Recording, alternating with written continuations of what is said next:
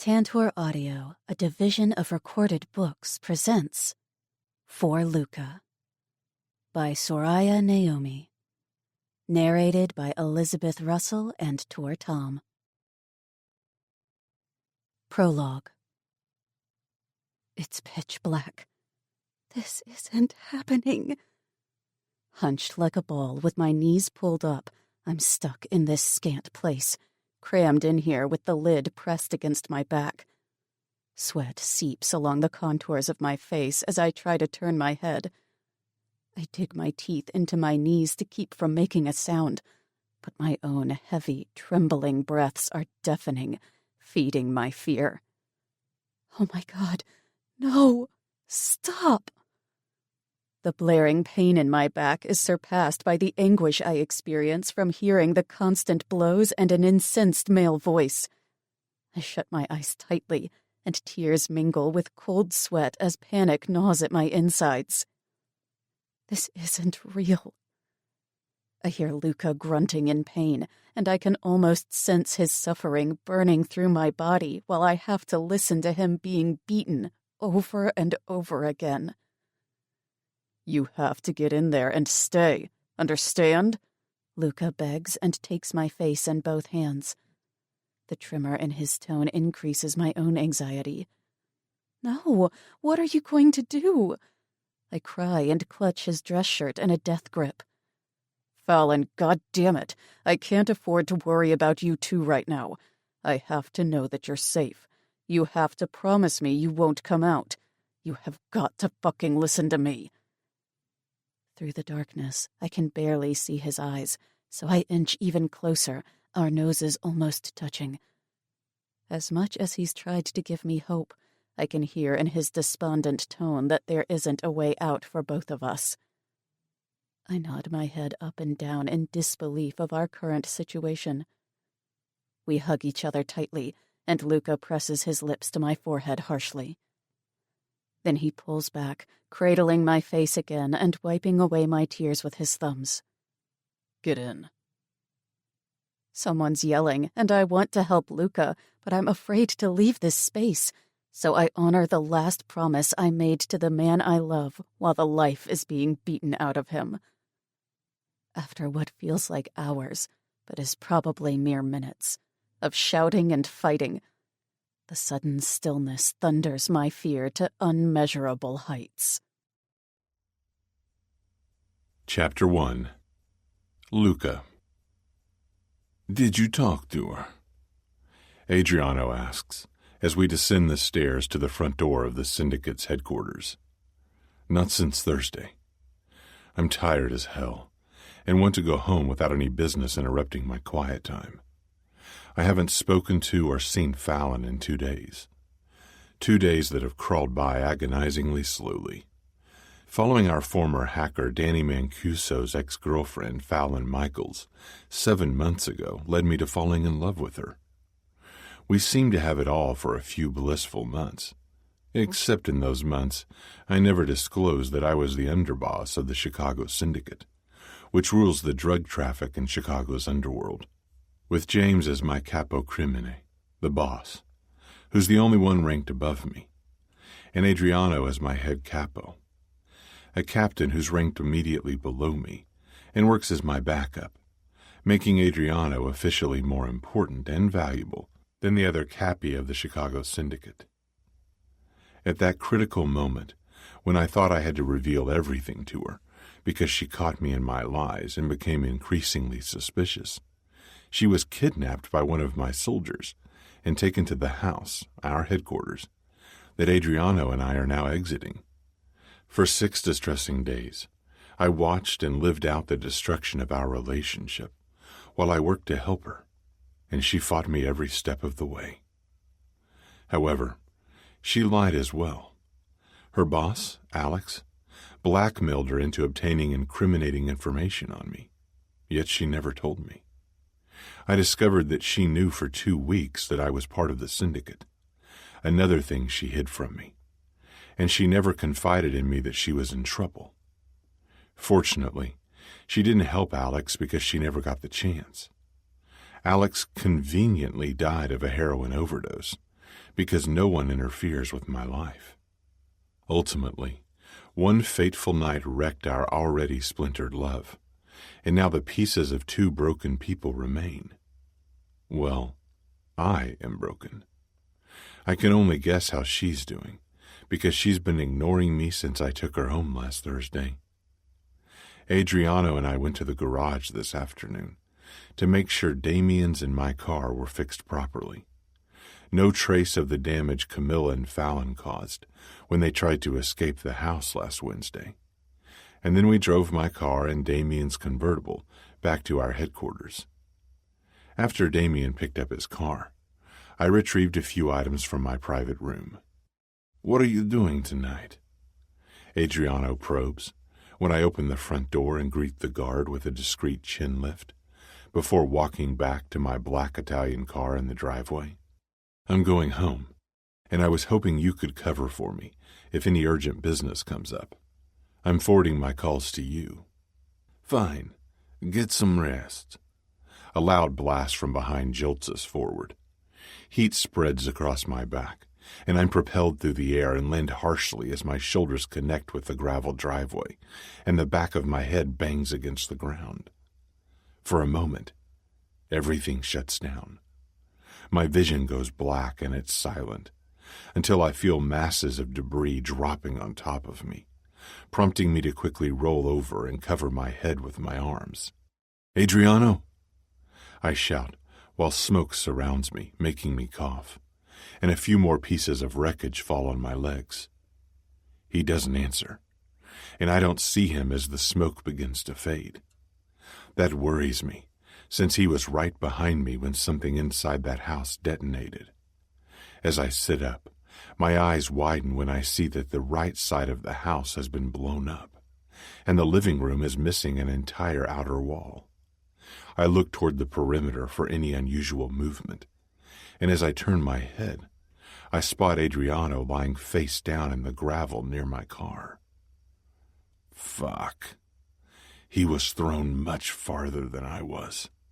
I leap up, which isn't easy with every muscle in my body hurting like hell, and run to him. Flipping him over, I bring my ear close to his nose to make sure he's breathing. Thankfully, he is. But he's knocked out cold, and a nasty cut on his head is bleeding profusely, and my blood is also dripping on him. The stitches in my ear, from Thursday's shooting in the parish of the Blessed, must have ripped. Looks like we both need medical attention. Fishing out my phone from my pocket, I call my boss, James. "We're compromised. I need you and the doctor at the house. Now." "Capito." "Understood. On my way," James confirms. The doctor, Mark Calderon, who's James's brother, arrives within 20 minutes, and we haul Adriano inside the house. He stirs and wakes up just as I brush debris off the couch, and we lay him down. Adriano blinks and grimaces when he tries to sit up straight. "The fuck happened?" "Lie down." The doctor guides him back down on the couch. "Let me check your head injury." Adriano's gaze shoots to mine. "Are you okay?" I nod and walk over to where the hole has been blasted in the wall. The enormous gape in the dirty ground right by the hedge looks to be where the bomb was planted. Assessing the damage, I'm saddened to find the body of one of our organization's prospects. I jump through the open space and stride to his remains. His body is twisted in an awkward position, and his eyes are still hauntingly open, so I crouch before him and close his eyelids before returning inside the house. "He probably has a mild concussion, and I need to stitch his cut. Yours too." Doc signals to my ear. "We need to get out of this house first, because I don't know if any more devices have been planted, or what part of the foundation might be damaged. Adriano, can you walk?" Adriano stands and sways slightly, but the doctor and I steady him on each side, and we move to my car as quickly as possible. "Get in the front, Adriano. We leave immediately." I help him into his seat, and then tell Mark, "Follow me, Doc." That evening my boss, James, and the consigliere Salvatore, the Syndicate's counselor and lawyer, meet Adriano and me at my penthouse, where the doctor has stitched us up and provided us with some pain medicine. As we stand around my black granite-top kitchen island, I look at their weary faces. "Any ideas who did this?" James inquires. While twisting his gold lighter between his fingers, Adriano answers, "Legia could have set this up before James killed him in the parish last Thursday. We should check with Biagio, the New York Syndicate's new boss. I'll set up a meeting with Biagio," Consigliere Salvatore offers, while sliding onto the bar stool. James looks me in the eye. "I don't like this. This is the first time our headquarters have been targeted. It could have been Legia's doing, but I have my doubts." "So do I." I agree. "I want you two to get some rest for a couple of days," James orders, and points to Adriano and me. "And we don't meet in public for a couple of weeks." We nod in agreement and part ways. Everyone back to his own life. James will be welcomed by his wife, Alyssa. Salvatore's Julia waits for him. Adriano will be happy with a random hookup. And I'm alone. Without her. As much as I want to, I can't resist reaching out. So I text and call her a few times during the weekend. But not one word from Fallon. Chapter 2. Fallon. It's funny how in an entire lifetime, there are a few moments that define your way of thinking, and how just 1 week can alter the entire course of a life is astonishingly sad. Those 6 days of constantly worrying about what would happen to me had a profound impact on my reasoning skills. Those few days changed my way of thinking, because every second of the day I was occupied with keeping the fear at bay and my mind clear. It changed my life, and it changed the course of my life with it. All I've done is try to sleep, and it works for several hours, but as soon as I wake, I'm back to being confronted with my reality. And my reality is that, even though I hate to admit it, I miss Luca. I miss his arms comforting me, holding me. So many times over the weekend, I've almost succumbed to calling Luca back, but I couldn't. The hurt over how for months he lied about his Mafia life, which eventually led to me being held captive at the Syndicate's headquarters for 6 days, is something I can't forget. Monday morning, I'm standing before my door, absolutely not ready to face the world. But I must go to work. Inhaling an encouraging breath, I push down the lever. When I get outside, a rush of warm summer wind blows through my skirt. I'm wearing a floor-length summer dress with a linen jacket to help cover the cuts and bruises that are still healing on my arms and knees. And while the bruises on my face have faded and the slight discoloration that remains has been covered with foundation, I take my aviator sunglasses from my purse and put them on because I feel more confident hiding behind them. During the hurried 15-minute walk to work, I have the distinct feeling that someone is following me. I look around, expecting to be met with Luca's green eyes. But everyone walks past me on the crowded sidewalk, and I don't see anything unusual. When I reach my building, I go through the revolving doors toward the elevators and smile at a few acquaintances. As the elevator doors open on the floor to my office, I'm met with my colleagues and a lot of people I don't recognize gathered in the middle of the space. I immediately make my way to Jason, who's leaning against his desk on the right, while taking my bag off my shoulder and holding it in my grasp, just to have something in my hands. "Morning. Feeling better?" he asks as I stand beside him. Jason believes I was sick at home last week. I haven't told anyone about the kidnapping. "A little. What's going on?"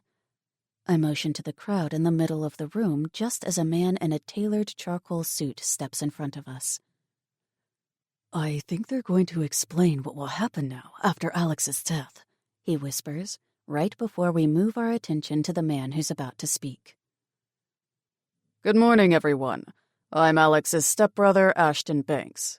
Thank you all for coming to work. It's been a shock for our family to learn about Alex's death. And before I continue, I'd like to remind all the employees about your non-disclosure agreement in your contract, which prohibits you from speaking or leaking any company information to the media," he states in a businesslike tone. I fleetingly scan the room and see that everyone is riveted to find out where he's going with this. Jason grimaces slightly at me, thinking more bad news is to follow. Ashton continues. "Unfortunately, Alex's death means the end of charity events." People start to murmur instantly, but Ashton raises his voice. "Severance packages have been set up according to your contracts. We will also offer you outplacement assistance to help you find a new job. My human resource manager, Chantal Green, will assist you and has made appointments with each of you this morning. You can direct all of your questions to her. Furthermore, Detective Richard Wade would like to talk to several of you. Thank you for your cooperation, and please let Chantal know if you plan to attend the funeral on Wednesday, as she can provide the address." Then he steps aside to receive condolences. I notice several police officers standing outside the door of Alex's office, including the detective who I was supposed to call for an appointment at the precinct today. Our eyes meet, and he holds my gaze for an uncomfortable moment. Detective Wade came to my house last Saturday with the news that Alex had left a note in his safe with a message about me scribbled on it. My first thought was the Syndicate. I'm positive Luca killed Alex after I revealed Alex's blackmail scheme to him. But did Alex write that note, or did Luca? I wanted to call Luca, but maybe Luca left that note to tie me to him or the case somehow? I'm so confused. "We're unemployed," Jason interrupts my stare-off with Wade. Turning toward him, I place my bag on the desk. This sucks. I'm not getting anything worthwhile. I haven't even worked here for a year. How long have you worked here? "Year and a half. I'm not getting much more than you." He folds his arms across his chest. "That was a cold speech." It seems like he just wants to get this over with. From the corner of my eye, I spot Detective Wade heading toward me. Since I don't want Jason to hear our conversation, I move away from him quickly. I'm going to check my appointments and email. And I step toward one of the private offices, pretending not to notice Wade. "Miss Michaels." Wade's impatient voice rings in my ears. Swiveling around, I greet him with a small smile. "Good morning." The guy's dirty blonde hair makes him look young, but I think he's around 30. He holds out his hand. "Detective Richard Wade." His colleague, a long-legged brunette, joins him. "This is Detective Kelly Ann Colopy." "Hi." "I was expecting your call, Miss Michaels." He tilts his head to the side. "I was going to call you this morning from work," I explain, and stop there because I don't want to risk saying too much. I still have no idea what I'm supposed to say about the note Alex left behind, stating to contact Fallon Michaels if anything happens to him. "We can talk now." The woman strolls into the private office and holds the door open for us to enter. She closes it as Wade leans against the window, facing me, and gestures for me to sit. "Can I call you Fallon?" "Sure." "Fallon, Alex's autopsy revealed he died of a heroin overdose. However, after finding the note he left, we must look further into this case. What exactly was your relationship with Alex?" Heroin overdose? How did the Syndicate set that up? Apart from the employer-employee relationship, we didn't have one. "The note implies very differently," Calliope comments from behind me. "Maybe, but I never spoke to Alex outside of work." Wade's eyes narrow, and he motions for his colleague to clear out of the room. Fallon, what are you not telling me? He asks after Calliope has left. I don't back down under his gaze, and I try to control my emotions and mask them the way I've seen Luca do so many times. Although, obviously, I'm unsuccessful, since Wade asks what I'm hiding after one answer. Still, I remain quiet. I'm not being interrogated, and I won't speak until I'm forced to. Wade steps forward and releases a soft sigh. Listen. He stops abruptly, and his eyes whip from my feet back up. Are you hurt? His face softens because he's seen my bruises and scratches. I pull my skirt over my feet to hide them. No, just some scratches. How did you get them? Happened when I was at the lake, I retort. Okay. He clearly doesn't believe me, but lets it go. Did you notice anything out of the ordinary about Alex the last couple of weeks? No. Do you have any idea why he would have written that note? Who says he wrote that note? No. Did you have anything to do with Alex Gentry's death, Miss Michaels? Back to Miss Michaels now. No. Am I a suspect? No, he replies and paces to the door. But you are to stay available for further questioning. And Fallon, when you're ready to talk, call me. He hands me another one of his cards and locks eyes with mine as he lowers his voice. Call me, no one else. Don't forget. I frown at his conspiratorial tone and take the card. I make my way over to one of the desks where I overhear Ashton speaking to Chantal in the kitchen. Wrap it up quickly. I look around to find Jason as I power on my laptop, yet I don't see him. Then I read Chantal's email, which states that if an employee doesn't have any questions, they can choose to sign the documents immediately to terminate their contract and finalize the severance package. I print the documents and sign them before handing the papers over to Chantal. The amount of money I'm receiving will only keep me afloat for a couple of months, so I'll need a new job as soon as possible, or else I'm screwed. After taking all my belongings, which aren't much, I leave the office to head home. At home, I'm back to sitting on the couch and staring at my ceiling, struggling to let everything sink in, when Danny pops into my mind. He's my ex-boyfriend who turned out to be a hacker for the Syndicate and the catalyst for Luca arranging to meet me in that club at the beginning of this year. I can't refrain from checking his social media profile on my phone, and my eyes instantly water at reading all the goodbye messages from his friends and family. Danny betrayed the Syndicate and paid with his life. I see that his father has posted an update about his funeral, which is apparently taking place tomorrow. I make the snap decision to attend the service. Chapter 3. Luca. On Monday, I follow Fallon to work because I crave to see her. She's cutting me out of her life, and I hate it. And because I don't trust her. I make sure I'm not too far behind, since I want her to sense my presence. And I think she does because as she walks, she suddenly stops and glances around warily. I smile to myself as I notice that she's finally more aware of her surroundings. She's stunning in her long yellow summer dress, and from this distance, I don't see any bruising on her face. It's as if that upsetting week never happened, but I know how her confusing mind works. The moment she feels afraid again, she'll make irresponsible decisions, and that's why I need to keep my eye on her. At least that's what I tell myself. However, the simple truth is that I miss her every second of the day. How can she not miss me when I feel so empty without her? Does she hate me that much? I tail her to work, and am surprised to find her walking back out through the revolving doors after not even an hour inside. Something happened at work. I can see the anxiety in her small frame. While I keep a reasonable distance, I follow her home and watch until she's safely inside. Then I call Damien as I get into my car. Damien, I need you to find out what's going on at charity events and call me back as soon as you know. Will do.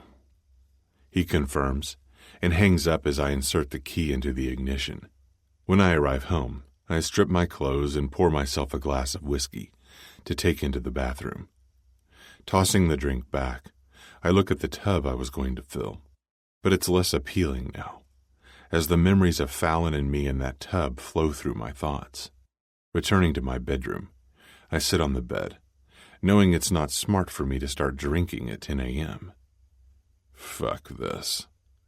I'm tired of always thinking about her while she just ignores me. I go to the kitchen, snatch the bottle from the counter and stride to my terrace, where I proceed to get shit-faced at 10 in the morning, just to get her out of my mind. I'm done. Starting tomorrow, I'm not tailing her anymore. The next morning rolls around, and I wake up with a slight headache, and of course, my drunken resolve to stop following Fallon has vanished. So what do? I drive to her apartment just in time to see her exiting, but not in the direction of her workplace. After trailing her to the train station, I jump out of my car and race to the entrance, frantically searching for Fallon after she disappears inside. She's buying a ticket at the counter to my right, so I wait until she moves to the platform to catch her train. She goes to platform 2, and I read the departure information on the screen. Destination is Lake Forest. She better be visiting her parents, and not going where I'm afraid she's heading. But I know Fallon, and since she's dressed in all black, my guess is that she's probably going to Danny's funeral. I clutch my hands in my hair and give a wild tug as the train departs, and then I return to my car to drive to the train station in Lake Forest. I'm standing right outside the exit doors of the Lake Forest station, waiting for Fallon. The train has arrived because people are starting to come out. She's one of the last people to walk out, and I step in behind her, inhaling her familiar perfume before speaking. Hey. She spins around so rapidly that I immediately steady her, but she brushes me off roughly. What are you doing here? Her eyes dart around, making sure we're not alone. Is she seriously that afraid of me? This is starting to annoy me. I edge closer to her as she inches back, and I keep moving forward while she's retreating. What are you doing here is the more important question. I counter evenly as I grip her upper arm and steer her in the direction of my car. Where are you going? She draws in a deep breath, and her eyes drop to my lips and quickly back up. I still have the same effect on her as she has on me. However, she stops suddenly, and I make sure to stand as close to her as possible. I'm sure you already know. She keeps her back straight. I look past her and lean in to whisper in her ear. Then you must also know that I'm here to take you back. And I circle my arm around her waist, hugging her to me while scanning the area around us. Her sweet perfume wafts around me. She smells so good. My home. I palm the back of her head when she drapes her arms around my neck and actually returns my embrace. I nuzzle her hair and breathe her in. I want to say goodbye to Danny, Luca, she mutters. I get that, but it's not safe. We have to leave. No, don't take this away from me, too. When her soft lips connect with my cheek, a shiver runs up my spine. Please, she adds softly. She's trying to be sly. I sigh and temper my outrage at how she's willing to play me. No, don't play games with me, Fallon. You will lose. Pulling back, I place my hands on her shoulders. Get in the car. You can't go to the funeral. You can't take a chance on being linked to anything that might be deemed suspicious right now. Her eyes narrow, but she covers her stunned reaction. What's wrong? I ask. You are, she snaps. Here you are, still trying to control everything in my life. No, I think there's something else. Is there something you need to tell me? I crowd her again, backing her up against my vehicle. I thought you knew everything. Her tone is filled with acrimony. So there is something else. I'll find out anyway, but it pisses me off that she's still withholding from me. Last time, get in the car, Fallon. She rounds the vehicle and gets inside, loudly slamming the door closed. Don't vent on my car, please, I say dryly, and gesture to her to buckle up. The entire drive back, she refuses to even look my way, but I still attempt to spark up a conversation. How have you been doing? I ask. In return, I get silence. Gripping the steering wheel, I decide to lay it out there and make myself vulnerable this once. Talk to me, dolcezza. Mi manchi così tanto. I miss you so much. It feels like I haven't spoken to you in weeks. She sighs and blinks a few times, but continues to stare stoically at the scenery outside, completely ignoring me for the entire hour it takes for us to reach her apartment. As we park in front of her building, she confesses in a soft voice, I can't do this, Luca. And she opens the door to step out, then closes it quietly. I'm forced to watch her walk away from me again. Chapter 4. Luca. I sit on my terrace in my only sweatpants and turn my attention away from Chicago's skyline to the almost empty bottle on the table, while rubbing my sweaty hand down my face. I feel miserable because I haven't spoken to Fallon since Tuesday. The sky is darkening on this depressing Sunday, and when the wind whips around my face, I swear I hear her voice. I take another swig straight from the bottle and let the whiskey numb my battered heart. My head falls back against the chair, too heavy for my neck to support. She doesn't leave my thoughts for a second, not even in my drunken, nearly passed-out state. Fallon, what are you doing? Placing the bottle back on the table, I check my phone to see if she's messaged me back. I've texted and called her several times to make sure she's okay, because not knowing what or how she's doing is fucking killing me. But she's ignored every one of them. My vision doubles, and the haziness of being excessively drunk is working its way through my body. However, I don't pass out, which is the one thing I desperately want. The phone, which has fallen into my lap, vibrates, and I hurriedly grab it, hoping to see her name flash across the screen. Sadly, it's not Fallon. I release a ragged breath and answer. What the fuck happened to Camilla? Adriano barks angrily. What? Where's Cam, Luca? Did you do something to her? Completely confused, I rake my hair back with one hand. What are you talking about? I can't reach Cam. Her phone has been disconnected, and I just went by her apartment. It's been vacated, he explains. Adriano, we didn't do anything. You know I wouldn't do that, and James has nothing to do with Cam. If she's gone, it's because she wants to be gone. Merda. Farà di tutto per trovarla. Shit. I'll do anything to find her. You need to come back to work, because I can't cover for you anymore. You have a meeting with James tomorrow at the warehouse that you can't forget. We need you, Luca, and I can tell you've been drinking. He sighs tiredly. I'm coming in tomorrow. Don't bother me again tonight. I press end and decide to make one last call before retiring to my bedroom. Follow Fallon Michaels, day and night. You report directly to me, and only me, every day. I quickly instruct David and get up, sliding the door open to head to my bedroom. Sleep eludes me as I lie in bed. When Fallon was in my bed, my favorite position was spooning her. When I felt her soft body tucked against mine, I was content because she was under the protection of my body. Even when our spirits were separated while dreaming, we were still connected physically. But now, she's completely out of reach, and I don't know how to protect her anymore. How do I protect someone who doesn't even want it? I pull the key out of the ignition and enter the warehouse where I'm meeting James.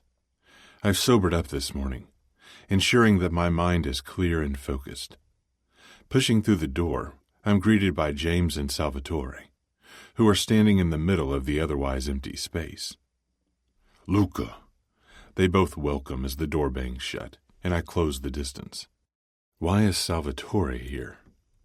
Nervous prickles run down my arm, and I realize that I left my gun in the glove compartment and am unarmed. After forcing a stiff nod, I stop in front of James. "Where have you been all week, Luca?" James takes one step toward me. "Home." "Were you with Fallon?" "No," I assure him with a frown. "Son, what's happening to you? She's either in or out, and if she's out, you need to distance yourself from her." "Ti sta discredendo. Non te ne rendi conto." "She's destroying you. Can't you see that?" Salvatore decides to give his opinion. "Adriano is good at handling our business, but we need the underboss, Luca. Pull yourself together and stop drinking. You know where that will lead you." Then James braces a hand around my neck forcefully and looks me straight in the eye. "I need the underboss in control of his emotions. I've given you free rein with her, but that time is over. Don't force me to do something I don't want to do. I gave you a second chance. Now get your shit together." This is a clear threat. This is how the Syndicate works. The moment you become a liability, they'll eliminate you. And James is the only one who can make me disappear without a trace. In a harsh tone that's unlike him, James adds, "Ti è chiaro. Am I getting through to you? Check your phone, Luca. We've left you dozens of messages. Your Fallon is unemployed and under investigation. Did she tell you that? Did she give you a heads up? Does she think of your safety?" That's what she was hiding last Tuesday. I'm not even shocked to find out it's something this important, but I am furious that she continues to distrust me. I shake James off and hold up my palm, indicating that I'm calm. "What kind of investigation?" "Alex left a note in his safe, mentioning to contact Fallon Michaels if anything happened to him," Salvatore replies. Now shock is registering. She's under investigation for Alex's death? How did we miss that? Why wasn't that note destroyed before it became part of the official police investigation? How did I miss that? I was following her for days. No police officers paid her a visit, and she never set foot inside a precinct. For one, because you've been drunk for an entire week, and second, because your dear friend Calliope is on the case, James answers, and sends me a dissatisfied look. The tension in this huge space has diminished, and I come to terms with the fact that she's not mine to help anymore. She doesn't want it. Yet my boss does need me. I see the glint of hope he has for me. I'm like a son to him, but while it might hurt him to end me, he would do it for the good of the Syndicate. Fortunately, he has a weak spot for me, and I take full advantage of that. James, avevo proprio bisogno di questo tempo. Caro Suso, lei è dolcezza che non posso permettermi. Ti ho sentito. I needed this time. I apologize. She's a weakness I can't afford. I heard you. We need you on top of things. James reminds me sternly. From now on, I'm done following Fallon. She can come to me if she wants my help. Give me an update on everything. This was the wake-up call I needed. Chapter 5. Luca. The entire week I throw myself back into business. Fallon has no clue how foolish she is by not confiding in me. She's putting the only person who could possibly help her in danger. What if the cops caught me following her? I can't be associated with this case, or with any case for that matter. She's off limits now. At least the investigation forces me to stay away. My life depends on it. My anger toward her prevails, and I'm starting to push her to the back of my mind. But as the days pass, I find that it's easier said than done. On Tuesday, I meet with my accountant to transfer money. Alex's brother apparently shut down charity events, and I know Fallon must be looking for a new job. On Wednesday, Adriano and I meet up in the Blackhall's gym for a light workout, since we're both still experiencing minor pains from the explosion, and I share my concerns about the incident at the house. Adriano, you're not going to like what I have to say, but hear me out, okay? He nods, full of curiosity. I remember Fallon saying that she and Cam escaped the house that night via the back entrance, which means they rounded the house and walked past the hedges. Adriano's face falls when he realizes where my train of thought is leading. The explosion ignited precisely by those hedges, and now Cam's suddenly missing, without a trace. What exactly are you getting at, Luca? That Cam planted it? Well, it wasn't Fallon. I'm positive of that. Biagio was quite adamant that it wasn't Legia's doing either. We have to look into this. It's pretty suspicious that her phone is disconnected, and she's become untraceable right after she left our employment and a bomb exploded. No, she's terrified because we fired her after her botched escape attempt with Fallon, and that's why she's disappeared. He plows his hand through his hair. I'm still looking for Cam, but I'm getting dead ends everywhere. While I initially also thought she left because of her fear, it is possible that we missed something. I, for one, haven't been in control of all our dealings lately. If you haven't noticed, these kinds of coincidences don't just happen. Where the hell would she get a bomb? Not at Walmart. Adriano disputes. You have to stop seeing her as Cam and start accepting that it could be a possibility. It's time I talk to Fallon, because we're in the dark here. We don't know what they discussed together in the house. And since I'm not following Fallon anymore, I don't know if she's been in contact with Cam. But I had David trailing her, and I never ended his assignment. I'll give him a picture of Cam so that he can keep an eye out for her, and I'll check Fallon's phone records and stop by to see her. Although I'm not looking forward to speaking with her, because I'm still filled with a dangerous mix of anger, hurt, unanswered passion, and love for her. Are you sure? I could go, he offers. It would be wiser to have Adriano talk to Fallon, but I know her better. If she tries to deceive me, I'll know, and I won't let her play me for a fool again. No, I will talk to her this weekend. A huge part of me comes alive again with the prospect of seeing Fallon, the part I'm trying to suppress with all my power. 2 days later, I decide to pay Calliope a visit. It's time I take back the upper hand. I watch her leave the precinct and get takeout at a Chinese restaurant on the way to her house. As Kellyanne leaves the restaurant with her order, I wait for her outside. Isn't this a nice surprise, D'Emiliano? She utters as she brushes past me. I stay right behind her until she rounds the corner onto a less crowded street. What's up, Luca? She taunts without facing me. We need to talk. Oh, so I have your attention finally. Kellyanne stops and turns. Her eyes meet mine, and the corner of her lip twitches up. Clasping my fingers around her arm, I steer us in the direction of the closest deserted alley. She gasps when I shove her against the wall, and an eager grin spreads across her face. Calmly, I take her bag of food and set it on the ground. Then I block her with both my arms and my body before she can reach for her gun under her blazer and say, Alex Gentry, I knew that case would interest you. Or better yet, the woman tied to that case. What's her name again?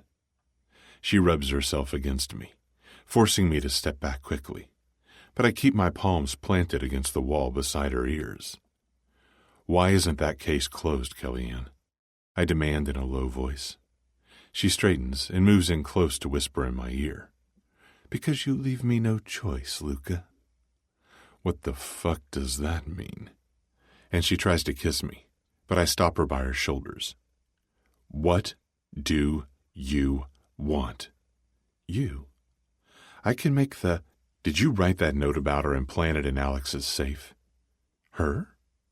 Can't you say her name? Who is Fallon Michaels to you?" She spits and continues in a vindictive tone when I remain quiet. "What? You think Alex wrote it? No, he wasn't that smart.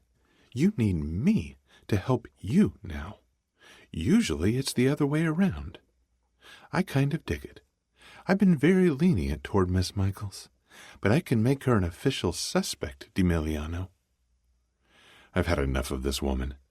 So I spin her around roughly, snatch her handgun from the holster underneath her blazer, and press her body between mine and the wall, while pointing her piece at her temple. "Do not threaten Fallon." With my free hand, I push the side of her face against the wall and slide my thumb down the butt of the gun, while exhaling a ragged breath to control my rage. "You have 1 week to clean up your mess, Calliope, or I will end you." Too bad it's an idle threat, since she's law enforcement, which would stir up too much trouble. Trouble James won't accept. I push against her when she ignores me. "Okay," she mutters with a gasp. Wiping my fingerprints from her handgun with my sleeve, I throw it next to her food and leave the alley to drive directly home. By the time I arrive at my penthouse, I'm absolutely furious. I can't believe I'm still doing damage control for Fallon. She should have told me about the investigation. Saturday night rolls around quickly, and I find myself across the street from Fallon's apartment in my car. I've been preparing myself to talk to her, and I hoped that I was ready to face her without needing an excessive amount of alcohol afterward to wipe her from my thoughts. However, I wasn't ready to face what I'm witnessing now. She's exquisite in a black lace dress as she emerges from her apartment. A few people moving past her check her out, and as always, she's oblivious to their attention. But then a guy walks out behind her, also exiting her apartment. My knuckles turn white from gripping the steering wheel, while sweat moistens my palms. He places his hand on the small of her back, and a red haze sweeps through my vision. I blink a few times to ensure my eyes aren't deceiving me. She's on a fucking date. I release my death grip and lean back. Then I lean forward and rest my forehead on the steering wheel. The pure rage coursing through me practically incapacitates me. Rearing back again, I clutch my hair with one hand and watch her leave with another man. Then I contact Adriano. "She's on a date." "Oh, shit," he replies. "Where are you? Don't follow them, Luca. Talk to her another time." "I don't know if I can stop myself from going after them," I say, and throw the phone onto the passenger seat. I cut my mouth harshly, brooding while stuck in this fucking car. Chapter 6. Fallon. I've been home for a week and a half, and I'm beginning to annoy myself in my zombie-like state. I rarely return texts or calls from my friends and family, and have only left the apartment once to get groceries. Nothing I do gives me an ounce of peace, and on top of that, I'm continually missing Luca. Even if I could forget him, he's making it impossible. More than 10 missed calls and messages are from him, the one man I am trying to rid my mind of. When I saw him last Tuesday, I noticed he had stitches in his ear and scratches on his neck.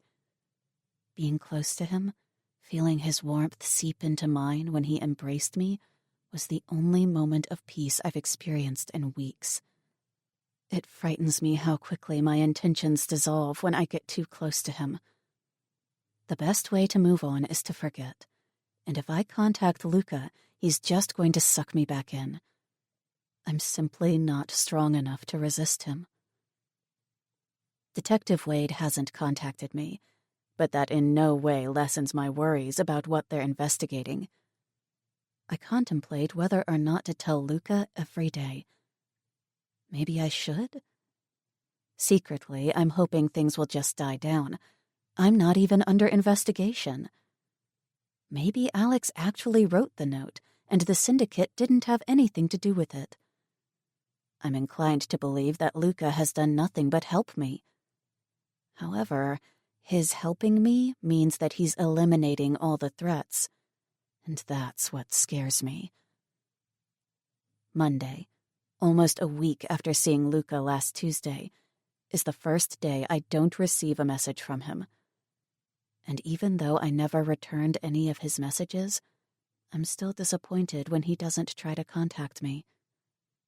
My heart is saddened that he's making an effort to let me go, but I keep in mind that it's better this way. I grab a bowl of cereal and plop down on the couch with my book, but after rereading the same passage a few times without absorbing the story, I close it and give up in search of the remote. I rarely watch TV. My reading obsession began when I was young, but not even reading takes my mind off Luca. So I turn on the TV to TNT, where some show with hilarious 90s special effects is on, and I just keep it on that channel while finishing my crunchy cereal. But an hour later, I'm engrossed in a paranormal series about 3 witches called Charmed, and I'm still in the exact same position on my couch. TNT shows the reruns back to back, and time actually passes fairly quickly while I watch 5 episodes. That night, I'm sitting Indian style on my couch with my laptop, updating my resume and applying for jobs. There aren't many openings for copywriters, but I end up applying for 2. My mother calls for the 2nd time since yesterday, and I pick up so she doesn't start to worry about me. "Hi, Mom." "Sweetheart, I called you yesterday. Didn't you see?" I haven't told my parents or anyone else about losing my job. Not even Tegan. I'm just not in the mood to talk. "I guess I missed it, Mom." "You still sound sad. Are you okay?" I am still sad. My mother knows that I miss Luca very much, but she doesn't know the exact reason why we ended our relationship. I miss him. "Honey, breaking up is always sad. It takes time to come to terms with your feelings. Why don't you visit us this weekend? Being alone in that apartment can't be good for you." "I can't this weekend. Maybe next weekend."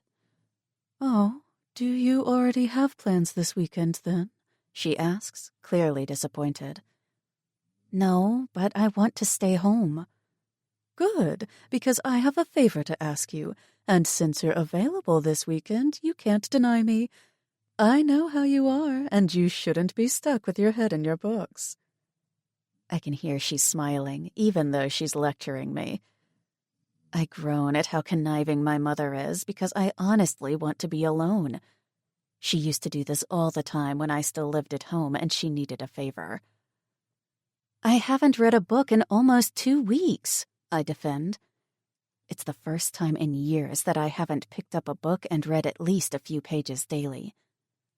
"You know what I mean," she chides. "Remember Ginny's stepson, Evan?" No?" "Yes, you do. You two even went to the same high school." "Oh, yeah. Evan." I think Tegan had a crush on him for a while.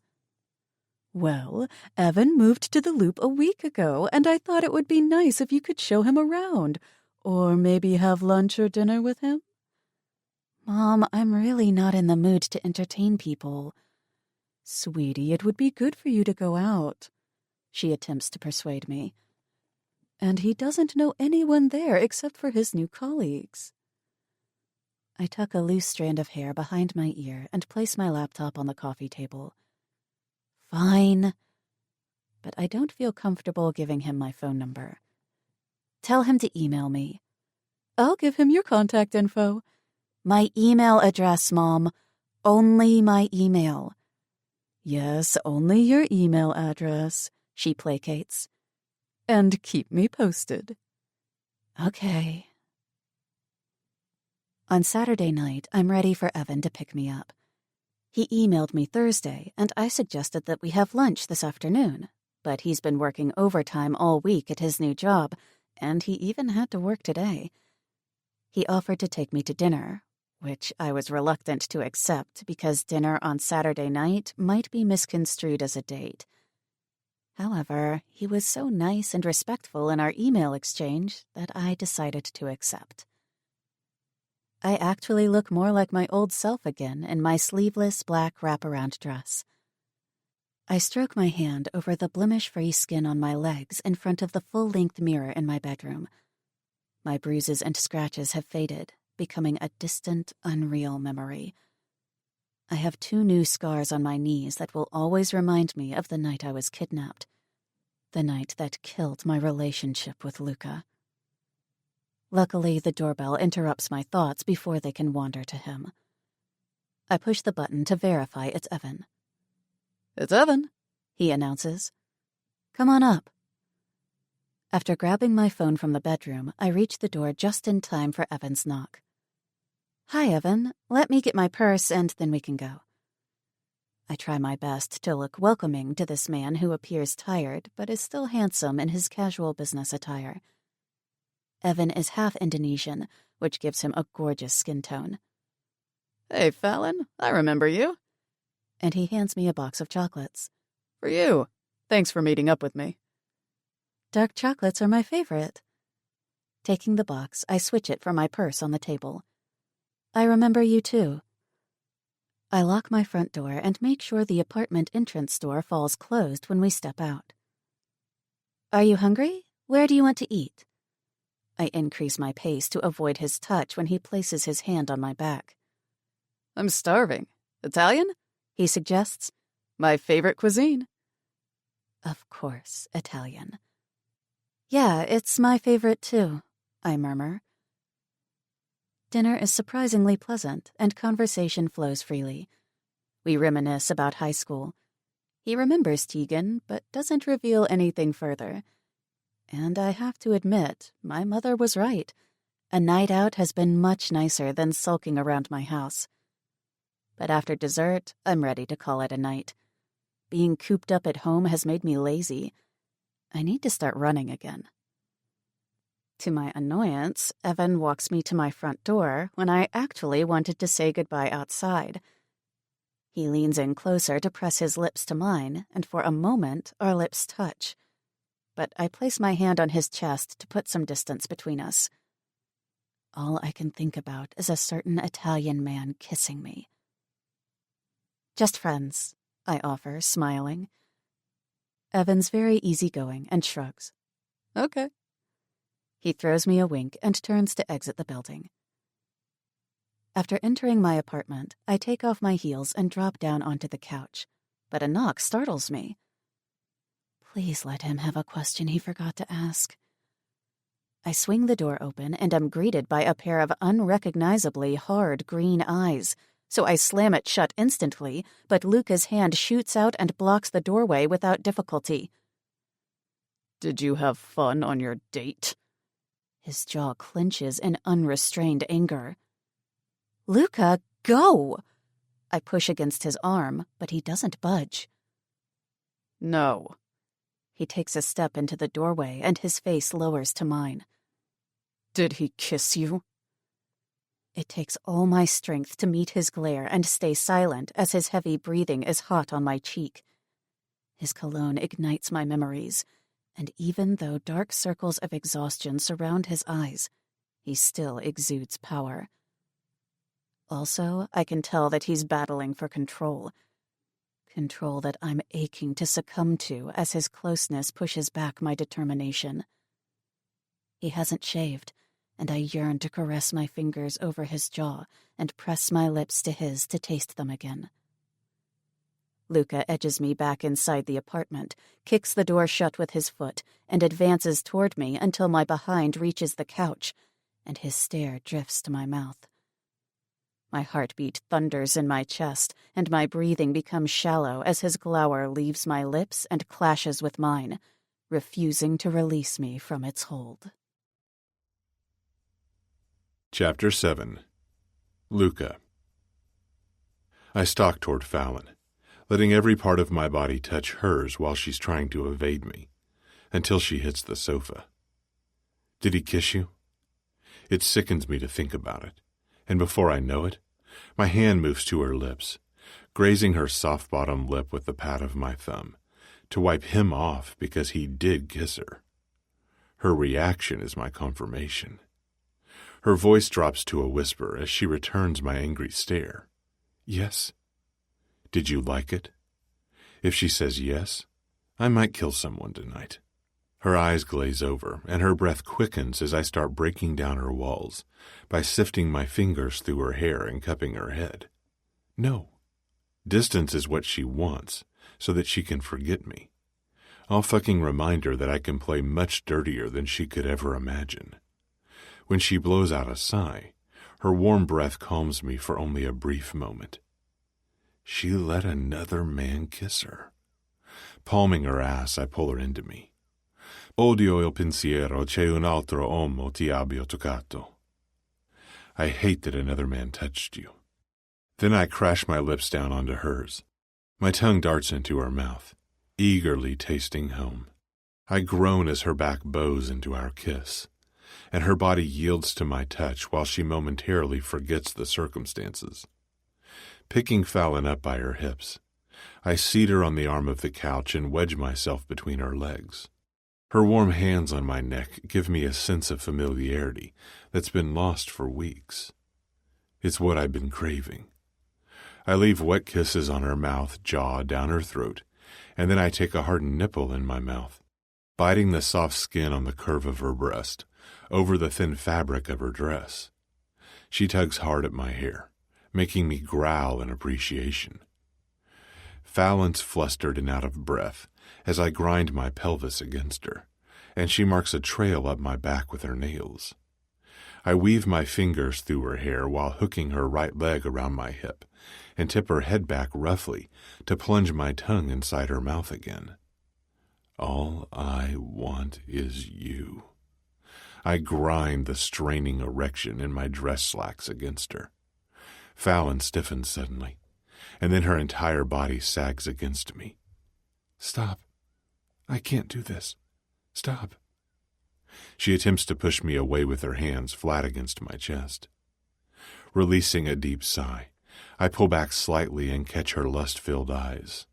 Non nearte a me, non mi allontanare. Don't deny me. Don't turn me away. She's clutching the front of my shirt while fighting to refuse me. But I'm not going to let her overthink this, so I kiss her hungrily, demanding her to open her mouth. The second she welcomes my tongue and returns my kiss, I fist her hair as I continue to taste her. Stepping back only an inch, I unbuckle my belt as she yanks my dress shirt out of my pants. She unbuttons and pushes down my slacks as I pick her up with one hand on her ass and the other still palming her head.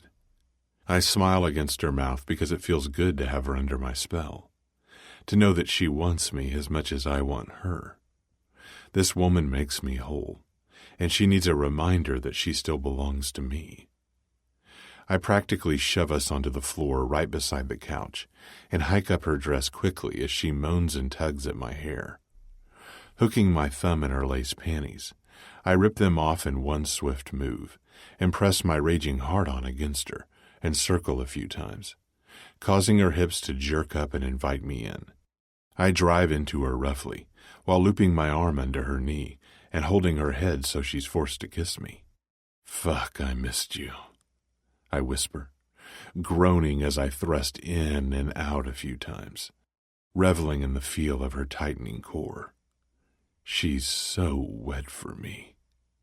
I roll her over and pull her hips up, giving her a sharp bite and a hard slap on her ass, and I rub the pink flesh before thrusting back in from behind. Her back arches, and we fuck in a frenzy of pent-up emotion. I'm steadying her hips to take control, while she's trying to move at her own tempo. She's fighting me, and I'm enjoying her struggle. So I spank and grope the swell of her ass again, and she lets out a gratifying moan. When I pull out, she immediately pushes me back and straddles me, kissing me hard while biting my lip. She's fucking stunning when she slides onto me with her fingers wrapped around the base of my erection and takes me in deep. I bunch up her dress in my hands to watch her move up and down. Then I drop my head back and close my eyes. And the pleasure that only she can give me builds as I dig my fingers into her hips and let her ride me. I open my eyes and watch Fallon racing to her orgasm. A trickle of sweat slides into her cleavage, so I yank her dress down to wipe it away and cover her breast with one hand. My other hand trails down and circles her soft spot under her dress until she's moaning loudly. Then I stop, and she looks directly at me. Rolling us over again without pulling out, I take back control, adjusting my angle as her legs lock around my waist, and I rub her hard to make her come, and I smother her whimper with my mouth as she releases with the most satisfying moan. My own orgasm isn't far behind, and as she milks me, my balls tighten, and I pour into her, never taking my eyes off her for 1 millisecond. I growl, and we grind into each other, prolonging our release. As my head begins to clear, her date flashes across my vision, and in my already furious state, I'm no longer able to suppress my emotions. Look at me. She's dazed, still coming down from her high. Look at me. You will only see me when you come. Her amber irises meet mine, and I'm immovable because I swear I see the look of adoration she used to give me. But that look is quickly replaced with regret when she realizes that she let me fuck her. Her regret fuels my resentment. I'm still semi-hard inside her and thrust 2 times. You think I would allow anyone else to fuck you? She struggles to get away from me, apparently stunned by my words, but I grab her wrists, pinning them by her head and push my hips against her while inching my face close to hers. I will kill anyone who touches you. And I lick the shell of her ear and push into her once more. Get off me. She jerks against me helplessly, trying to break free. I tilt my head while holding her down effortlessly. You like me inside you, and that pisses you off. It pisses you off that I can make you come so easily. It infuriates you that you like my cock. I taunt and pull out, releasing her wrist and quickly standing up. Fuck you, Luca. What happened to you? Get out. She sits up and fitfully rights her dress. What happened? I bark, and she flinches. You happened. You fucking broke me. As I button my pants, I look down my nose at her, and a twinge of remorse pierces my soul. But when she rises, tears brimming her eyes, and completely ignores me as she flees to her room, I continue to lash out at her. You find it so easy to dismiss me now, but you'll call me when you need me, Fallon. Realizing that I need as much distance as possible from her right now, I hurry out of the apartment, slamming the door behind me. Sprinting downstairs and outside, I cross the street, dodging traffic as I go. I jump into my car, immediately calling David. Where is he? Past the second intersection. 3rd Street on the left. He answers. I hang up, fire up my vehicle, and find her date within 10 minutes. Taking my gun from the glove compartment, I hide it in the back of my pants, under my untucked dress shirt. Then I step onto the curb just before he walks by my car and crowd him face first against the wall of a closed shop. One hand presses the barrel of my gun into his side, and my other hand grips his neck. Stay away from Fallon. What? He tries to turn his head, but I cram his face against the concrete wall while planting my elbow in his neck. Stay away from her. Understand? Yes, but... he stammers. No buts. Understood? I lower my voice while continuously glancing around. Yes, he replies in a rush. I release him, jump back into my car, and hit the gas to race to my penthouse. A few minutes with her, and I lose control over the entire night, because she's an addiction I can't seem to shed. After parking the car in front of my building, I stride through the reception area to be met by Adriano. He falls into step next to me as I proceed toward the elevators. "What did you do?" he asks warily with a grin. I don't speak until we're inside my penthouse, using the time in the elevator to cool the hell off. I'm pulsating with rage at myself and her. At myself for letting my anger win. At her for cutting me out of her life. For never trusting me. For fucking me and then regretting it.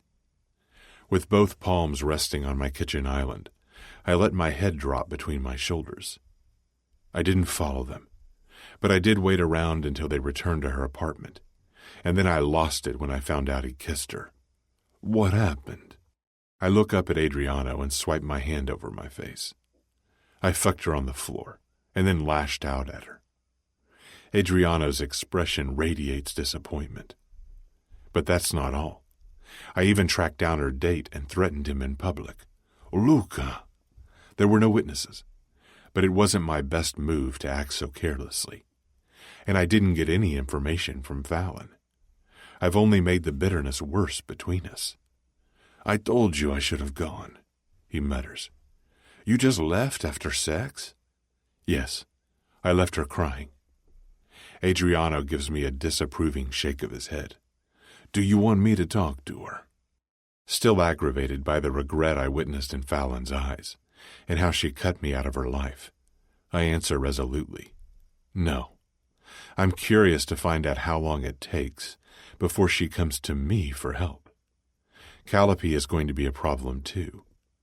She's a vindictive bitch, and I can't figure out what we might be overlooking. This can't be about her so-called lust for me. A woman like her is not driven by lust or love, but by money. I'm going to let it play out. Let Fallon see what the consequences are without my interference. Fine, we wait. Cam's records have been deleted, by the way, he informs. That would indicate feds, I remark in astonishment. FBI was also my first thought. Records aren't easily deleted. Apparently Cam isn't who she appeared to be. Apparently? Fuck. What is with these women? There's another small thing, he adds hesitantly. What? There must be either someone powerful or some clean government body pulling the strings here. It's not Calliope or another small-time cop. My only two scenarios are either Cam is FBI or Fallon is talking to the police. The chance that Cam is FBI is slimmer than Fallon talking to the cops. As much as I hate to admit it, it's possible that Fallon's working with them. I didn't see her go into the precinct, but they did interrogate her, and I don't trust her at all. Someone needs to find out what the fuck is going on with these girls, but let's call it a night, he says. You need time to cool off. I'll speak to you Monday. I nod and shoot Adriano a parting glance before I walk to the terrace where I sit in the wind with my elbows resting on my knees. A small part of my conscience despises my actions with Fallon. I reacted too quickly after seeing the regret blaze across her eyes. Nevertheless, my rage and need to control the situation triumphs. I must stop taking these risks.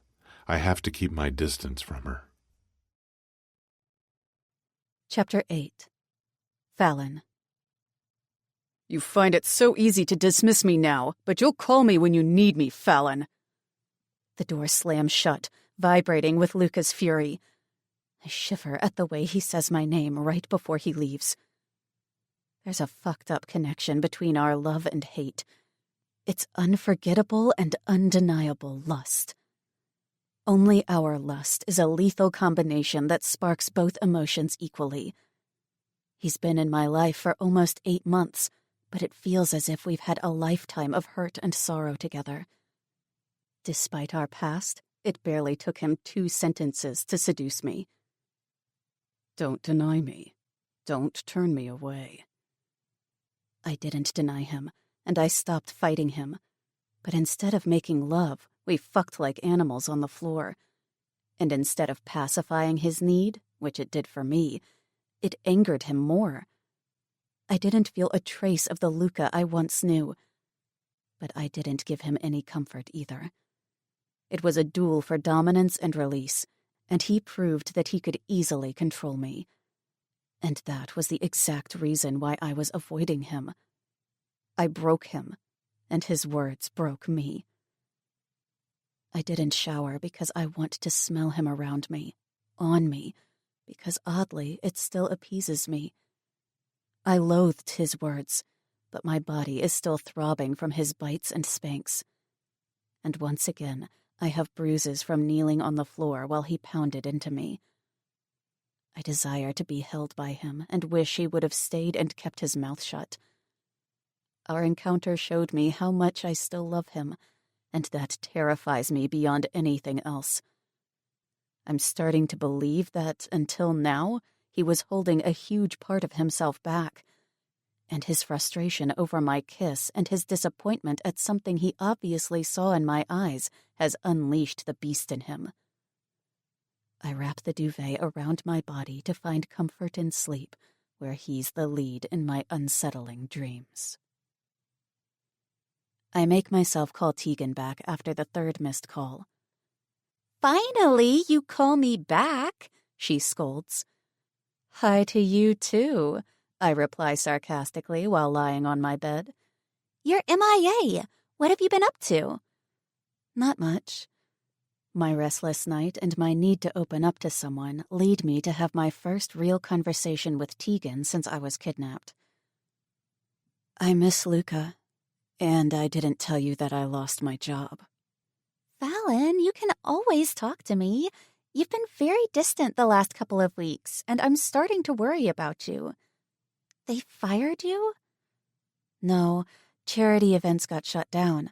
My severance package is minimal, and I can only cover all my expenses until the end of November. I need a new job. That gives you a 3-month window. Not bad. Isn't that enough time? Do you know how many job openings there are for copywriters? No? None. You'll find one. Need any help updating your resume? Already did that. I still have to tell my parents, though. Maybe my father can help me. Tell them sooner rather than later. She pauses and sighs. Did you talk to Luca? I've told Tegan he ended our relationship to avoid having to come up with an elaborate lie about why I can't be with him. I saw him yesterday. My tears fall freely the second I talk about my confusing and messed up feelings toward him. I didn't even realize how much I missed him, but our entire encounter was highly dysfunctional. I let out a snort. We fucked, and he's so angry about everything. Why the hell is he angry? He dumped you. I have to be careful what I relay. I don't know. He left angry. I'm also angry, but not regretful in the least. Angry sex is that good. I get you. She laughs loudly.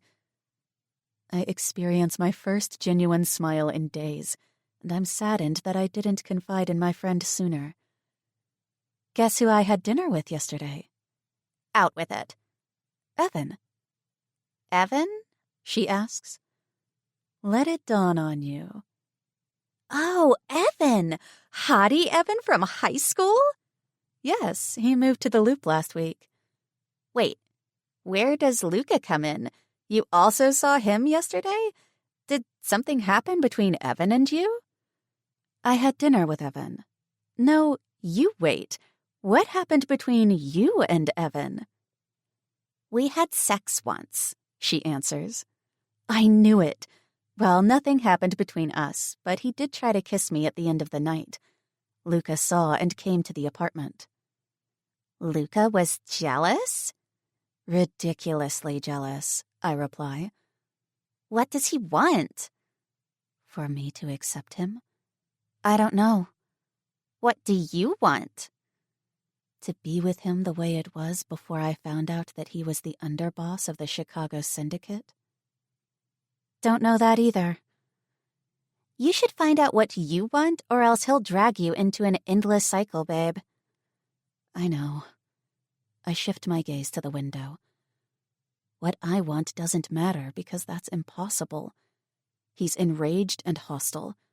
So am I, but my heart is still affected by him. Even his livid touch excited me. Hey, sorry to leave you hanging, but I have to go. I'm going to call you later when I get back, okay? Don't ignore my call, she says around a laugh, and then she's gone. I'm still staring outside when a lone tear trickles onto my pillow. Dashing it away, I stand up because today I'm going grocery shopping and not lying around in bed. Even though Luca was horrible, I'm not moping around the house sulking about it. After a hurried shower, I head out to the ATM around the corner before getting my groceries.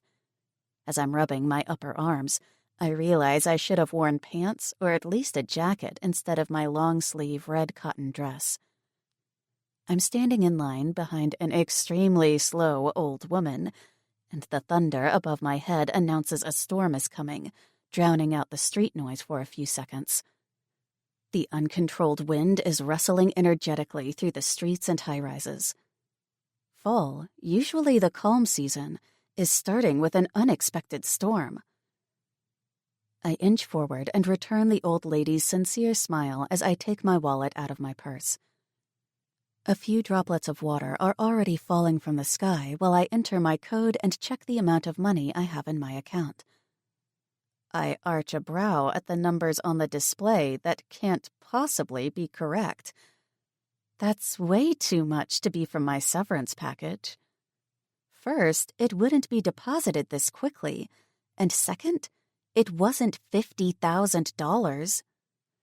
$50,000 has been added to my account. The man behind me sighs impatiently, so I withdraw some cash and end the transaction. Then I decide to skip the grocery store and return to my apartment to try to find out what's going on. I immediately switch on my laptop on the kitchen table, drag the chair out to sit down, and log into my bank's website. Scrolling down the screen, I stop at my bank statements and click on September. There's been one deposit of $50,000 by an unrecognizable bank account. It's not an American account number. I research the name and end up clicking on a high-end beauty and lifestyle website. I frown as Luca wanders into my mind. I receive money from some unknown source, but it all seems perfectly legal. Isn't this the Syndicate's signature? Is he paying me off? For what? What kind of game is he playing? Completely offended that Luca feels the need to pay me, I get the cash out of my wallet and snatch my keys off the table before I bolt down the stairs into the now pouring rain and hail the first cab that drives by with a wave of my hand. "The Blackhall," I tell the driver, and we move through the wet streets of Chicago. Almost 20 minutes in this silent cab has only managed to worsen my annoyance. A car is blocking the front entrance of Luca's building, so I pay the driver and run down the sidewalk and inside the building with my head bent down, feeling the thick rain dripping into my hair. Before I even reach the reception desk, I announce, "I'm here for Demiliano. Tell him Fallon's here to see him." I run my hand through my semi-wet hair. "Good morning, miss," he greets too happily and picks up his phone. A fake smile tugs at his lips while he waits for Luca to answer. I impatiently drum my fingers on his desk until he looks at them pointedly, so I stop. "He's not picking up. Can I take a message?" "Is he home?" I retort. "Miss, I can't answer that."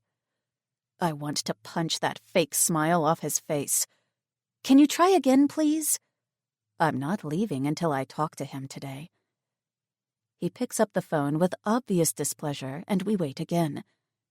He shakes his head at first, but then his eyes widen. "Mr. Demiliano, Fallon is downstairs to see you." I can't overhear what Luca's telling him. Miss, could you maybe call him for an appointment? What? I throw my hands up in the air. Luca, I'm not leaving. We need to talk. I scream for him to overhear while the receptionist appears amazed at my sudden outburst. Yes, sir. He hangs up and points to the elevators. Penthouse floor. In the rising elevator, I take a steadying breath, preparing myself to confront him. Be strong. The door opens and I step into the living room, mesmerized by the furious clouds passing by his floor-to-ceiling windows. But I don't hear a sound. We're in the middle of the storm that surrounds his penthouse in the daylight darkness of the clouds. What do you want? I swivel around to see Luca leaning against his kitchen island with his ankles crossed and rotating a glass in his hand. He's shirtless in his sweatpants, which hang low on his hips, showing his toned torso, and his hair is wildly tousled. Did you give me $50,000? I question, not hiding my discontent. He tilts his head. You might be a little more grateful. His tone is off, disconnected. For what? For making me feel like a whore? Is that compensation for fucking me and being an ass last night? Are you worth that much? He snidely remarks and snorts. Ignoring his comment, I take a few hesitant steps toward him, but the hard lines of his profile stop me dead in my tracks. He doesn't move, just stares blankly at me while he sips his drink. Is he drinking liquor this early? Does it make you feel better to put me down? I ask. Luca sets his drink down calmly, and within 2 strides he's crowding me. No. What do you want? His breath reeks of alcohol. Are you drunk this early? It's not even 11 a.m. His arm comes around my waist and slides down, but I hold it to stop his movement. You are drunk. Luca, what are you doing to yourself? Automatically, the back of my hand caresses his cheek before I freeze and try to loosen his hold. But the lost gleam in his gaze softens me. Oh, Luca. His entire face hardens even more. Don't. I don't want your pity. And I don't want your money. You'll need it, he counters. Anything you need to tell me, Fallon? Does he know about the investigation? No. Luca inhales a deep breath and switches from hot to cold so rapidly that I can barely keep up. Then get naked or get out. His hand finds its way under my dress and into my panties in one quick move as he licks my collarbone. Listen! I palm his face in both hands to get him off me. No, you listen. He cups my wet head from behind, moving his fingers back and forth, making it impossible for me to stifle a soft moan. I wanted to talk 2 weeks ago. You only focus on the fact that I'm the underboss. I've tried talking to you, but you'd rather wallow in self-pity. You forget that I did everything for you. You shattered me, and I'm a fucking mess at work. Do you even realize how dangerous that is in my world? No. You shut me out and cut me out of your life without looking back. Not without... Let me finish. He grits his teeth, and in a low voice he adds, I'm done with you. Loving you is gutting me. I shove to remove myself from his embrace, but he's too strong. The dark circles around his eyes express his pain, so I share my feelings honestly, hoping to provide him some sense of peace. I know how painful it is to be stuck in heartbreak, because I'm there myself right now. My love for you hasn't mysteriously evaporated into nothingness, Luca. It's still there. It's deep, but it's tainted now, buried under a layer of mistrust and lies. His nostrils flare, and he pulls back abruptly. Get out. What just happened? Confused, I probe. Luca? Get out or I'll fuck you on the floor here too, he snarls, and I lose my patience as well. You're a fucking mean drunk. Stop drinking. I brush past him and press repeatedly on the elevator button. Thankfully, it opens instantly. I know, and don't you dare lecture me, he mutters from behind me. I step into the elevator and turn around just as he does, and we lock eyes. I'm returning your money. My heart splinters into tiny pieces as the doors close. Chapter 9. Luca. I dream of you and me in a world where we're together forever. But then I wake up, and I realize we'll never be together forever. Why? Fallon asks, whisper soft. Her innocent eyes smile as I push into her with my elbows on the bed, making sure I don't crush her body with all my weight, my fingers wrapped in her satin hair. Because you'll be in heaven, and I'll be in hell. She digs her nails deeply into my back, causing me to grimace. That's true. Her devious grin shocks me, and blood tears leak sideways down her face, tracing a path toward her temple as her eyes close. What's wrong, Dolcezza? I keep thrusting into her as if nothing out of the ordinary is taking place, while her spirit and breath fade away. Bzz, bzz. My leg jerks because of a cold rush of air. Turning onto my side, I realize I'm freezing and slowly open my eyes. Bzz, bzz.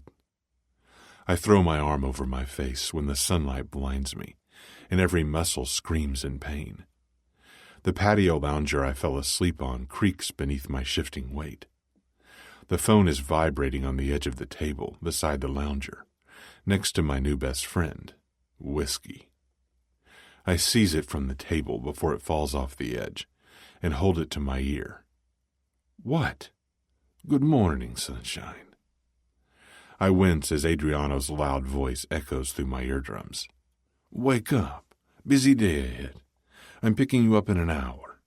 Disgruntled, I only manage to croak a deep rumble as acknowledgement and let the phone slide onto the lounger. I passed out on the terrace last night. My stomach rumbles and nausea surfaces. I can't be around Fallon without her screwing with my head. She haunts me during the day and at night. I fell for her because she was the only person with whom I could just be. When I was with her, I wasn't the underboss of the Syndicate or the boss of Security Simplicity, constantly taking care of business. She gave me a sense of harmony that calmed me down, that made me enjoy the non-syndicate aspects of my life more. However, now, after her dismissal of our relationship, the thought of her stirs a chaotic range of emotions in me. She used to be my solace, and now it's the exact opposite. She's my trigger to drink.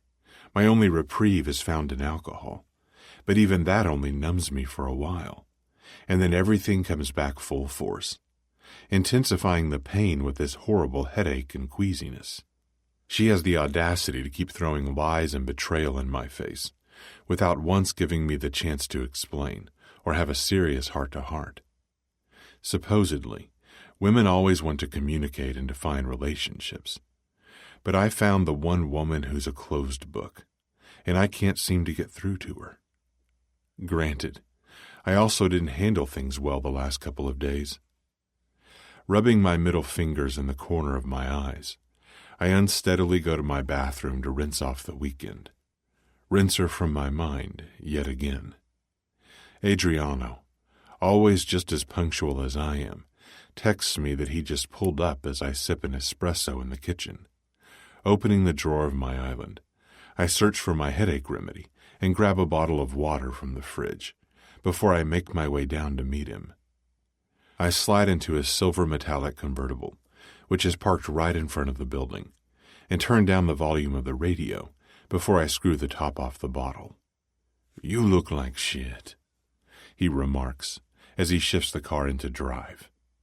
Tilting my head back, I down the water along with 2 pills. We're going to the office. You need to show your face, and we need to sign some documents.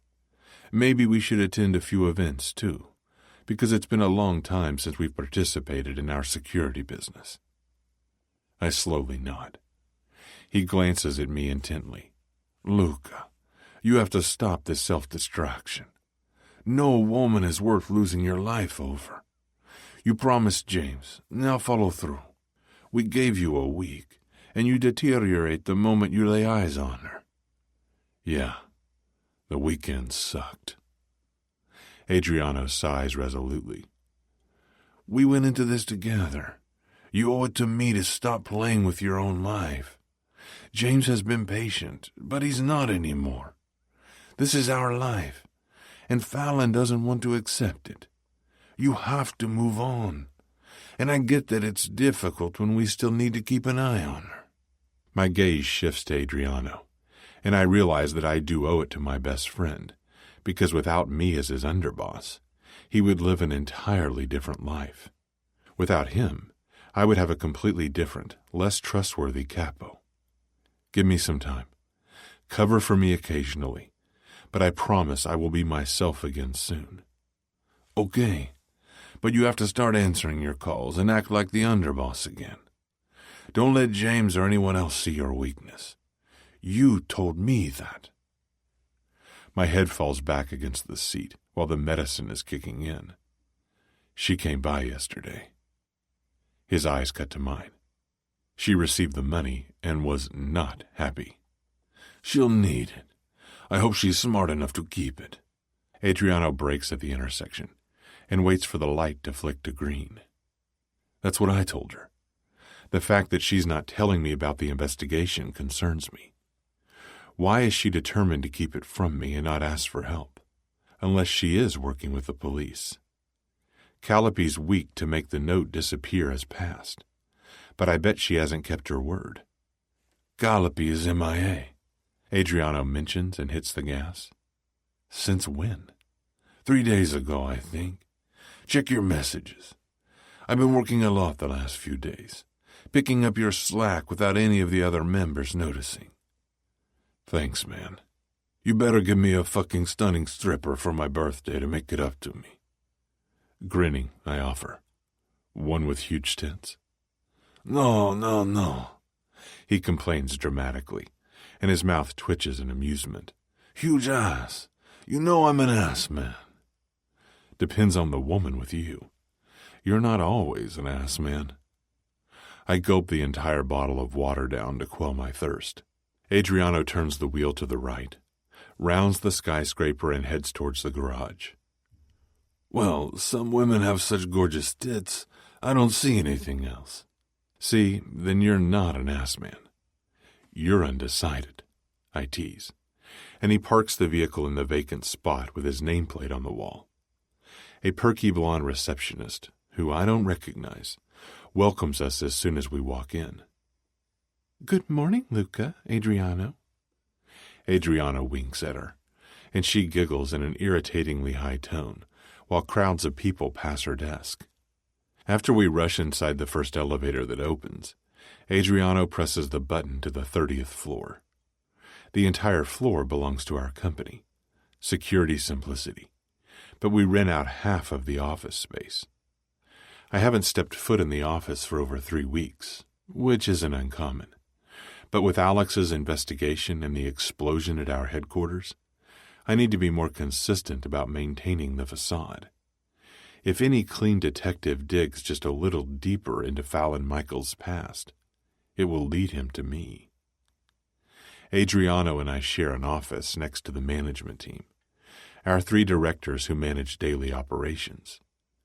They're reliable associates of the Syndicate. We go into their office to sign monthly reports, and Adriano informs them that we're investing a huge amount of money in research and development. The money we're using is our profit from the drug traffic in the South. As of just recently, the Syndicate solely rules the drug traffic in every establishment and on every street corner in Chicago, and most other areas in Illinois. North Chicago is back under our control since James killed Legia. Our drug profit is in cash and is laundered through 2 companies. James and Salvatore launder through one, and Adriano and I launder through the other. Security simplicity. Adriano's my partner by my own choice, because he has a higher rank than the other cappy as my backup. And just like me, he earns a legal income from security simplicity. All the other members of our organization, the other regular cappy and our soldiers, get paid in cash by Salvatore. There's not one digital trace between the other cappy and soldiers and the 4 of us. As it's set up, James, Salvatore, Adriano, and I have gained all our wealth through the security companies. So it seems. The meeting drags on as they bombard us with tons of questions regarding the new investments because it's a significantly higher amount than we've ever invested. What can I say? Business is doing well, money-wise. 2 hours later, I finally enter my own office, which is furnished with just 2 mahogany desks and chairs that sit opposite each other and a lounge sofa by the window. Adriano comes in and hands me a cup of coffee as I tilt the laptop screen up. Can you imagine if this was actually our everyday life? Boring meetings, then off to go home to put the kids to bed, some missionary sex, and the next day wash, rinse, repeat. He comments. I laugh at how dramatic he can be sometimes. Yeah, definitely not meant for us. I'm heading to finance to finalize this. He holds up the stack of papers we've just signed. And then we can discuss a plan of action regarding Cam and Calliope. I nod and click on the mailbox icon. When Adriano exits, Janie marches in, turns, and closes the door. I pick up my pen and tap it against my desk in agitation as I watch her big brown eyes focus on me. Hi, I've called you. Seems you've been busy. She did call me. On the phone that I, at one point, only used for Fallon. Janie is beautiful, and there was a time when I used her as a substitute. For 2 weeks after I met Fallon in that club, I fucked Janie. And there's only one reason why I did. Because she reminded me of another brunette. I was strangely obsessed with Fallon very early on. Janie has the same soft eyes, only Fallon's sparkle and her lashes are thicker. That same long, wavy, deep brown hair and skin that is so smooth to the touch. But Janie isn't Fallon. The second I kissed Fallon, she infused herself into my veins, and I never spoke to Janie again outside of work. I have been busy. How can I help you? I've dismissed all her advances since I started visiting Fallon regularly at her coffee shop, and I made it clear that we were never going to be an item. Haven't seen you in a while.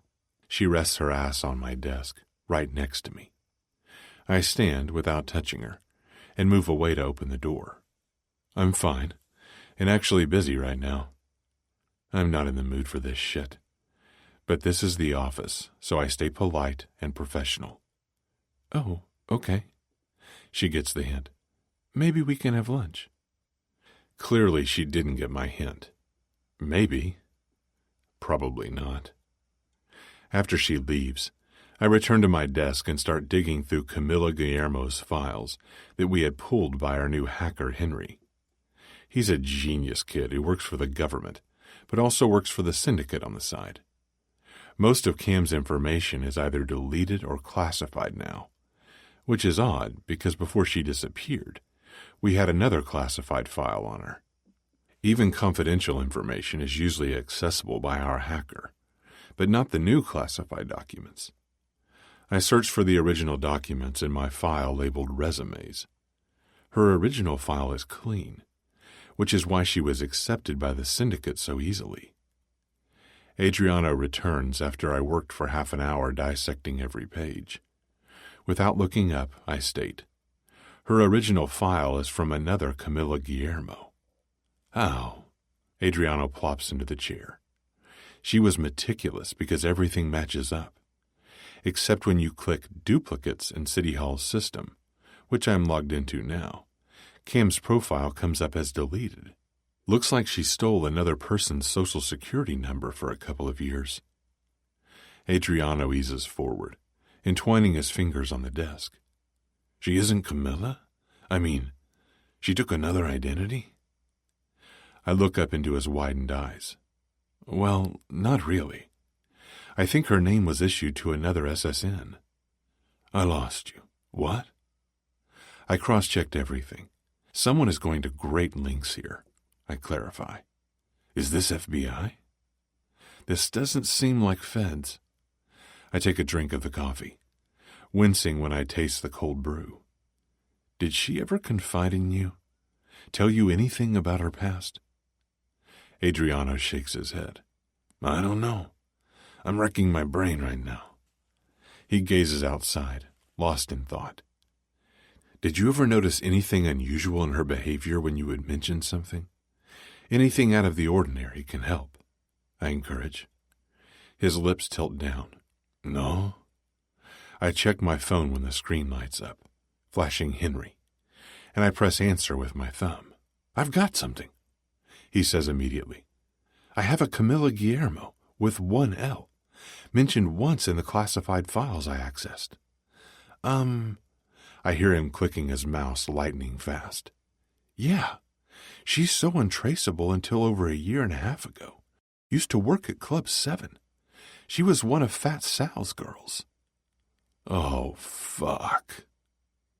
I also found the difference in surname once in the original files you sent us, I tell him. She vanished right around the time Cam started working for us. What the hell did she do?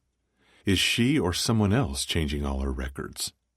Adriano holds up his hand in question, wanting an update. Henry answers, That I don't know yet, but this was clearly done by someone extremely intelligent who wanted to confuse anyone looking for information about Camilla Guillermo. Can you get me into Club 7 tonight? 2 people. He groans. I knew you'd ask that. It's tricky, but I can. Call me if you find out more. Then I cut the call. And? Adriano gets out of his seat. Guillermo with one L, who I think is just Cam, used to work for Fat Sal. I also rise and pocket my phone. Let's have lunch, and we're visiting the club tonight. Fuck. He mirrors my first thought and follows me out. I've never been there. Me either. Chapter 10. Luca. Adriano and I pass the swarm of people outside the front entrance of what is officially Club 7. How is it this busy on a Monday night? I wonder out loud. This club is open 7 nights a week. I've heard it's always busy, but I'm pretty sure that's thanks to the area we're going to visit, and not the dance club. We round the corner to the other entrance, and I show my phone to the bouncer so that he can scan the barcode Henry sent me to grant us access. He takes my phone and holds the screen against his device. After handing it back, he steps aside. Enjoy your evening, gentlemen. We descend 2 steps, and the heavy steel doors of the club open into a long, dimly lit corridor. A muffled thumping of the bass meets my ears. Colorful pop art of pin-ups hang along both walls, and at the end of the corridor, we step through an archway and into a dark gray room, where we're greeted by a blonde beauty in a tight, low-cut black suit dress and black stilettos. Of course, Adriano gawks at her cleavage a moment too long, but she just smiles and expects me to hand over my phone again. Good evening, gentlemen. Her voice is raspy, adding to her sex appeal. Good evening. I give her my mobile, and she scans the barcode on the screen. Mr. DiMiliano? Mr. Montisi? She grabs a bag from the floor and turns back to us with another smile. Please hand over your weapons. They'll be returned to you at the end of the night. The archway we step through must be the metal detector. Bending down, I get my handgun out and untie the ankle holster. Adriano removes his piece from the back of his pants, and we drop them into the black bag she holds open for us. She reveals a safe behind one of the posters and secures the bag in it. Then she presses a silver button next to the door in the opposite wall, and it opens into an elevator. She indicates for us to enter. "Have a wonderful evening." The elevator closes and starts its descent. "She's fucking hot," Adriano comments. I smile, because I can't deny that. As we arrive, we're welcomed by another beauty in the same black attire, this time a redhead. I shoot Adriano a grin over my shoulder, because fiery redheads are his weakness. "Mr. DiMiliano, Mr. Montesi, I see it's your first time at our club. Would you like me to show you around?" she offers. "No, thanks." I hold up my hand while taking in the massive round room, with a huge gilded chandelier hanging in the middle, dimly illuminating the room in soft yellow. She frowns and hides it quickly, but I'm already advancing inside. Jazz music drowns out the murmurs and moans of maybe 100 people here. Set up along the entire rounded wall are beds with see-through drapes, and there's a bar in the center of the room. Naked women and clothed men flow on the dance floor around the bar. "They're fucking." Adriano jerks his head to one of the beds on the left. "What did you expect? We're in the sex club." "I don't know. I didn't expect it to be so in my face." He smirks while absorbing the atmosphere. Find the way to the Fight Club. Fat Sal owns Club 7. The first floor is a legal, highly profitable dance club. Club 7, underground, where we are now, is a high-end sex club and fight club. The Fight Club is Sal's most profitable venture, and I think Cam's tied to that club somehow. "Well, it's kind of hard to focus with all this bare skin everywhere." His attention shifts around. "I bet," I say dryly. "Now find out how to get into the Fight Club." Henry told me that access to the Fight Club is nearly impossible. The only way in is through the sex club or through Fat Sal. Discreetly, Adriano and I split up, and I'm chatting the bartender up when the redhead interrupts us. "Mr. DiMiliano, could you come with me?" "Where to?" "Sal would like to talk to you, Luca." She emphasizes my first name, yet I don't know why. The Syndicate's business dealings focus only on the world of drugs. This world, the underworld of sex and fight clubs, is unfamiliar territory for me. While we, James and I, are intentionally vague about the hierarchy in our syndicate for our own protection, it does lead to situations where I've been mistaken for the boss, the capo crimine, instead of the underboss. And the fact that we have 4 instead of 3 high-ranking men also throws people off. Every syndicate usually has 3 high ranks. 1. The capo crimine, boss. 2. The underboss. And 3. The consigliere, or counselor. The underboss usually has several capi, so-called captains, working for him. And these capi take care of the actual drug dealings. The capi have soldiers working for them, and these soldiers report to their own capo. The capi report to the underboss. The underboss reports to the capo crimine, and keeps his consigliere, or lawyer, constantly informed on everything. Our 4 high ranks include 1. Capo crimine, James. 2. Underboss, me. 3. Head captain, Adriano. And 4. Consigliere, Salvatore. I use Adriano as my number 1 capo, and the other capi usually report to Adriano instead of me. When I'm indisposed, Adriano is next in command. That's a high privilege for a capo. But James knew I would never agree to be his underboss without Adriano. And James trusts both Adriano and me. The counselor, or consigliere, is also highly important. Consigliere takes care of all legal issues and must be involved in everything. The hierarchy is quite clear to us. However, it's confusing to others, which is exactly our intent. I have a feeling that Fat Sal thinks I'm his equal from the drug world, but that's not the case. James is his equal. Fat Sal is the boss of Chicago's sex clubs. James and I made it our business to know the basics of all criminal activity in Chicago, whether drug-related or not. Most Mafia bosses are only up to date on their own sector and the people they work with.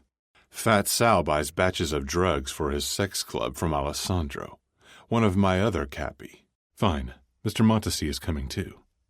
I inform and signal to Adriano, who was already watching her approach me, to join us.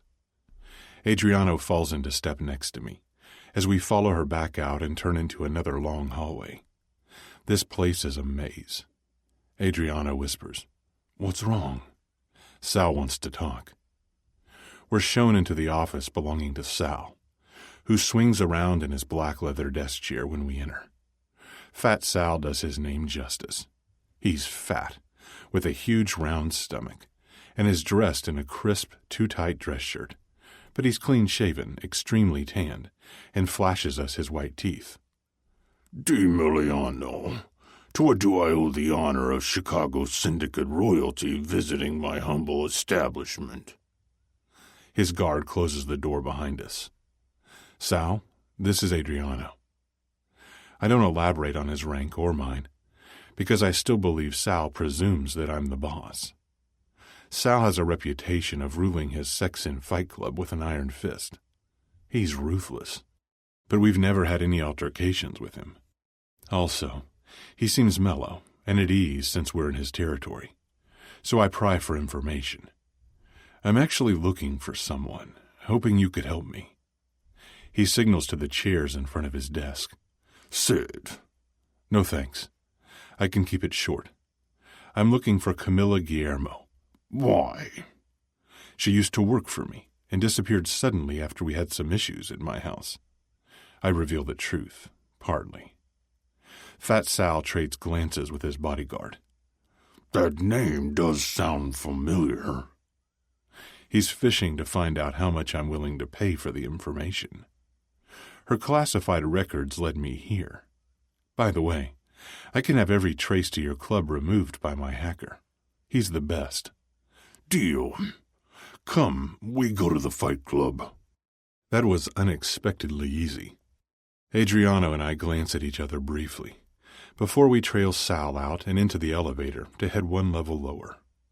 When the elevator door opens, Sal's lips spread into a proud grin. This is my bat cave. Applause and shouts from hundreds of people invade my ears in the underground arena. The place is maybe 10 times the size of the sex club above, but with similar rounded walls. The brightest part in the room is the caged podium in the center, where the fight is going on. As Sal leads the way, people part. The smell of blood and sweat infuses the air. 3 men dressed as gladiators are fighting with medieval equipment. Red covers the podium, and I'm stunned at the crazed excitement blazing in the crowd's eyes. People are groping, kissing, cheering, and fucking like a bunch of lunatics. While I've heard rumors of captives in this club, it's obvious from seeing multiple women strung up on the wall, with tears streaming down their terrified faces, that they're not here of their own free will. The entire atmosphere is contradictory to the sophisticated club one floor up. I look over my shoulder to Adriano, who's also taking everything in and covertly scoping the place out. A dark-haired man in a suit crosses our path, and I notice a silver cross pendant that glistens in the light hanging out of his pants pocket. Apart from Adriano and me, no one is dressed in a suit down here. Abruptly, Sal stops moving and reads a text message before retreating to the elevator. The guy we need to talk to is upstairs, he explains, when we step through the doors and ascend. What the fuck was that about? Showing off his depraved fight club? We dutifully return to his office, where another man is waiting in, yet again, a black suit. Sal introduces the other man, who has his hair tied up in a man bun. Santino, Emiliano, and Montesi. Camilla Guillermo. Ring a bell? She used to work here, Santino answers. Adriano's annoyance is vibrating off him, and I'm not sure if he can handle hearing she's part of the fight club. She's one of our ladies. Santino puts it nicely. Adriano speaks before I can. Sex club or fight club? Fight club, Santino replies. Adriano's hands ball into a fist. We need to get out of here before Adriano loses it. Sal, Santino, thanks for the information. I'll take care of our end of the deal. I look to Sal, and he dips his chin in farewell. The redhead is waiting outside the door and escorts us back to retrieve our weapons. We hurry out of there and don't speak until we're inside Adriano's car. That's a fucking creepy place. Adriano braces his neck with one hand. Why the hell did Sal take us down there? I'm still slightly nauseated by what we witnessed. It's weird that this place exists in the middle of the city. He starts the car and waits for another vehicle to pass before driving down the street. And Cam worked there? I can't believe it. It makes me sick thinking about what they might have done to her. She's so much more damaged than I ever thought. My phone vibrates, and I check the screen. James. You went to Fat Sal's? He spits angrily as I answer. Thrown off by his tone, I reply. Yeah? Why? Meet me within 30 minutes at your place. Adriano, too. Come down to get me from the garage entrance, because I'm not entering through the front. See. Yes. James wants to talk to us, I say to Adriano. Next time you call me before you do something like this, capito? Understood. James paces behind Adriano and me into the kitchen. I strip my jacket and toss it over the bar stool. No, what exactly is the problem here? I glance at Adriano, who mirrors my amazed reaction. James has one hand in his pocket, and the other pressed flat against the kitchen counter. I look the other way often with the two of you, but don't forget that I am your capo crimini. I decide what business is most important, and I don't want two of my best men going into that club unarmed. I undo the top button of my dress shirt. Okay, but we did learn something. Cam used to work at the Fight Club. James's eyes narrow. Why are you two so interested in Camilla? Because it's possible she planted the bomb, I confess. He hurriedly circles his hand, signaling for me to continue. She and Fallon tried to escape the house once, right by that hedge near where the bomb went off. James's discontent is turned on me, then on Adriano while he rubs his fingers over his lips. I do know everything that goes on in that house. Usually. Usually we speak to you more often, James, I point out. I've barely seen you in the last few weeks. Business is good because I'm making huge amounts of profits disappear into security simplicity, but we need to meet more often. He ignores my comment completely. This is what's going to happen. You two need to be reminded of your place. I decide our course of action, and right now, he indicates to me, you need to follow instructions. I'll look into Camilla. The house has been repaired and is safe. Adriano, tell the other Cappy the house is open again. Then he addresses me. You and Adriano focus on Alex's investigation. I want that case closed. Every loose end involving Miss Michaels must be covered. That is your priority. And then stay away from her. James strides to the elevator. And Luca, I'm glad you're not drunk. Adriano, make sure he stays sober. He disappears through the doors. What crawled up his ass? Adriano states, making me grin. I have no idea. But it's best for us to follow orders. Let's make sure Alex's case is closed without pointing back to us. And I'm going to stay away from Fallon. Chapter 11. Fallon. For 2 months, I've been unemployed and about to go stir-crazy. My life sucks. Well, most of the time. It doesn't suck when I'm watching my new favorite TV series. I'm addicted to watching back-to-back episodes of Charmed. The only thing that gives me pleasure is watching that show. I'm already at season 2. I've kind of given up on reading because I haven't picked up a book since I came home from my kidnapping. After pulling on my socks over my cold, bare feet while sitting on the floor, I settle back against my couch as I consume my burrito al pastor and actually smile when the opening music starts. Nowadays, I prefer TV over people. I've told my parents I'm working temp jobs, which isn't true. I'm not doing anything except sitting at home with TNT on. Now I get how people get addicted to watching TV. I'm also alienating myself from everyone. Tegan and I rarely talk anymore. We communicate mostly through texting.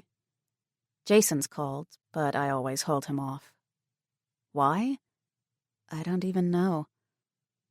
Fortunately, Alex's investigation is at a standstill. Detective Wade informed me that at this point there isn't enough evidence to look further into the case, but he never confirmed that the case was closed. However, one thing that remains the same is the depth of my feelings for Luca. Every day I miss Luca more instead of less. As the anger fades, the love is still tangible. Absence does make the heart grow fonder. Time has only managed to worsen my depression, and the fact that I have too much time on my hands isn't helping at all. I didn't return Luca's money because after our confrontation about it, I realized that I'll probably need it if I don't find a job. Therefore, the smartest thing is to keep the money. But I'm worried about the conditions that might come with that money, even though Luca didn't mention any conditions. So I haven't spent a dime.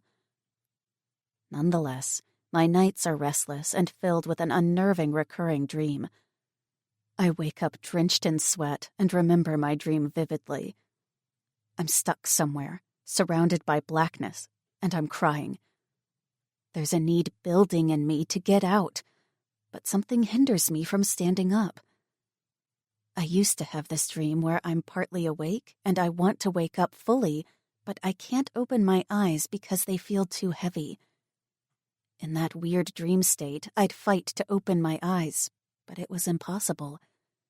And then when I finally did wake, I remembered every second of the dream. This dream is similar. Only instead of trying to open my eyes, I want to get out of the dark. But I can't. My limbs won't work with me. The anxiety it gives me sparks an eerily realistic sensation, even after I've woken up. All of a sudden, my phone catches my attention on the coffee table when it rings. I stare at the screen before deciding not to ignore him. "You're very persistent." "You're unreachable," Jason retorts. "What are you doing? Wait, let me guess. You're already in sweats, sitting on the couch?" "No," I deny unconvincingly with a smile. "Not on the couch. On the floor." "You're coming with me tonight. My no-good friend who always cancels ditched me again, and I need a wingman. You need to get out of that apartment. Don't sit at home on Saturday night." I groan because I'm not in the mood to dress myself. "No, I'm picking you up at 9. You have over an hour to get ready." And he hangs up. I turn off the TV and wander to my bedroom, falling back onto the bed. I should stop whining and just go meet Jason. With a heavy sigh, I get up and head to the bathroom to start fixing myself up. "I really thought I'd have to drag you out of that apartment kicking and screaming." Jason kisses my cheek after I slide into the cab, and we drive away from my building. "For the first 10 minutes after you called, I was trying to come up with any excuse to get out of this, but I drew a blank. I actually do feel somewhat better after my shower, and shaving my legs again after 3 weeks," I whisper, and he winces while peeking at my legs. "I did shave." I tie the belt of the blue cardigan I'm wearing over my sleeveless, ivory-tiered dress as a shiver runs up my spine from the cold. It's not even that chilly, just the mildly cool temperature of fall. But I'm cold because I barely get out. "Thank God, or else we'd be heading right back to your place." "Where are we going?" I'm determined to try to have a pleasant Saturday evening. That constant emptiness still lingers, but tonight I'll make an effort to enjoy myself with my friend. Cocktails and heels. I'm not wearing heels. I look down to my extremely comfortable nude flats. His lips thin in a straight line. Not a good enough excuse. Even without heels, you'll get in. Besides, we're almost there. Only 10 more minutes. The place is swamped with people when we arrive, and Jason and I careen toward the bar to order some drinks as I untie and remove my cardigan. It only takes 5 minutes for me to swoop in on an empty bar stool, and Jason brings our drinks. Long Island iced tea. He grins as he hands me the tall, cold glass. You do realize this is my first drink in weeks, and you give me this? I arch a brow, but pull my lips over the straw. Jason laughs and stands right in front of me so that no one bumps into me and makes me fall off the seat. You look good. Not what I was expecting, he blurts bluntly. Well, thanks. I roll my eyes. You know what I mean. I do. I sigh and lean forward so he can hear my words in this jam-packed place.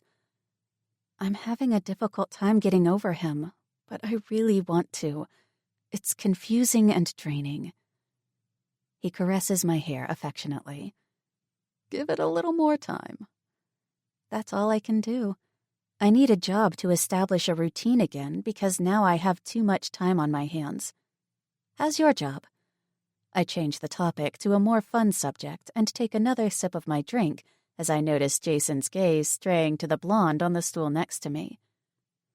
So far, so good. It's a lot more administrative work than they said it would be, and I'm not enjoying that aspect, but I can't complain. At least I found one quickly. I'm keeping my eyes open in case any position becomes available for you. Thanks. We exchange a hasty grin when the blonde flirts back with him. He inconspicuously points his thumb to her, so I nod, relaying that he can flirt away and doesn't need to stay with me. Swiveling around in my chair, I face the bar. The wall is lined with liquor bottles, and 2 bartenders put on an entertaining show while mixing the cocktails. Jason almost bumps me off the stool when he helps the blonde from her chair and turns to me with a sorrowful look. Sorry. Come dance with us? I shake my head. No, you can go. I'm not going to be the third wheel on the dance floor. With my attention back on the bartenders, I taste my drink again and realize how lonely I feel surrounded by all these unknown faces. A few men smile kindly, but I just ignore them. I'm startled when I'm suddenly engulfed by 2 big arms, but instantly relax when Jason's cheek is pressed to mine. So, my wingman did such a good job, I can call it a night already. But I don't want to leave you. He releases his hold, and I pivot around to face him. You suck! You drag me here, and after half an hour you leave? Come on, we'll leave together. I point my thumb over my shoulder to my half-empty drink on the bar. I'm finishing my drink, and then I'll take a cab home. Go have fun. You sure? I know he would stay if I asked him to. Yes, just call me tomorrow. Definitely, he replies and walks backward 2 steps before bumping into someone. I watch him disappear through the door with his latest conquest. Then I slip back to the bartenders and my drink. The alcohol is starting to make me feel warm and relaxed. One of the bartenders throws me a wink. I'm feeling less lonely with every passing minute while the music is improving. Chapter 12. Luca. 2 months have passed excruciatingly slowly. During that time, I've done everything I could to tamper with Alex's investigation, and the case will be closed soon. However, I haven't found Detective Callipy. She's been avoiding the Syndicate and working under the radar, which definitely concerns me. Adriano and I obeyed James, and have focused solely on Alex. But James still hasn't discovered anything leading us to Cam, or any other suspects for the bombing at headquarters. I'm in my car, on my way to my penthouse in Frown when, for the first time in weeks, David calls me. David's primary assignment has been to track Fallon's every move since that weekend I took her home. I've resisted stalking her myself, but couldn't let her out of my care completely. She's not talking to the police, so I was pleased to cross Fallon off our list of suspects. Yet I still feel responsible for her. I still feel for her.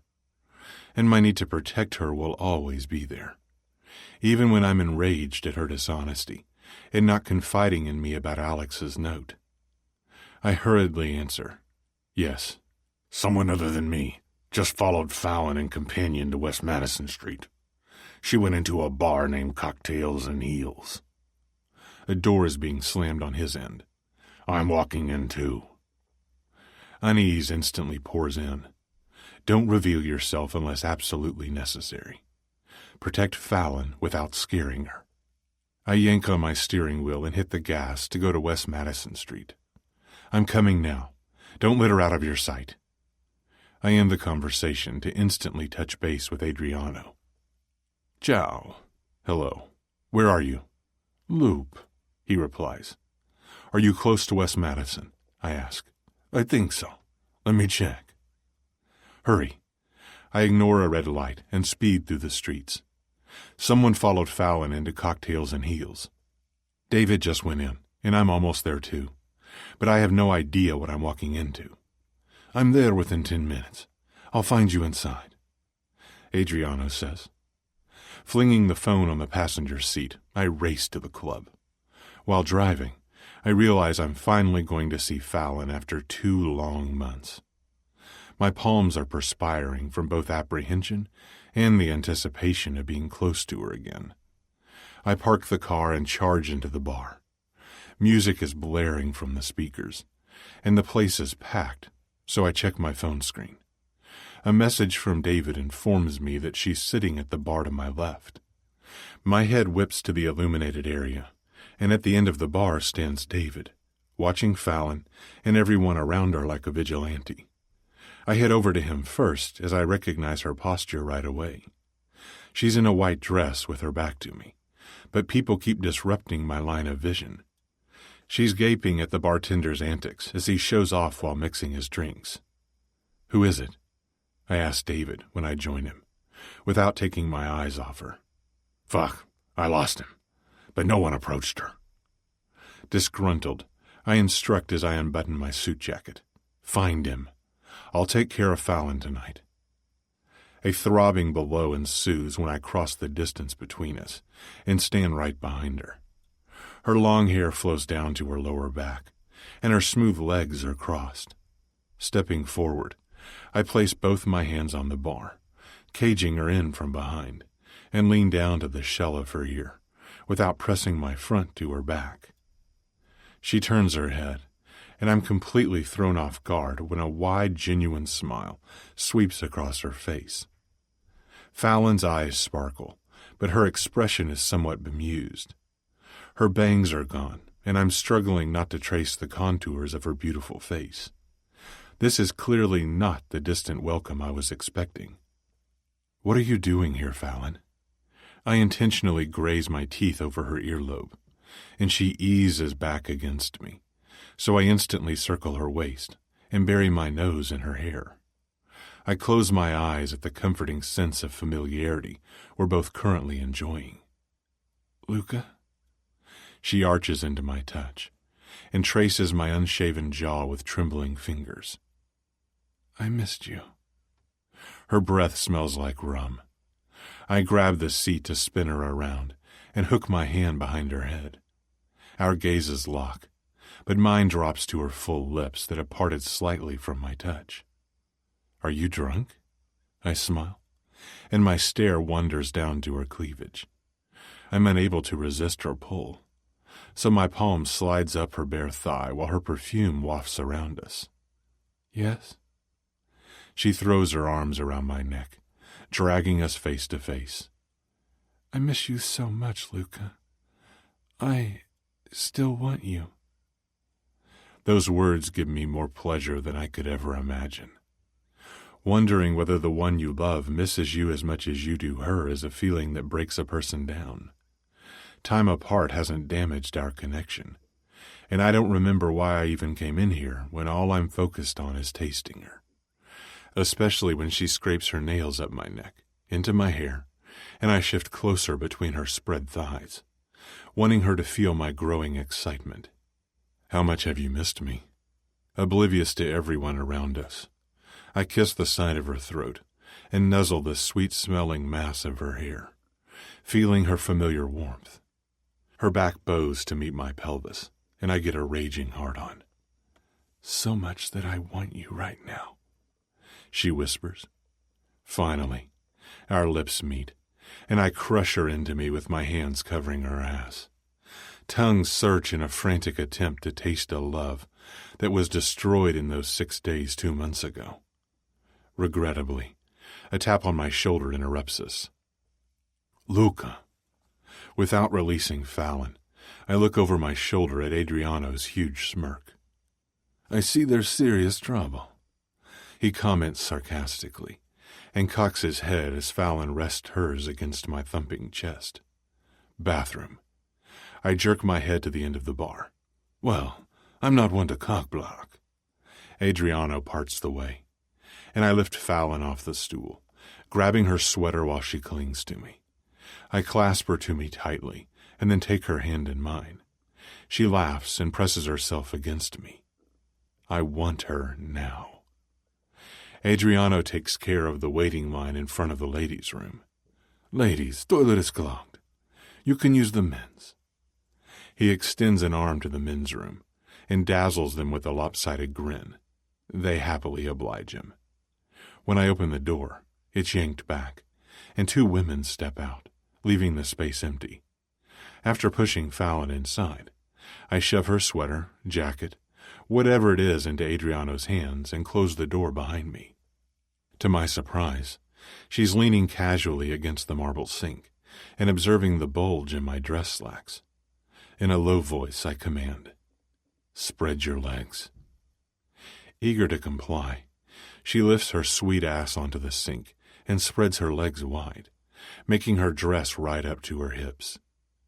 Move your panties to the side. I unbuckle my belt and am about to blow as she, again, complies instantly, while watching her own movement, nudging her black lace panties aside. With 2 determined strides, I bury my head between her legs, and she fists my hair. I devour her as I fantasized for a long time. Oh, Luca. I lock my arms around her hips to hold her in place. Then I replace her hand with mine, holding her panties to the side, while the other rakes down the soft skin of her stomach.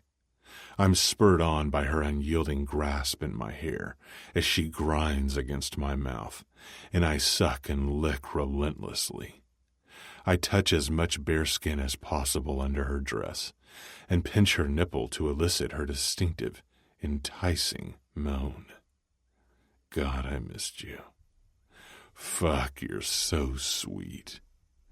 I watch her as she bows her back, panting and offering herself to me, and my erection twitches in my slacks.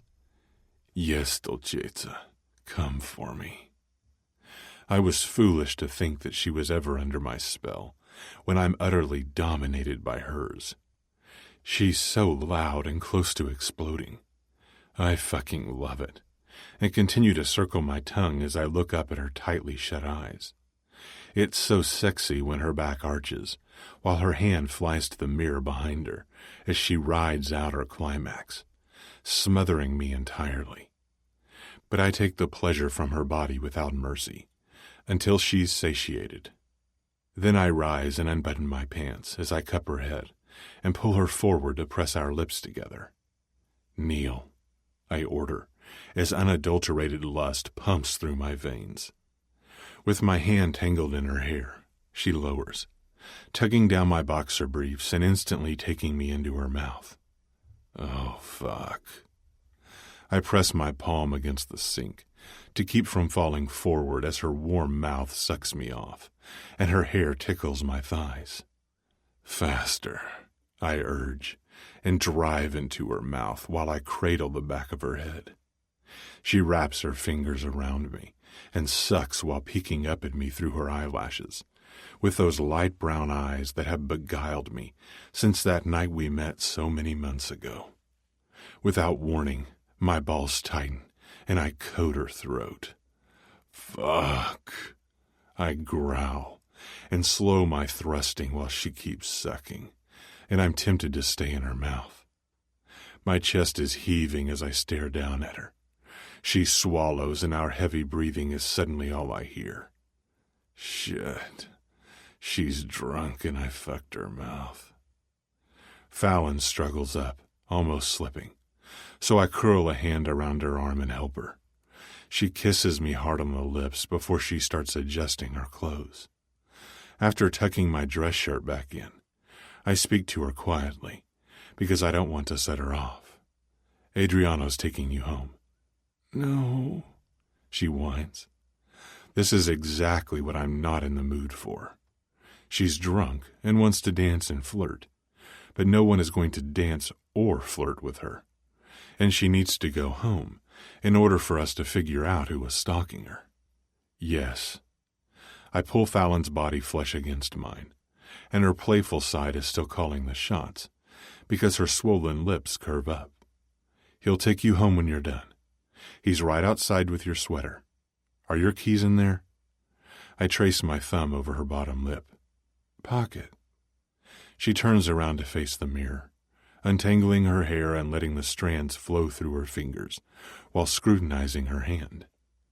Momentarily, I frown at her strange behavior, but a knock reminds me to hurry up. Adriano's guarding the door in the exact same spot, with that same smirk on his face. She's loud. Take her home. I'm going to follow you guys to her house from a distance, to check to see if you have a tail. Is she ready? He asks, with her sweater in hand. Yeah. I circle my pointer finger once. I'm doing one round through this place. Pacing back to the bar, I take one quick walk around to ensure David completely scoped it out. I do recognize several associates, but they're harmless. I scan the entire place, and my gaze freezes on Fallon on the dance floor. Looking past her, I see Adriano marching toward her, and I also close the distance. I hold up my palm to stop Adriano as I approach Fallon and pull her back to my front to seize her movement. I told you to go home. She simply pushes her ass into my groin, and I automatically skim my hands down her hips. I can't keep my hands to myself when she's this eager, but I'm also coldly reminded of why we don't work, because she never listens. So I fist her hair and bend down to her ear. I have no problem taking out my piece and killing someone here for eye-fucking you. Go home, I command her. Oh, Luca, lighten up. I want to dance with you, like this forever. She slurs. Her body is swaying, wildly energetic, and I force her to stop. This doesn't sound like Fallon. She's clenching her jaw and mumbling something. I cup her chin, forcing her to look me in the eye. Her pupils have dilated, making her irises black as night, and I release her chin when I see she's gritting her teeth. What the fuck did you take? I demand, practically shouting in her ear. She doesn't answer, but is very alert. She's on something, I point out to Adriano. She's fucking high on ecstasy. His eyes round in shock, and he takes her by her shoulders to help me calm her dancing body. Fallon, look at me. Adriano studies her and recognizes the same symptoms I'm seeing. She's high on X. Stepping back, he adds, Did you give her something? Hi, she says in a sugar-sweet tone to him. No. Quando? When? The 10 minutes we were in the bathroom isn't long enough for it to have worked its way through her system. She took it herself? He probes incredulously. You didn't notice in the bathroom that she was high? Either she took it or someone spiked her drink. I was kind of distracted in the bathroom, I defend. Get your car. I'm leaving mine, and we're taking her home now." "No," Fallon objects. "I just want to dance. I don't want to go home." "But we'll have fun," I whisper into her ear, as I wrap my arms around her waist from behind and suck on her earlobe to try to make her as compliant as she was 5 minutes ago. She softens immediately in my embrace. Come on." I entwine our fingers, and we escape that place, getting into the back seat of Adriano's car. I catch Adriano's amused expression in the rearview mirror as I'm persistently trying to calm her, while she rains kisses over my neck and even cups my balls. And that's the moment I cave again. Fuck it, I surrender. I ravage her mouth with mine and let her straddle me while I stroke and grope the bare flesh under her dress. "Look away, asshole." I grin at Adriano while sinking my teeth into her shoulder, and she shrieks in delight, but I know I shouldn't spur her on. Grabbing my shirt with 2 fists, she leans forward as I swipe her hair behind her ear, and her look of adoration makes time stand still. "Are you coming up with me?" she asks. I nod once and take this opportunity to help her quiet down by resting her cheek against my chest and rubbing my palm over her back. We both stare at the pedestrians crossing the street, and I rest my cheek on top of her head. It worries me that she might have taken something herself, but it also worries me that whoever was following her might have drugged her, and both scenarios spike my anger. If she did take it herself, why? Is she spiraling downward just when I've started to pick up the pieces of my shattered soul? On the other hand, why would someone else spike her drink? Or follow her, for that matter? What the hell is going on in your life, Fallon? What are you still withholding from me? Adriano parks at the front entrance, steps out first, and pulls his seat forward so we can get out of the coupe too. She climbs out and dazzles a smile when Adriano hands her the sweater. "Aw, thanks." "You can go. I'll call you later," I say to Adriano, and grip her arm to move quickly inside the building. She fumbles in her pocket for the keys, while leaning almost all her weight against me.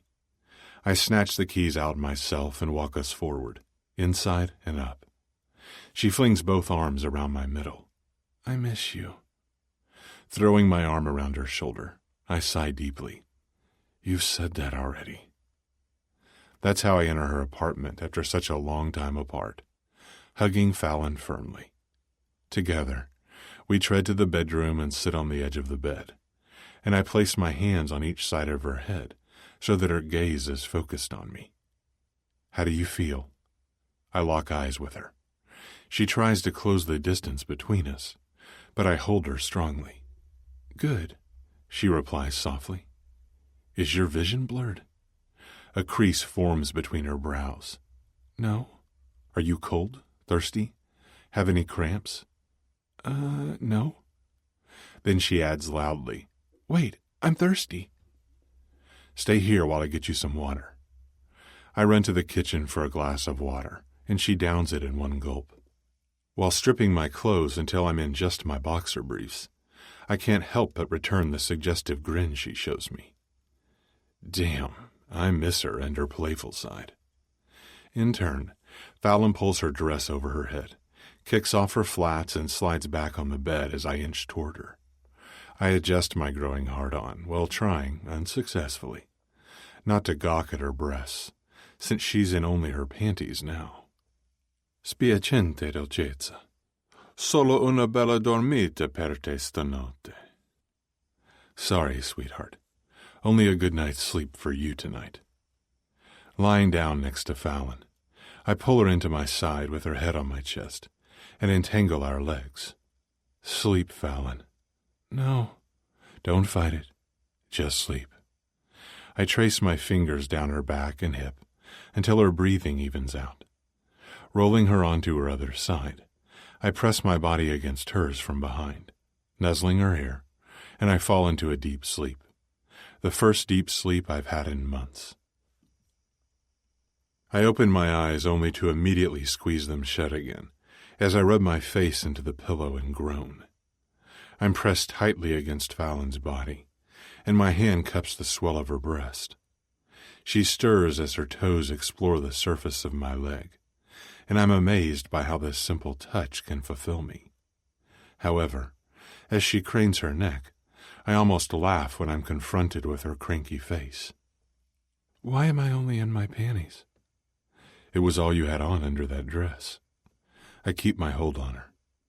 Did we have sex? Technically, no. I deny her any time to think, and continue while rolling onto my back.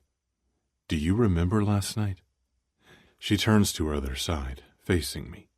Yes, up until we came home. Nothing happened when we came home. You went to sleep. I wipe my hand down my face. Did you take any X last night? I didn't. Looking at her, I warn. Don't you dare lie to me.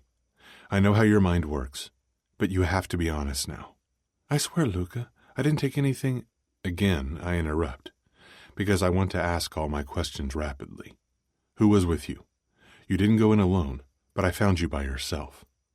David said she was with a companion when he called me. Jason left early. I was only going to finish my drink and then go home. She takes a deep breath and presses her hand to her forehead. How are you feeling? Tired, she answers with eyes closed. Someone spiked your drink, I add. If you didn't take it voluntarily. I only had one drink, a Long Island iced tea that I drank while sitting at the bar. I did not take any XTC. Her tone is rising in exasperation, messing with my intent to talk to her calmly. She puts herself in danger, and I come to the rescue to get annoyance in return? She doesn't get to be annoyed here. I get out of bed, tug on my pants, and proceed to set her straight. First, I think it's ridiculously irresponsible of your friend to leave you alone at a bar. Second, I fucking help you, after not seeing or speaking to you for almost 2 months, to get your aggravation turned on me yet again? I'm furiously buttoning up my dress shirt, while she sits up and covers her breasts with the sheet. Third, forgive me for not believing you since you've always been so forthcoming in the past. Tell me, why was your drink spiked? Are you in trouble? I tower over her beside the bed. I'm giving her one more chance to tell me about the note, or anything else she might know, about why she's being followed and drugged. Jason didn't just leave me. I chose to stay and finish my drink alone. She defends, and doesn't bother to address anything else I said. Why is it so difficult for you to trust me? Somewhere deep down you must trust me, or else you wouldn't have kept the money I gave you. For a long time she just stares at me, and then she mutters, I'm sorry. Thank you for last night. Someone must have spiked my drink. Maybe it was random, or maybe it had something to do with you. What were you doing there? Are you still following me? The mattress dips as I drop down to sit beside her hip. I know you still don't have a job, and that you stay inside this apartment all the time. Her sorrowful, tired eyes soften me. What's happening, Fallon? I miss you. She places her hand on my thigh. I stroke the back of my hand down her exposed neck. Mi manchi anche tu. I miss you too. But we bring out each other's weaknesses. We don't trust one another. Can you accept me? All of me? Even when I come home with blood on my hands? No, you can't. I'm a killer. I'm a drug dealer. It's the first time I ever confessed it to her in a matter-of-fact way, and it makes her wince, so I twine my fingers in her hair tightly. And that's all you focus on, I tell her despondently. You think I live in another world, but you forget it's the same world as yours. Nothing is what it seems. One day you'll understand that, and right now, I need to focus on my job. I bring my forehead to hers, and my gaze strays to her pink nipples, which are now exposed since the sheet fell out of her grasp and fluttered around her hips.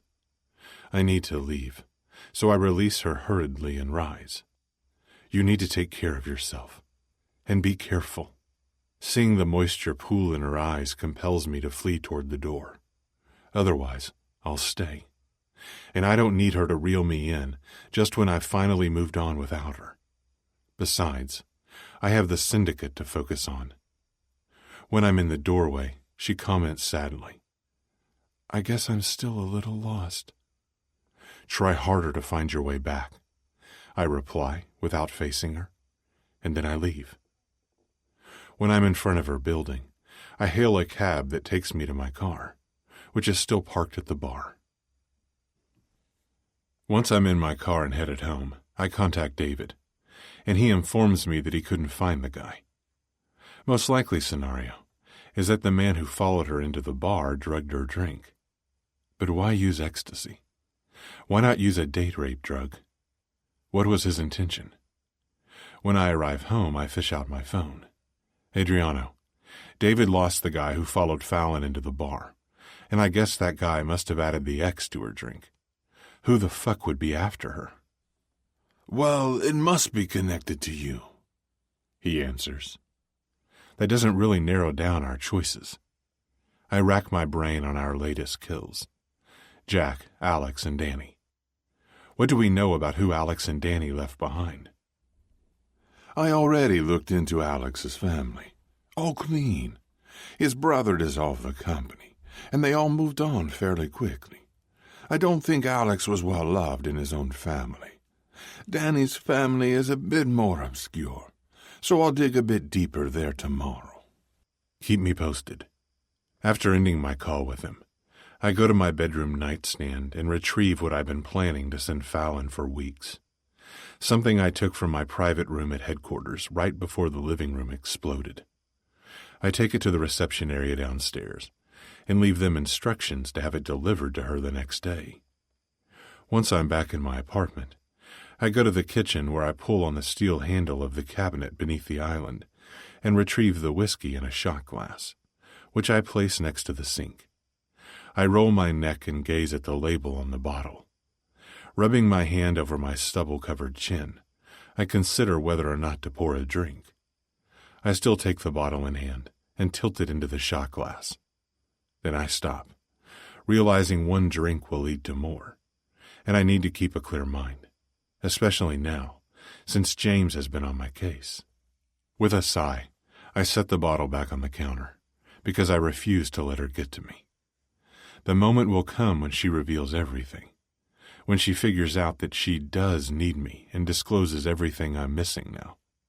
But until that time, she's not my priority anymore, and I have other important Syndicate business that needs my attention. Nonetheless, this perpetual battle against my love and lust for her is becoming tiresome.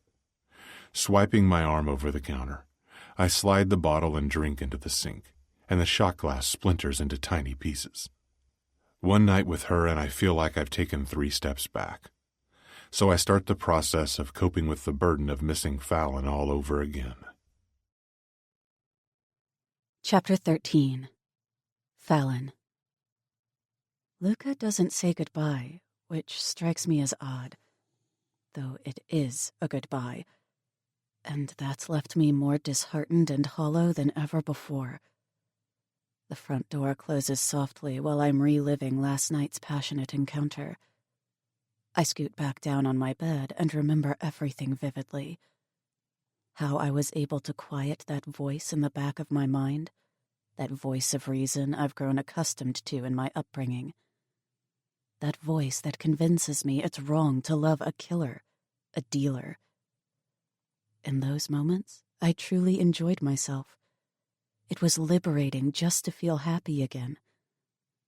Unfortunately, it was due to a drug. And today, a sense of sadness hits me harder than the last couple of months. Luca must still be following me for a good reason. He didn't just coincidentally show up at that bar. And there were 2 moments when I left my drink unattended, so it must have been done during one of those times, and it must be related to Luca. While I should be more worried about someone drugging me, my mind is obsessed with Luca. The anger he unleashed on me the last time I saw him at his penthouse was still there, But the Luca that loves me is the one I woke up to. It felt too good to wake up with him spooning me.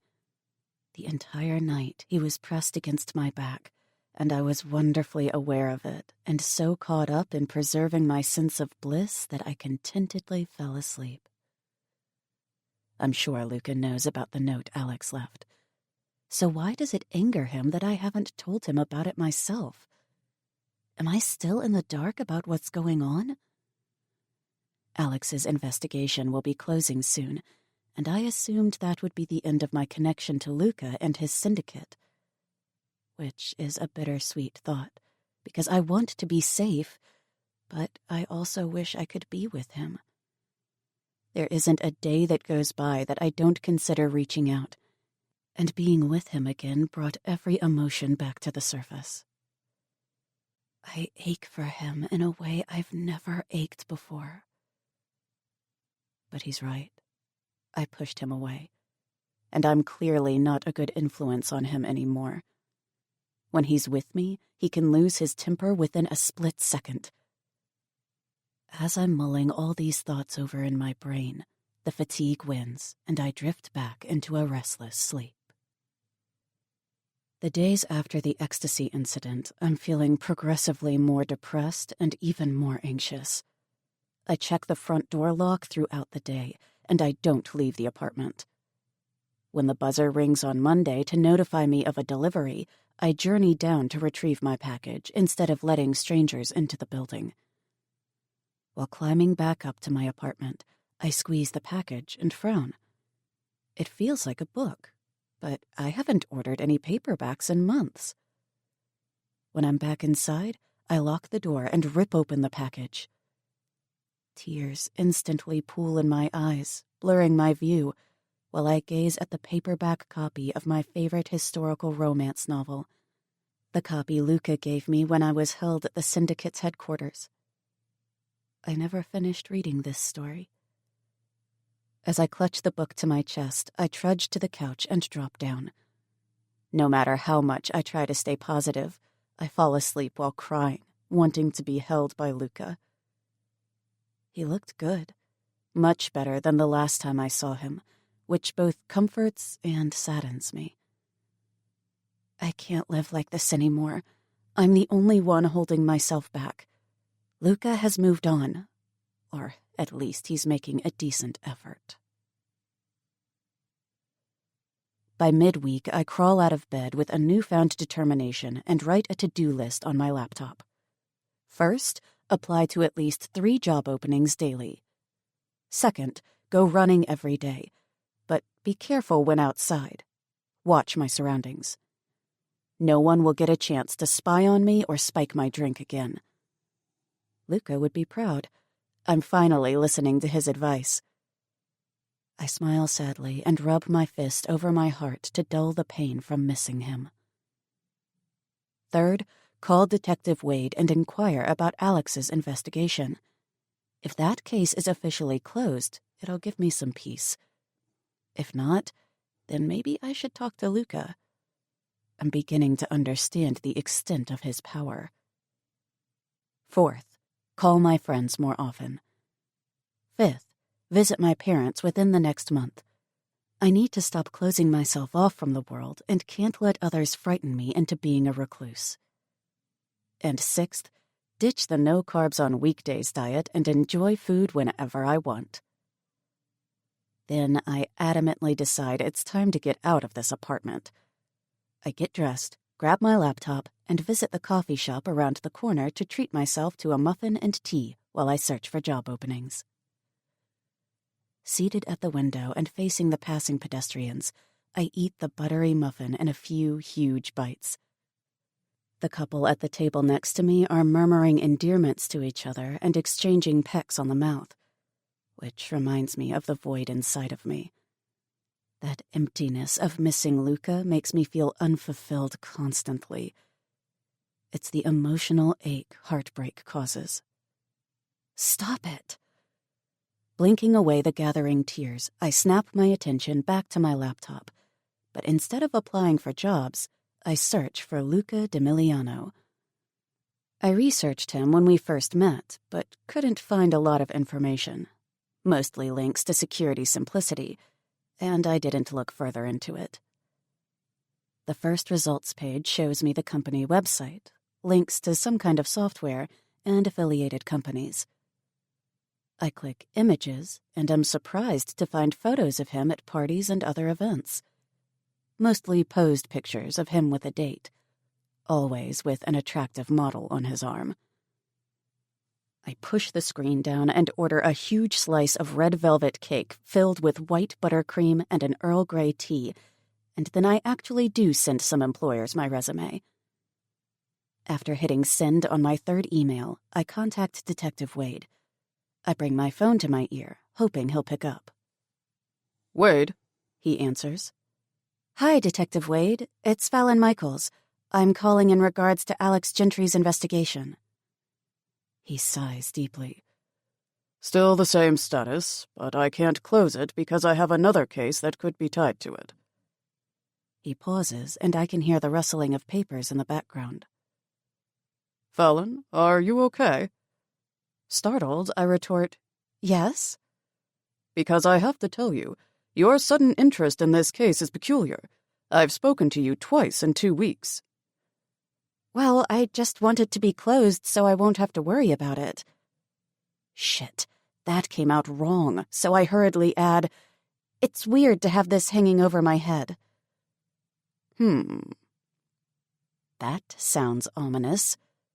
Nervously, I bite my fingernail. I'll call you, Fallon, when I have an update. He dismisses me and hangs up. Another case tied to it? Is that why Luca wants me to open up? Does he think I know more about the police investigation? I tuck my hair behind both ears, resolute to stop my thoughts from always wandering to Luca. Lastly, I talk to my mother and make arrangements to visit my parents in Lake Forest this weekend. Then I call Jason and make dinner plans with him for next week. After my phone calls are out of the way, I go to the hairdresser. I usually have my bangs trimmed every 4 weeks, but I haven't had them cut in months, so I've been combing them back or pinning them to the side to keep the hair out of my eyes. Now that I've gotten out of the apartment and started on my to-do list, I'm determined to move forward instead of continuing on with my current stagnant lifestyle. Chapter 14. Fallon. Moving forward is what I've been doing. It seemed impossible 4 months back when I first came home from the Syndicate's house. Time has passed slowly, one day at a time, and Luca has started to drift from my mind.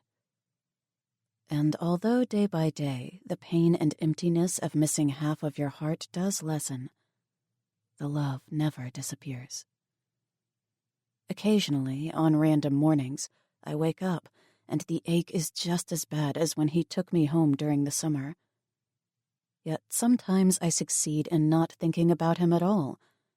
But then something small happens that reminds me of Luca, and I've just learned to live with it. I'm actually working different temp jobs right now because I haven't been hired full-time anywhere yet. I'm listed with an agency for administrative office work, and they usually have work for me in the area of the Loop several days a week. The tasks of the job itself are often tedious, but I'm more than happy to be working and meeting new people since I'm sent to different companies almost every week. And I'm always free to refuse a job, which I sometimes do on the days that I miss Luca most. I'm also taking a course, Italian for Beginners, every Tuesday night, because I discovered that I want those Italian words to roll off my tongue. Maybe it's a bit masochistic, but who cares? I'm broadening my horizons. I did pick up a lot of words and short, simple sentences while I dated Luca. He would translate for me any time I asked. And I'm still addicted to Charmed. I've watched every season. Nowadays, a fun night involves Charmed and cake for me. As I'm strolling toward the coffee shop to buy some cake, my phone vibrates in my hand. No caller ID. I hate calls without caller ID. Usually I let it go to voicemail, but I have to answer it because it could be one of the companies I've applied to. I sweep the screen with my finger. Fallon Michaels. Michaels, it's Detective Kellyanne Callipy. I halt misstep, and the person behind me almost crashes against my back, then mutters gruffly while passing me by. Wade contacted me several weeks ago confirming they were closing the case due to lack of evidence, so I have no idea why she would be calling me. We're reopening Alex Gentry's case, and it looks like you're going to be our #1 suspect. I'm still frozen, stunned, in the same position in the middle of the sidewalk. How? Why is it being reopened? And why isn't Wade calling me? Fear instantly floods my mind. Stop with your incessant questions, Callipy yells, shocking me. The point is, you need help, and I can give it to you. I can make all your troubles go away if you pay me $30,000 by tomorrow. I'm now taking slow, unsteady steps forward. This is ridiculous. She calls me to blackmail me, but I can tell she's nervous by the tremble in her voice. I've only met this woman once, but she came across as poised and controlled then. What should I do? Just when I thought this was all beginning to blow over, something from my past with Luca comes back to haunt me. Since I have absolutely no idea what I'm supposed to do, I'm wondering whether or not I should contact him. Or was this what Luca's money was for? I distinctly remember him telling me a few times that I would need that money, but I assumed that referred to the fact that I was unemployed. Taking a calming breath, I palm my head. I'm not just going to pay her off this easily. I don't have that kind of money, I retort. Then you better get it. You have 24 hours, and don't even think about getting help from Demiliano. He won't help you, you know. He just throws them away after he's done, she declares with bitterness dripping in her tone. 24 hours, and I'll call you again to let you know where to transfer the money to. The call ends. I consider the fact that Luca knows Callipy intimately, and a pang of misplaced possessiveness hits me. Why did she mention him? How do these two know each other?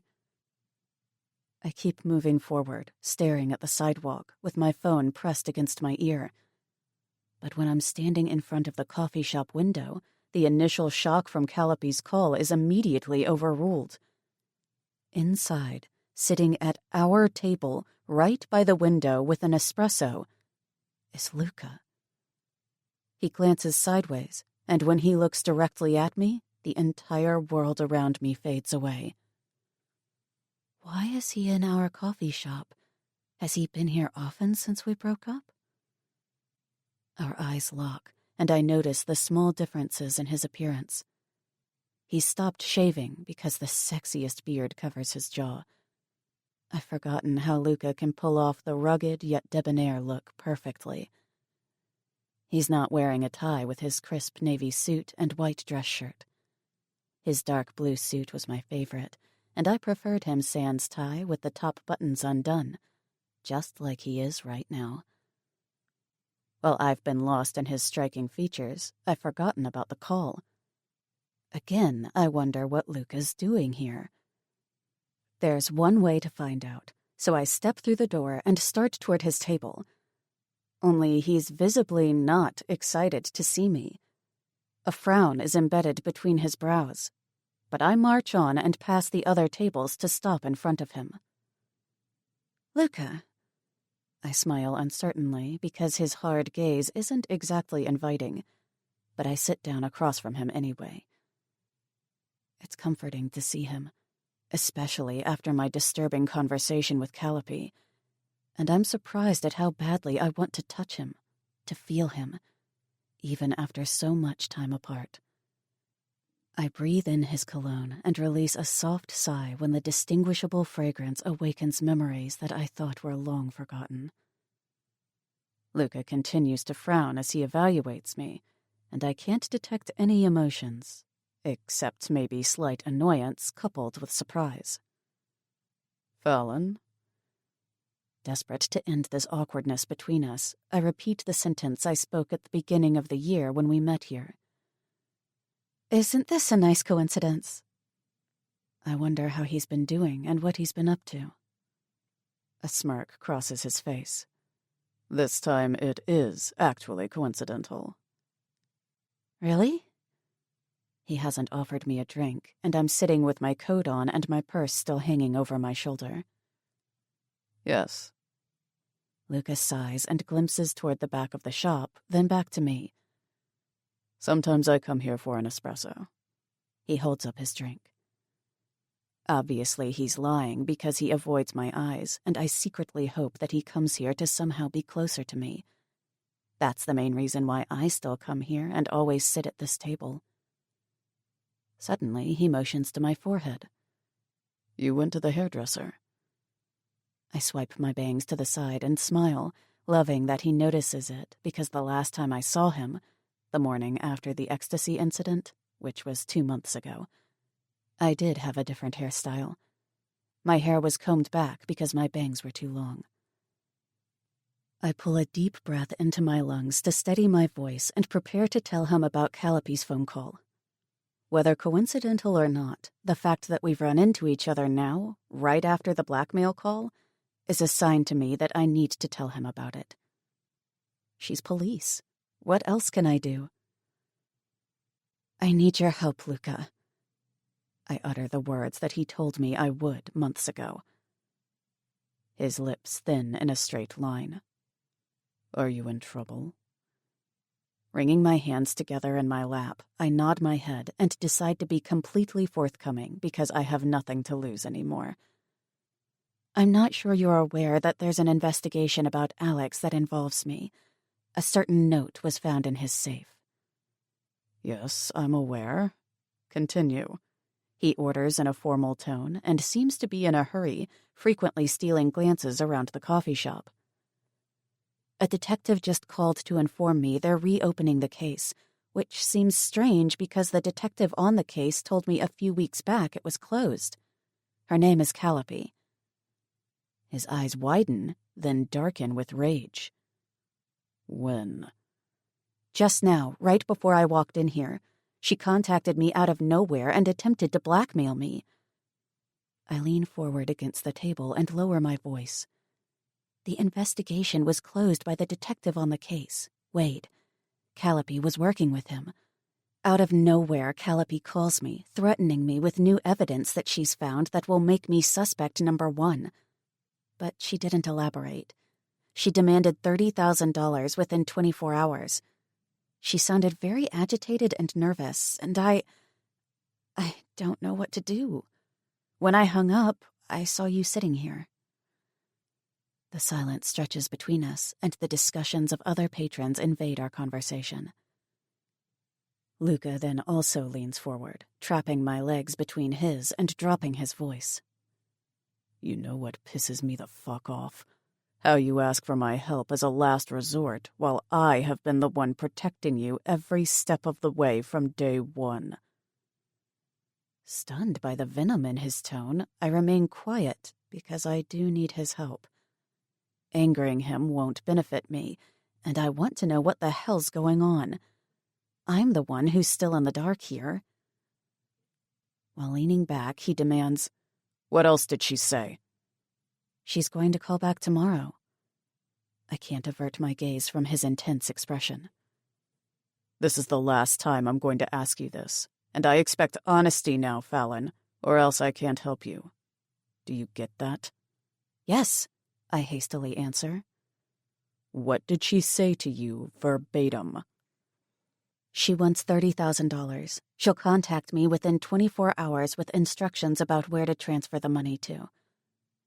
I pause and keep our stare locked. She mentioned you, Luca, so you also need to be honest. What's going on here? Did Alex write the note? Or did you or someone else from the Syndicate? Or is she somehow involved? Has this got anything to do with me, or is she some psycho ex-lover of yours? I haven't told you before now because I had no idea who wrote the note. And Wade gave me a false sense of security when he said the case was closed. He runs his fingers over his beard. She wrote the note. I didn't do anything with her while I was with you. She and I happened long before I met you. Well, my instinct was right. The moment she mentioned Demiliano with spite, I knew she was the one behind this, and not Luca or the Syndicate. Did you know from the start about the note? No, I found out about it 2 weeks after Alex's death. Was my unwillingness to divulge anything to you the reason why you've changed so much toward me? I ask as his hand is resting on the table, and I'm dying to touch him. Partly. I meant it when I said that it gutted me when you cut me out of your life. I blow out a soft breath. I was confused then. I'm still confused, but I finally started living my life again. You should have talked to me. He gulps heavily, betraying that his cool composure is just a facade. Even though we're not sitting far from each other, the distance between us is greater than ever. Where we used to always be comfortable with one another, we're both extremely ill at ease at the moment. I realize that now, in hindsight, I admit. Can you help me? Yes. His stare holds a taunting, I told you I would. How? I retort, hating that he's still being vague. She won't bother you anymore. I'll take care of the note and her. Was that all? Is he trying to get rid of me? I nod my head. Good. If she calls you again, or if anything happens, you contact me immediately. Capito? Understand? This is an easy one. I already understood simple Italian words and phrases when we dated. Si. Yes. And at last I'm greeted by a widening grin, and I wink at him. His hand balls into a fist, making me think he's also fighting his emotions. Neither of us breaks eye contact, and I can feel a pull building between us. This is the first real, open conversation we've had since the summer, since I was kidnapped, and it fuels the longing I still have for Luca. Flashes of our last time together in the bathroom of Cocktails and Heels send tingles straight to my lower stomach. Then I remember to ask about Camilla. How's Camilla? His face freezes in lines of tension that harden almost imperceptibly. None of your business. The mention of her turns him cold. Why? I've gotten a lot of answers today, but I still need to find out about Camilla. Please, I need to know if she's okay. I can't answer that. She's missing. What? How? I whisper shout and shoot the customer at the next table an apologetic look when her head whips toward my elevated voice. Luca releases an irritated breath. Calm down. We simply fired her and then she disappeared. We don't know where she is. You haven't talked to her? No, I swear, but she crosses my mind often because it's impossible to find any semblance of peace until I know she's okay. I'm tempted to tell him how much I miss him, but his distant behavior is setting all kinds of alarm bells off. I don't get the chance to speak my mind because a shadow falls over our table, and Luca hurriedly releases my legs, which were still trapped between his. My head turns to a waitress with her coat hanging off her arm and bag dangling from her hand. Her attention is focused on Luca, and his on her. My mouth drops open slightly as realization dawns on me that he wasn't here to reminisce about our past, but for her. It's the same waitress that was always flirting with him when we were here together, and the scowl she used to give me has turned into a full-blown glare today. Blinking repeatedly to hide my whirling emotions, I catch Luca's eyes, and I'm confronted with his despondent silence while he avoids looking at me. Are you ready? She asks in an annoyingly sweet and innocent tone and rests her hand on his shoulder as my glower is fixed on Luca's face. He moves away from her touch, and I've never seen him this uncomfortable. If I thought the situation was awkward before, I think both of us really want to vanish into thin air at this point. The waitress ignores the tension between us and takes a step toward the exit. "I'll be right there," he murmurs to her. She gives me an indignant look before turning on her heel and waiting at the door for Luca. He opens his mouth to say something, then shuts it while I'm pursing my lips together to hold in my tears from seeing him with another woman. They're going on a date. It never occurred to me that he would be dating again. Now I understand how he felt after seeing me with Evan. He shakes his head slowly and rises while I keep my attention straight ahead on his espresso cup. "I'll let you know when Calliope's handled." I look up through my lashes and attempt to form a smile. "Thank you." And I quickly concentrate on the cup as his eyes burn holes into me. He stands there without moving a muscle, and I muster up all my courage to say what I'm feeling. Jealousy always creeps up when you don't want it to. Even though I have no right to request this because I ended it with him, I can't hold it in. "Luca, don't go with her," I plead while the woman waits in the doorway for him. Indecision sweeps over his appearance as he peers down at me, and then all the sorrow, love, and regret of the past months blister to the surface. Just when I'm hopeful to recognize a hint of my Luca, he blinks and his eyes turn unrecognizably cold. I don't know how long he watches me, clenching his jaw, but without saying a word, he ultimately turns and joins her. He chooses her and walks out the door. Don't cry. I close my eyes tightly while his rejection stabs my heart, and a few tears stream down my cheeks. Wiping them away with the back of my hand, I leave the coffee shop as well, stepping out in the other direction. That's where life has taken us, in 2 different directions. He's moved on without me because I could never accept his world. He's moved on while I'm still stuck with an irreparably broken heart.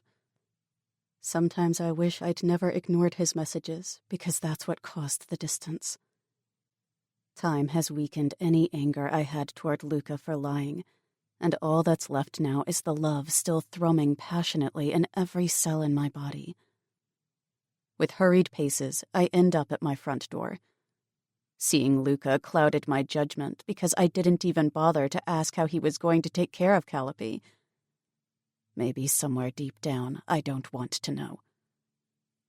I let misplaced jealousy overrule my thoughts, and I honestly can't blame him for rejecting me after I've slammed the door on us so many times before.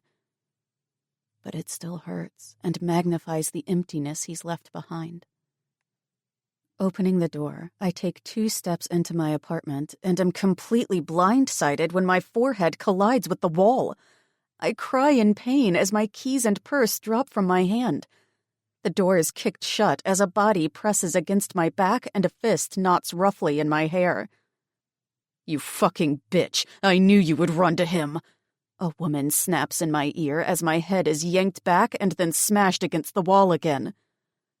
A burning ache spreads out from my nose, and warm liquid gushes over my lips and chin. I'm bleeding. Completely disoriented, I try to crane my neck, but the pain throbbing in my head prevents any movement. However, I don't need to see to confirm it's Calliope. How did she get in? Did you 2 plan this? It's very convenient that he was right inside the coffee shop, wasn't it? Because of that asshole, I can't live my life anymore. Fuck, I'm being set up, she yells, more to herself through her ragged breathing. He isn't untouchable, you know.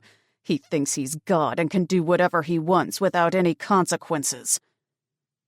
Calliope must have been watching me when she called. During her mad tirade, her unyielding grasp in my hair loosens, and I push off the wall with all my strength, sending us flying backward and tumbling onto the ground, missing the coffee table by inches. She recovers far easier than I do and rolls on top of me, spitting in my face as she continues her rant. What the fuck am I supposed to do now? My double vision clears slightly, and I can see that Calliope has obviously been beaten. Her face and neck are covered in bruises and nasty cuts. On instinct, I dig my nails into the wounds on her neck to inflict the most pain. Ah, fuck! She spasms in agony, and I take the opportunity to propel her off me. I brace the table and try to stand, but I'm still dizzy, and my legs sway as I blink frantically to clear my eyesight.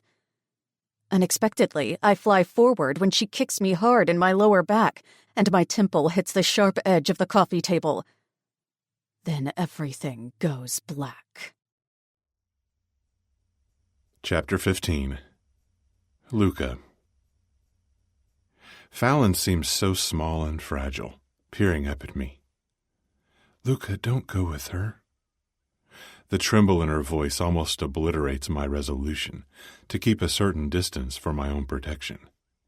She has no idea how fucking much I miss her.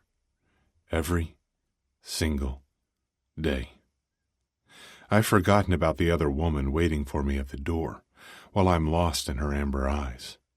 I visited the coffee shop 3 times over the past 4 months, because it gives me comfort to be here, where our relationship began. And of course, I run into Fallon on the one day that I wish I wouldn't. Brenda asked me out again today, and taking Adriano's advice to date, to live a little again, I finally agreed. However, it's gutting me to witness the hurt stemming from Fallon's body now. Her body that has changed. Her hips are curvier, and her cheeks are fuller, adding even more beauty to her already stunning appearance. I always thought that this moment, when she confides in me and asks directly for help, would be more satisfying. Instead, it's merely solidifying the wedge between us. We hadn't had any contact for an excruciatingly long 2 months. But as long as I knew she was doing well, I could go on with my life.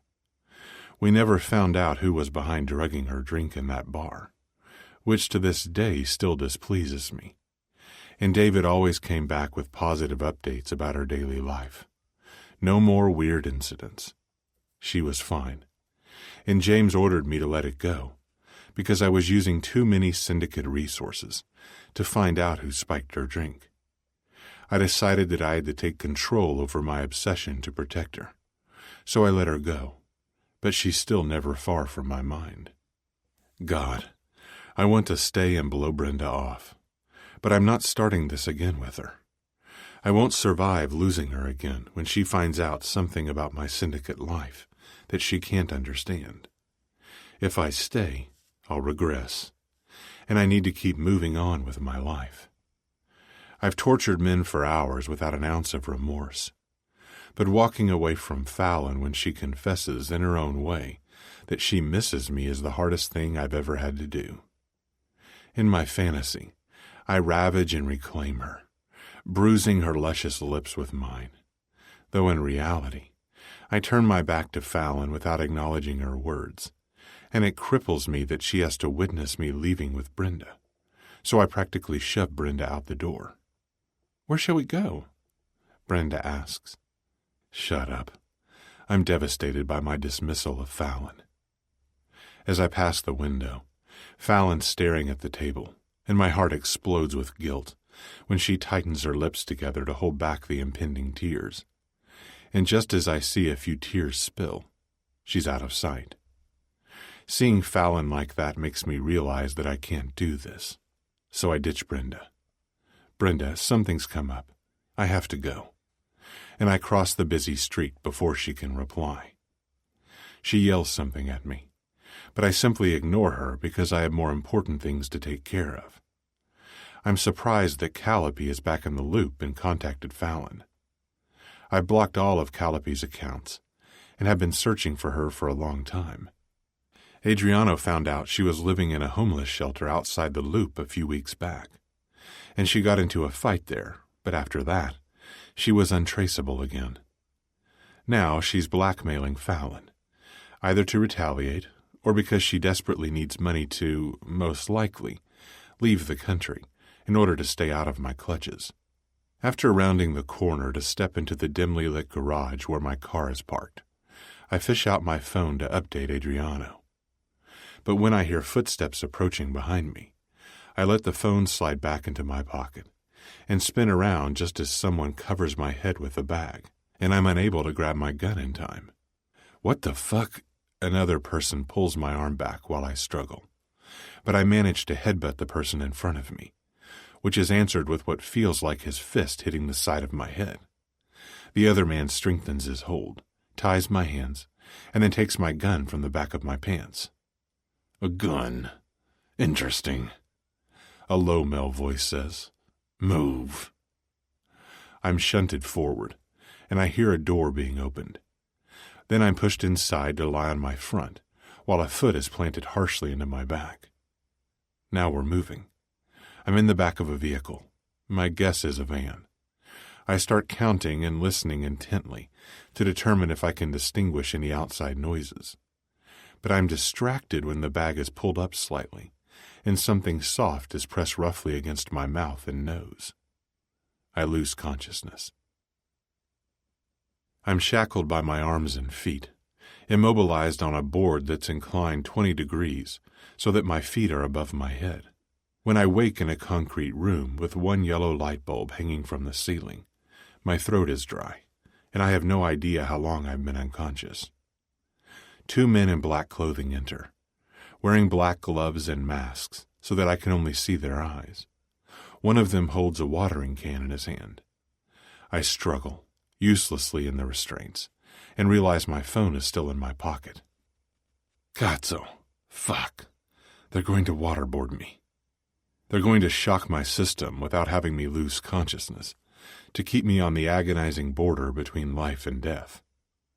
For the first time in years, I panic when water is poured onto my inclined face by the man to my left, so that it runs into my upturned mouth and nose. As I cough and try to blow it out, the other person covers my mouth with cling wrap to keep the water trapped inside.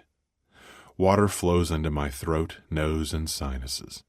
However, my lungs don't fill up because my chest is elevated above my head and neck to prevent suffocation. But I do feel my breathing passages drowning from the inside, causing extreme pain. The unbearable sensation of drowning causes my entire body to convulse in the restraints, almost breaking my bones in the process. It lasts a few seconds, but those few seconds tick by excruciatingly slowly. And then he stops. Through my irregular breathing and teary eyes, it takes me a moment to grasp that the water has stopped hitting my face. The same gruff voice from the parking garage speaks, and he leans in close enough for me to determine his eyes are dark blue. Who are you? He removes the plastic that covers my mouth, and I gurgle the water out, wheezing and coughing. I'm absolutely confounded by his simple question. These two definitely don't know whom they're up against. Luca, I answer, without looking away, and I spot a silver cross pendant that I've seen before around his neck. The necklace was tucked inside his collar, but falls out as he leans in more. Who are you to Fallon Michaels? Fallon? I thought this was Syndicate related. Why the interest in Fallon? Who the fuck are you? I counter furiously through my ragged breaths. That's what I'm wondering about you. You're more than an entrepreneur, DiMiliano. So it is Syndicate related, but also tied to Fallon. Fucking great. I grin and stay silent just to taunt him a little, and it works. Through his tight mask, I can see his jaw clenching in irritation. Then they start again. He pours water onto my face, over my breathing passages, triggering the almost immediate gag reflex for a second time. This time, they stop sooner and both leave my side. In my bewildered and unbalanced state, I see them standing in the doorway, whispering frenziedly. I'm coughing constantly. My throat is killing me and my bones ache to the core. Yet I suppress the cough long enough to eavesdrop on their last words. Go now. They disappear from the doorway, and I breathe a sigh of relief that the horrendous torture I just experienced has ended. I force myself to keep my eyes open, to try to stay as alert as possible. I've stopped struggling against the restraints because the skin on my wrist is broken, and I can feel the blood trickling down my hands. Adriano will find me soon, although I have no idea what time it is or how long I was unconscious when they took me. I need to stay positive. These men weren't smart enough to confiscate and destroy my phone, and I pressed call before I let it slip back into my pocket in the garage. So I'm hoping Adriano heard the commotion and is tracking my phone. I hear the footsteps of several men approaching. Fuck. Don't let them be coming back. I'll go crazy after a third round. A shadow holding a gun blocks the doorway and closes the distance while scanning the room quickly. Luca, fuck! Adriano instantly removes the shackles as Damien enters the room. Everything's clear, Damien tells Adriano, and they flank me to help me up. Adriano. I cover my mouth with my fist while still coughing, and I'm extremely exhausted. Who are they? I don't know. 2 men escaped. My priority was to get to you first. I nod, still unable to control my irregular breathing. Get me out of here. Where is here, by the way? Industrial area outside the loop. Adriana replies. How long was I gone? 3 hours. It's around 8. He informs me. Take me home and call Doc. The doctor is already at the Black Hall when Adriano and I arrive. Damien stayed behind at the industrial area to do some investigating. As I lie on my back on the couch, the doctor examines me. Open? He directs his light down my throat after I open my mouth. What did they do to you, Luca? Waterboarding. Doc flinches. Fuck. That's torture that often traumatizes victims for years. That's true, but we're trained to have a powerful mind. It won't affect me. Hopefully not. But if you start to experience irrational fears, you have to tell me, he orders, in his kind professional tone. I will. As far as I can see without performing a scan, you're fine. Here's some ibuprofen for the sore muscles you're going to have. Thank God they didn't have time for a third round because they would have flipped me. I could barely handle it twice, I say, addressing Adriano, who's standing in front of the window. Exhaustion clouds his face. How could they have captured you so easily, Luca? I wasn't drinking. I defend to my friend and sit up as Doc places his materials back in his leather bag. This was all planned by Calliope, I think. I happened to run into Fallon today, and she told me that Calliope's blackmailing her. Thanks, I say to the doctor, when he hands me some cream, which works like magic to reduce bruising and swelling within hours, for my wrists. Adriano's eyes narrow in doubt.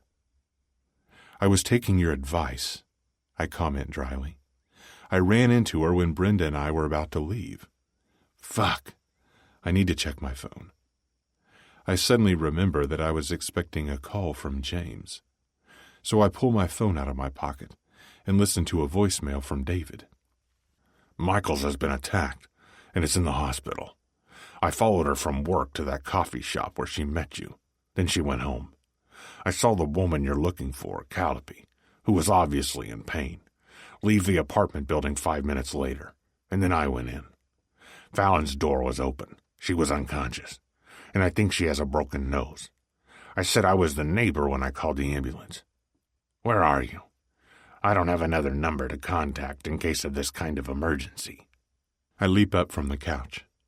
Fallon was attacked by Calliope. She's in the hospital. I have to go. Dr. Calderon stops me by my arm. I'll drive you. I have to go to the hospital anyway. I point my finger to Adriano.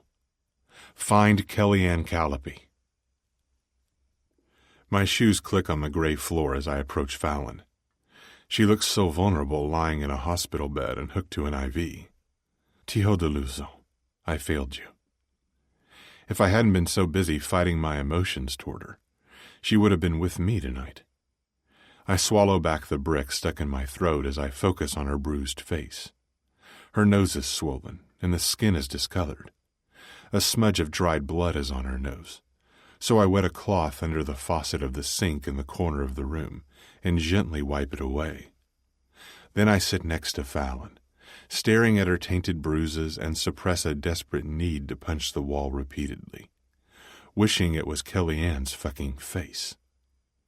Doc joins me and speaks while he reads her chart, lifting pages. Her pain medication will keep her asleep for a couple of hours. No broken nose, no permanent damage, but she has a minor head injury. Can you take her over as a patient? I trace my fingers over hers. Already did that. Thanks, Doc. Keep me updated if there's any change in her condition. No problem. You need to rest too, Luca. Give your system time to heal after the shock of waterboarding, which can have negative long-term effects.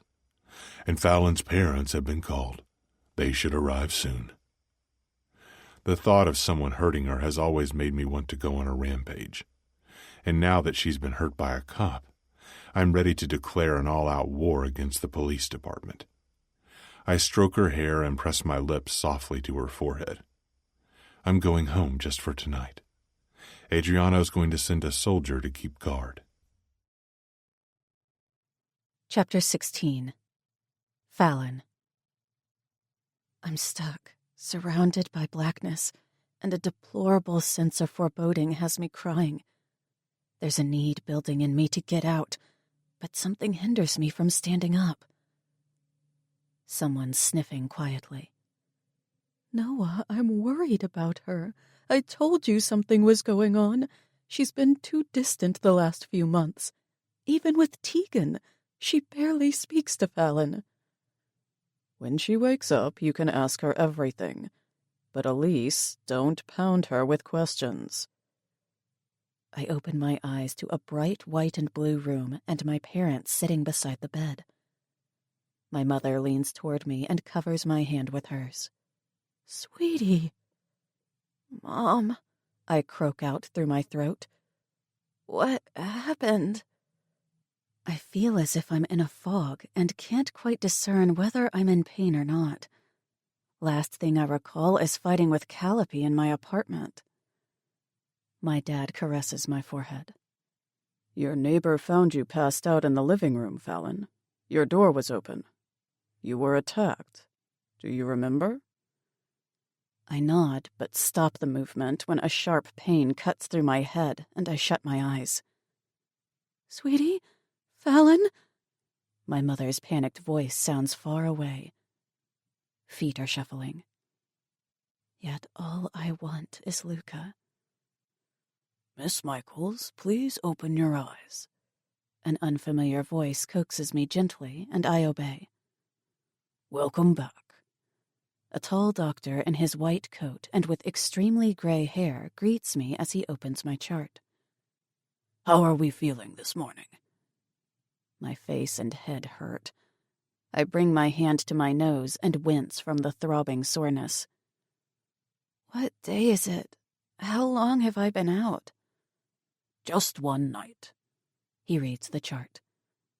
My mother, who has a tendency to want every answer instantly, interjects, Tell him how you're feeling, Fallon.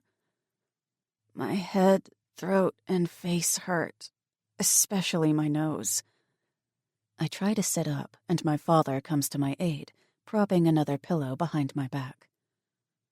The doctor's name tag reads Dr. Calderon, and my eyes widen because Calderon is James's surname, Luca's boss. The doctor notices my reaction to his name and quickly continues. The pain will subside soon. I had to insert an oral airway to facilitate suctioning because you were found unconscious. That's why your throat might feel sore. And I have you hooked to the IV for fluids and to administer your pain medications. You don't have a nasal fracture, but you do have a mild head injury. We've ruled out a neck injury, but I would like to keep you here for a couple of hours. If you experience repeated vomiting, worsening headache, dizziness, or weakness or numbness in your arms or legs, or if signs of basilar skull fracture develop, you'll have to stay overnight. Okay. I sigh, relieved that I have only minor injuries.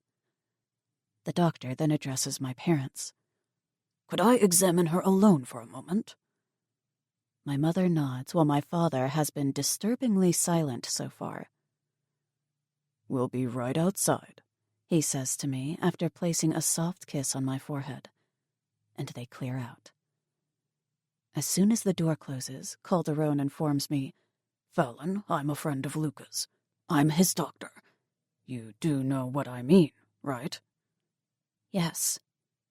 He's a Syndicate doctor. He's Mafia, Cosa Nostra. They're everywhere among us normal people, apparently. You'll be fine. I'm only keeping you here because Luca wants you to be protected today and not home alone. But I won't be home alone because my parents are here.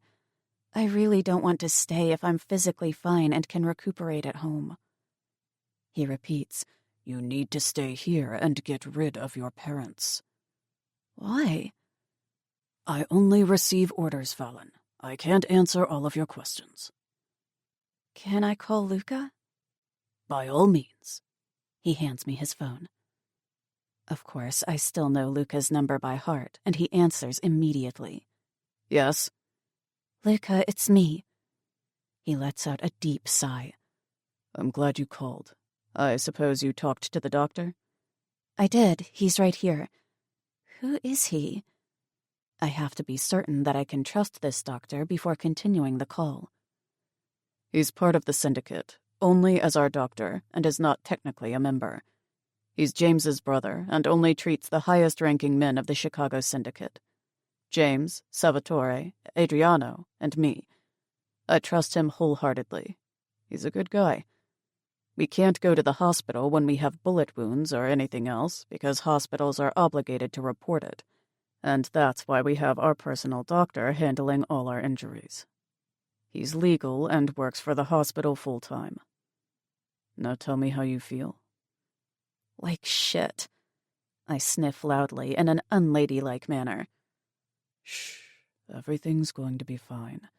But I need you to talk your parents into going back to Lake Forest.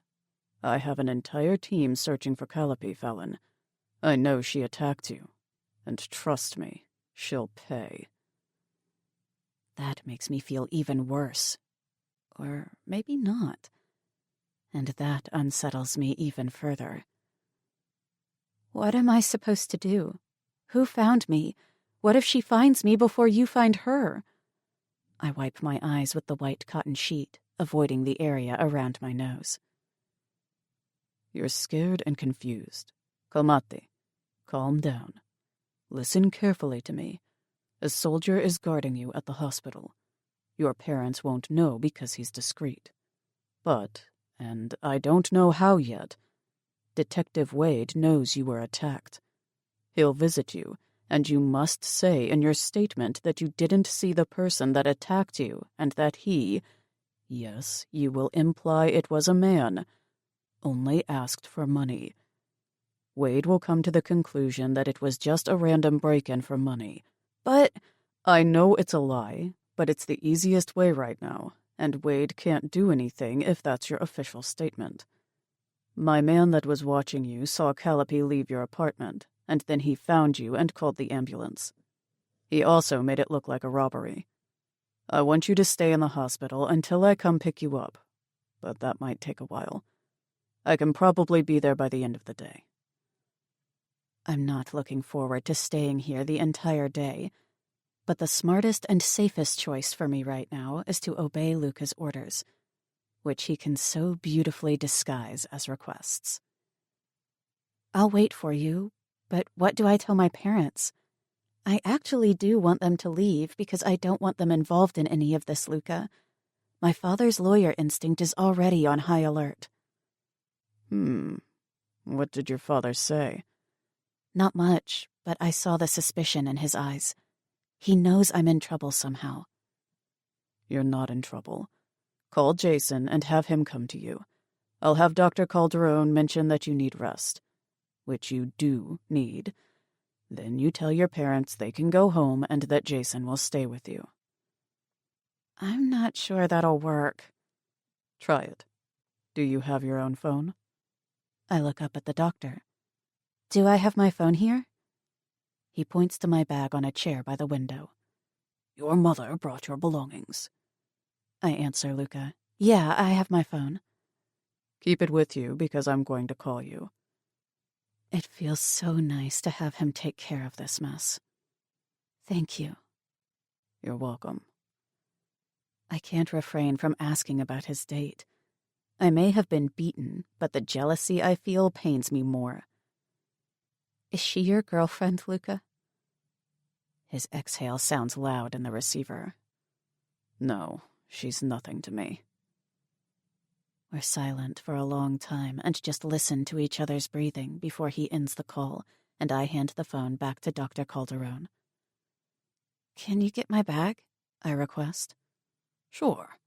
He gives it to me. You need to rest now, Fallon. I will. I just need to make one call, and then we need to convince my parents to leave this place. An hour later, the same people from this morning, including Jason, surround my bed. Everyone's listening to the doctor speak. I want you to do nothing but rest for a week. Jason, as instructed by me, tries to lighten the situation. So she's fine, just needs some rest. We can do that. His lips curl up. My father offers, She can come home with us. Doctor, thank you. I'm glad to hear she's fine physically. My father then says to Jason, But I'm a little concerned about this robbery at her place. Of course, my mom agrees. Before I can, Jason replies, Noah, it's also happened in my apartment building. She's having new locks installed this afternoon, and I really think Fallon wants to go home. He looks at me. All I'll be doing is sleeping. I feel bad that you have to hang out around here. You can go and I'll rest at home. You're my child, my mom points out indignantly. We're not leaving you right now, Fallon. I blow out air through my mouth, causing my nose to sting, and I grimace, which intensifies the pain. Okay, sorry, Mom. She means well, and I'm hoping they'll leave anyway after they see I'm asleep the entire time. My dad's eyes thin at me, and I'm kind of dreading the moment when we'll be alone and he'll be firing his questions at me. But thankfully, it doesn't come to that, because I'm indeed knocked out for the rest of the morning and afternoon due to the pain medicine. When visiting hours end that night, Luca hasn't arrived, so Dr. Calderon comes to my aid.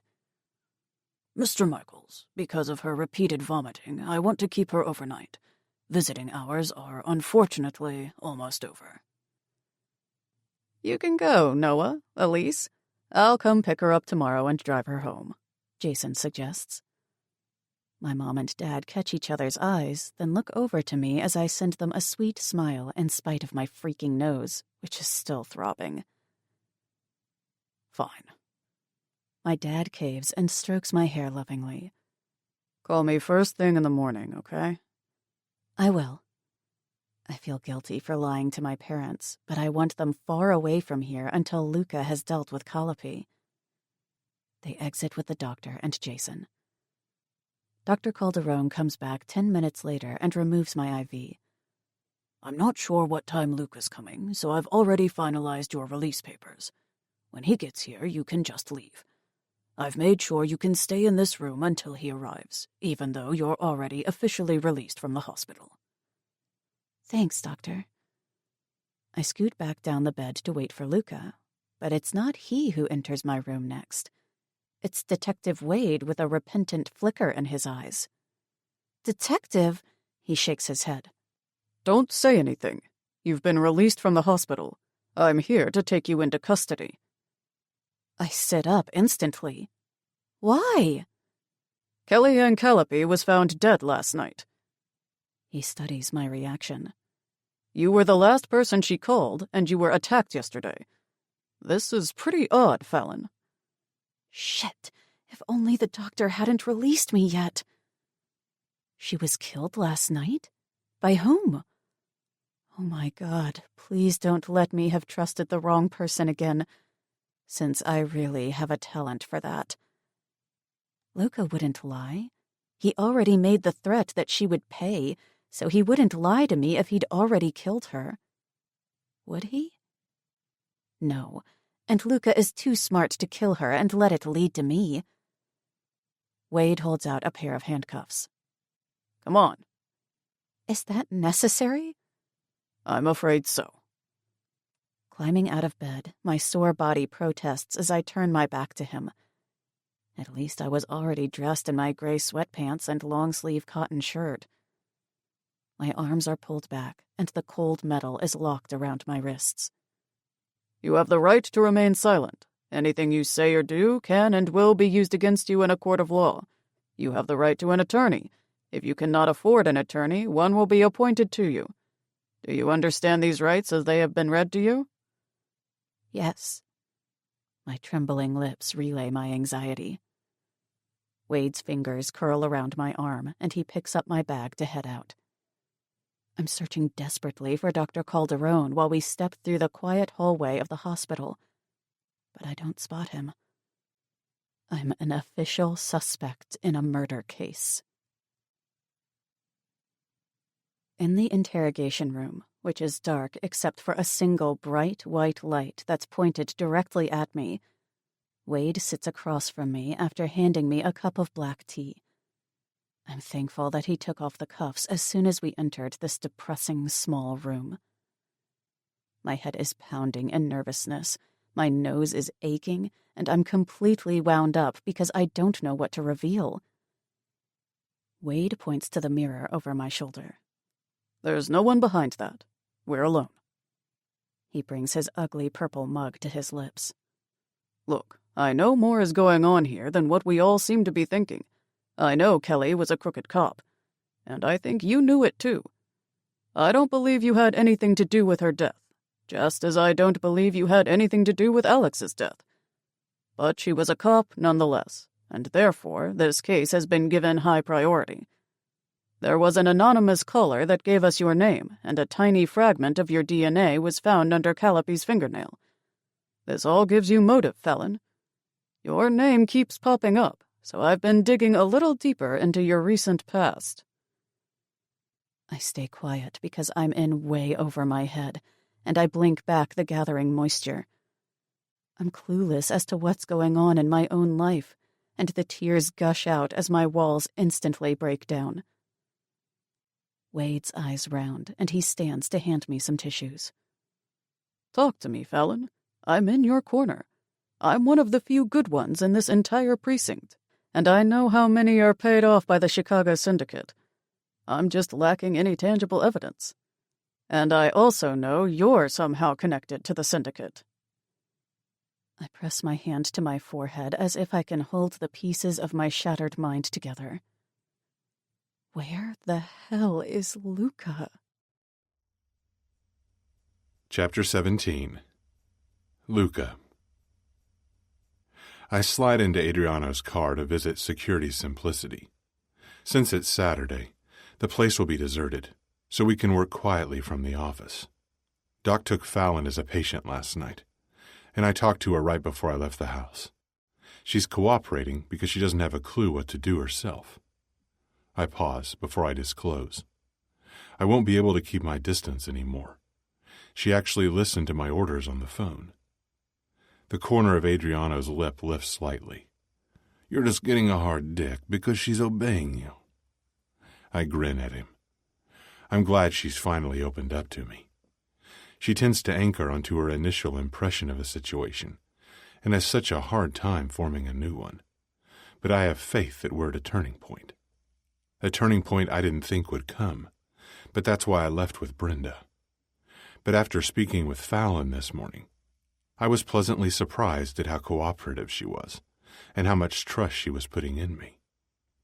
Even after all these months, the need to protect her hasn't diminished, I add. It's only intensified, and seeing her hurt makes me want to kill someone. After work, I'm off to the hospital. Shaking his head, Adriano switches lanes and maneuvers through traffic easily. You can't. We have to attend the conversion gala. Gala? I hate those events with all the pretentious wealthy people. I try to avoid them whenever possible. Seriously, do you ever read the emails our director send us? I laugh. No, I have you for that. Fuck you. Adriano throws back. I'm not going alone. Did I just completely forget? Apparently, because I did inform you weeks ago. The company has run a successful conversion program for a bank, where they converted historic data from one administrative system to another new system. The new system for which we built the security software. The gala is huge. Our directors are giving a speech, and we need to attend because we haven't shown our faces at a public event in a long time. Bringing my fist to my mouth, I cough before agreeing. True fuck. I was planning to go to Fallon right after we finished at the office. Why the hell's it called a gala anyway? I don't know. They want to be fancy? He chuckles loudly. Enough about the gala. Tell me you're close to finding Calliope. We're not, but 2 teams are looking for her. She can't be far. I expect our best soldiers to be on this until she's found, I demand. They've been instructed. He checks his rearview mirror and turns the steering wheel. By the way, how do you feel? Doc seemed pretty worried about the waterboarding incident last night. I feel as normal as every other day. Only my throat is a little sore. I'm used to having bruises anyway. In our syndicate life, we've had broken bones, lacerations, bruises, and even a few bullet wounds. But it's of utter importance to hide it from the outside world. And an entrepreneur in an expensive clean-cut suit is the most perfect, yet simplest disguise. Our society likes to label people, put everyone in a tidy box. Looks can create an entire identity. It's what the entertainment industry is built on, and it's what the Syndicate has adopted. I forgot to tell you that the man holding the water can slipped up because I noticed a pendant hanging slightly off his black collar, I say.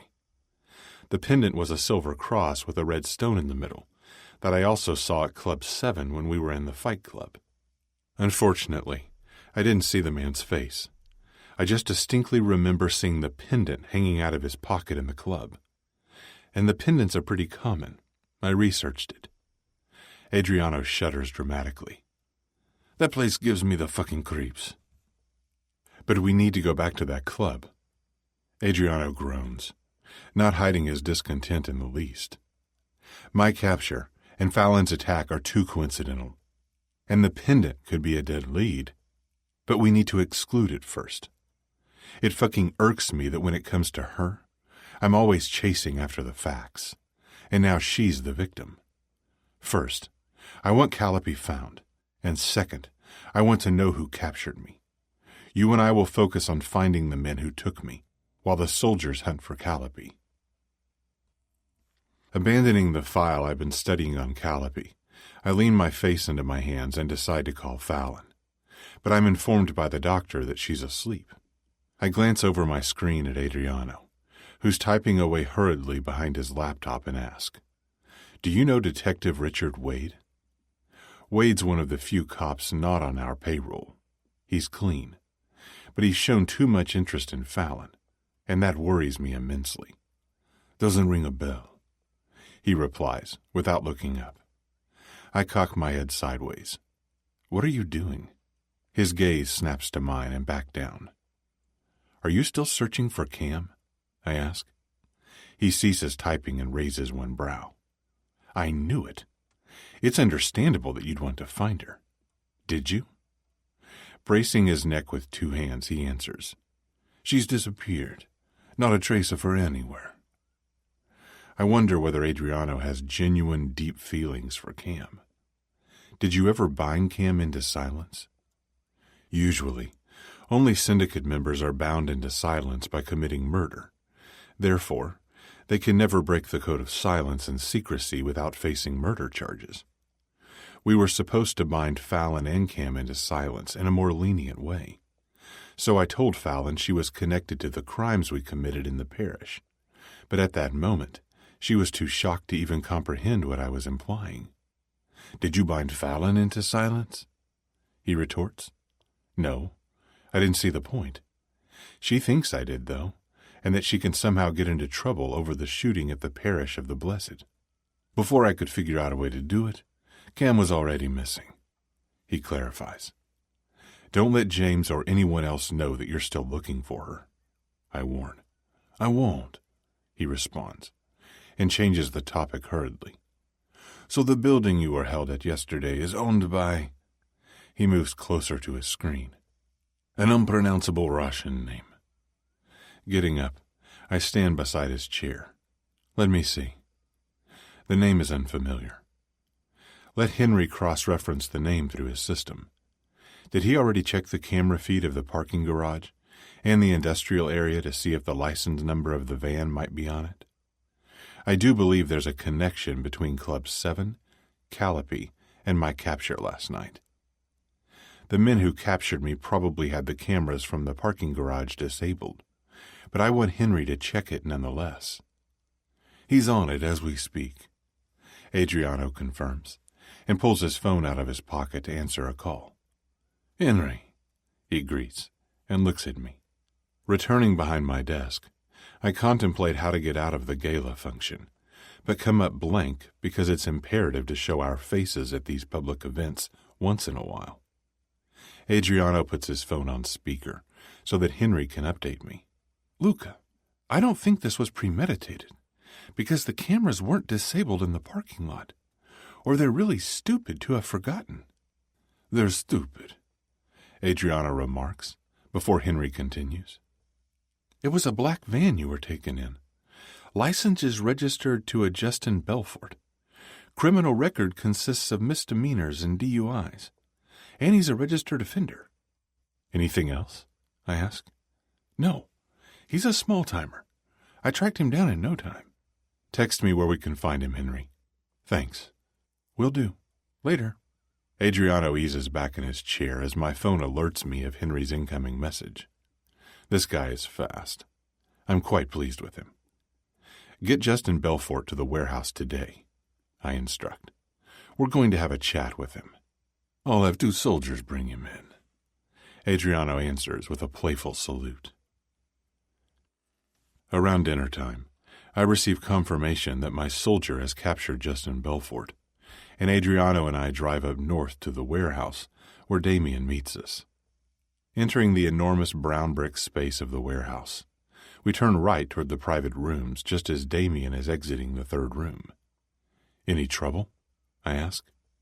Damien shakes his head in denial. He was found easily, and I drugged him, but he's conscious now. Adriano orders Damien. Stay at the door. Where's the 2nd soldier? He had a money pickup in Lake Forest. He needs to come back here when he's finished, Adriano commands. I need 2 soldiers to clean up when we're done. Damien nods in understanding as we proceed to the room where Justin is blindfolded and strapped on his back, spread eagle, on a metal table. His head jerks to the sound of the door when I let it fall closed, and Adriano silently moves to him, bringing his mouth close to his ear. Boo! Adriano screams, and Justin startles and yanks at his chains. His panic voice thunders between the brown walls. Where am I? Who are you? You motherfucker! Let me go! I remove my suit jacket and roll up my sleeves slowly, letting him brood in distress while I prepare to get even for him waterboarding me last night. The soles of my shoes echo off the dirty concrete floor. Every one of the private rooms is equipped with diverse tools, neatly stacked in a drawer in the corner. Without speaking, I take out the cutting tool with the sharpest blade and press the point of the knife lightly against the pad of my forefinger, testing the sharpness. Then I cut 2 pieces of duct tape with a pair of scissors. Towering above him at his head, I make my presence known. Justin Belfort. Adriano takes up position at Justin's feet after taking his gun from its holster, arms tucked behind his back. Justin sways his head anxiously from left to right. Who the fuck are you?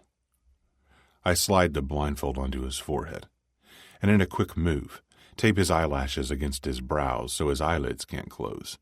What the fuck? His watery blue eyes strain to focus. Digging my fingers into his cheeks to still his head, I bend down so that he sees me up close, upside down. From behind me, I grip the handle of the knife with my left hand and show him the blade. Hello there. I'm the person you so generously waterboarded yesterday, I state in a low voice. The veins in his eyes are becoming darker and clearer as he desperately tries to close them, rattling in his chains and spitting while he protests. What? Fucker. Not so tough now. Why did you take me? I demand to know. I don't know. Before he gets a chance to deny everything, I bring the point of my knife close to his left eye and graze it over the slime of his eyeball, while holding a fierce grip on his cheeks. He screams out in agony, but I haven't cut him. I'm not a patient man.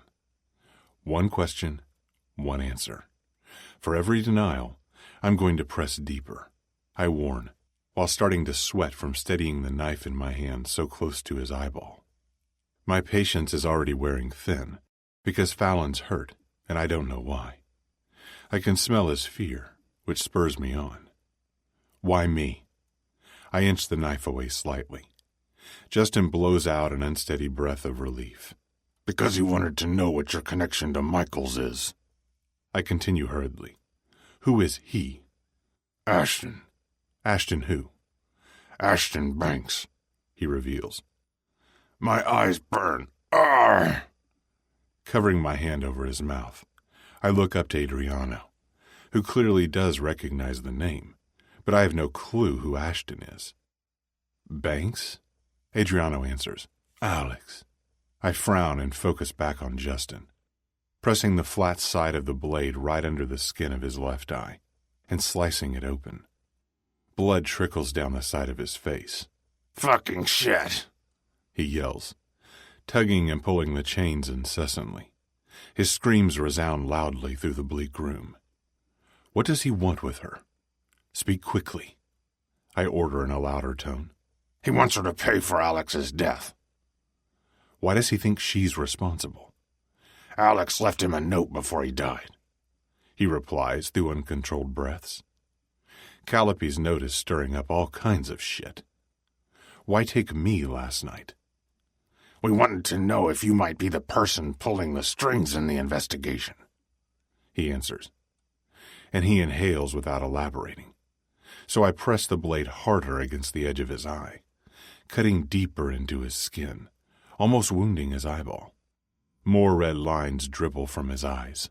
Stop!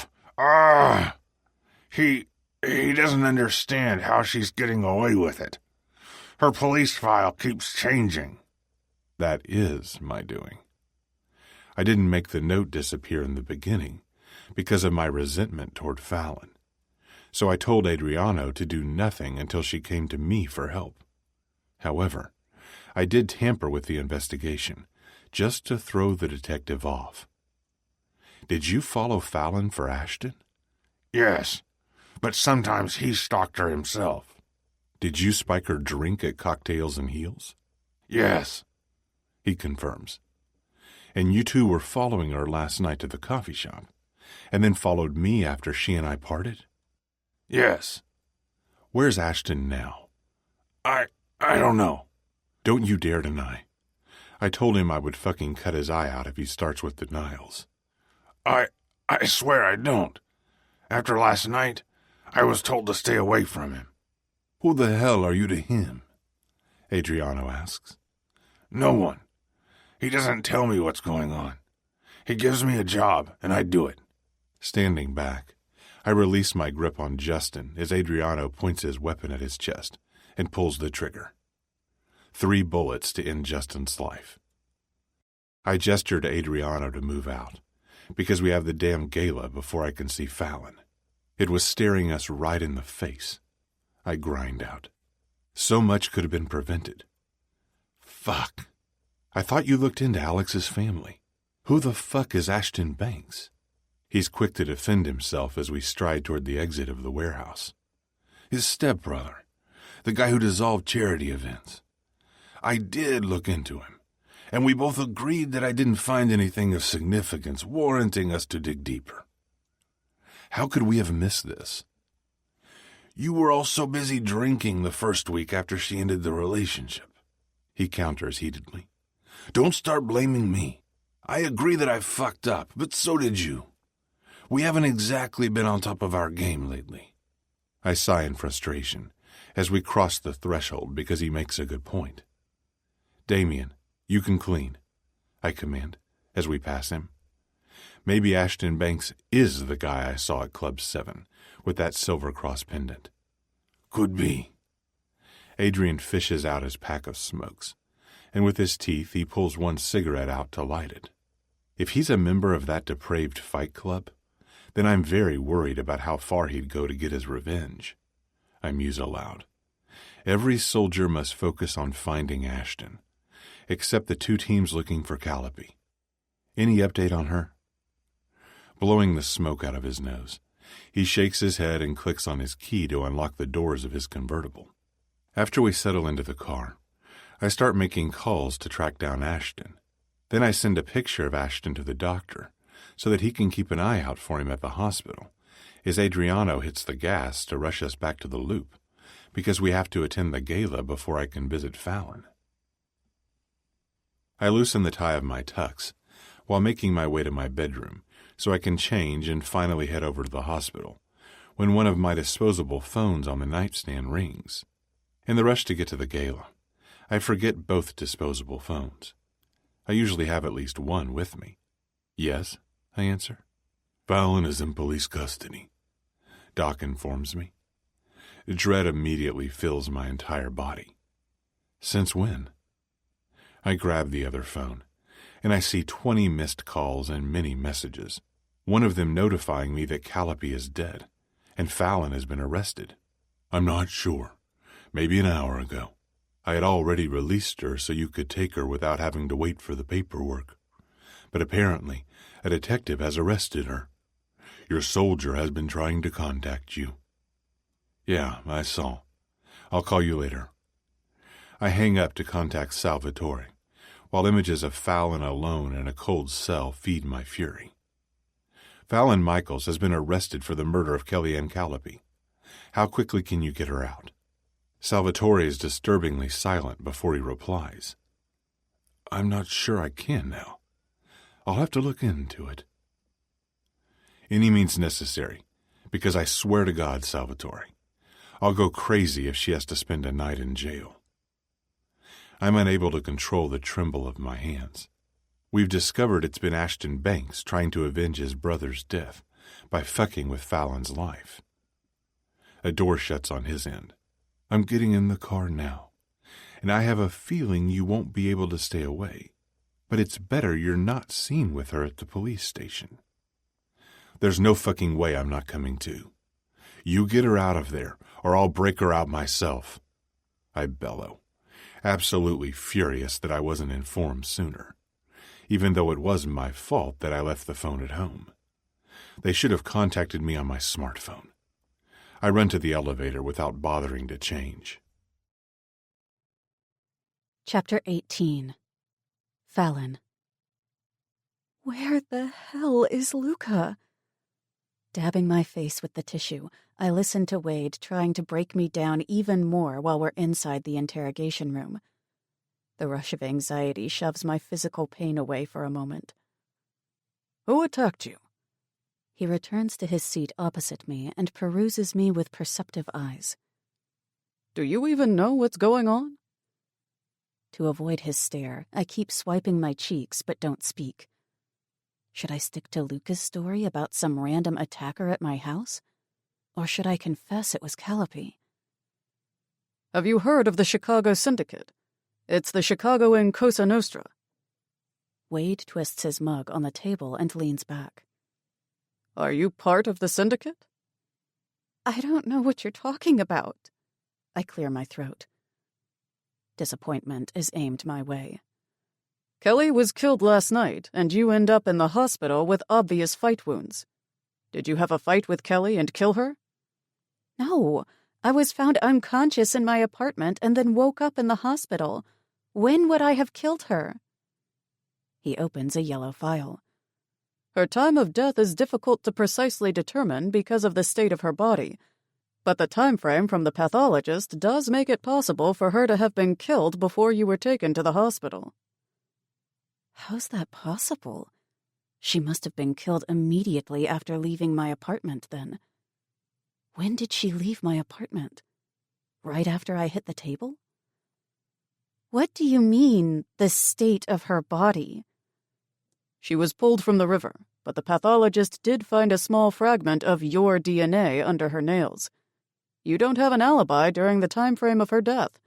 I have to ask these questions, even though I'm fairly certain you didn't kill her.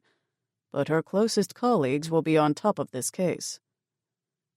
The way he's studying me is unsettling. And it's unknown how many officers are being paid off by the Syndicate, but I think Calliope was working for them. And maybe she betrayed them. My body is beginning to protest, and oh dear God, my nose is throbbing violently now. Don't I get a lawyer? A phone call? What are you going to do, Wade? His lips thin in frustration.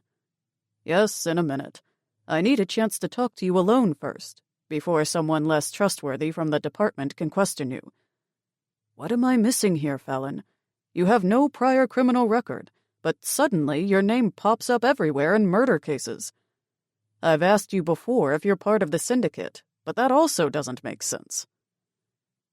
I decide it's time to shut my mouth again while I try to figure out whom to call. My father? No, I don't want him involved. I'll call Luca. He'll come through. He wouldn't have helped me this morning if there weren't still some feelings left. His protectiveness was palpable. Wade's phone interrupts, and he swipes his screen with his forefinger. Fuck! He stands up. I'll be right back. I want my phone call, I quickly state. You'll get it when I get back. He steps out, visibly upset. Can he even do that? Don't I have a right to that call immediately? Leaning forward, I place my elbows on the old, damaged wooden table and drop my head into my hands. Everything is happening so fast that my brain is still trying to catch up, and my distress is reaching its maximum level while I wonder what's keeping Luca. Please don't let me down, and come soon, Luca. After a few minutes, I hear the latch of the door click, so I crane my neck and am met with someone other than Wade. I frown, then recognition dawns on me. I'm looking at Alex's brother, Ashton Banks, the guy who shut down charity events. What the hell is he doing here? He closes the door quietly and paces to me in 2 measured steps, towering over me next to my chair. His eyes are blazing with malicious intent, sending terror waves to my stomach.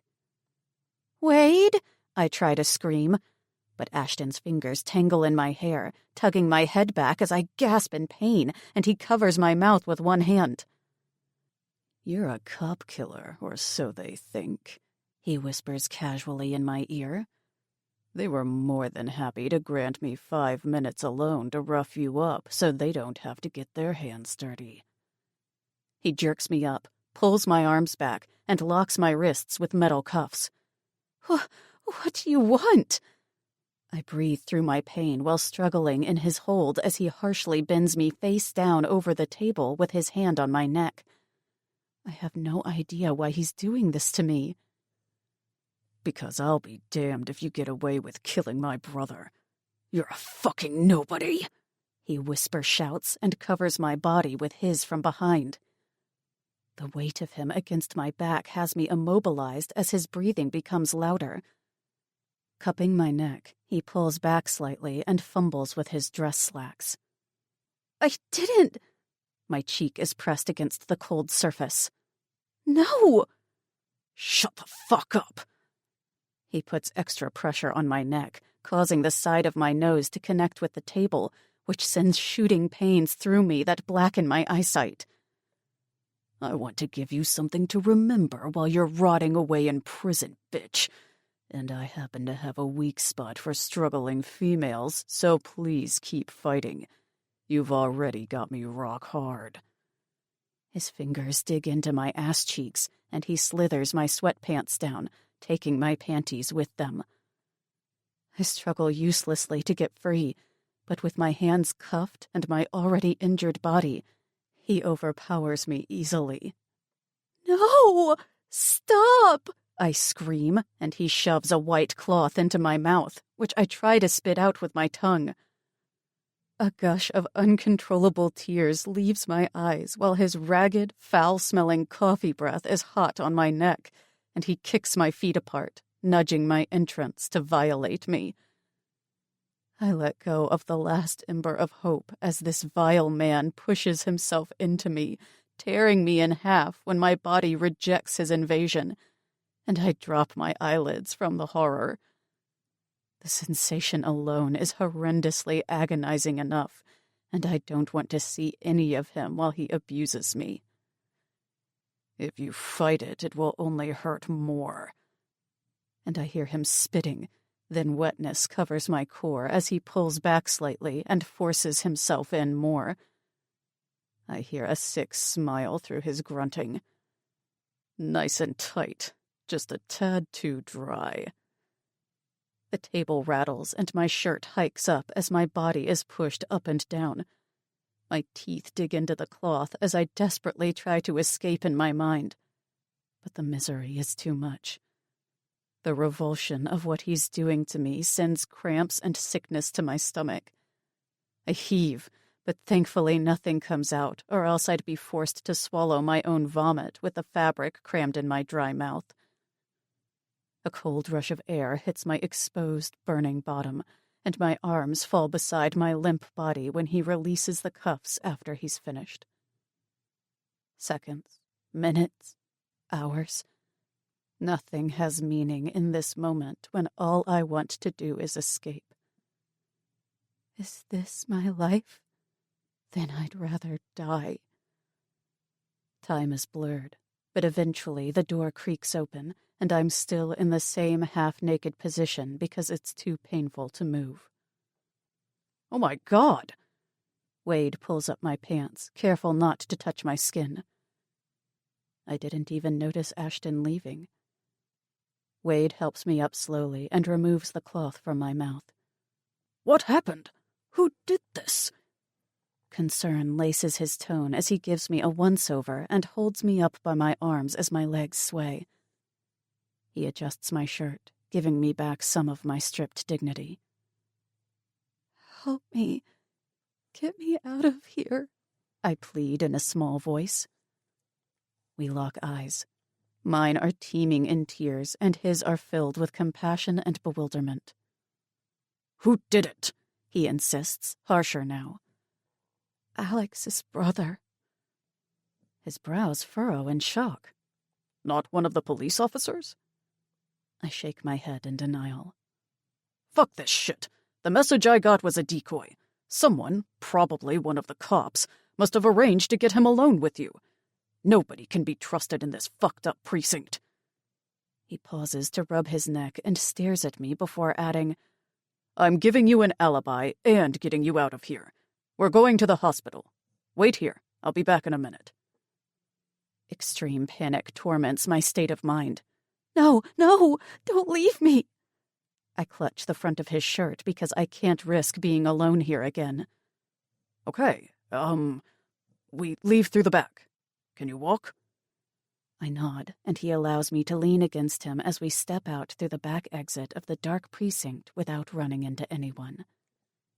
When we reach his car, he helps me into the passenger seat, and we drive to the hospital in silence. I'm dirty. I'm numb.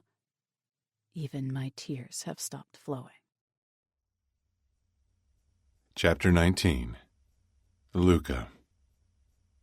I sit in my car, twirling my phone in my hand, as I watch Salvatore enter the precinct from across the street. Hurry up. Anxious prickles run up my spine while I wait for answers. But to my surprise, Salvatore walks back out within 5 minutes, so I jump out and meet him halfway. "And?" I bark, not hiding my discontent. He stops in front of me with obvious irritation carved into his features. She's gone. What? I step forward as a vehicle honks and rushes by me on the road. Salvatore fishes his phone from the inner pocket of his beige jacket. Something's wrong. No detectives were there, just a receptionist who told me that Fallon Michaels wasn't brought in for questioning. Come può essere andata? Che caso sta succedendo qui? How can she be gone? What the fuck is going on here? He brings his phone to his ear but continues to talk to me. I don't know. Salvatore holds up his finger. Doc, was Fallon taken in by a cop? Put him on speaker, I insist, and he does. The doctor answers, I didn't see it, but your soldier said she was cuffed by a detective. The doctor did tell me that earlier. I'll call you later, Salvatore informs him. She must have been here, but it hasn't been registered, or he didn't bring her in, which worries me even more. Was it Wade who arrested her? How the fuck am I supposed to know? I shout as frustration builds, and I plow both hands through my hair, tugging the strands. She's a suspect in a cop murder case. Do you realize how dangerous it is that we've lost her? Of course I do, Luca. Calmara. Calm down. We'll find her. I have a feeling she was brought in. This doesn't make any sense. Groaning, I return to my car. Wait, you're upset. Ride with me, he advises. No. I don't even look back as I cross the street to my vehicle. I need my own car, and if we split up, we can find her sooner. You check this area and keep me posted every second. Growling in annoyance, I yank open the door and connect my phone to the car charger before I race through the darkened streets of the Loop while calling her phone incessantly. But no answer. The most likely scenario is that Wade arrested her. But he's a clean cop, so where did he take her? What could he have done with her? Unease turns my stomach as another scenario enters my mind. What if one of Calliope's other colleagues has her? Cops hate cop killers more than anything, and these cops don't live by innocent until proven guilty. They've already condemned her. Adriano's incoming call rings in my car. I'm going to the hospital, I say, without further explanation, because I know Salvatore must have told Adriano what's going on. I'll go to her house. Or is David still there? He asks. My hands are starting to moisten in rage. Go there. David was off duty because that fucking soldier was keeping guard. I hope to find something at the hospital, but I don't think I will. Be careful. Don't do anything rash in anger. That's easier said than done. Did the soldier give you his description, Doc? I demand to know, as I stride into his immaculate office in the hospital that reeks of disinfectant. He looks up from his computer screen. Marine cut, dark blonde, maybe brown hair, around 30. Probably Wade. I pass his desk to gaze out the window. Did you check the room? Is her bag gone? Did she leave anything? He swivels in his chair. Bag is gone. She didn't leave anything behind. Pinching the bridge of my nose, I turn to face him. Then she has her phone. Why isn't she answering? I'm so out of my element that I don't even know where to begin to look for her. It fucking sucks to be trailing behind the facts, and I hate how this entire situation is spinning out of control. In a compassionate tone, he inquires, Who is she to you? I blow out a puff of air. She's my ex, but she's still everything to me, even after months apart. I can't help coming to her rescue when she needs me. I don't know what I'll do if anything happens to her. My phone rings, and as soon as I answer, Adriano reports. She's home with Wade. They just arrived. Relief fills me, followed by confusion. Is she okay? I don't think so. He's escorting her inside the building. I'm coming now. I finally shed my tux jacket after I park behind Adriano's vehicle, across the street from Fallon's apartment building. As I get out of the car and make my way toward Adriano, I notice that the lights are on in her bedroom. Wade's still inside with her? I ask Adriano. He nods slowly. He was very... how do I say this? Spit it out. I'm already annoyed about this entire night. Very sweet. Adriano explains carefully. What the fuck does that mean? But I realize what he means, and I nearly snarl at him in rage. I want to know what the hell's going on inside that apartment. Marching to the entrance, I realize that I can't use my key. The key I still have because I never gave it back to her, so I push the button next to her name and wait. Patience is not one of my virtues. Yes? Wade answers. It's Luca. I want to see Fallon. She's not up for company. Can she call you tomorrow? No. I'm not leaving until I speak to her. Remind her that I didn't send her away when she came to me, so she can return the favor now. Hold on. What the hell? Are they best friends now? What's she doing in there with Wade? And why is he so protective of her? After several minutes, still nothing. I turn around and twist my hand in the air to let Adriano know that this is becoming a clusterfuck when I'm granted access. Hurriedly, I push through the entrance and ascend the stairs to her already opened front door. Wade welcomes me with an extended hand.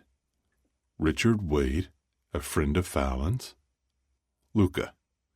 I return the gesture with a firm handshake and peek into the kitchen and down the hall for any signs of her. She's not feeling well, man. Go easy. He indicates towards the bedroom.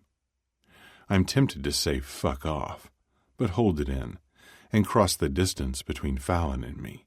I spot her in bed with the red covers drawn up to her chin. What happened? I close the door behind me and sit on her bed. Her drowsy, swollen eyes hold a desperately sad glow that shatters my heart. Where were you? She asks quietly and huddles deeper under her sheet. I've been looking for you since I discovered that Calliope was killed. I crave to touch her, comfort her because she looks so delicate right now. Why is Wade here? I went to the police station. They said you weren't brought in. Wade's on our side. He's helping me. Her mention of our side gives me a wave of satisfaction, but that's negated by the Wade comment. Did you tell him anything? I whisper, wanting to know if she's disclosed any Syndicate information. No, but he knows I'm being framed. I know he's not on your payroll. He's one of the good guys. Wait, so I'm still one of the bad guys? Rubbing my fingers over my chin, I wonder what I'm missing because she's acting strange. Suddenly Wade's her ally, and he's inside her apartment, even though she's been increasingly distrustful since everything went to hell between us. Where have you been for the last few hours? I ask. Hospital with Wade. Dr. Calderon said you left. I didn't. She rolls onto her back and winces. I'm so exhausted and in pain. Can we talk tomorrow? I frown as I gaze down at her. She's hiding something from me, and the one thing I can't handle is when she lies to me. Did you take your medication? She nods and closes her eyes slowly. I can stay, I offer. Damn it. I want to stay with her, because we were finally on somewhat normal speaking terms again this morning, and I want to know what's rattling inside that head of hers. No need. Her eyes remain closed. Is he staying? I demand to know in a low voice, because you can bet your ass that if he is, I'm not leaving. She huffs out a breath. Of course not. Seeing her in this exhausted state with her battered nose and red-rimmed eyes forces me to control myself to avoid a confrontation. I can't argue now anyway, because Wade's in the next room. Fine, We'll both leave now and let you rest. Wade is not staying here after I leave. I'll call you in the morning. Maybe in the morning we can discuss the situation. Right now, she's too tired to talk. With an almost imperceptible nod, she dismisses me, but I keep my sight on her. Sometimes she's so easy to figure out, and sometimes she's this enigma I can't decipher. And that annoys and excites me at the same time. It's wisest for me to reel in my emotions and not grill Wade for answers until I've spoken to her tomorrow. So I step out. Wade's already standing at the door. She's asleep, I say, and we head out. Good. She needs to rest. Neither of us speaks until the winter's night air hits our skin. I bet I'll be seeing you around, I taunt. Before he can reply, I cross the street and look back once to see him get into his car, which is parked in front of the entrance, and drive away. Walking to Adriano, whose window rolls down, I share what happened. I have absolutely no idea what the deal is. She was listening to me, following orders just this morning. We were definitely at a turning point, and now she suddenly does a 180 again. She was so detached. He angles his head to the side. Did she send both of you away? She sent me away. I don't know if she also told him to go, but I'm coming back here first thing tomorrow morning. I swipe a hand down my face and shiver from the cold. Go home. We can't do anything tonight. I'm going home too. Chapter 20. Fallon. The moment Luca and Wade slip out, I run to the living room and wait while watching my front door. After minutes of staring at it, I get a cup of Earl Grey and resume my vigil from the couch. Wade and I went to the hospital where another doctor examined me while Wade stayed by my side. All I wanted was to shower, but I knew I had to take several tests if I wanted to press charges. I didn't care about any of that. However, Wade convinced me to stay calm and follow procedure in case I changed my mind in the future. Thankfully, the tests came back negative, and that asshole didn't give me any STDs. Hugging my knees to my chest, I curl up on the couch and try to hold myself together, still not understanding everything I've been through tonight. Wade took me home after I was finished at the hospital, and only then did I check my phone and see Luca's missed calls, so I knew he must be on his way. And of course, within half an hour, he was at my doorstep. Hysteria rushed through me because I didn't want anyone to know about my assault, especially Luca. What would they think? How would they react? For now, Wade indulged me, so we arranged for him to leave with Luca and then come back, since I was positive Luca wouldn't leave me with Wade. Biting my lip, I swallow back tears because I'm confused about why I didn't confide in Luca. After so long apart, he's still the one person I long for to comfort me. But I just don't want him to know I was abused. My God, I was raped. I was violated. I feel filthy. I feel like I'm falling over an edge, falling deeper and deeper with nothing to hold on to, so I cling to the first person that helped me. Just as we agreed, Wade returns and knocks softly before using the key I gave him. Come in. I let him know I'm already waiting. He scrutinizes me after closing and locking the door. How did it go? I shrug. Luca knows something's up, but I think he didn't want to start an argument with you here. This night flew by, and I realize that I don't know anything about this guy, except that I do trust him. Without him, who knows how many more horrors I would have had to go through. He stands uncomfortably and breaks the awkward silence. I tampered with Calliope's file and locked it. No one can make changes without going through me. You're no longer a suspect, and I'm your alibi. Aren't there going to be questions that will get you into trouble? From whom? They're all crooked cops. Everyone bends the rules in this precinct. It's time I bend the rules to help someone who deserves it. Someone who's innocent. He hesitates to continue. I'll probably get suspended, but it's also a possibility that I won't, because they want to avoid the public scandal they know I'll cause, since I'm, as far as I know, one of the few not on the Syndicate's payroll. There's much more to Wade than I initially perceived. A genuine kindness that compels him to help a woman in distress. I do wonder why he's been so helpful, but right now I just accept it. I'm too broken and withdrawn to ask why. He rounds the couch and takes a seat beside me. What do you want to do about Ashton? A shudder runs up my spine, and I rest my cheek against my pulled-up knees. I don't know. I don't want to talk or even think about that. Okay. I'll stay with you tonight. You're not safe, Felon. I don't want to scare you because you've been through hell, but we have to talk tomorrow. I don't acknowledge his words as the numbness spreads deeper into me. All of a sudden, he asks the question I was expecting. Who's Luca? Your boyfriend? X. My voice is weak. He doesn't give his last name when he introduces himself. Luca rarely gives his last name because he's extremely mistrustful of everyone, but I don't divulge that to Wade. I'm thankful for his help, but I won't betray Luca. When I don't respond, Wade probes. But you still talk to him? What do you want to know? I sit up straight again. I had to look into your past and found out you two dated for 6 months or something. Yeah? So?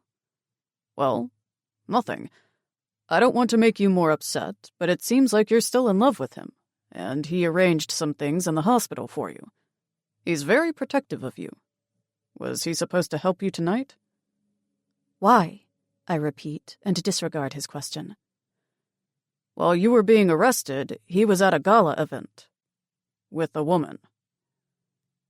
And just when I believe I couldn't possibly feel any worse, I hit another level of rock bottom.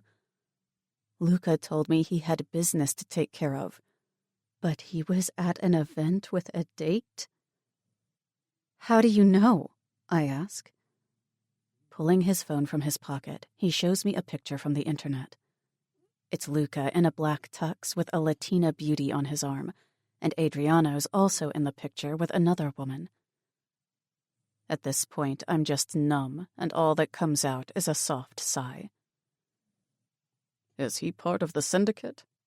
Wade continues with his questions. Don't let him interrogate you while you're in this state, Fallon. I don't know what you're talking about. He's a friend who's an ex, that's all. That's why he's protective. We're still dealing with our breakup.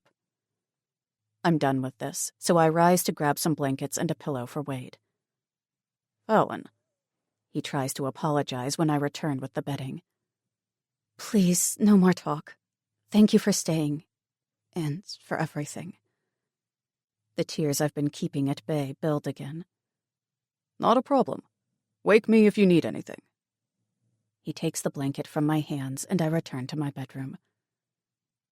Even though I showered the second I walked through my door, I decide to shower again because I can still feel Ashton's hands on my skin. When the water fails to clean him from my body, I fight the urge to call Luca. I fight the urge to call my parents because I don't want the people I love to know. It would break my parents, and although I long for Luca to take care of me, he would be out for blood. Never would I have imagined that seeing each other yesterday would bring us closer together, especially after Luca left with the waitress. He immediately helped me when I was attacked by Calliope, or so I assumed. But the picture of him and the Latina model has raised doubts again. But that's the least of my worries right now. How am I ever going to get rid of Ashton's filthy touch? I get up once more during the night to take another shower, but that doesn't lessen the repulsion of being violated at all. I read once that rape is one of the worst things that could happen to a woman. They were right. Although my body has been scrubbed clean repeatedly, I still have an overwhelming sense of dirtiness and despair. The night has been unendurably long, because I woke up drenched in sweat from the recurring dream I've been having lately. I changed into a blue satin nightgown. I didn't have a nightmare about Ashton. It was that recurring nightmare where I'm stuck in some kind of box. Acute angst consumes me when a knock on the door jolts me upright. I sprint out of bed because it could be my parents. No, wait.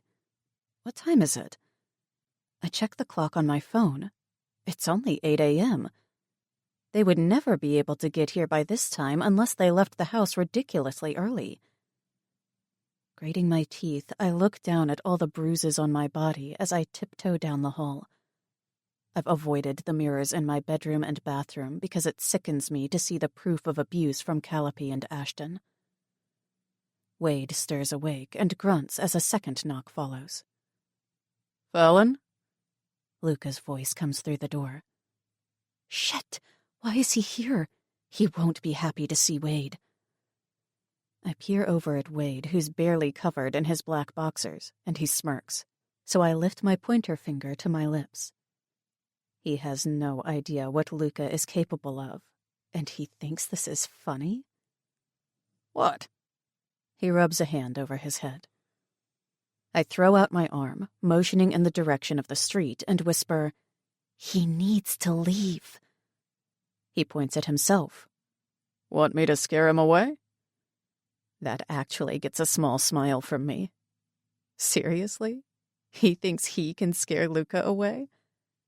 Wade's a well-built man, and he obviously works out a lot, but he's no match for Luca. While I go blank and just stand there in the hopes that Luca will leave, a key turns in the lock. My eyes widen as Wade comments, "Smarty pants, he still has your keys." And he sits up just as the door opens.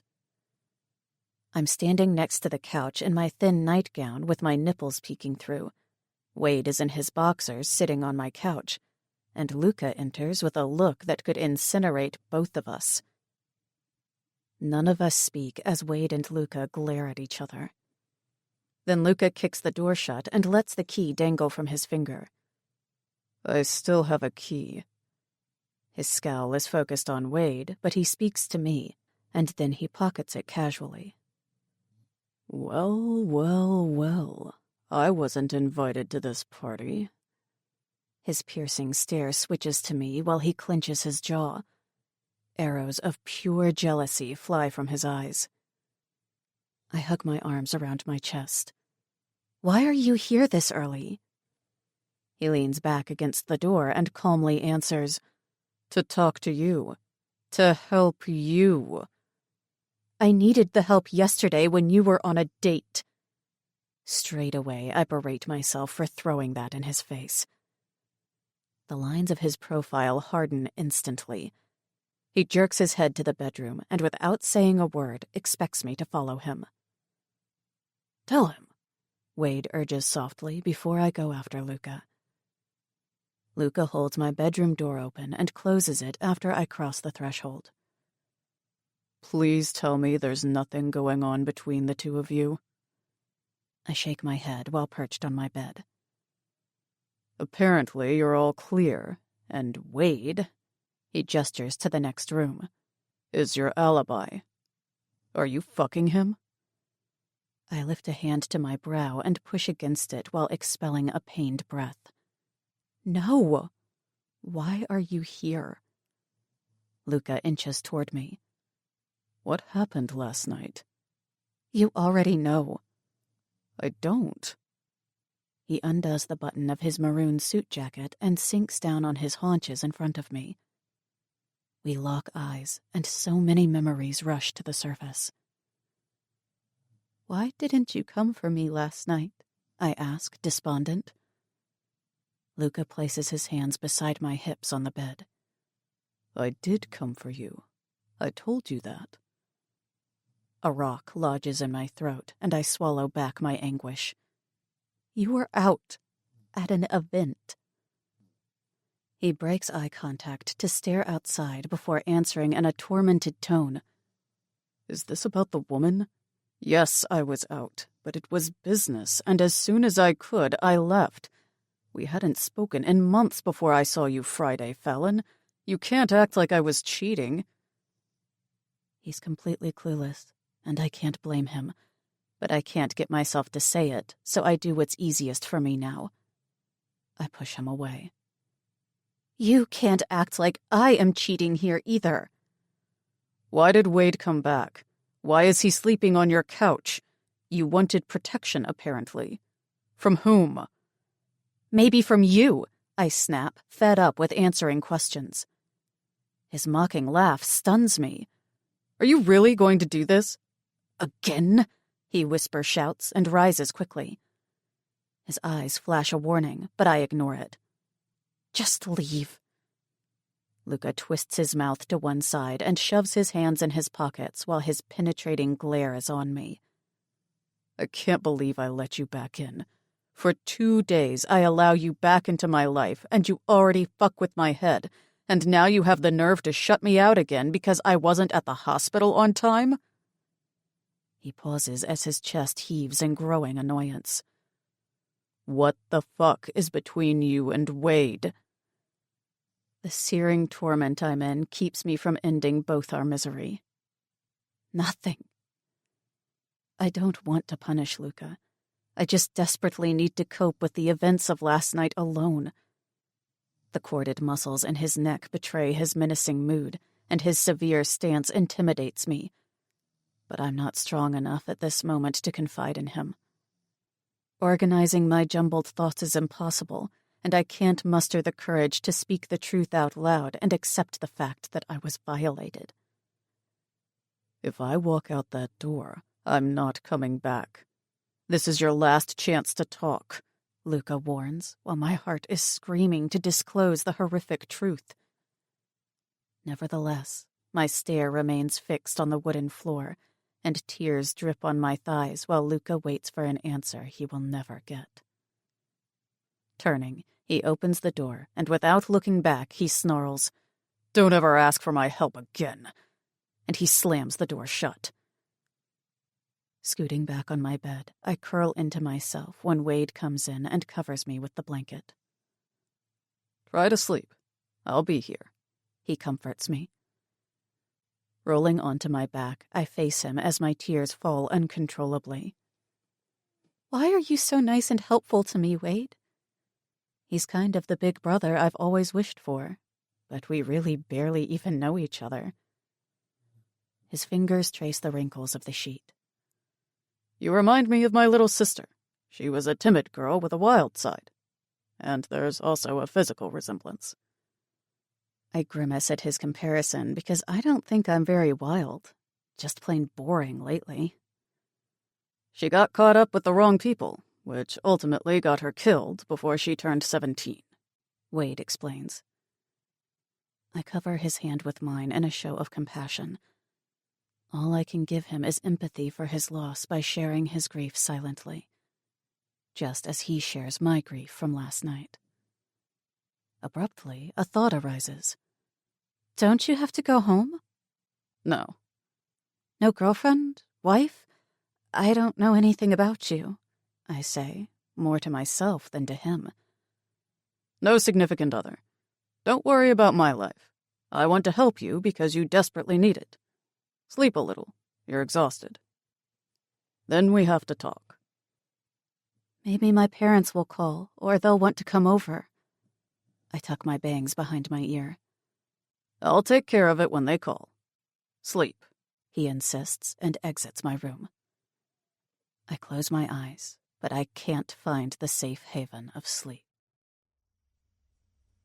Chapter 21. Luca. My vicious reflection stares back at me as I stand in front of the mirror in my bedroom. The fury pulsates through my tightly wound body. My heart is hammering in my chest from disbelief of how I allowed Fallon to dismiss me, yet again. Grunting, I punch the mirror so hard it shatters, tinkling to the floor in little sharp pieces. Blood follows, dripping from my lacerated knuckles onto the tiles. What the fuck happened in that hospital, or at the police station last night? As I glare at the blood on my skin, my shallow breath eases, and I grab the first aid kit from the cabinet under the sink. After I'm finished sterilizing and bandaging the cuts, Adriano shows up. I'm guessing it went well, he states sarcastically, as the elevator doors whoosh closed, and he pointedly looks at my bandaged knuckles. Sitting on my sofa with my hand clutched in my hair, I barely acknowledge him, so he joins me. I'm completely in the dark about what happened. I fill him in. She just pushed me away for no apparent reason, and Wade was at her house. He stayed over. Stayed? Yes. There's something between those two. Something they're not sharing with me. You mean she's with him? Cynical wrinkles line his forehead. I shake my head in denial, because I don't believe that there was anything sexual between them. I don't think so. But this time I'm truly done. I can't let her suck me in and push me away whenever she wants. Just keep your distance, Adriano suggests. You were doing well before you saw her again on Friday. You didn't drink, did you? No. The thought of having breakfast with liquor did arise, but I won't take that risk.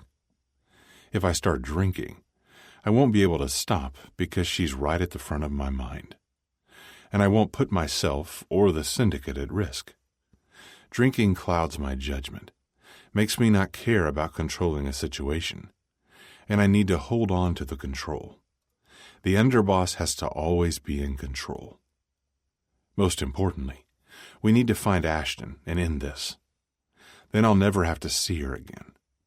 I tell myself I only want Ashton because I want vengeance for him capturing and waterboarding me. But deep down, I know I'm doing it for Fallon too, because I found out he's been after her. Though it's time I let her go for good, she's definitely not mine to protect anymore. Want to work out? Adriano asks, sensing my dark mood. Clenching and unclenching my fists, I grimace slightly, but I can still hit the weights. Yeah, let's go downstairs to the gym. I need to release my frustration with her, and I desperately need some relief. My last confession brings out a smirk in Adriano. Then we're going to the house to have some fun tonight. We've got new girls you haven't seen yet. Bentornato, amico mio. Welcome back, my friend. I snort and have to let him down. We need to revisit Club 7 tonight and get information on Ashton, maybe even find him there. His lips thin. I hate that place. On another note, even if we find Ashton, we can't get into the hellhole packing our guns. The hostess won't let us in. I guess we have to be a little creative and find another way into the Fight Club. He's still not convinced. What about James? Do we tell him? Biting the inside of my cheek, I wonder what the hell's going on with James. I'm not waiting for clearance from him. He wanted me to take care of it. This is how I'm handling it. I still barely speak to James. Me either. He called me once asking about Cam, and that's the most I've spoken to him in weeks. Adriano crosses his ankle over his knee. Should we be worried? For our lives, you mean? No. I release a short laugh. He's too dependent on us. You and I ensure that business is good. Money is pouring in, and that cash solidifies our rank in the Syndicate. Without us, where would he launder his money? Security Simplicity is the largest company where he can easily invest his drug money. If he was preoccupied with Syndicate business, I would know. Salvatore told me he never speaks to him either. I'll reach out to James when Ashton is out of my way. Then I'm calling off David and cutting all ties with Fallon. It's time I move on. And the beginning of a new year is as good a time as any. This fucking year has had too many lows for me. Adriano lets his head fall back on the couch. At least we already got the drug route set up in southern Illinois. and it's running smoothly. Hesitating, he adds, How do you suppose we get into the Fight Club with our guns? To answer that question, I get my phone out of my pocket and contact our hacker. Henry, Adriano and I need access to Club 7 again, specifically the Fight Club. But is there any way we can get in with our weapons? Maybe through the main dance club or the sex club? Henry's throaty voice is a clear sign that I've woken him up. I'll have to check. But there's only a small chance that I can help you with this. That place is better secured than the J. Edgar Hoover building. Unfortunately, Henry couldn't find another way inside the Fight Club of Club 7. So Adriano and I are walking through the same long corridor, to be greeted by the same blonde beauty in her tight black suit dress. Again, we hand over our guns and step inside the elevator to start our descent, directly to the Fight Club this time. We're not going through the upscale sex club first, since we've been in the Fight Club with Sal, and therefore we're now granted access immediately. The smell of dried blood, sex, and sweat permeates the air in the elevator, before it even opens into the rounded arena of the Fight Club, where only the center stage is brightly illuminated. People surround the cage and cheer two fighters on. However, one is about to be knocked out. Blood sprays from his nose as he receives an uppercut to the face, and a knife is sliced against the bare flesh right above his navel. The fighting style is primitive and brutal, reminiscent of the Middle Ages. Since it's our second visit, no one welcomes us, and we are free to roam around. As we careen through the crowd of hundreds and search the faces, I bend my head to Adriano's ear. We stay together. Look for Ashton. I have a hunch he's hiding here.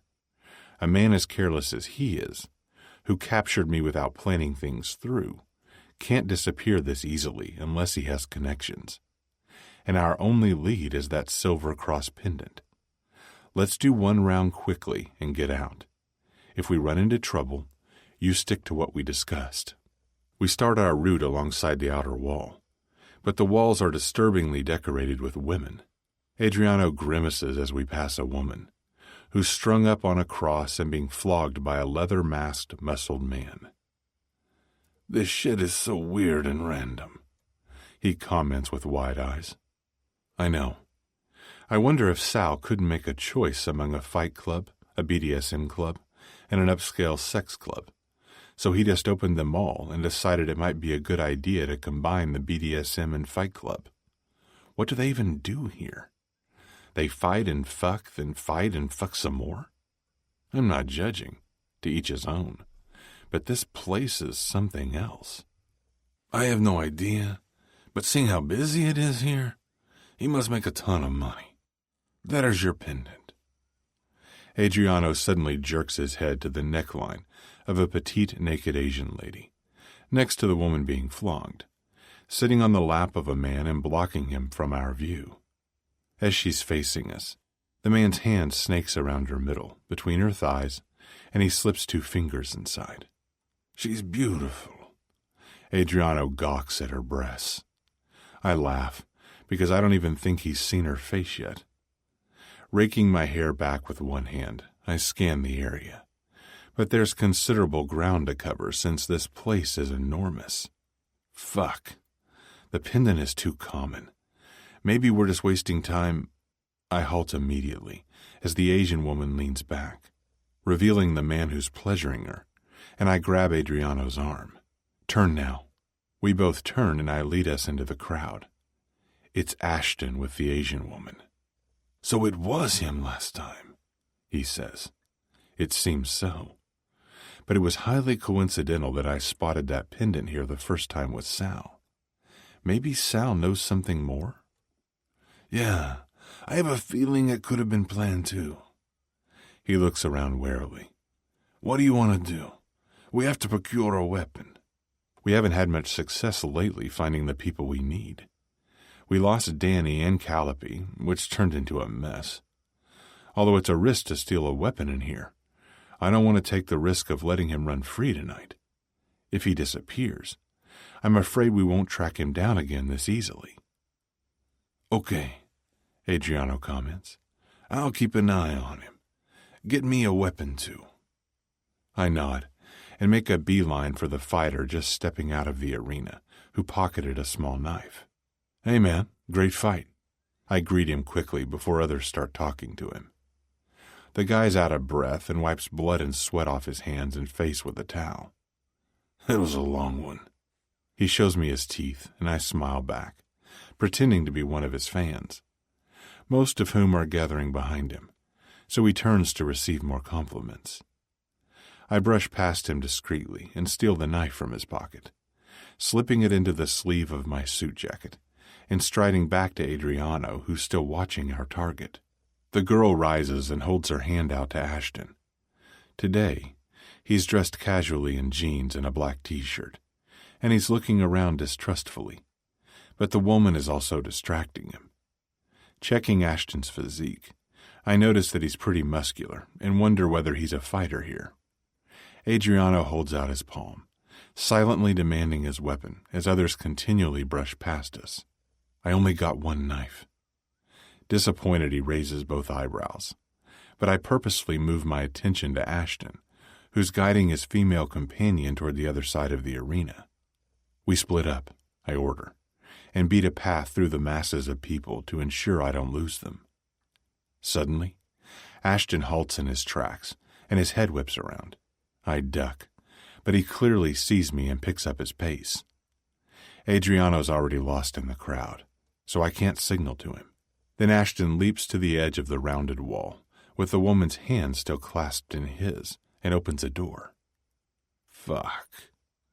He must know this place well, because the door is camouflaged by the drawings on the wall, and he knew right where to go.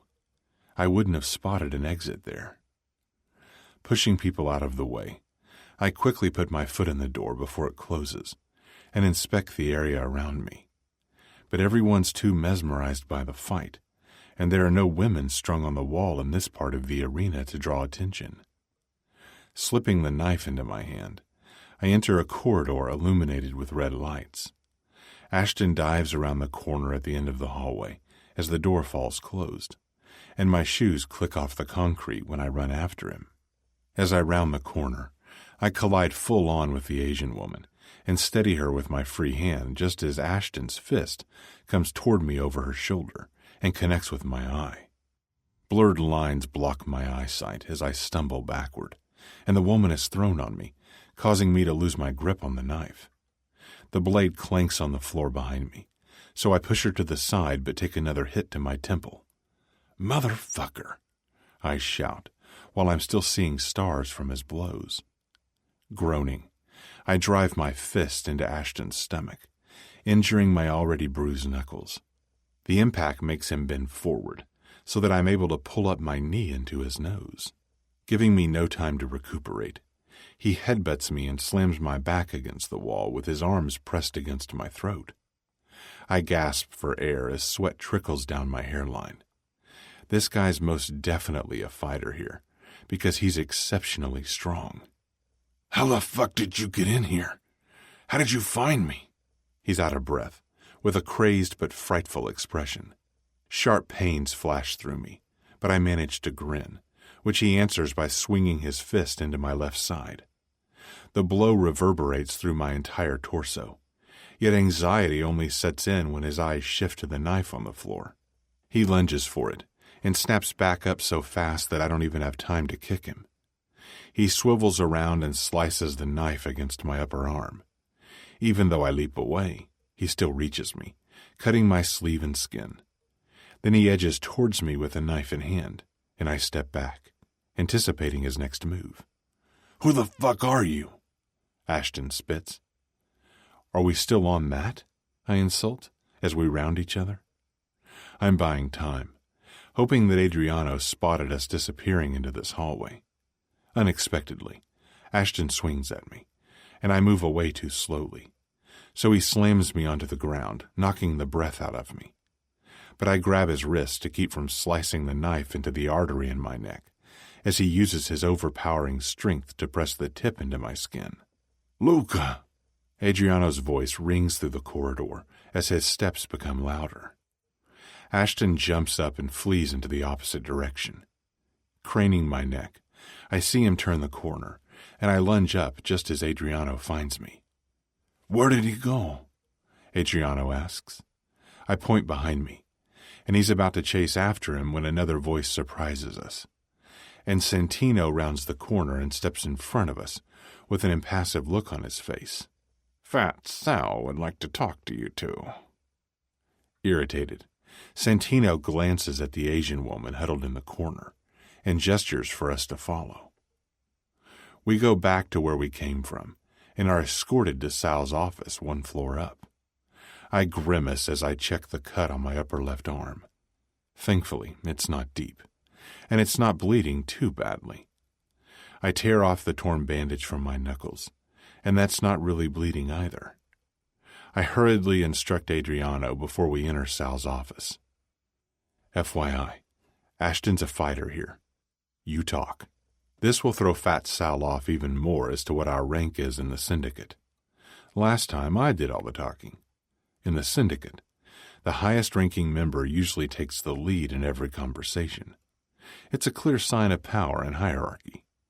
Most men thrive on it, and want as many others as possible to know how powerful they are.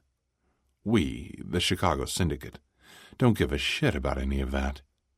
And at the moment, all I care about is getting us out of here alive, because I'm not sure Sal will be as lenient as last time. Sal twirls his phone in his hand and leans back in his leather chair, glaring at us. "Sit." We don't sit down. As Santino shuts the door, Sal continues. "You fucking use my own weapon in my club?" He addresses me, but Adriano starts to talk. "Sal, do you know why we came here looking for him?" Shocked, Sal's attention moves to Adriano. Mission accomplished. He's thrown off. His eyes turn to slits. "Enlighten me, please." Adriano answers. "Ashton Banks, your fighter, captured Luca several days ago because he's been misinformed about his brother's death." "His brother?" "Alex Gentry. They're stepbrothers, but apparently they were close, because Ashton's looking for vengeance everywhere, in all the wrong places." Sal lets the phone drop on the desk and scratches his thick finger behind his ear. "How did you know he's one of my fighters?" "I didn't, not until tonight. The first time you showed us the Fight Club, we spotted Ashton with the Silver Cross pendant. That pendant was hanging from his neck when he waterboarded Luca." I inwardly smile, proud of how in tune Adriano and I always are, as he provides the same answers I would. That's quite coincidental," Sal remarks. "Our thoughts exactly," Adriano says. "Look, we don't want trouble, but we needed to find him fast because he's a threat, and now we've lost him again." Sal's quiet for a long time before he speaks. "I actually like you. You two got balls. Nobody ever comes in here asking questions, let alone has the audacity to start a brawl in my fight club. I can read between the lines. And let me tell you first that it was coincidental that you saw him that time. I wanted to show you around, but something came up. That's why I had to come back to my office. And I'm sure you two can understand that if Chicago Syndicate members visit us, we're kind of on edge. I know your reputation." He pauses for dramatic effect, but neither I nor Adriano twitches a muscle. "Alex Gentry was Ashton's lover. I didn't know he was his brother, stepbrother, or whatever." Well, that makes a lot more sense as to why Ashton's so hell-bent on revenge. His eyes shift to his phone when an alert beeps. "Ashton already exited the club. That's strange. All the guards were specifically ordered to look out for him." I clench my fist. "Fuck." In a confused tone, Adriano says, "But he isn't gay. I saw him with a woman in the Fight Club." No, he's bisexual. And he and Alex had specific tastes. They were both sadists. I'm not sure exactly what his relationship with Alex was, but I do know they fucked a lot, with each other and everybody else here. I bring my palms together, linking my fingers, and take the lead in the conversation from Adriano. We need to find him. He's also a liability to you now, because he'll realize that you let us go, I presumptuously state. He was a losing fighter anyway. And I'm pretty pleased with how your hacker handled deleting any trace of Camilla Guillermo's connection to my establishment. Adriano flinches at the mention of Cam's name. Sal's obviously fishing to see if he can contact my hacker when he has issues within his organization. Fine, you call one of us. I point my thumb to Adriano and then to myself. When you need Henry, and we'll make sure our resources are available. The corner of Sal's lip tilts up. I like the way you work. Direct and to the point. Deal. Oh, no. I also want something from you, Fat Sal. But, I add, I need to find Ashton. Soon. You're my best chance of capturing him quickly. Done. Have all your men looking for him. Done. He confirms. Okay. I need to leave now because, as you can see, that asshole cut me. Santino opens the door for us. Keep in touch, Sal. I end the conversation on a light note, and Adriano and I race outside to his car. Once I'm inside the vehicle, I lift my shirt and gently press my fingers into my side. Shit. This is going to hurt tomorrow. Adriano grabs my arm, and I look up to see him staring. So I follow his gaze to the front entrance of the club where James is walking out. Isn't that James? He asks unbelievingly. What the fuck? Yes. Our gazes snap to each other, and then back to James, who's moving to his car across the street. What's he doing here? Adriano blurts, completely stunned. No idea. This is strange. We were reprimanded for coming here, but he goes in there alone? What's James up to? Let's not confront him yet. I want to see if James mentions his visit himself, I instruct. Adriano nods and pushes the key into the ignition. You should text Doc to meet us at your penthouse for your injuries. Chapter 22. Fallon. Wade stays with me the entire week after that horrific night at the police station and handles the endless questions from my parents, Tegan, and Jason. They don't understand where my good friend Richard Wade suddenly came from, since they never heard of him, but I couldn't care less about that. After a few days, he practically drags me out of bed, and we watch Charmed together as he tries to lift my spirits. I've come to rely heavily on Wade, and don't know what I would have done without him. He even convinces me to talk to a therapist to help me cope. We discuss whether or not I should press charges and promptly discard that idea because in a precinct as corrupt as this one, it would only make me a bigger target. And Wade's positive that Ashton is still a danger to me.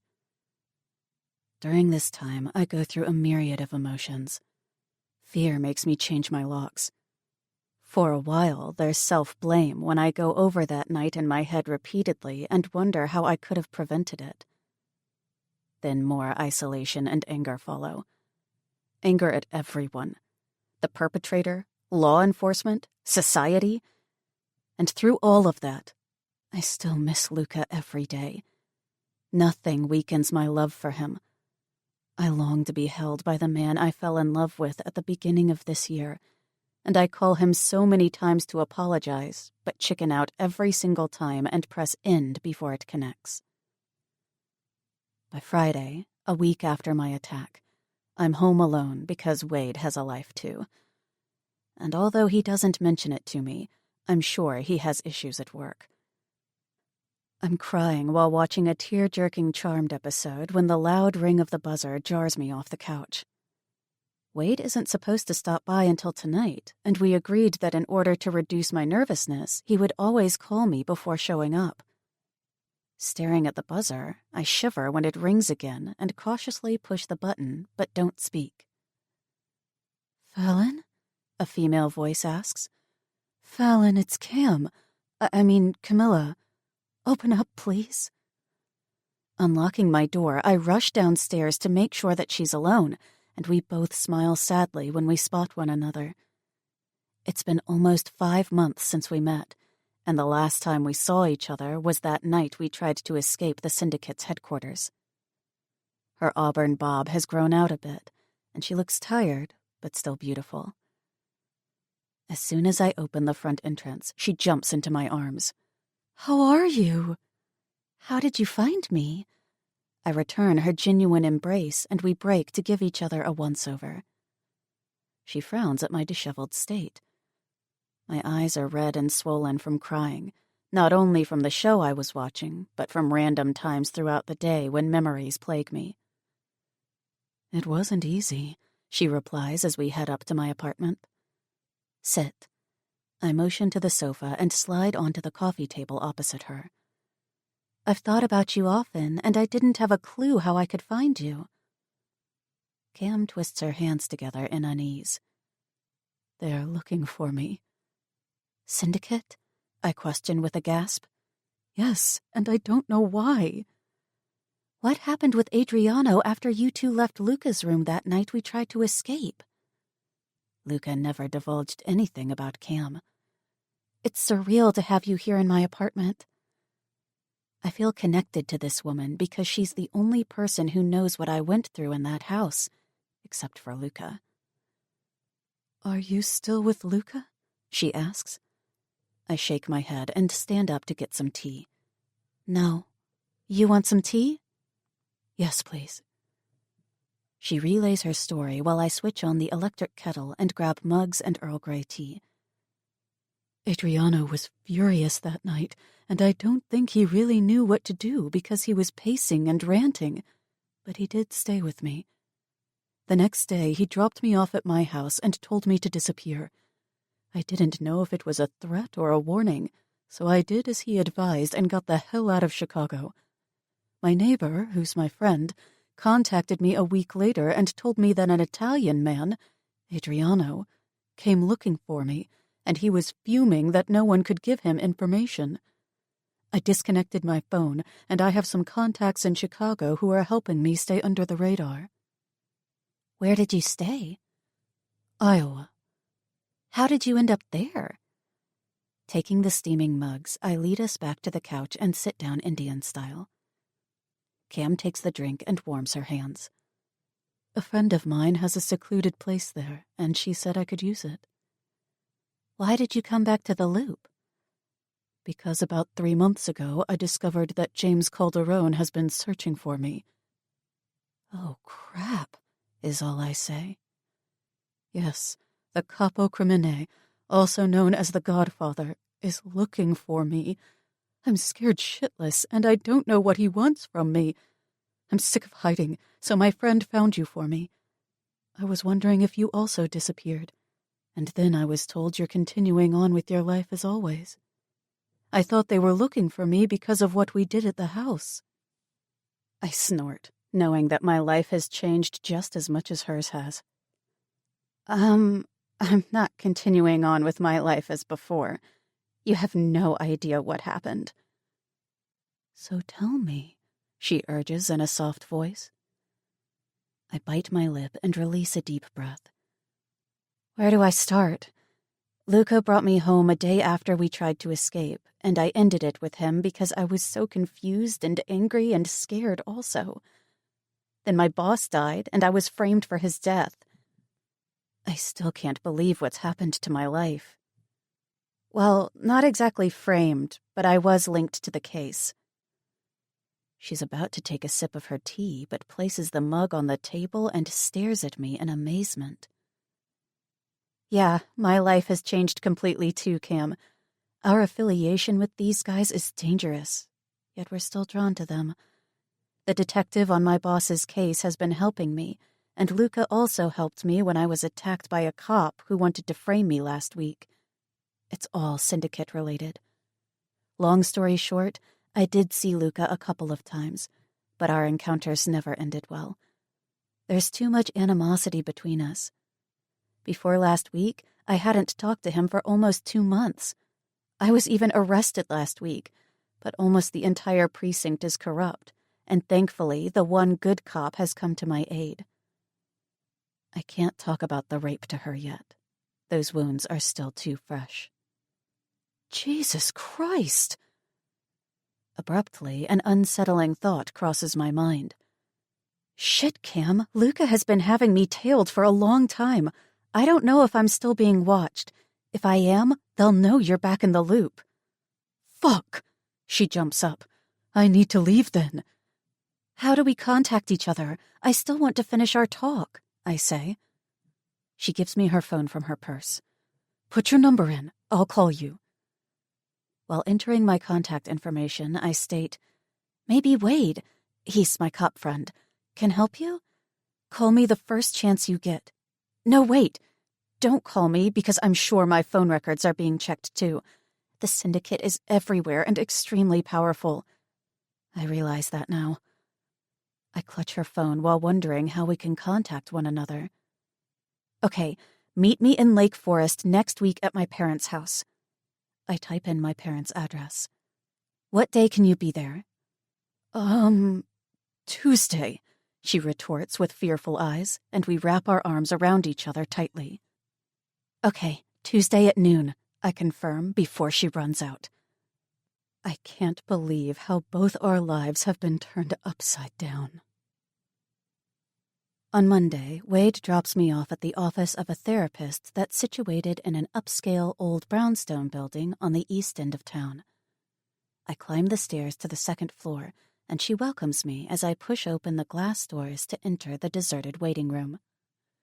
She stands in the doorway of her office and motions for me to enter. Miss Michaels, I'm Sylvia Linter.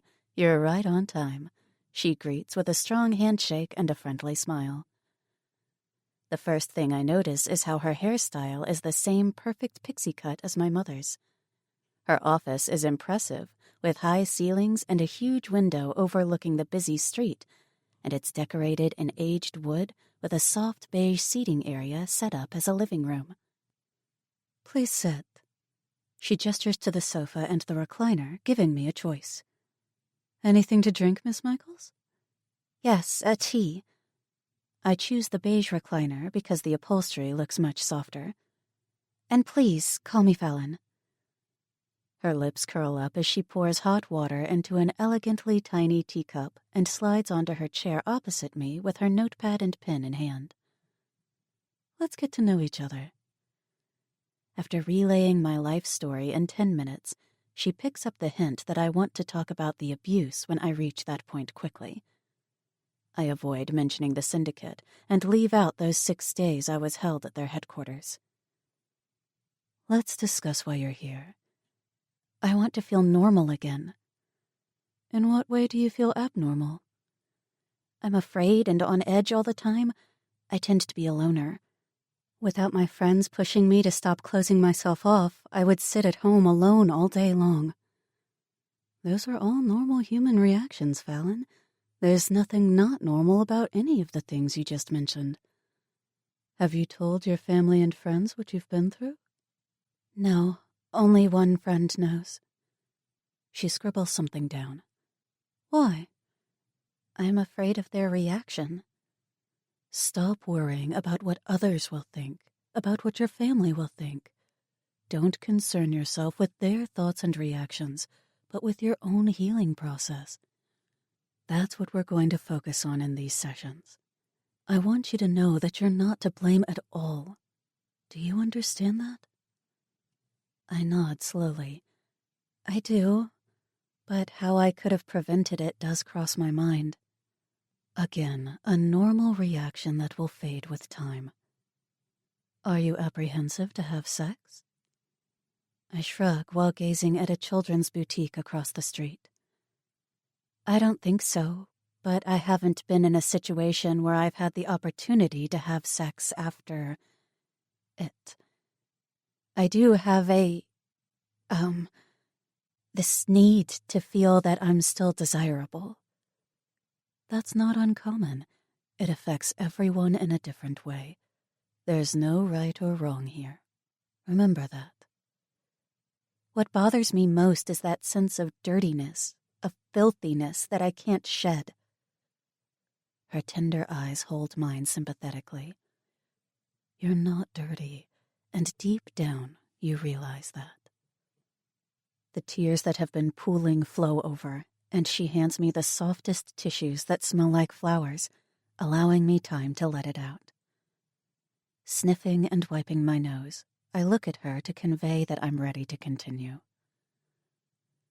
Can you explain in what way you feel dirty? Dirty might not be the right word. No, it is. The violation of my body makes me feel dirty. All the time? She probes. No, and honestly, the feeling has weakened slightly. The day after was when I was at my worst, when I couldn't believe it happened. And that entire day I lived under a dark black cloud. At random moments, I feel like I'm under that black cloud again. Look at how much you've relayed to me. You've confided in me and talk quite eloquently about your feelings. You're much stronger than you think. You're not weak because you cry. Crying is a necessary step in the healing process. The human psyche is much stronger than we give ourselves credit for, Fallon. I see how you fight to not have this define your life, which is admirable. You're very self-aware already, and I can offer you methods and tools to break the dark cloud cycle you mentioned. Tucking my legs under my behind, I seek a more comfortable position. But I think it's easy to tell my story here because I'm not afraid of your reaction. Whose reaction are you specifically afraid of? My parents. It'll hurt them.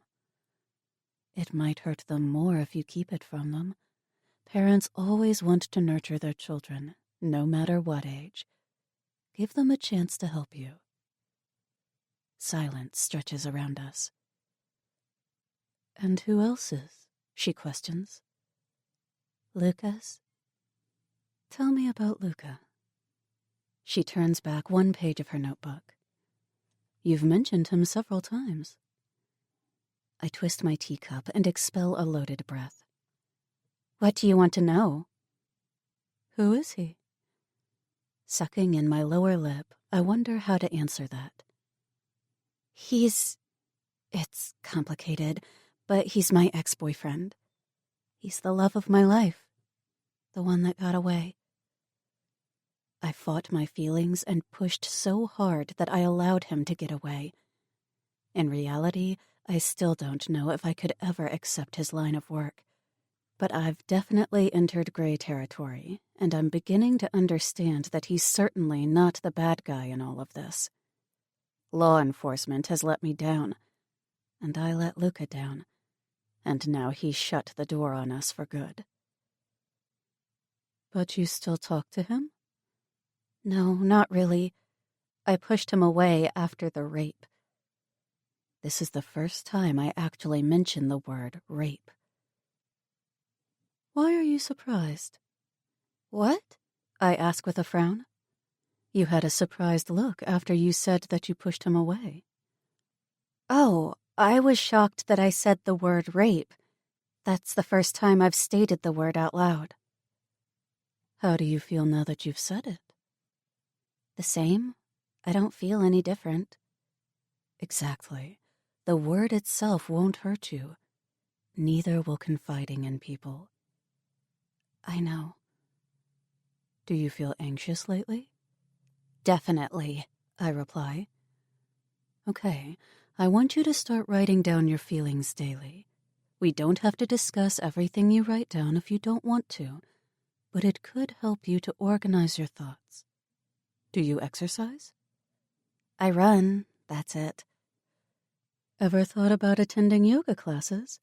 Yoga calms people and releases stress and anxiety.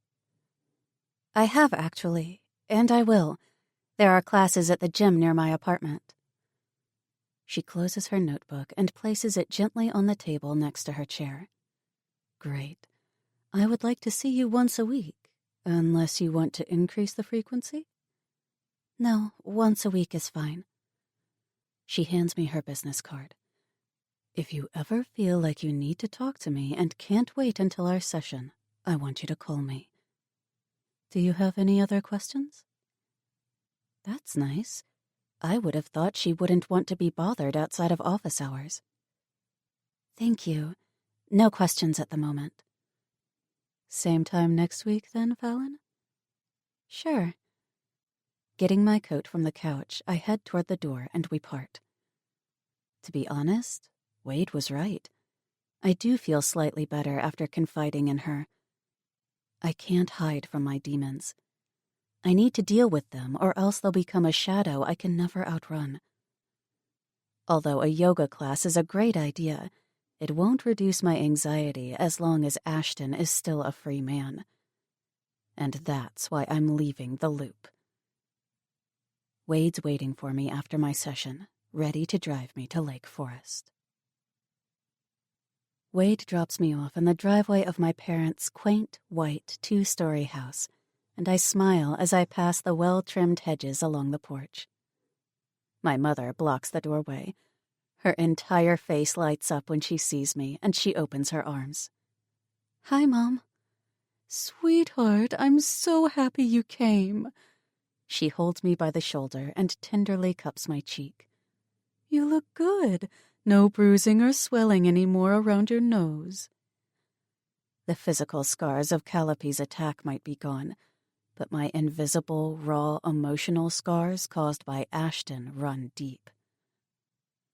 My mom tugs me in to escape the cold winter air of December. Come inside. I enter the house feeling the sense of security my parental home has always given me and traipse behind my mother into the kitchen, which smells like freshly baked pastries. She's been cutting vegetables for a casserole because green peppers, carrots, and cauliflower are scattered on the kitchen island. Make some tea, sweetheart. I got you Earl Grey. You look pretty in those black jeans. She picks up her knife and slices the carrots. Thanks, Mom. I walk up behind her and hug her again, wondering whether I should take Sylvia's advice and confide in my mother. I've missed you. She pats my hands around her waist. We always miss you too, sweetie. Where's Dad? I've been avoiding my father since the hospital, and I'm sure he'll want to talk to me privately. I'm positive my father's going to pound me with questions about Calliope's attack and my sudden connection to Wade. Cooped up in his office, your father has a conference call with one of the senior lawyers at the firm. A big case, apparently. How did you do it all these years with him working odd hours and even on the weekends? Didn't it ever bother you? I think back about how Luca's business trips would annoy me at one point in our relationship. Opening the oven, she takes out a tray filled with a batch of croissants that smell mouth-wateringly good. Well, sweetheart, it's because of your father's hard work that we could afford the life we've given you. That came with missing him sometimes while other husbands were at home. But I knew your father needed the challenge his work provided. And he knew I wanted to be a homemaker. Every relationship requires some compromise. But compromise can be difficult. I lean back against the island. When you love each other, the effort will be worth it. That's probably true, but sometimes even the pull of a deep-seated love can't overcome the biggest hurdles. If only love could fix all the problems in the world. If only my love for Luca would just go away, because I'm terrified that I will miss him for the rest of my life. Down the hall, I hear the door closing, and my father darkens the kitchen doorway. Hi, Dad. Wrapping one arm around my shoulder, he pulls me to him and places a kiss on my forehead when I close the distance between us. Sweetheart. His eyes follow my mom busying herself. Something smells good, Elise. I made her favorite croissants with honey butter, she answers without swiveling around. He lowers his voice. I want to talk to you alone. When do you leave? Tomorrow night. I'm having lunch with a friend first. She'll be here at noon. I have to work tonight. You and I need to have a chat tomorrow after lunch. I nod, unsure if I'm going to reveal everything to my father tomorrow, but I'll cross that bridge when I get there. After devouring 2 croissants, my father disappears into his study again, and my mother and I settle around the kitchen table to finish our tea. Worried lines crease her eyes. Are you feeling better? No. Yes. I don't want to share the burden of my rape with my mom because seeing her concern hurts me. It was just a scare, but I'm doing much better now. I amaze myself at how good I've become at lying to people around me. The next day, Cam shows up at exactly noon, and I drive us into town with my mom's car. The barista hands me 2 aromatic chai tea lattes, and I sit next to Camilla at the counter table of the busy coffee shop. We're with our backs against the wall, facing the door. Taking the lid off my cup, I scoop out the whipped milk because it's delicious. Where are you staying now? I'm registered under another name at a hotel in the Loop. Her eyes scan the place repeatedly. Do you think you were followed? Her shoulders pull up. I don't know, but it's just a matter of time before they find me. You have no idea what the Syndicate wants from you? Why not just talk to them? You worked for those guys for months, right? Are you kidding me? The 2 ladies at the table next to ours jerk their heads to her, so she lowers her voice. If it was just Adriano looking for me, I wouldn't be suspicious. But it's the capo crimine. That can't be good. I guess not. Are you positive you can't think of anything? She slashes a hand through the air. Nothing about why they would want to talk to me. Can't you call Adriano? Did you call Luca when you were in trouble? She retorts. Point taken, I comment dryly. However, now I would call him. I didn't contact him back then because anger and hurt clouded my judgment. Maybe Adriano can help you. Look, if I thought that Luca would answer my call, I would contact him for you. But we're not on speaking terms. He was livid last time we spoke and told me point blank to never ask for his help. I tug at the button on my jeans, and she chuckles. Everything okay? She asks. My jeans are just tight. I've been eating a lot of cake lately, so I've gained a little weight. I smile. Good, you were too thin anyway. She returns my smile and downs a big gulp of tea before continuing. I don't know what to do. My money is running out. I need a job, but I'm a little scared to return to the Loop. I frown in confusion. But why are you scared if you don't even know the reason behind their search? I mean, you worked for them, and you and Adriano clearly have a history. I'm missing something here. Cam leans forward with her elbows resting on the table and drops her head in her hands. Cam, what are you not telling me? Promise me you won't tell Luca if you ever speak to him? Yes, I promise. I might have done something really stupid, she mumbles with her eyes closed. I might have planted a device at the house that night we escaped, which caused a lot of damage to their headquarters. Touching her biceps, I silently demand her to look at me. A bomb? Not quite a bomb. Did something explode? I whisper in disbelief. Yes. So a bomb. I clench my jaw. Why? And how did you even get a device like that? No wonder you're on their shit list. I accuse, yet her repentant gleam softens me. Ever heard of Club 7? she asks. Yeah, the dance club. It's a bit more than a dance club. It's... Tell me. a sex club and a fight club. Okay. So... Well, I was associated with that club. I worked there, and I might have stolen an item from there. I needed to head back to Club 7 to talk to the only person who can help me, but the hostess is my friend, and she warned me that Demiliano and Montesi had visited the club. Montesi is Adriano's surname?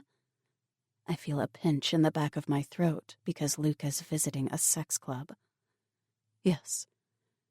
But again, why did you plant it? And where?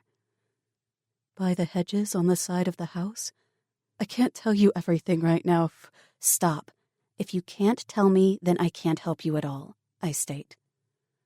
I'm sick and tired of always being in the dark. I realize how frustrated Luca must have been all those months. I'm becoming irritated during just one conversation. He was actually very patient with me. It's for your own safety. I've heard that before, I mutter, but I do believe her. What do you need, Cam? Money. I suck in my lower lip and decide to help her since I do have the money Luca gave me, and I could never live with myself if anything happened to her because I refused to help her. Fine, I can give you 1,000, but use it smartly, and you have to stay in touch with me. How can we arrange that? I'll get us disposable phones, she answers. Of course, disposable mobiles. Unlocking my screen, I hand her my phone. I'll transfer the money tonight. Type in your account number. Wait, I shouldn't transfer because then we'll leave an electronic trail the Syndicate can easily trace. So many aspects to consider if you want to lay low. Yeah, cash would be better. I'll repay you, every cent, I promise. Don't worry about that. Give me your phone, I say, and I program my therapist's address. Meet me at this address next Monday. She nods in agreement, and I hop off the chair. I can get you 500 now. That should get you through the week at least. Let's go to the ATM, and then I'll drop you off at the train station. A wave of apprehension takes flight in my stomach when I step into the quiet house after returning from the station. Mom? Dad? I hang my jacket and purse on the coat rack and head down the hall into my dad's study. Oh my God! I clamp my hand over my mouth as a shockwave of panic hits me, and I'm going to be sick. Chapter 23. Luca. Headquarters is filled with soldiers and Cappy, as Adriano and I ascend the stairs to the strip club on the second floor. Why is it so busy? The cut on my upper arm is healing nicely after only 1 week, but it'll leave a faint scar on my skin. What's everyone doing here? I ask Adriano as I open the door to the room we both haven't been in much lately. I couldn't stand being in this house, my private room, without Fallon, and I'm sure Adriano's visits have decreased because he misses Cam. Apparently James told the other Cappy to come have fun for a night. Cocking my head, I reply, when? James never gives out these kinds of orders to the Cappy. He rarely speaks to the other Cappy. Ordinarily, most communication lines go through me or Adriano. Adriano shrugs, and we take a seat on the rounded burgundy sofa in the center. It's never been so busy in here. Soldiers and members are everywhere, and I'm sure most of them don't even know who I am. Sky's dancing to the soft music with a member at the bar, but is staring at me. The soldier is groping her under that ridiculous short skirt she's wearing, and she's obviously displeased that she started it up with him. My guess is that she didn't expect to see me. I laugh when she blatantly shoves him off and eagerly closes the distance between us. Great, your fangirl is coming. Adriano teases as an unknown woman plops down on his lap. You seem to have a new fangirl too. Eyeing the Italian girl with short chestnut-colored hair, I grin at him, and he smirks back. He knows exactly what I'm thinking. He's just as sick as I am because she bears an uncanny resemblance to Cam. Shut up. I'm going to fuck her brains out while I'm imagining it's Cam's sweet little ass. He squeezes her ass, making her shriek in delight. How nice, I counter mockingly, and then realize I shouldn't judge him, because I'll probably do the same with Sky. She's a brunette, and I have a weakness for brunettes with long hair and amber eyes. A weakness for one in particular. But I push her out of my mind. Luca? Sky joins me while Cam's twin tugs Adriano to one of the private rooms. Haven't seen you in a while. Missed me? I joke, as she leans sideways and presses her breast against me while I sit back. Want to have some fun? She asks seductively. Her hand slides up the inside of my thigh, and I grab it to cease her movement. Not here. She twists her fingers in mine and guides me to the private room and onto the edge of the bed. Without delay, she starts unbuttoning my pants, and I fall back on the mattress, gazing at the ceiling while an unidentified sensation, not pleasure, settles heavily on my soul. Luca. Don't talk, I order. Jesus fucking Christ. Can I not enjoy this without thinking of her? A heavy knock on the door has me sitting up and hurriedly pulling up my boxer briefs as Sky rises. Yeah? Adriano throws the door open with his phone in hand. Sal summoned us. I thought you would want to go right away. After tucking in my dress shirt and adjusting my clothes, I rush out without saying anything to Sky. Did he mention anything about Ashton? Does he have him? I ask Adriano. He's not a man of many words. Adriano shows me his screen, with only "come" written in the text from Sal. Sal, I greet, as Adriano and I enter the familiar surroundings of his underground office, and he stands up to meet us midway while Santino shuts the door. How can this guy work here? The absence of windows and this horrible artificial light feels suffocating every time I come here. Gentlemen, I just discovered I'm surrounded by incapable and untrustworthy people. One of the club members has been helping banks when they were specifically instructed to inform me if Ashton contacted them. Do you have him? Ashton? No. The line of Sal's mouth flattens. But when a member of my club purposely defies me, I typically don't let them live. I've only held back for you. So where's that member? I need to talk to him before you end him. You can talk to him, but then I want him back. Do not kill him. He pins me with a determined gaze.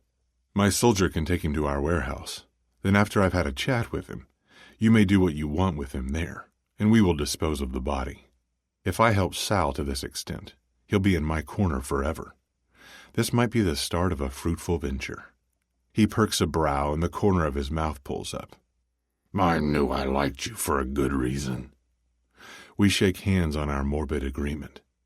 Where is he? Here? I ask. No, I haven't imprisoned him yet. I'll text you when I've captured him. Good. I nod, and we part. On Tuesday afternoon, when I'm having lunch with Adriano at France Italia, fate is playing a cruel joke on me. For a week and a half, I've cut all ties with Fallon, but that woman won't leave my thoughts. To this day, she's still the first person on my mind when I wake, and the last person I think about before I fall asleep. She's permanently engraved in my heart, relentlessly bleeding through my veins. While I'm staring at the magnificent view of the Loop and enjoying the last bite of my fettuccine Alfredo, my phone vibrates on the table, with the name Fallon flashing across the screen. Adriano stops mid-chew and narrows his eyes, while pointing his steak knife at the device. Do you still talk to her? Shaking my head, I deny. Not since I found Wade at her apartment. This is the first time she's called. Don't let her suck you back in, he warns, with the knife pointed at me now. Curiosity is killing me, but Adriano is correct to warn me. Rubbing my fingers over my beard, I'm still tempted to press answer, but let it go to voicemail instead. It's ironic that she calls now, while we're here, because this is where she and I had dinner for the first time together. Adriano laughs at me sympathetically. Let it go. You two were finally breaking free from each other. I didn't answer, did I? Waving the waitress over, I request the check. By Tuesday night, Damien has dropped off Sal's member at the warehouse. Adriano's rolling up his sleeve as I enter the first room on the right, where our captive is already strung up, hanging restlessly with his wrists tied together and hooked on the bar that runs from wall to wall. Blood is dripping from his nose and his face, which is pressed between his upturned arms. He stills his useless struggling when he realizes he's only exhausting himself. Completely out of breath, he struggles to open his eyelids, trying to follow my movement to the left side of the room. I return his gaze as I speak to Adriano. Did you start the party without me? Snorting, he removes the bronze cufflink from his other sleeve, letting it clatter on the wooden table, and pulls 2 white latex gloves on. His screams were annoying, so I punched his nose on impulse. Look at my fine dress shirt splattered with blood. He mocks, while holding open his arms. I strip my suit jacket and hang it off the back of the chair, covering Adriano's jacket, and take my seat. Since Adriano's already filthy with blood, he'll handle this guy. My phone chimes in, yet again, and confusion slashes my insides when Fallon calls for the 5th time. She calls 4 times at lunch, and now again, after 7 hours. I decide to call her back later, and stash my phone back into my pocket. Adriano tugs at the guy's long black hair, yanking his head back and stretching his throat. Stay with us, Gio. So his name is obviously Gio. Gio opens his mouth, but at first, nothing comes out. Then he sucks in his cheeks, and Adriano releases his head just in time to leap back, right before Gio attempts to spit on him. He's got guts. You have to give him that. Adriano points his thumb at him, and both corners of his mouth tilt up. Rolling my hand, I order for him to continue quickly. Unease is starting to crawl over my skin about why Fallon suddenly wants to speak to me, and I feel the need to locate Ashton as soon as possible. The table displays a crimper and a hammer we often use to torture captives, and a few knives are thrown in the old corroded sink. But Adriano receives my hint and reaches for his piece, and I throw in the silencer, which was also lying on the table, to attach to the barrel of his weapon. After screwing it on, he digs his fingers in Giovanni's cheeks. Open your eyes, asshole. When our captive doesn't acknowledge him, Adriano drives the butt of his gun into his nose. Gio screams and kicks wildly into thin air as he dangles off the hook. Open your eyes, Adriano repeats while gritting his teeth. He obeys while coughing, irritating Adriano. Fucker. Now my clothes are completely ruined. Where is Ashton Banks? He wheezes as red lines of blood stream down his lips and throat. I don't know. Don't make this harder on yourself by lying. You must have been in contact with him. When did you last speak to him? Yesterday. Adriano pushes the silencer under Giovanni's chin. Where was he? Is Sal coming for me? Yes, if you help us. I'll give you back to Sal. Adriano lies without remorse. Does this guy not even realize that he's already a dead man within his own organization? Sweat trickles down his forehead. Lake Forest. My chair grates against the concrete floor as I fly up and crowd Gio in a sudden move, pushing away Adriano while I fist Gio's hair roughly. Why Lake Forest? Astounded, he stammers, He was following someone. Adriano tugs me back. Wait, we need lucid answers before you lose your shit. And he resumes his position. Who was he following? I'm only going to ask this once. A girl. Name? He asks. Michaels.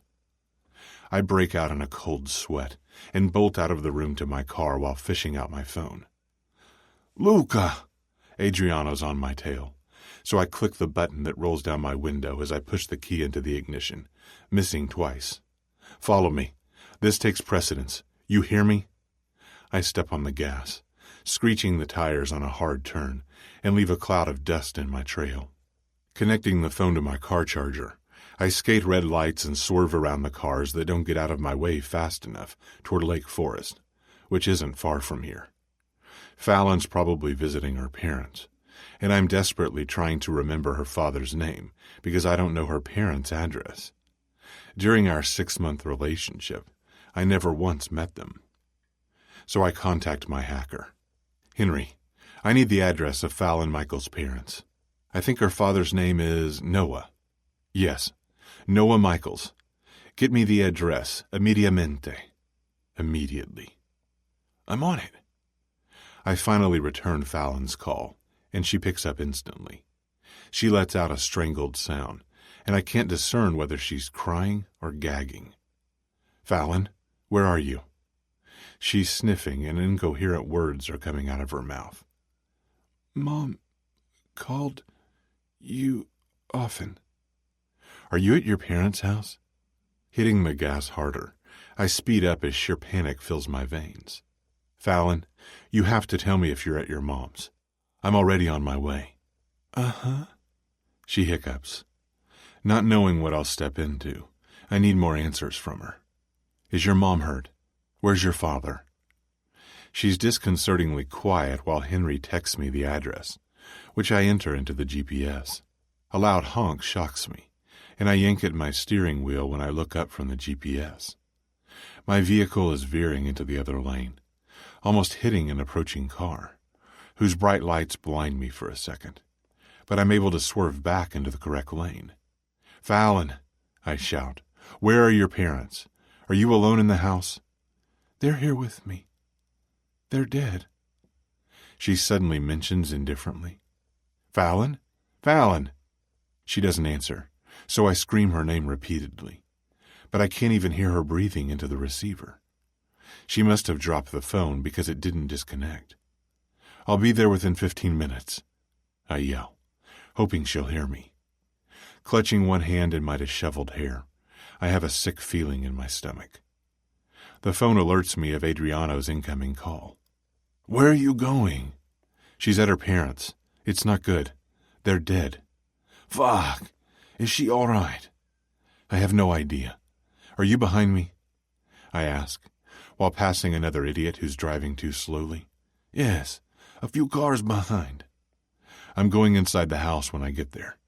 I need you to scope out the area and make sure everything's safe. I park behind a metallic SUV in the driveway of a typical old-fashioned suburban house and grab my compact semi-automatic Smith & Wesson with the silencer from the glove compartment before jumping out of the vehicle. Of course, the front door is locked. I knock and wait, but no one comes to open it. I scan the area. Lights are on in most of the houses, but the street is pretty much deserted. I take the risk, and thankfully, the faint thud of my bullet destroying the lock doesn't resound loudly into the night. Pieces of the shattered lock clatter onto the porch. I push open the door with my shoulder and softly call her name while stepping through the silent, dark hall. Fallon? No reaction. So I keep moving forward and tap the suppressor against the first door to my right to push it open. It's the empty kitchen. A creaking noise from behind has me swiveling around lightning fast, with my gun directed at the front entrance. But it's just the draft of the wind ghosting the door open. Even though it's cold with the breeze flowing through the hall, and I'm... As this quiet moment unfolds, let the soft music guide your thoughts into a calmer space before the story returns.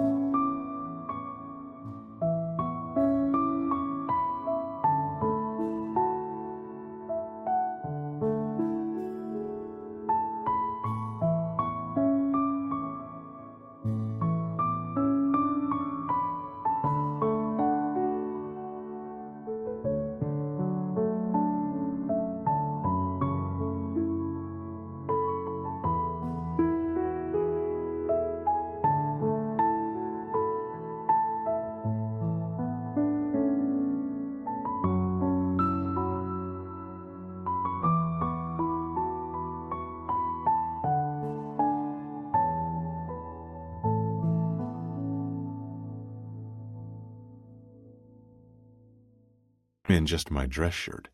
My hands are sweating profusely. Continuing on down the hall, I can distinguish Fallon's soft cries and dash forward, following the sounds to the last room on the left. I aim my weapon inside a study and freeze for a moment when, as the moonlight illuminates the room slightly, I witness a horrendous crime scene. A dead body with a massive reddish-brown circle pooling around the head is lying right next to the door. I presume it's her father, who was shot in the head.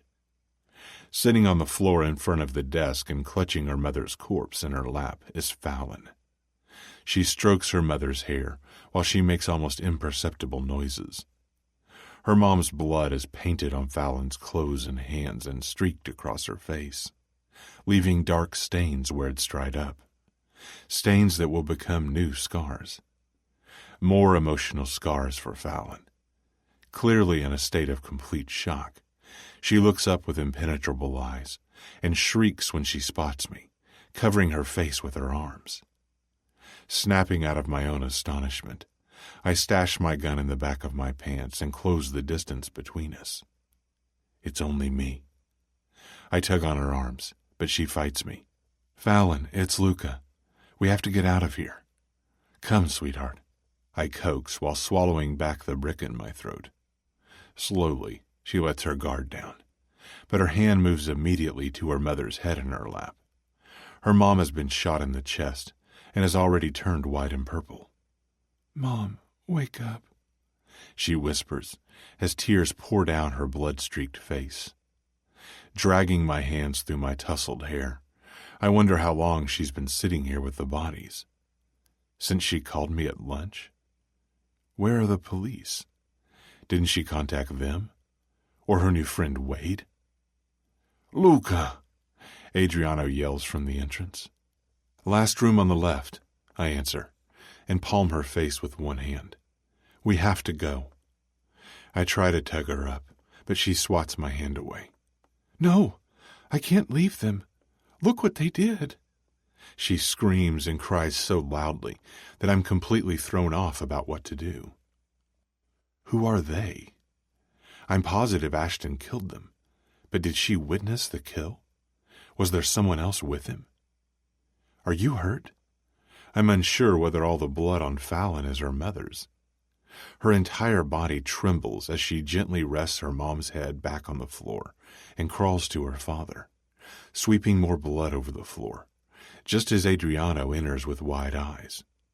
Fallon ignores us, or maybe she isn't even aware that we're in the room with her, so I mouth to my capo. What do I do? With excessive hand gestures, he utters, "Pick her up and get her out of here. Police?" I pull up both shoulders because she hasn't disclosed anything to me. "I'll call you once we're home and I've talked to her. You stay here." He nods, and I stride to Fallon, who's now staring at her father's unrecognizable face. She kicks and screams when I pick her up from the floor, under her knees and arms, but I strengthen my grip while Adriano holds her legs. No, I want to stay with them." I hug her to me tightly, smearing the blood from her onto my own clothes. "Adriano's going to take care of it. We can't stay. You're in shock, and we need to leave because I don't know if you're in danger by staying here." Twining her arms around my neck, she buries her face in my chest as her entire body shakes with her heartbreaking cries, which causes a lone tear to leak from my own eye because her grief pains my soul. Adriano steps back to let us out, and I hurry to the car. I place her down softly in the passenger seat, and she curls into the seat, making it impossible for me to buckle the seatbelt. Once we're on our way, she just stares at nothing as her cries subside. My gaze briefly leaves the road to find her staring at me, so I palm her face to rub my thumb over her cheek, and her tears start to trickle down my hand. We drive back to the loop in silence, with Fallon using my hand as a pillow.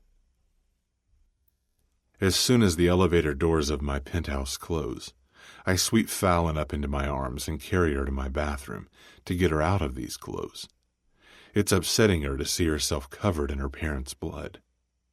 She sways slightly from exhaustion when I place her on her feet, and her eyes are completely swollen from crying. I keep my voice whisper soft. Let's get you cleaned up. Her fragile appearance saws at my heart, as she nods dully while her irregular breathing is loud between the bathroom walls. After pulling her sweater over her head, I bend down to remove her boots and unbutton her jeans. A pang of guilt hits me for ignoring her calls the entire day, as she silently obeys me now, resting her hands on my shoulders as I strip her clothes. I'm stunned that she hasn't asked to be taken home and is allowing me to help her. After 4 months apart, it feels like we never broke up, because I'm taking care of her as if she's still my girlfriend. She stands before me naked, so I hurriedly remove my own clothes, and we step into the shower. I let her stand under the stream of hot water alone. She closes her eyes and tips her head back, washing the blood from her face, neck, and hands. Crimson turns pink when it mingles with the water and courses down her body, cleaning this nightmare from her skin. Taking the white washcloth she always used and left behind, the one I could never make myself throw away, I lather it with my body wash. She opens her eyes, and I close the already short distance between us. Her head rests against my chest, and she hooks her arms around my waist as I suds her back in a circular motion, while her cries start all over again. Mirroring her action, I hug her tightly and kiss the top of her head, sifting the wet strands of hair out of her face. Minutes tick by as she calms, and when her body has finally stopped convulsing from her misery, I gently say, "Fallon, for your protection, I need to ask you a few questions, okay?" I pull back and cup her cheek as the steam rises around us, and she nods while sniffing. "Did you witness it?" She shakes her head. "Did you find them when you called me at lunch today?" She nods. So she was in that house for hours with the bodies. I have to advise Adriano of our course of action. If the Lake Forest Police Department has been notified, that would mean more intricate planning. And I don't even know if Fallon wants me to interfere. But that's a question for later. "Did you call the police?" I ask. She nods again. Frowning, I probe. "When? Where were they?" In a broken voice, a voice I don't recognize, she answers quietly. "Right before you found me. I didn't know what to do and I couldn't reach you or Wade." The mention of Wade aggravates me, but I cram it down. "Do I need to notify anyone tonight? We can take care of everything else tomorrow." She shrugs with a puckered brow. "Are there any family members you need to contact tonight?" I clarify, while rubbing the washcloth up and down her arm. "No? Are the police going to contact me?" "Yes, as next of kin. We need to contact them right away, because you were at the crime scene. But I'll have Adriano handle the police for now. We'll just tell them he's a close family friend. Do you want that?" Again, she nods. "Everything else can wait." Her mouth contorts as her eyes fill with tears again, so I enfold her in my embrace, and a few minutes later, I dry her and wrap a thick cotton robe around her still trembling body. In the bedroom, she stands timidly while watching the stars from the floor-to-ceiling windows, with her palm pressed against the glass. "I'll be right back. You can lie in bed if you want." I throw on my black boxer briefs and sweatpants. First, I order some food from Walk to Go, which is located down the street, knowing they'll deliver quickly. Second, I contact Adriano. "The police arrived," he informs me as soon as he answers. "That's why I'm calling you. I didn't stay in the house, but I did go through it once. Did you enter from the back or front?" Opening the first drawer of the kitchen island, I lift the bottom to take out a $20 bill from the stack of cash I have hidden in there. "Front. Why?" "The back entrance was also tampered with. Ashton must have gotten in via the back. You and Fallon messed up the entire crime scene." "Well, nothing I can do about that. That guy is a menace to everyone. Why kill her parents? What would he ever gain by doing that? I think this goes to show you how far off the deep end Ashton is. Like you said, we backed him into a corner, and now he's lashing out. I think he just wants to hurt her in his own stupid ways now. It seems like he was targeting her parents. However, it's also possible something happened, and he acted hastily, shot them, and ran. I know I sound like a broken record, but find him. Now. I'm trying to, he declares. But now I have other priorities. How do I handle the police? They're in the house, and I'm in my car waiting a few streets over. They're going to contact Fallon soon, since she's their only child. Go to the house. Tell them you're a close family friend, and that Fallon is now with a friend, and she's in shock because she was in the house with the bodies for a long time. Be honest, and tell them that she moved her mother's body. Don't interfere with anything else until I've spoken to her about what she wants to do tomorrow. They can't contact her anyway because she doesn't have her phone, and I forgot to get her bag. Get her phone and purse. They must be inside the house. I already got them. The purse was in the entryway, and the phone was on the floor in the study, covered in blood. I'll clean the phone and bring them to you tomorrow, and then you can give me an update. After I end the call with Adriano, the receptionist notifies me that my food has arrived. So I wait at the elevator until the doors open. Grabbing the container of Chinese chicken noodles from the delivery guy, I pay him and return to my room. I ordered dinner, I say softly. Fallon's climbed into bed, with her back to me, and refuses to turn around, but her well-mannered behavior triumphs. Thank you. Setting the container of food on the nightstand, I round the bed and drop down beside it in front of her. However, she keeps ignoring me and stares at the view. My hand travels up the curve of her hip, and I jostle her so that she'll acknowledge me. Her saddened eyes lock with mine, and I see a look that will trouble me for a long time. The day will come when her anger prevails, after she's put the pieces of the puzzle together, and she'll blame me or the Syndicate for her parents' murder. But right now, she's just too lethargic to grasp what happened. Her wounds are too fresh. Eat a little. I circle my palm over her hip. Her stare wanders back to the clouds drifting away. And then what? Then you can sleep or we can talk. Whatever you want. There are actually people I need to contact. But my phone is still at the house. Or did you bring it? No. Who do you need to call? I can have Henry track any number she needs. Wade will call me back, and he'll worry if I don't answer. She returns her attention to me. I detest that she wants to confide in Wade, but I try my best not to show it. Do you want to call him? Yes, but I don't know his or any phone number by heart. She pauses and swallows before adding, Only your number is still imprinted in my brain. Covering her face with her hands, her shoulders quiver as she cries. Because I can't bear Fallon's grief, I lift the covers and join her in bed, pulling her to me as I stroke her hair and press my lips to her temple. She's allowed me to touch her like this constantly all evening. After she's soothed again, I sit up and grab the food off the nightstand. Move up so you can eat. I motion for her to rest against the headboard. I'm not hungry. When I open the container, the smell of sweet and sour chicken wafts through the room. Just a few bites. Come on. I take the fork and taste it myself first, since I am famished. The smell entices Fallon to settle against the pillows while she remains quiet. So I feed her some chicken, and she chews it quickly. I knew she must have been hungry too, since she was in her father's study since this afternoon. I give her a couple of bites of noodles as well. When I feed her the second bite, it almost falls out of her mouth, and a strand of noodle hangs down her chin. So I take it and place it in her mouth. She pleasantly shocks me when she sucks on my thumb softly, and I let a groan slip out, making her stop immediately.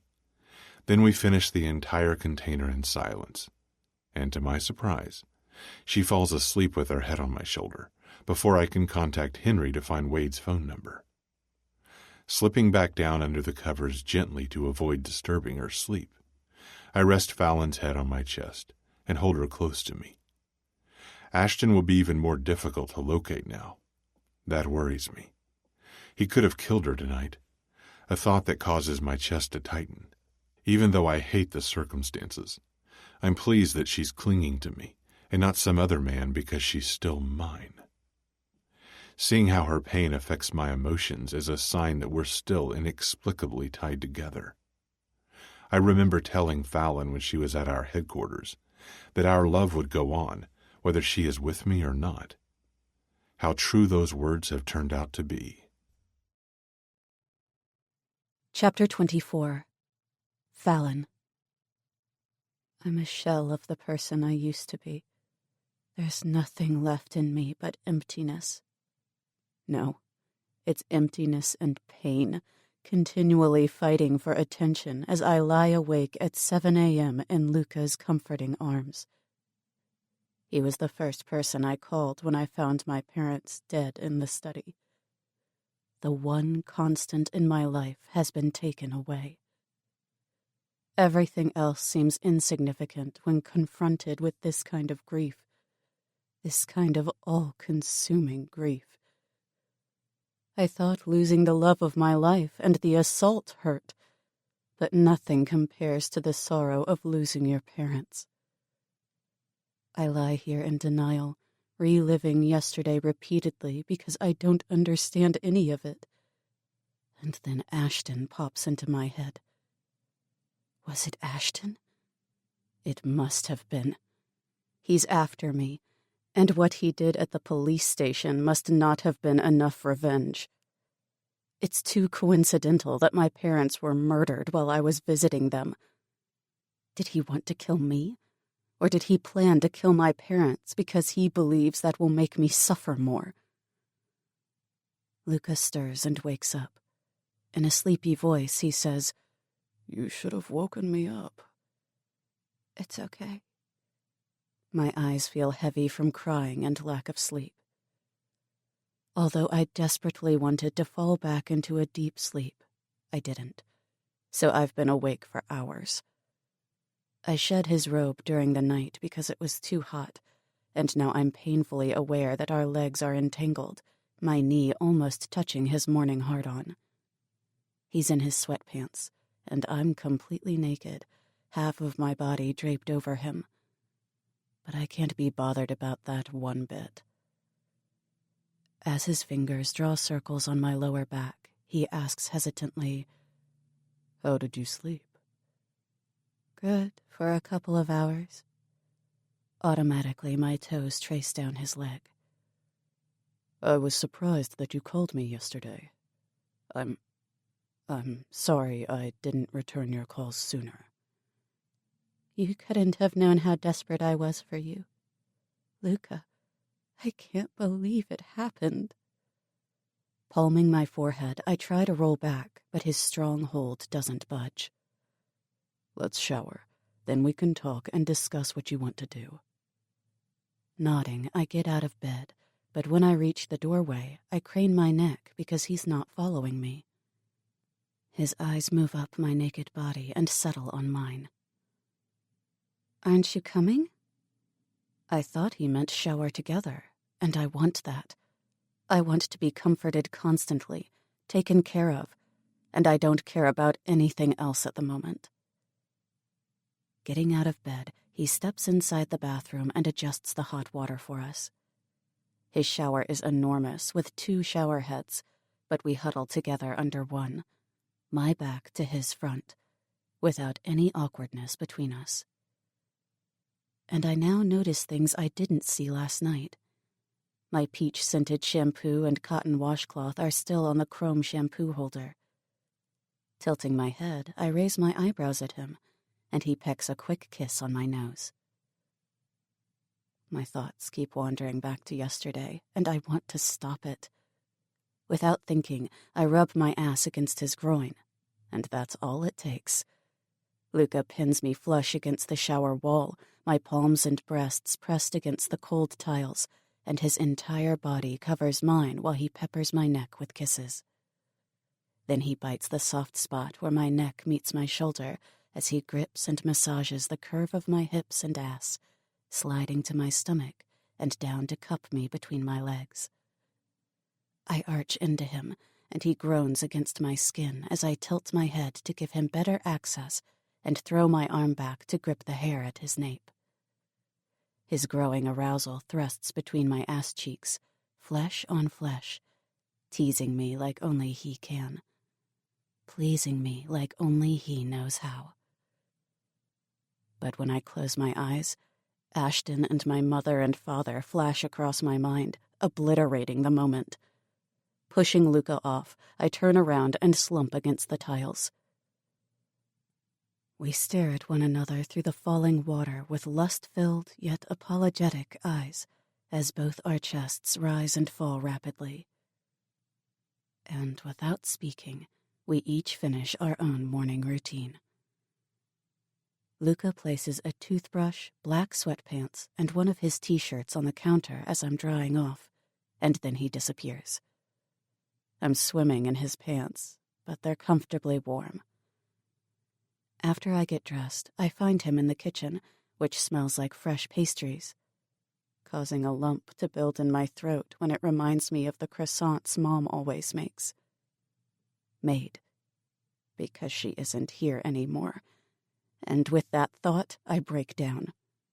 Literally, I can't hold myself up and collapse to the floor right in front of the kitchen island. "Shit," Luca mutters under his breath and picks me up within seconds. He carries me to the couch and comforts me in his lap without saying a word. It's so calming how even after months apart, he knows exactly what I need. I need to let it out. With everything that's happened since this summer, I just need to cry because my life has changed in ways I could have never foreseen. After we sit for a while, it starts to anger me that I feel so useless, and that's when I jump into action. Angrily dashing away my tears, I throw my words at him. I need to talk to the police, then to Wade and Tegan. I start to pace. I need to find their insurance policies and documents and then meet with an accountant to figure out how to handle everything financially. Fallon, I have to plan a funeral. I have to know where their bodies are. Fallon. Luca places his hands on my shoulders. What? I snap while catching the concern written all over his face. Calm down. You don't need to do everything now, and certainly not alone. I do need to do something because I... Blowing out a puff of air, I stop my rambling. Take a deep breath. He tries appeasing me. But calmness doesn't come. Do you know who did this? I shrug out of his hold and leap back. He tilts his head to the side. Yes. Silence ensues as we evaluate one another with a watchful expression. Tell me! I yell. His eyes thin, and he clenches his jaw, so I can tell he's caging his controlling personality because of my grief. I'm positive it's Ashton Banks, Alex's brother, Luca explains. I discovered he's been following you and has a vendetta against you because he thinks you're responsible for Alex's death. I knew Ashton thinks I'm responsible for his brother's death, but I need confirmation that he indeed murdered my parents. Are you sure? Pretty sure. What happens now? My rage shrinks when I realize I'm just taking everything out on him, and that's unfair. But he seems stunned that I've softened so quickly. Why are you so surprised? And please be honest with me.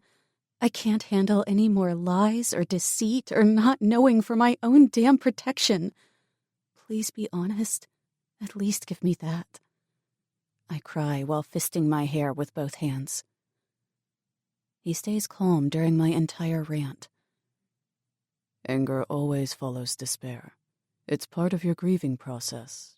But honestly, I was expecting the moment to come when you would blame me for this. Why would I blame you? Because when you're confused and hurt, your mind works in very judgmental ways. He thought I would blame his syndicate, but I'm still rational enough, even through my sorrow, to realize that neither the syndicate nor Luca raped me or killed my parents. I don't blame you, I confess in a small voice while attempting to calm down and graze my nails over the hairs on his jawline, noticing that he started trimming his beard again. He inches closer, and we both expel a breath as I clasp my arms around his middle and rest my cheek against his chest. First, call the people you want to speak with. I have Wade's phone number, and Adriano's bringing your phone over. Then you can call Tegan, too. After that, we need to call the police department because Adriano told them that you would contact them today. Luca pauses and rests his hand against the back of my head.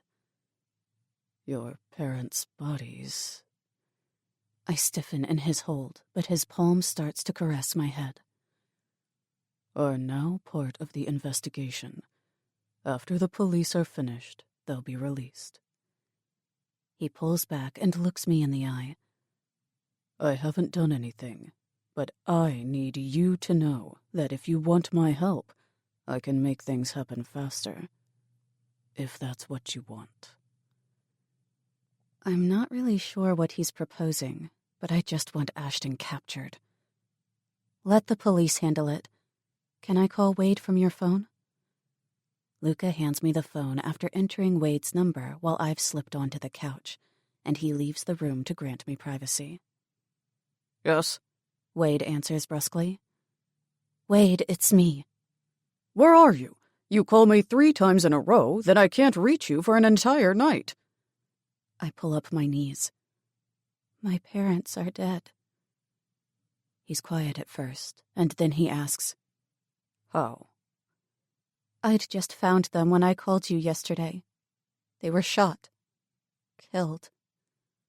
Fallon, I'm so sorry. How are you? No, where are you? Why weren't you picking up your phone? Did you contact the police? He fires all these questions at me as Luca comes back into the living room, as if he senses that I need him, and huddles up beside me.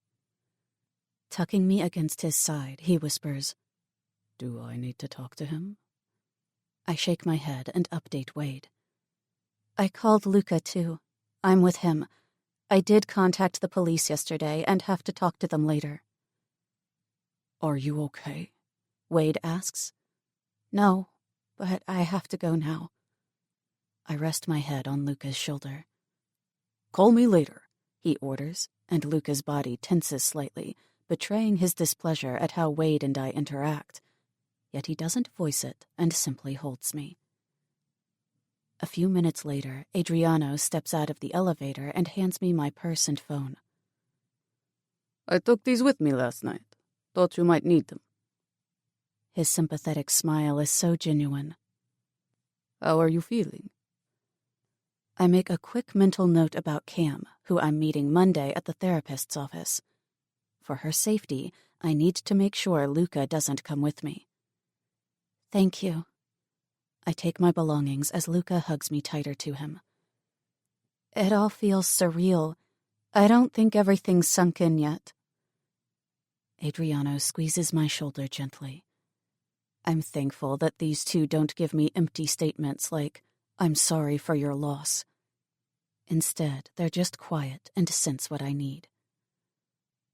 I'm calling Tegan, I announce with the phone already pressed against my ear as Adriano heads over to the kitchen. Hey, babe, I was just thinking about you. Tegan. Instantly, the waterworks begin. What's wrong? They're gone. Mom and Dad are dead. What? She screams, then adds in a softer tone, How? What? I found them yesterday, murdered in our own house. She gasps. Oh my God. And I can tell her tears have also started to fall. Shit. Val, I'm sorry, but I'm in shock. No, I get it, and I hate that I have to tell you over the phone. A door is being closed loudly on her end. How are you? Are you home alone? I'm with Luca at his place. I haven't been alone. Okay, can you stay there? Can he stay with you? I don't want you to be alone at our apartment until I'm back. Looking up through my eyelashes, I silently ask Luca if I can stay here, and he nods while cupping my face. Yes, he'll stay with me. I have to make some arrangements at work, and then I'm going to catch a flight out of here. There are plenty of flights to Chicago daily, so I'm sure I can be on one within hours. I'll call you later when I'm at Heathrow. I'm going to quickly take care of everything right now because I need to be with you. Thank you. Love you. Love you. Stay with Luca, okay? Don't go home alone. I know how you are. No, I don't want to be alone. I promise. I'm texting you his address so you can come here when you're back. Luca interrupts. Tell her someone will pick her up at the airport. Luca will send someone to pick you up. Okay, I'll text you my flight information. And we hang up. Adriano joins us again and sits on the table in front of us, taking a huge bite of a vanilla muffin. There's something comical yet dark about this guy, and he's quite handsome. I can see why Cam's infatuated with him. Do you want to call the police together now? It's almost 9 a.m. Then we can scratch that off your list too, Luca persuades. I give my phone to Adriano, who's taken a business card out of his pocket. I assume it's the card of the Lake Forest detective we need to contact. He enters the number and returns it. What do I say? I ask both of them. Luca provides me instructions. Just ask all your questions. If they start to throw questions at you and you don't know how to answer, I'll take over the call.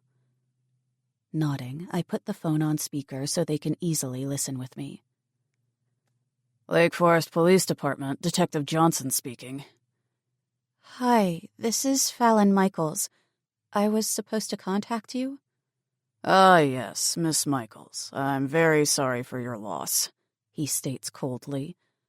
My team is investigating the house as we speak, but we already discovered a lot of things last night that could help us establish a timeline of the events that took place. Luca and I lock eyes, both with a frown. Most likely scenario is a burglary that went wrong. Money and jewelry were stolen from the house. This kind of seems like you're already done with the investigation, I retort.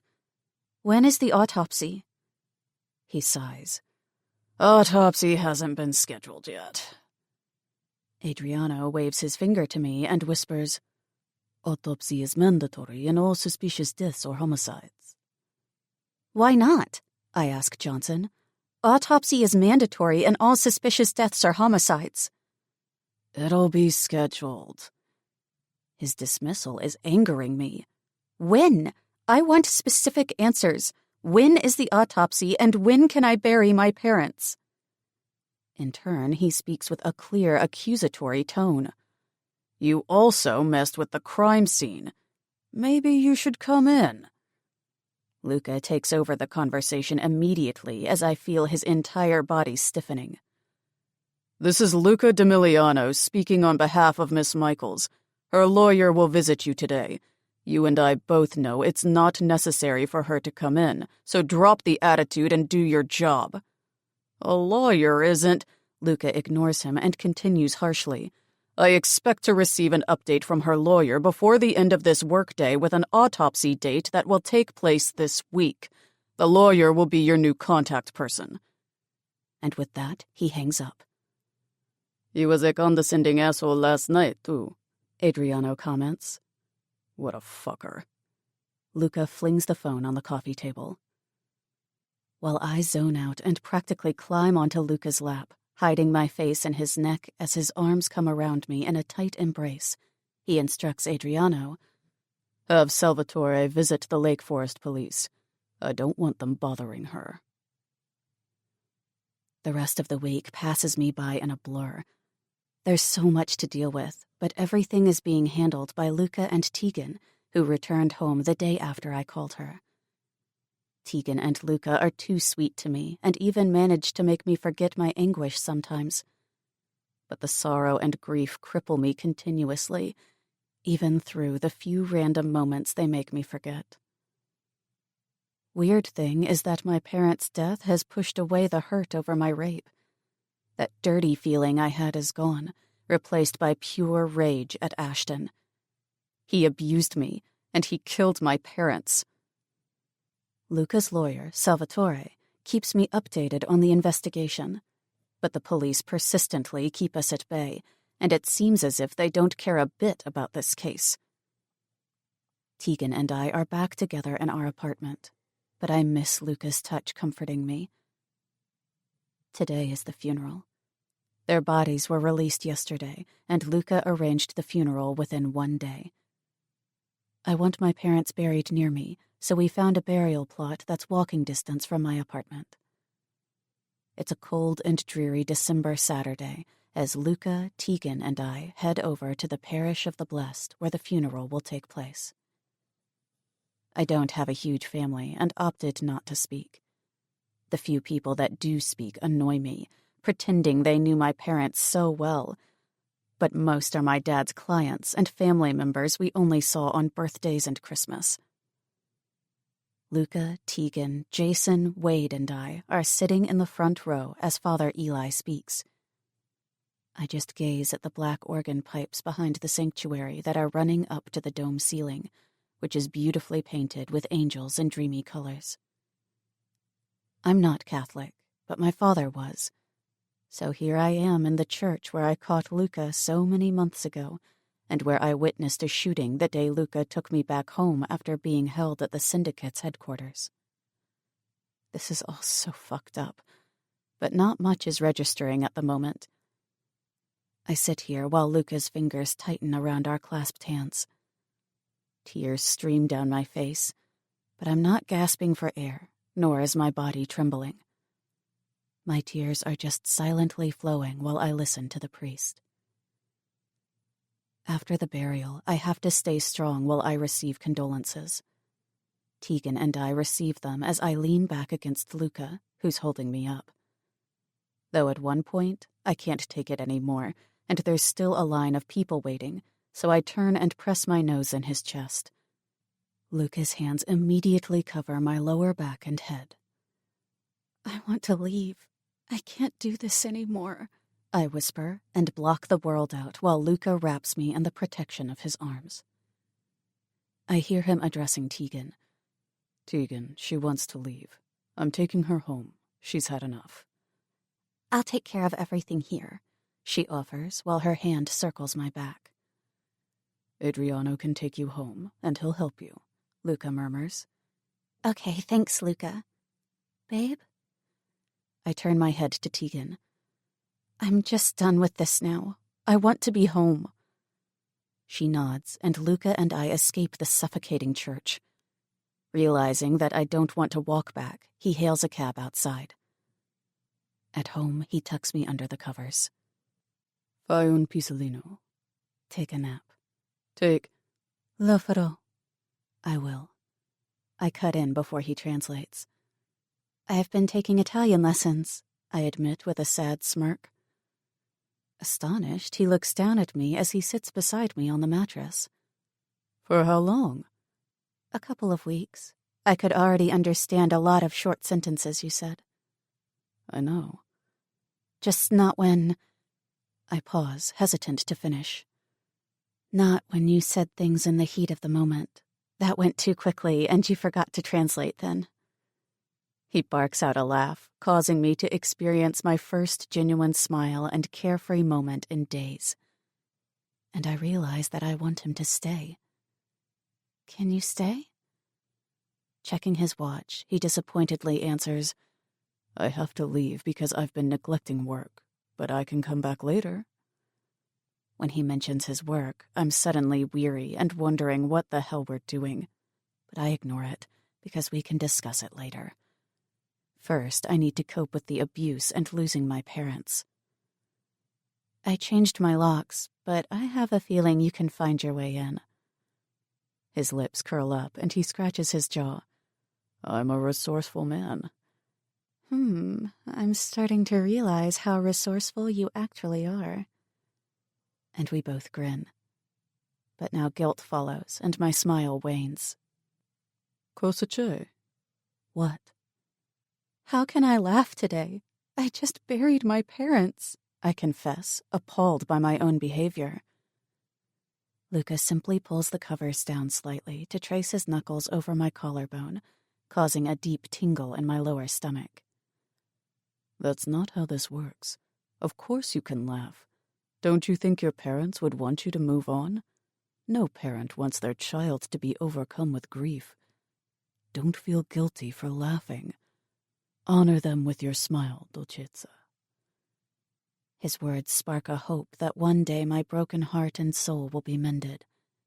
And he just called me Dolcezza for the first time in ages, which was his nickname for me when we dated.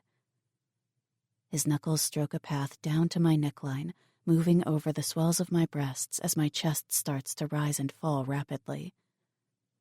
He holds my gaze, swallowing me whole, but then he looks away promptly. Fallon, I have to go. His voice is rough, and I wonder if he's telling me or trying to convince himself. Rising, he turns and steps out. Luca returns Saturday night and stays with me Sunday throughout the day. We sleep and shower together, but he doesn't make a move to take it a step further, which is a slight relief because I'm not sure how I'll respond, since it would be the first time that I've been intimate with a man since the sexual abuse. On the other hand, with each day that passes, I'm becoming even more eager for him to make love to me. On Monday, Wade drops me off at Sylvia's office again because he and I agree that it's not safe for me to travel alone while Ashton is still out there. Wade and Luca were amicable to one another at the funeral and haven't seen each other since then. Wade's busy with who knows what, and I have a feeling he's thankful that I have Luca back again. I've been depending on Wade a lot lately, and I don't want to eat up all of his time. Fortunately, Cam's waiting inside when I tread through the glass doors after climbing the stairs. She stands up and rummages through her large leather bag that hangs off her shoulder. Hey, Fallon. We need to talk before we continue. I grab her hand as I slide onto the seat in the deserted waiting room. Cam, I've been in contact with Luca and Adriano. Her eyes round. My parents died last week. Her hand flies to her mouth as she sits next to me. Oh my God. The memories of what I found in that study haunt me every night, so I tell her the story quickly, but my tears are unrelenting and track down my face. I can't believe how much you've been through the past week. And she startles me when she surrounds me in a sympathetic embrace. It's been surreal, that's for sure. But Luca and Adriano have helped me, Cam. I pull back. I don't like lying to them now. Luca has arranged everything for me, and Adriano helped just as much. I believe we should confide in them. Cam runs her fingers through her hair once. I can't, Fallon, but I completely understand that you don't want to lie, and you should focus on yourself. How are you? Taking a tissue from my purse, I dry my eyes. I have major ups and downs. The entire week has been a dark cloud, but the people around me keep me sane, and I don't know what I would have done without my friends. Even though I was pushing them all away, from Luca to Tegan and Jason, they've all been there for me since my parents passed. She takes my hand in hers. I'm glad you have them, and I appreciate everything you've done. Don't worry about me. I can't not worry about you. Biting my lower lip, I ponder what to do. She's my friend, and I honestly believe that if the roles were reversed, she would help me. I withdrew another $500 from my account. I hand her the bills. Here. Are you sure you can spare it? I press the money in her hand. Take it. I know you're broke. And give me the disposable phone. I'm not sure that would be wise. What if Luca finds it? I don't want to cause problems for you. I'll handle Luca, but you use this week to at least think about confessing to Adriano or Luca. Don't dismiss my idea right off the bat. Let's meet again same time next week. Sylvia appears in her doorway. Fallon, are you ready? Cam and I stand up and hug. She slips the new phone into the pocket of my coat and mutters quickly in my ear, I'll be here next week. Thank you and take care. Cam leaves, and I reoccupy the same seat as last week on the beige recliner after shedding my coat and throwing it on the couch along with my purse. Sylvia pours 2 cups of steaming tea. How was your week? A whirlwind of emotions. My parents died. She takes her seat across from me and shifts closer to encourage me with indulgent eyes. I found them last week, Tuesday, in our house. Murdered. I'm clutching a tissue in my hand and am able to say these words without releasing my tears. Let your tears fall. Don't hold it in. All I've been doing is crying. I'm so sick of it. Crying is part of your healing process. I know. I want to talk about something else, though. Okay, we can discuss anything you want, but I do want to talk about your parents' death before the end of our session. I tuck my legs under my behind. Ever since they died last week, I've been in contact with Luca, and since then, that need I told you about, the need to feel desirable, it has intensified. I'm a bit hesitant to take it a step further, but I think I'm ready. Is that weird? Nothing is weird. If it feels good, go with your gut. I do think you should tell him beforehand about what you've been through. Does he know? No, I answer truthfully. She nods but stays quiet. He's been there for me, and I've been clinging to him and my friends. I'm proud that you're at least making an effort to open up to your friends and that you're allowing them to help you with your grief. My parents' passing and the dismissive way in which the police are handling the case have sparked a kind of anger I've never felt before. And honestly, it's consuming my mind to the point where I hardly think of the rape. The mind usually has the worst memories at the forefront. You've been through a lot, and although it might seem like you don't think about the abuse at all, you still need to work through it. And that's what we'll do here. I presume you didn't start yoga or writing in a diary? I shake my head and warm my hand against the hot teacup. Can you do that this week? She asks. I was planning to. I have to say, you come across as fairly calm now. What kind of anger do you feel? That's because I have my moments. Moments where I'm calm and moments where I just start to rant. I pause to find the correct words. I feel growing disappointment and resentment at all the injustice that has been done to me, causing me to feel helpless, which fuels a fury inside me. I'm going to teach you how to lose that sensation of vulnerability, because that, in essence, is what you feel. Writing down your thoughts will help you immensely, and I want you to register for yoga classes today. For the rest of the session, she gives me insights on how to rearrange my negative thoughts into positive ones. After talking to Sylvia, I once again feel calmer, more hopeful, and a little lighter.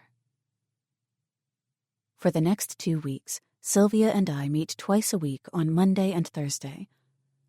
On Mondays, Cam meets me at Sylvia's office so that I can hand her cash, but I still haven't had much luck in convincing her to speak to Adriano or Luca.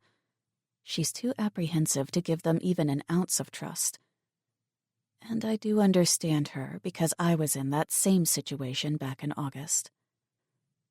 Though my friends all help me, without Sylvia, I wouldn't have ever gotten some sort of hold on my own life.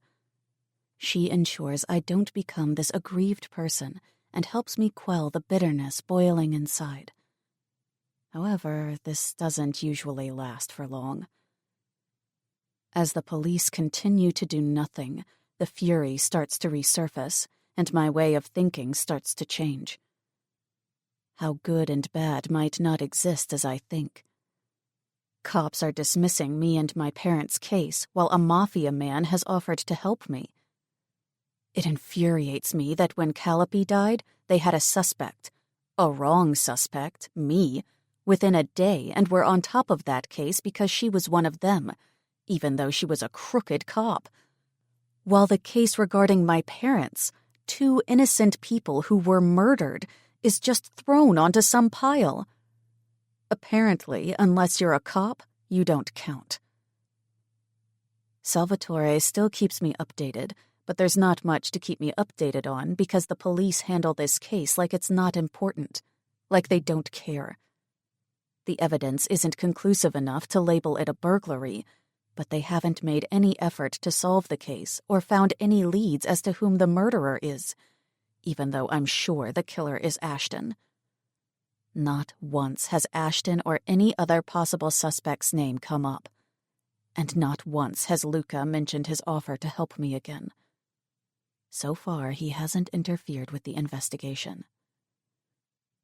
While I'm changing and evolving in those weeks after their death, the resentment grows inside of me, the disappointment at the world and at myself.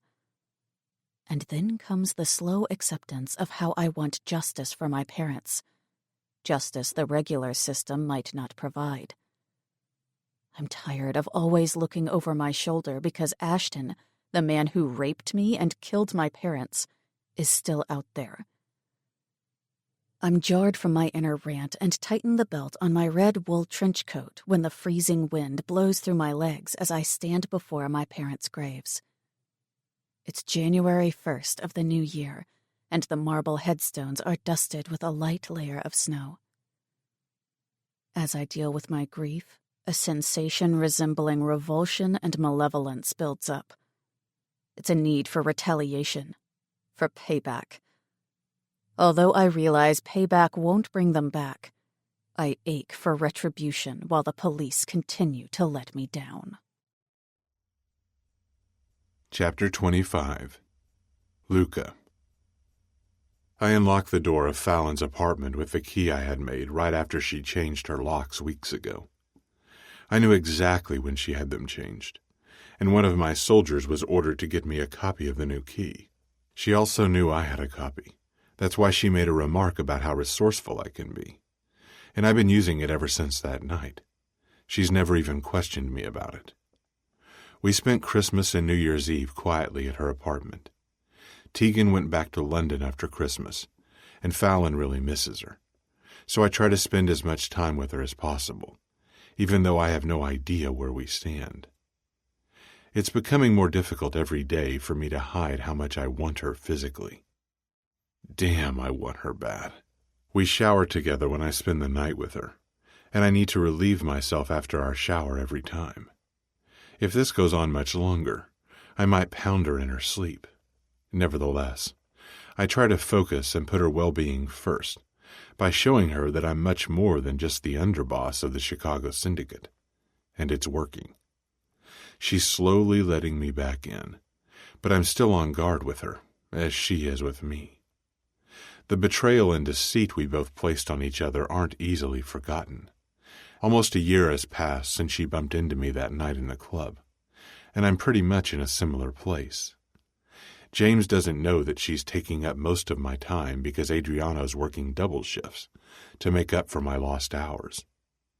My best friend is the only person I trust indisputably, and he's done everything to give me more free time because he sees how much I still love her. Meanwhile, I'm using every Syndicate resource I have at my disposal to capture Ashton, but he always manages to stay a step ahead of us, and we don't know how he's doing it. Every time Henry follows a trail, or when Fat Sal has a lead on where Ashton has been spotted, he's always gone by the time we get there. Sal is currently investigating all of his club members because, chances are, there's another leak in his organization. James isn't happy with the way I use our resources, but he and I have grown apart to the point where we only speak over the phone and briefly discuss business.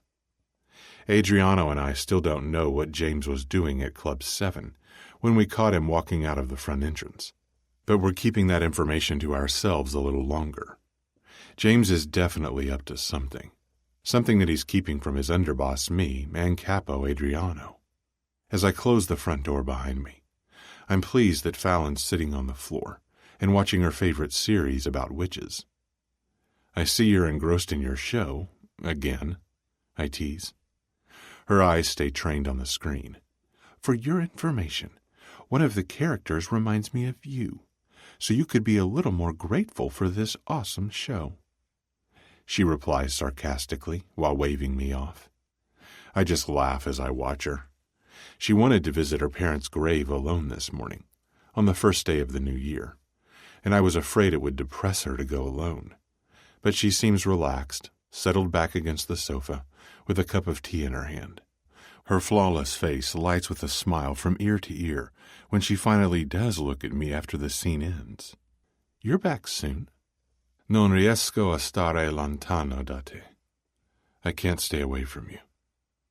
I'm in awe of how strong she actually is. She's fighting so hard not to get lost in her grief. Most people drown themselves in sorrow, but not her. She continues on, and I definitely underestimated her strength and perseverance. I used to think that she could never survive a life in my ruthless world with a man like me, but I didn't give her enough credit. She's a fighter like me, and I will always do anything to keep her with me, because there's no way I will lose her again. That's not an option for me. She's been locked in my mind, body, and soul since I first laid eyes on her beautiful heart-shaped face. A familiar throbbing below pushes me to have her, to own her, to make her mine again. She belongs to me, but the need to mark her is painfully profound. My disappointment with her lies vanished entirely within these 2 weeks, after she drew me back into her life. It's also partly due to my enormous guilt over ignoring her phone calls when she's needed me most. I ignored her for hours while she was alone in that house with the dead bodies of her parents. I believe we've both been hurt enough by each other's lies and disloyalty. And since I could never let myself forget her, I'm done trying. Now my new goal is to open her eyes as well, because I can tell she wants me just as much as I want her. I can sense it in the way her breathing grows shallow when I skim my fingers over her naked, smooth skin as we lie in bed. But there's something holding her back.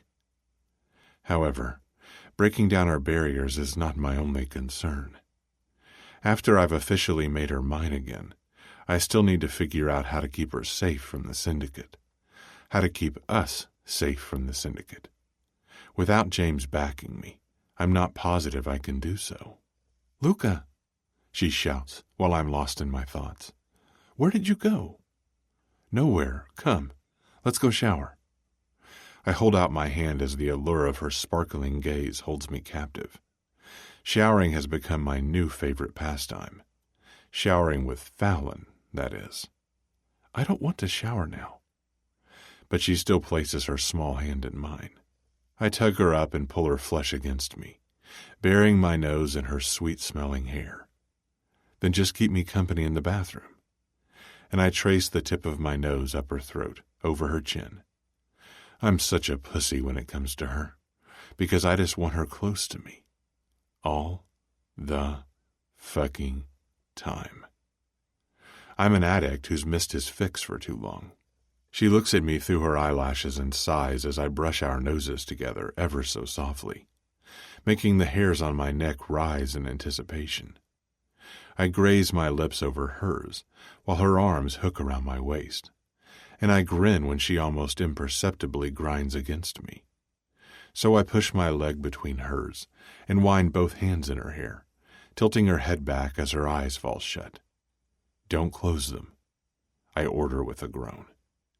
She stares at me with half-lidded eyes as I press my mouth to the corner of her lips, then ghost over them to kiss the other corner. Seductively, she starts to rub herself on my thigh, and I fist her hair harshly, making her gasp through her lazy smile. Tell me you want me, I say tenderly, but she's quiet as she pushes her breasts against my chest. I can feel the tips of her hardening nipples through my dress shirt, and I crush our mouths together. Her nails dig into my back, and I plunge my tongue inside, tasting and licking every part of her warm, sweet mouth. I smirk when I taste sugar or some kind of cake icing. She loves to eat cake while watching her favorite TV show. Another low groan escapes as one hand travels down her back, over the curve of her ass, and I palm her cheek to press her against my growing hard-on. Then I pull her bottom lip between my teeth and release it slowly, causing her to moan and arch into me. "I thought you were going to shower," she whispers. Smiling, I bend down to press a kiss against the swell of her breasts. "Come." She follows behind me as I strip my suit on the way to her bathroom, where I step out of my boxer briefs and into the shower. Fallon leans against the sink, touching her kiss-swollen lips, and studies me through the glass doors. So I challenge her, and stroke myself twice in my already semi-hard state, while I return her lust-filled gaze. I open the shower door and lean against it with one shoulder as I raise a brow. Is she joining me, or do I have to yank her in? She and I are completely in tune, because she answers my silent question. "No, you're going to make me wet." I was hoping for that yes. I point out with a wink and take one step out of the shower to snare her wrist, swiveling her around so that her back hits my naked chest and letting my fingers wander down the curves of her body. I drop my hand to her neckline and delve inside her thin lace bra until my grip possessively covers her breast. Then I hurriedly pull the shirt over her head and tuck her inside the shower. She shrieks but bows into my touch, and I smile against her ear as I unclasp her bra and slide her sweatpants and panties down together. They drop in a wet heap, and I kick them into the corner of the stall as the steam of the hot water gathers around us. Now I have you how I want you, naked and wet. I tilt her head back, letting the warm water rinse her dark strands of hair as I massage her scalp and press my lips against her exposed throat, grinding my hardening length against her ass. That feels so good." She dreamily closes her eyes. Guiding Fallon to bend forward in the shower, I brace her hands against the tiles, coax her legs wider apart, and watch the hot water run down her ass while I palm the softness of her skin. Her loud, sensual moan almost has me shoving myself into her. But I'm going to tease her first. Let her make the first move for sex. I need to hear her say how much she wants me. I want that wall she's erected around herself to shatter as she gives herself to me completely. I want her to desire me just as much as I've craved her for so many months. And I can wait. But I do need to relieve myself, because seeing her bent over has me almost shooting my load all over her lower back.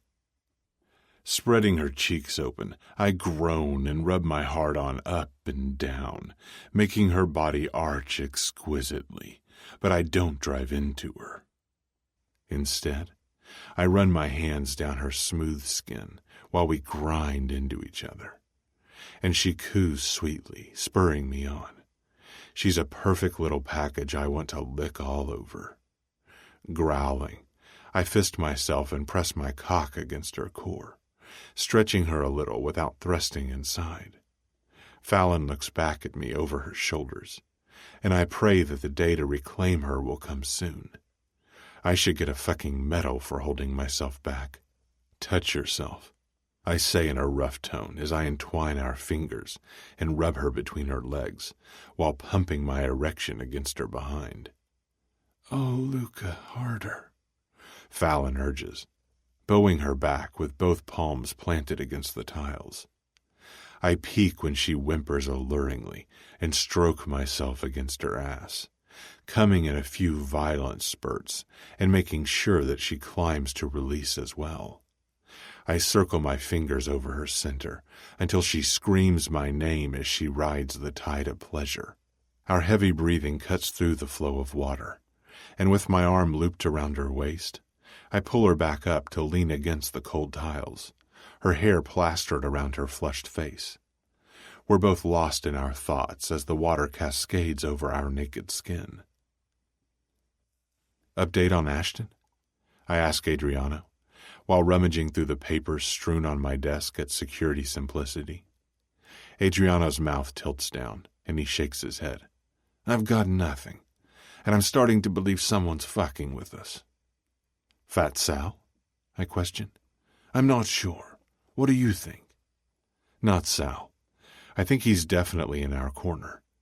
Most likely a member of the Fight Club. Maybe someone with intimate ties to Ashton. I muse aloud. Could be. He eases back in his chair. By the way, are you coming with me to headquarters today? Why are you going? James has another cash deposit that we need to pump into Simplicity. James is going to be there? That amazes me. I'm not sure. Salvatore was vague as usual. However, I do think you should join me and show your face before they start to get wind of how often you've been absent lately. You know I don't mind, and I'm more than happy to cover for you, so that you can be with Fallon right now. But we have to be careful. I nod in agreement. You're right. James is already pissed with how many resources I'm utilizing to find Ashton, and he realizes it has more to do with Fallon than the fact that he waterboarded me. I want Ashton in order to settle the score for Fallon, and we still need to find out what James was doing alone at Club 7. But we can't ask Fat Sal. No one can know about the issues James and I have because it would be used against us, and I'm not positive if he's deliberately keeping us in the dark. Neither am I, but where do we start? Opening the desk drawer, I file the papers and then turn the key. We'll discuss it later, and I'll meet you at headquarters. Now I'm off to Fallon's therapist. She has appointments twice a week, but is curiously adamant about not letting me take her on Mondays. On Thursday, she loves it when I drop her off and pick her up, but every Monday, she declines. According to her, she doesn't want to alienate her friends, so she lets Wade drop her off on Mondays. But she's obviously lying. I just need to ensure that she's all right. How's she been doing? Surprisingly good. She mostly just cries at night when we're in bed, and I can't figure out what else is bothering her. She's opened up about her misery over losing her parents, but I have a distinct feeling that sometimes she wants to say more but holds it in. The therapy is helping a lot, because she always comes home in a positive mood after meeting with Sylvia. She writes down her emotions and has started yoga classes. And you, too? Standing up, I take my jacket from the back of the chair and throw it on. I don't know. We avoid having the talk, and I'm not pushing while she's still grieving. But at one point, I will let her know where we stand. Adriano perks his brow and grins. Doesn't she have a say in it? Fallon's not going to push me away. I can read her, and she's slowly coming to terms with the fact that she still wants me, even though I'm the underboss of the Syndicate.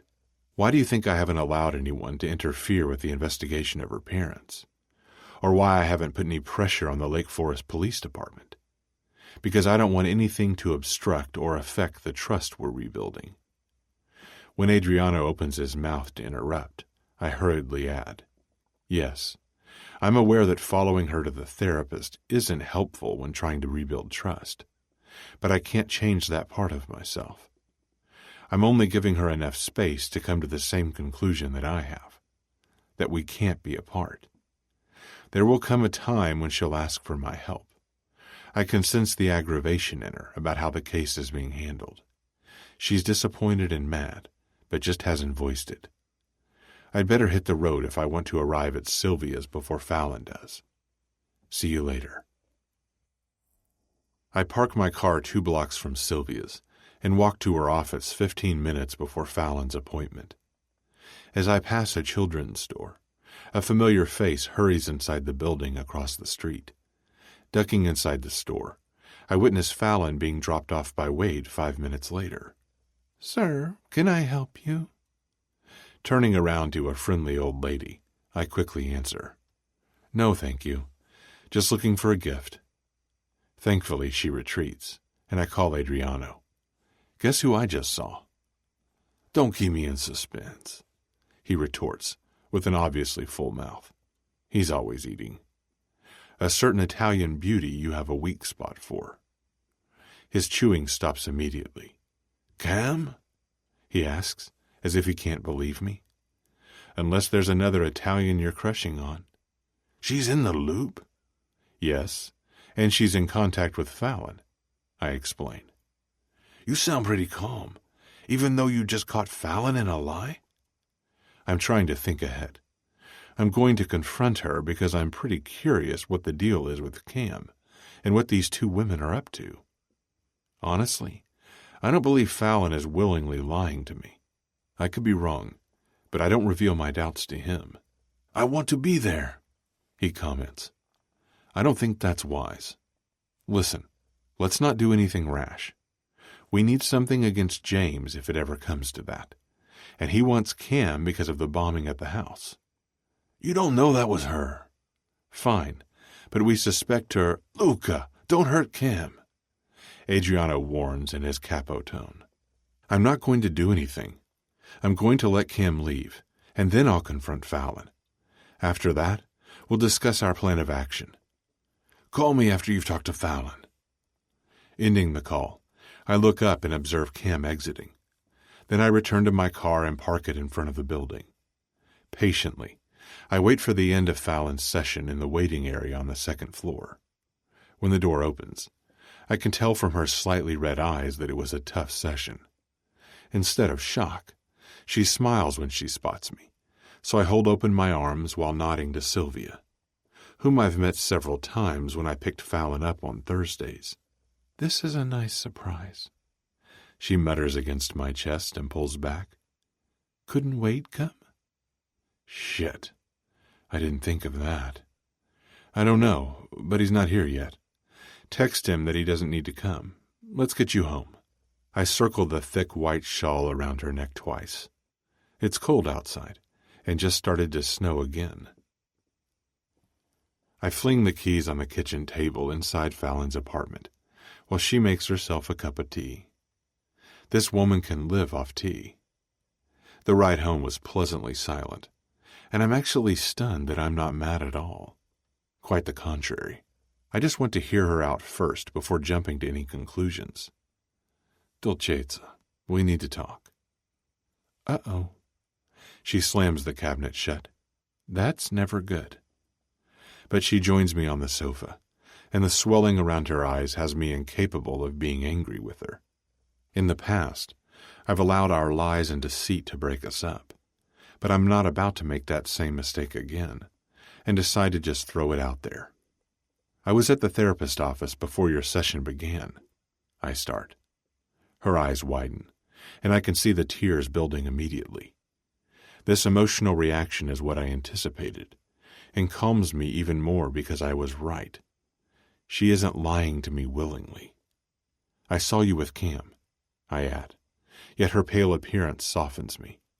Talk to me. She's scared, Luca. I gave her money because she's broke, and I've been trying to convince Cam to confide in you and Adriano. I believe her without any doubt, but I need to convey where I stand. You should have told me. She sighs and breaks eye contact, so I place my finger under her chin to steer her gaze back on me. You're right, but she's really scared, and she also told me something about Adriano that confused me.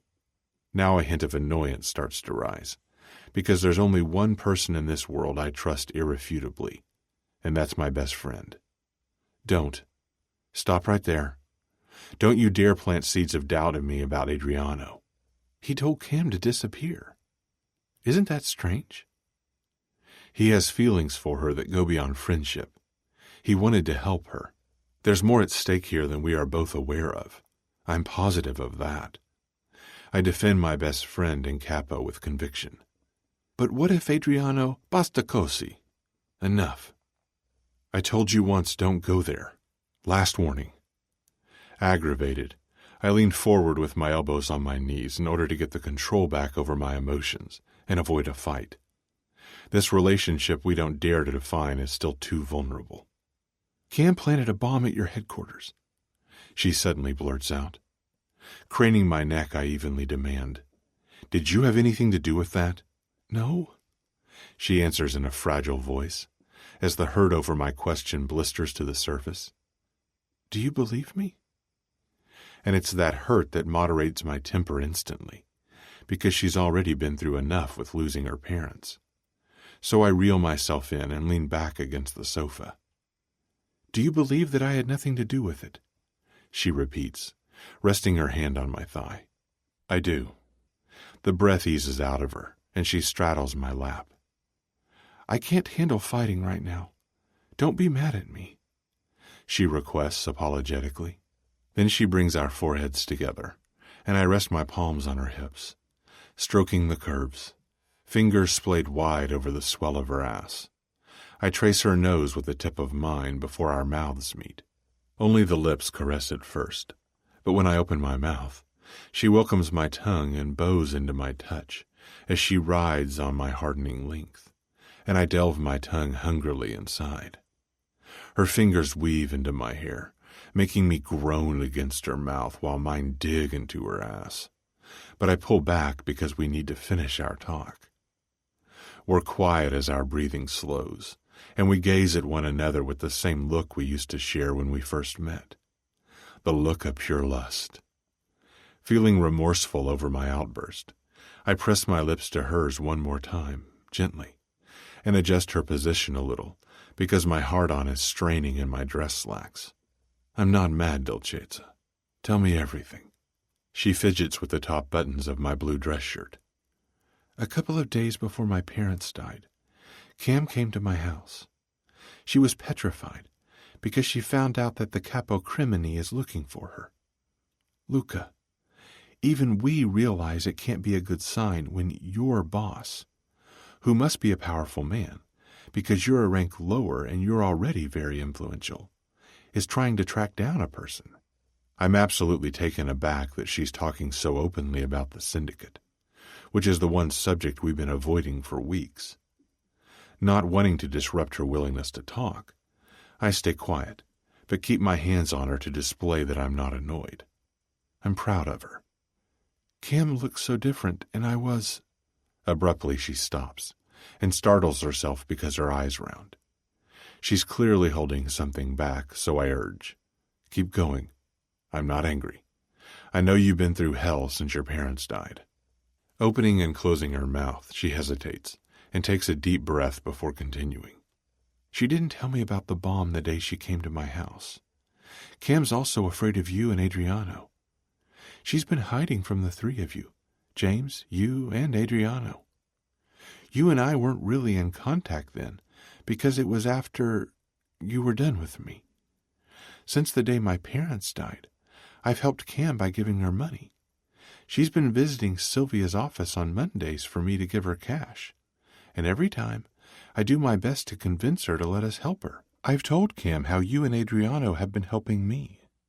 Her story is slightly confusing, so I'm trying to draw a timeline in my head as she relays the events. Cupping her head with one hand, I rub my thumb over her cheekbone. "I believe you.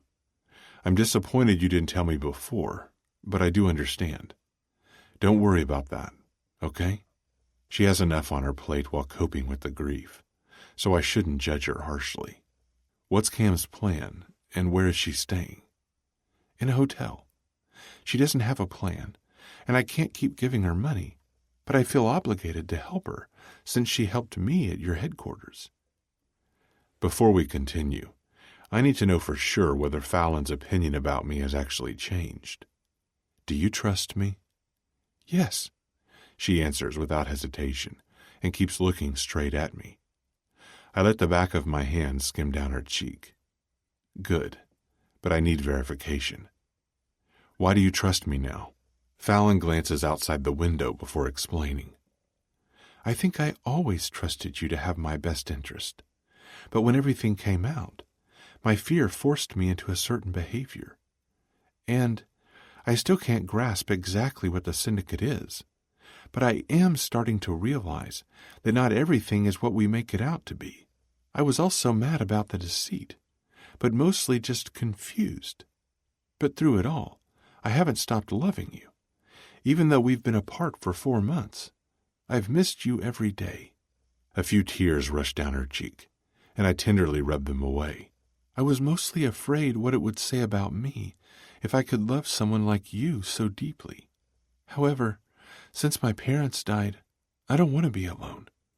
And I don't want to think about the future. Not yet. I just still want you to love me, she admits, and stares at me expectantly. Ma io ti amo ancora. I do still love you. You have no idea how much I've missed you, how often I've wished you hadn't continuously pushed me away. I will still do anything for you, and I want you to know that. She realizes I'm referring to interfering with the police investigation, or handling Ashton as I see fit when I've found him. I'm not sure I can live with myself if I ask you to help me break the law somehow. I'm just relieved that my grief hasn't completely consumed me, and that you've been here for me, because that's what's kept me sane through this nightmare. I know, don't ask me that. I can't make that decision now. Let's leave it up to the police, okay? She places her hands against my chest and inches closer while still sitting astride me. I hold her hips to stop her movement and grin. This woman has no idea what she does to me, because I instantly harden again. Secretly, I'm quite pleased because I was right. She's slowly losing faith in law enforcement, and I'm sticking to my original strategy and won't push her. Okay, this is the first time you've spoken about the Syndicate. Did Sylvia encourage you to talk to me more? She nods. Did you say something about the Syndicate in your sessions? No. Everything I've said has been vague, and I never mentioned the Syndicate. I know that wouldn't be smart because I could be endangering Sylvia, too. Smiling, I hug her to me. Did I ever underestimate her? She's much smarter than I give her credit for. This was the scariest yet most honest conversation we've ever had, she says, and presses her lips against my neck. I mirror her action. I think we just made some progress, Dolcezza, but we still have to discuss Cam. She rears back, and I quickly rest my hands on her upper back, preventing her from falling. What about Cam? She asks. What did you two agree on? Is she just going to keep visiting you on Mondays at Sylvia's? Well, we just take it week by week, she confesses sheepishly. Are you going to follow my instructions if I try to help you? You mean help me with Cam? You're not handing her over to James, are you? I won't. I promise. I knew I was right. She pecks me on the cheek. I knew you would help her. Tell me what to do because she desperately needs help. First, we're going to include Adriano in our course of action. Are you meeting her again next week? Yes, she confirms. Chapter 26. Fallon. I've been carrying around my favorite historical romance novel, the one Luca bought me when I was at the Syndicate's headquarters last summer and had delivered to my apartment, in my purse, and finally decide to read a book again while waiting for Cam at Sylvia's office. Opening my paperback, I realize that I've forgotten what chapter I'm on, so I start at the beginning. After I've read only 2 lines, the door slides open. Hey, Cam greets. How have you been? Apparently, Luca and Adriano were ordered to stop searching for Cam, and that's when James took over. Now Luca thinks there's another reason James wants Cam besides her possible involvement in the bombing at their headquarters, but he can't figure out what that reason might be. Could there be anything romantic between James and Cam? I told Luca and Adriano everything Cam revealed to me, even about the sex club, which Luca hurriedly explained when he witnessed my hurt expression. I was thrilled to hear they only visited the sex club to gather information about Cam. Cam hasn't been completely truthful, but in her defense, she did say up front that she couldn't tell me everything. All I want is for everything to be over so that I can focus on myself. This ordeal with Cam is starting to affect my life too much, but I do still want to help her. I'm hoping that when Cam's problems are solved, Luca and I can start concentrating on us, because we need to discuss a lot before taking the next step. And I'm not even sure if I can accept all of him, but for the last few weeks, He's been my only light in this dark cloud of grief. Hey, I've been better. I put my parents' house up for sale this weekend. It's been a tough couple of days. Sympathy shines in her eyes as I store the book back in my purse and place it on the seat next to me. As discussed with Luca and Adriano, I don't reveal that they're in the know, but follow instructions to hopefully gain valuable information from Cam that will also benefit her. Cam, I don't have any more money, I begin to explain. I need to relocate anyway, Fallon. You've supported me so much, and I can't thank you enough. Living in hotels is too expensive, and I'm so lost and confused. A tear leaks from the corner of her eye as she plops down, defeated. I'm sorry. I shouldn't put this all on you since you just lost your parents. This is actually good. If we bond more, Adriano and Luca instructed me, she'll be more inclined to confide in me. But what are you going to do? I take the disposable phone that she gave me, yet I never used, from my purse and hand it over. Take this back. Maybe you'll need it. Thanks. Pocketing it, she expels a strained breath and palms her forehead. I don't know what to do. Maybe Ashton can help me. Ashton? I shriek in alarm. Maybe she means another Ashton. Her brows furrow in bemusement. Yes, he's an acquaintance. Worked at Club 7 too. I think he was one of the fighters, and he's also in some kind of trouble. I don't know what's going on with him, but he owes me a favor. Why? Surname? Good question. Bank or something? I just stare at her while my mind has a difficult time processing this new information. What's wrong? Cam demands. Banks? I whisper in disbelief. Yeah, you know him? How well do you know him? Not very well. I don't consider him a friend. I'm starting to perspire, and I'm quickly contemplating how much I need to reveal. Listen to me. Stay away from him. He's dangerous. Why?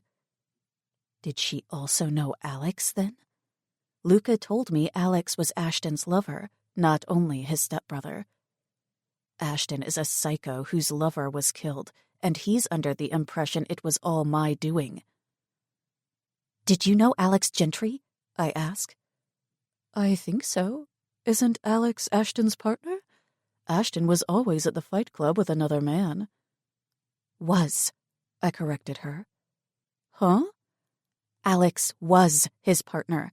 He's dead. How come you don't know this? Because I've been in hiding for months, she retorts softly. Alex was my boss, whose murder I was framed for, and Ashton Banks has been determined to destroy my life. I grit my teeth and rub the tips of my fingers over my forehead as my annoyance starts to rise. I think Ashton killed my parents, okay? Tell me why he owes you a favor? Her lips tremble as she blows out a deep breath. The last time I saw him at the club was a few weeks back. The hostess, my friend I told you about, got me inside.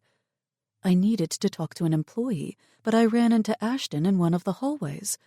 That club is filled with corridors that connect the different areas together. Ashton was upset and trying to find a way out of the club, and he recognized me as a former employee, so he knew I didn't get inside legally. I got both of us out via the hostess, and we exchanged numbers. I told him I might need a favor from him in the future because I was already in so much shit and was just looking for allies. His name just popped up in my head as the only other person who could maybe somehow help me since he owes me. Fuck, but I'm staying away now. What to do? Do I disclose what I know? Do I tell her about the rape? Maybe I shouldn't say anything and just stick to the original plan. But I can't. A growing need for revenge has me changing Luca's plan. How can you reach Ashton? The words tumble out. I don't know if I can, but I still have his number stored. Should I call him? Yes. She chews on a fingernail and puts the phone on speaker, but the number has been disconnected.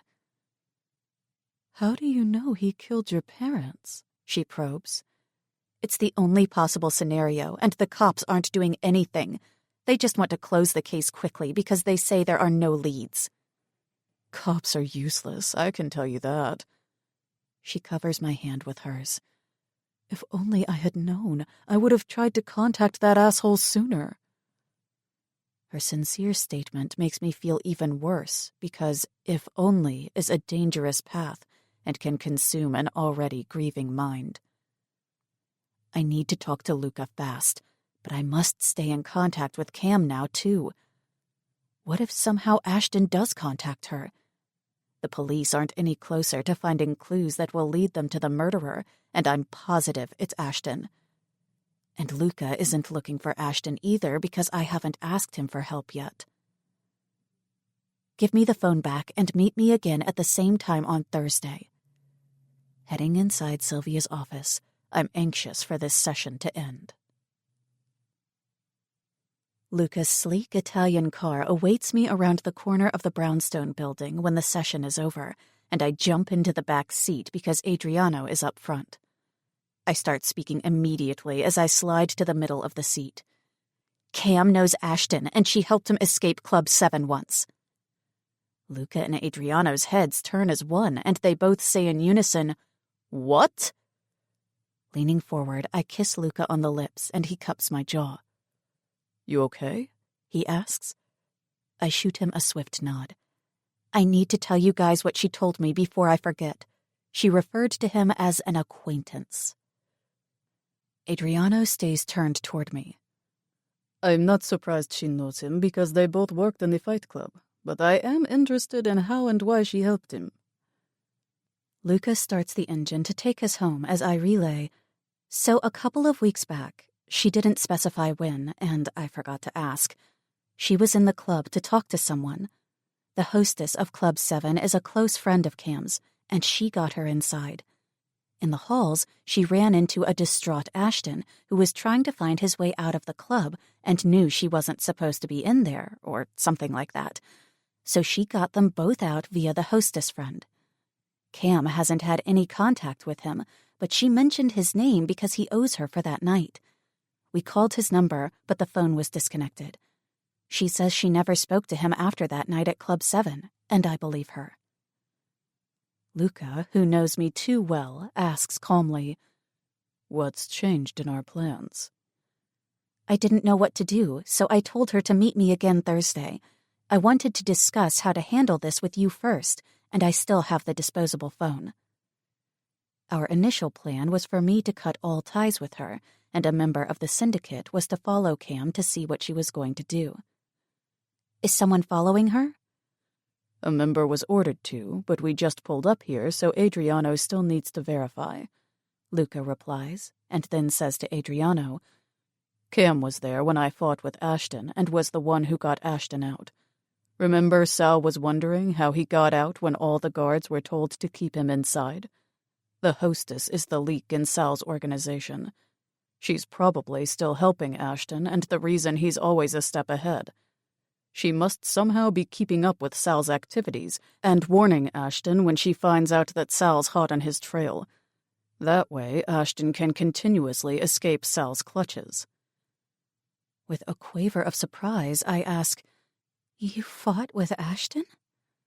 "He cut me that night." Luca catches my eyes in the rearview mirror.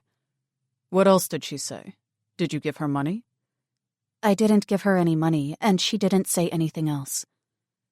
I slide back to settle against the seat and watch the buildings go by as a thin layer of snow is decorating the city. "I think we should talk to her Thursday," Adriano states to Luca. Luca nods in agreement before we drop Adriano at his apartment, and I move to the front passenger seat. Resting his warm hand on my thigh, he traces his fingertips up and down leisurely while steering through traffic. "I want to get a few clothes and other possessions from your apartment and then head over to my penthouse because you're much safer there. Stay with me there for now. It's a question posed as an order, and I adore that he and I are interacting more and more like we used to, before everything went sour after my kidnapping. So much in my life has changed lately that I've come to appreciate the familiar things more. Turning my head to him, I smile when his fingers touch me between my legs. My hips start to move on their own accord. You're not playing fair. The corner of his lip curls up slightly as he cups me roughly, causing a moan to escape. I never play fair when it comes to you, he comments. Moaning louder, I open my wool trench coat as Luca skillfully unbuttons my black jeans with one flick. I'm pulling over before we have an accident. His tone drips with desire as he rounds a building and pulls into a parking garage and into the first vacant spot he sees. We both unbuckle our seatbelts and I shed my coat. His hand disappears into my opened jeans, under my panties, and 2 fingers rub over my wetness as he leans sideways toward me. Luca's roguish smile shoots a sensational tingle to my center. So wet already. Take off those jeans and shoes and touch me, he orders. Luca strips his suit jacket while I excitedly kick off my boots and nudge down my jeans. Impatiently, I fumble with his buckle and the button of his dress slacks where his erection is already bulging. The windows are steaming up from our ragged breaths as I kneel on my seat and lower my mouth to him, flicking my tongue against the tip of his arousal and then wrapping my lips around it. Luca lets out an unrestrained growl, lacing his fingers in my hair. I reach down to cup his balls and caress the top of his thighs while his other hand drifts down my back to palm my ass under my panties, and his finger slides down the center until finding my core to plunge in. I start pumping with one hand and suck hard while whimpering in pleasure and pushing back against his finger. But he pulls out and spanks me startlingly hard, making me groan. Don't come yet, he demands through labored breathing and circles leisurely before curling in 2 fingers. I'm going to taste you and make you come on my mouth. Luca's hips start to move up as he fists my hair roughly, and I tighten my fingers around his erection while sucking hard until he comes with hints of a groan in his rasping tone. Oh, fuck. Swallowing, I sit up and wipe my mouth with the back of my hand as we lock eyes, his half closed with a lazy grin on his satisfied face. Suddenly, lightning fast, he moves and sinks his tongue into my mouth. Teeth clash as we kiss briefly before he pulls back to hook his hands behind my knees, letting me topple back against the seat as I shriek in surprise. Then the tear of my panties sounds loud in the vehicle, and Luca adjusts my body easily so that I'm leaning back against the side of the seat, almost against the door. One foot is placed on the headrest of his seat, while the other is propped on the dashboard, spreading me wide for him, and he dives in after showing me a playful smirk. "Oh, shit," I manage to croak out when he starts feasting on me like a man starved, so I entwine my fingers in his hair while pushing him between my legs. Luca's hands stroke down the inside of my thighs, and his thumbs spread me open to taste every delicate part of me as he groans. One thumb starts to rub fiercely while his tongue is pushing in, which makes me come so rapidly that it hits me unexpectedly fast, and I writhe unabashedly against his face. "Luca!" My orgasm explodes when his tongue hits my most sensitive part, making my eyes roll back as I tug his hair. Slowly, I relax, and he keeps licking, up and down, with the flat of his tongue. He murmurs as I open my eyes gradually and look down to watch him taste me. My body keeps trembling from his pleasurable licks and just seeing him between my legs. Finally, he moves up and kisses me as his hands caress my bare legs and hips. He has no idea how badly I needed his seduction, how badly I needed to feel desirable to him again. Nonetheless, there's still a small part holding me back from taking the next step. However, he doesn't push it and actually retreats with a satisfactory gleam in his eyes. I missed your taste. He admits the one thing I want to hear. Me too, I reply before I put on my jeans, and I hold my ripped panties up by my forefinger. Luca grins and snatches them out of my hand to toss the piece of fabric into the compartment of the door. In mocking disgust, I remark, "Hey, those are my panties. I don't think I would want anyone to find those in your car." "They're my panties now," he says, and then frowns, recognizing the ambiguity in his statement.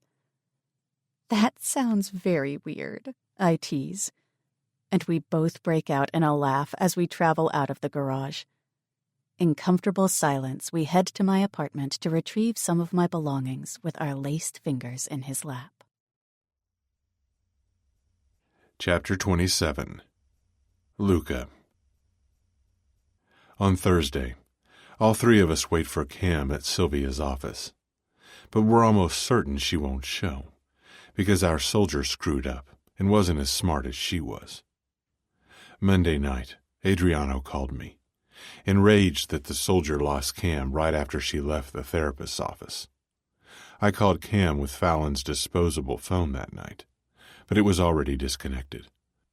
Much to Adriano's chagrin, it's clear that she ran again.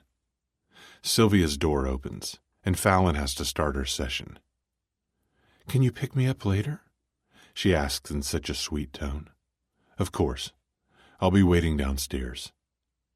Cradling her head, I press my lips to hers before she enters the office.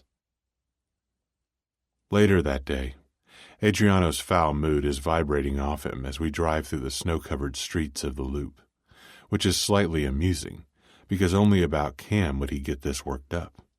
Sal calls when we're on our way to drop off papers at Security Simplicity. "The hostess is definitely the fucking leak," Sal states when I answer. The agitated timbre of his voice is booming in the vehicle. "Where is she?" I request calmly. "Gone. She didn't come into work Tuesday. She was tipped off, and we both know by whom." Adriano is balling a fist, and I can see the rage firing inside him because we're losing control over this entire situation. And now his friend, Cam, is causing even more trouble for herself by warning the hostess. While stepping on the gas to hurriedly catch the green light at the intersection, I comment, "So she's missing too. Did you already send someone to her house?" "She's missing," Sal confirms on a sigh. "And Ashton?" "Status quo," he replies. Now my own exasperation is rising. Ashton has been getting away with everything for too long, and that's unacceptable to me. I grip the steering wheel. "Sal, I want him off the streets. He's a liability, not only to me, but also to my girl. This is starting to really grate on my nerves." Sal knows I crave to avenge Fallon's parents' death and retaliate for Ashton waterboarding me. It's quiet for a moment before he says, "I have one other boss I can reach out to. Perhaps he can be of assistance." "Grazie. Thank you." After I end the call, Adriano is unnervingly silent and rubs his hand over the back of his neck. "We'll find Cam," I reassure him. "I fucking miss her. And we were so close. I'm concerned as to what kind of shit she's gotten herself into." He confesses for the first time. "I promise you that we'll find Cam and help her out of this mess." Adriano has helped me repeatedly with regards to Fallon, so I won't hesitate to support him with whatever he needs when it comes to Cam. And as of now, her mess is connected to Fallon's predicament, definitely making it high on my list of priorities. That night, I arrive at my penthouse to find Fallon curled up on my sofa watching TV. She peeks from under the white blanket. "Hey." I loosen my tie while edging closer and press my lips to her forehead. Please don't tell me you're watching Charmed again. She chuckles and sticks out her tongue. No, the news. And she holds open the blanket for me to join her. Her warm welcome eases all the stress of this week. Let me go change first. Did you eat? No, I waited for you. Order something, I say, wandering into my bedroom to change into comfortable sweatpants. It's amazing how relaxed we are with one another again, and how much I look forward to coming home every night, knowing she's here and that she's safe. For a man who rarely wanted anyone in the sanctuary of his home, I can't imagine being here without her, even though she's only been here for 4 days. Little by little, we're becoming Fallon and Luca again. After agonizing months apart, it only took a few weeks for us to find comfort in each other again. She's still my positive counterpart to every negative characteristic I have. Where I'm dark, she's light. Where I'm controlled and guarded, she's open and free-spirited. Not even her grief changed that part of her, and I've come to love her even more because of it. However, I do believe it's time we talk about us. The conversation we've been avoiding needs to take place, because I require a commitment from her. I won't push her too hard, but I want some kind of promise that she won't leave when all is said and done. And I also want an answer to the one question that constantly infects my mind. I still wonder what happened the night she was in the hospital with Doc. What caused the distance between us and her sudden reliance on Wade the next day? When I return to the living room, she's standing at the kitchen island with different takeout menus scattered on the granite top, and without looking up, she shouts, "What are you in the mood for?" "I'm here. No need to yell." I grin as I stand across from her. "You're so quiet." Her eyes move from my gray sweats to my naked torso. "What's with you and no shirt lately?" "That's to entice you." I wiggle my eyebrows, and she lets out a huge laugh. "I'm actually not in the mood for anything savory. I just want dessert." "Then order something savory for me and dessert for you." "Yes. I love how you never complain about my addiction to sugar." I perk a brow. "I would never. I love how your hips and ass are filling out." After she's placed the order, she rounds the island to head back to the sofa, but I wrap my fingers around her wrist, halting her and swirling her pulse gently with my thumb. Chapter 28. Fallon. I walk past Luca after ordering an arrabbiata pasta for him and a blueberry panna cotta for me, but I'm stopped when I feel my wrist being lifted from behind, trapped in the heat of his hold. Fallon. Firmly yet slowly, he pulls me to him, closing the already short distance between us until my shoulder hits his chest. What happened that night at the hospital?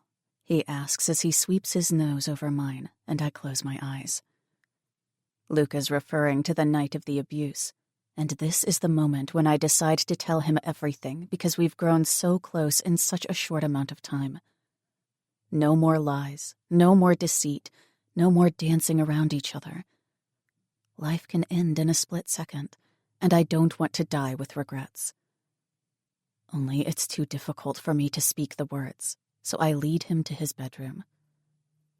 Grabbing the diary from my suitcase in his walk-in closet, I clutch it against my chest and stand before Luca, who's sitting on the edge of his bed with a frown. I didn't start therapy because of my parents' death. I actually started prior to their murder. He places his hands on the back of my thighs and tugs me to him. Then he looks up with expectant eyes as his palms slide over my hips, urging me to continue. I swallow back my impending tears. You're right. Something happened that night. But I'd rather you read it from my diary than for me to relay it and have to relive it. Please just read it entirely before you say anything and try to understand why I couldn't tell you. I hand over the diary hesitantly, and he takes it with a serious expression. Promise me you won't be mad? I insist. He lifts a brow, yet slowly nods, making me believe he realizes that he'll learn something dreadful. I promise, he vows. So I try to turn, but his hand that's still holding my thigh stops me. Where are you going? He asks. I don't know if I can stay. Let's go to the sofa together. Lie with me there.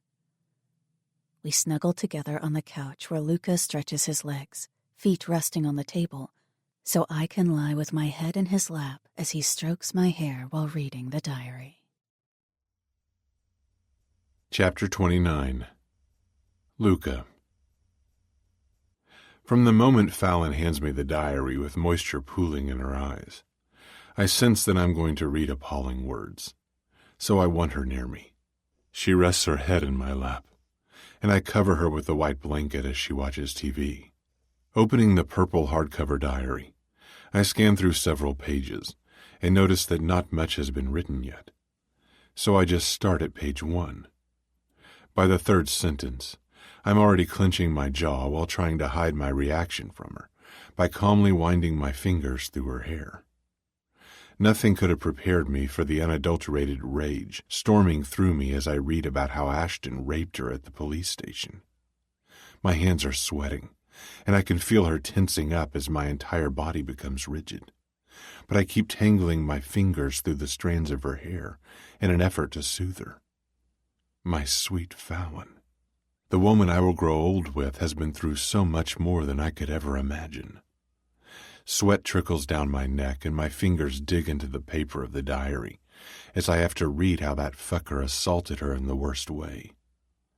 Evidently, Ashton is an even bigger madman than I realized. He gets off on physically hurting people. I should have known that after I witnessed the horrific scenes in Club 7's Fight Club. When Calliope attacked her, I was already infuriated like never before. But now, there's no limit to the carnage I'd wreak. My need for retaliation against Ashton just magnified 100-fold. I will get you vengeance, Dolcezza, whether you want it or not. A newfound respect for Wade grows as I read how he helped her, and I'm beginning to understand the nature of their relationship. Surreptitiously, I wipe the sweat from my upper lip, but I can't control my enraged breathing anymore. And then she sits up with wide eyes, anticipating my reaction. So I immediately hug her to me, and she climbs onto my lap, burying her face in my neck as unbearable cries rake through her body. Stroking the back of her head, I soothe. Shh. Why would I be mad at you, sweetheart? My God, I would never be mad at you. But I do hurt for you. My own eyes water as her tears pour down my neck, and I press my lips to her hair. I swear to God, Ashton will pay. Her arms clasp tightly around my middle, and I return her embrace, needing her to feel safe with me as guilt darkens my soul. I was horrendous to her the day after she was raped, the day I decided I was done with her, the day she probably needed me most. She hiccups while trying to speak. I'm sorry for not... Don't. There's absolutely no need for you to say you're sorry. You did nothing wrong. With both my hands on the side of her face, I look her straight in the eye. You don't need to apologize, okay? She nods almost unnoticeably, and I kiss her forehead. You are so brave, and you are one of the strongest women I know. After everything you've been through, look at how you keep going. Not only did I underestimate her strength, but I completely undervalued the warrior hidden inside Fallon. Do you want to talk about it with me? I ask cautiously. Shaking her head, she rejects the offer. Do you? I want what you want. Then no, not now. I'm cut off by the buzzer announcing that our food has arrived, and Fallon takes this chance to end the conversation.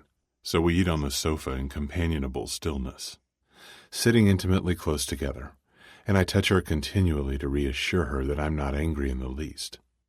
Not at her, anyway. My fury will be unleashed on Ashton. My resolve to talk about our relationship evaporates after reading her diary, and I can't bring myself to push her for answers right now. Although at night I come up with an idea to surprise her this weekend.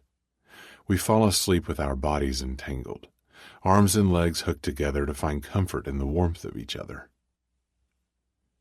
Where are we going? Fallon grins at me enthusiastically as the sun is setting on this cold winter night.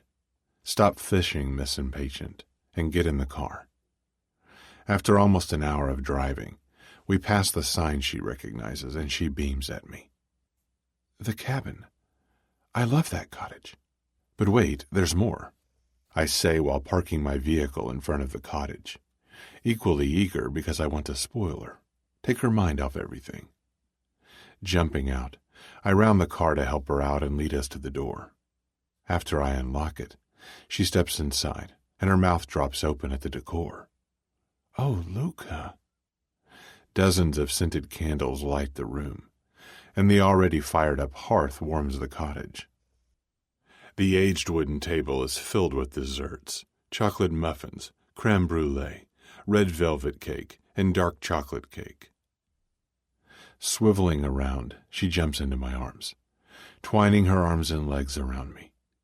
I hold her up by her ass and lead us to sit in front of the fireplace while she presses her soft lips to mine. I trace her mouth with my tongue before excitedly delving inside as she grinds her hips against me, and I hurriedly remove our coats while avoiding to break our kiss. She lies back on the white Angora rug, pulling me down with her. I need your touch to make me feel safe again. I need to know that I'm still desirable to you. Make love to me. Fallon rubs her palm over my hardening length through my dress slacks and coaxes my mouth open with her tongue. Her soft moan spurs me on. All rational thoughts fly out the window. I grab her hips and wedge myself between her legs. You will always be desirable to me, but I want you to talk to me. Tell me what kind of intimacy you want. I want you to take the lead, and if at any time you want to stop, we'll stop immediately, okay? She covers a hand over my jaw, and I rub my cheek against her palm. Talk to me, I urge. I want it to be the way it always was, not different, she confesses as my thumb strokes the corner of her full lips. That I can do. I smirk and pull her sweater over her head and yank down her tank top to lavish her hard pink nipple with my tongue, causing her to squirm and arch in anticipation. Just focus on the pleasure I'm going to give you. I place a delicate kiss on one nipple and then the other. With slow movements, constantly brushing my lips against her bare skin, I remove every item of clothing until she's naked and lying back on the thick white rug. I know exactly what she loves and plan to give it to her.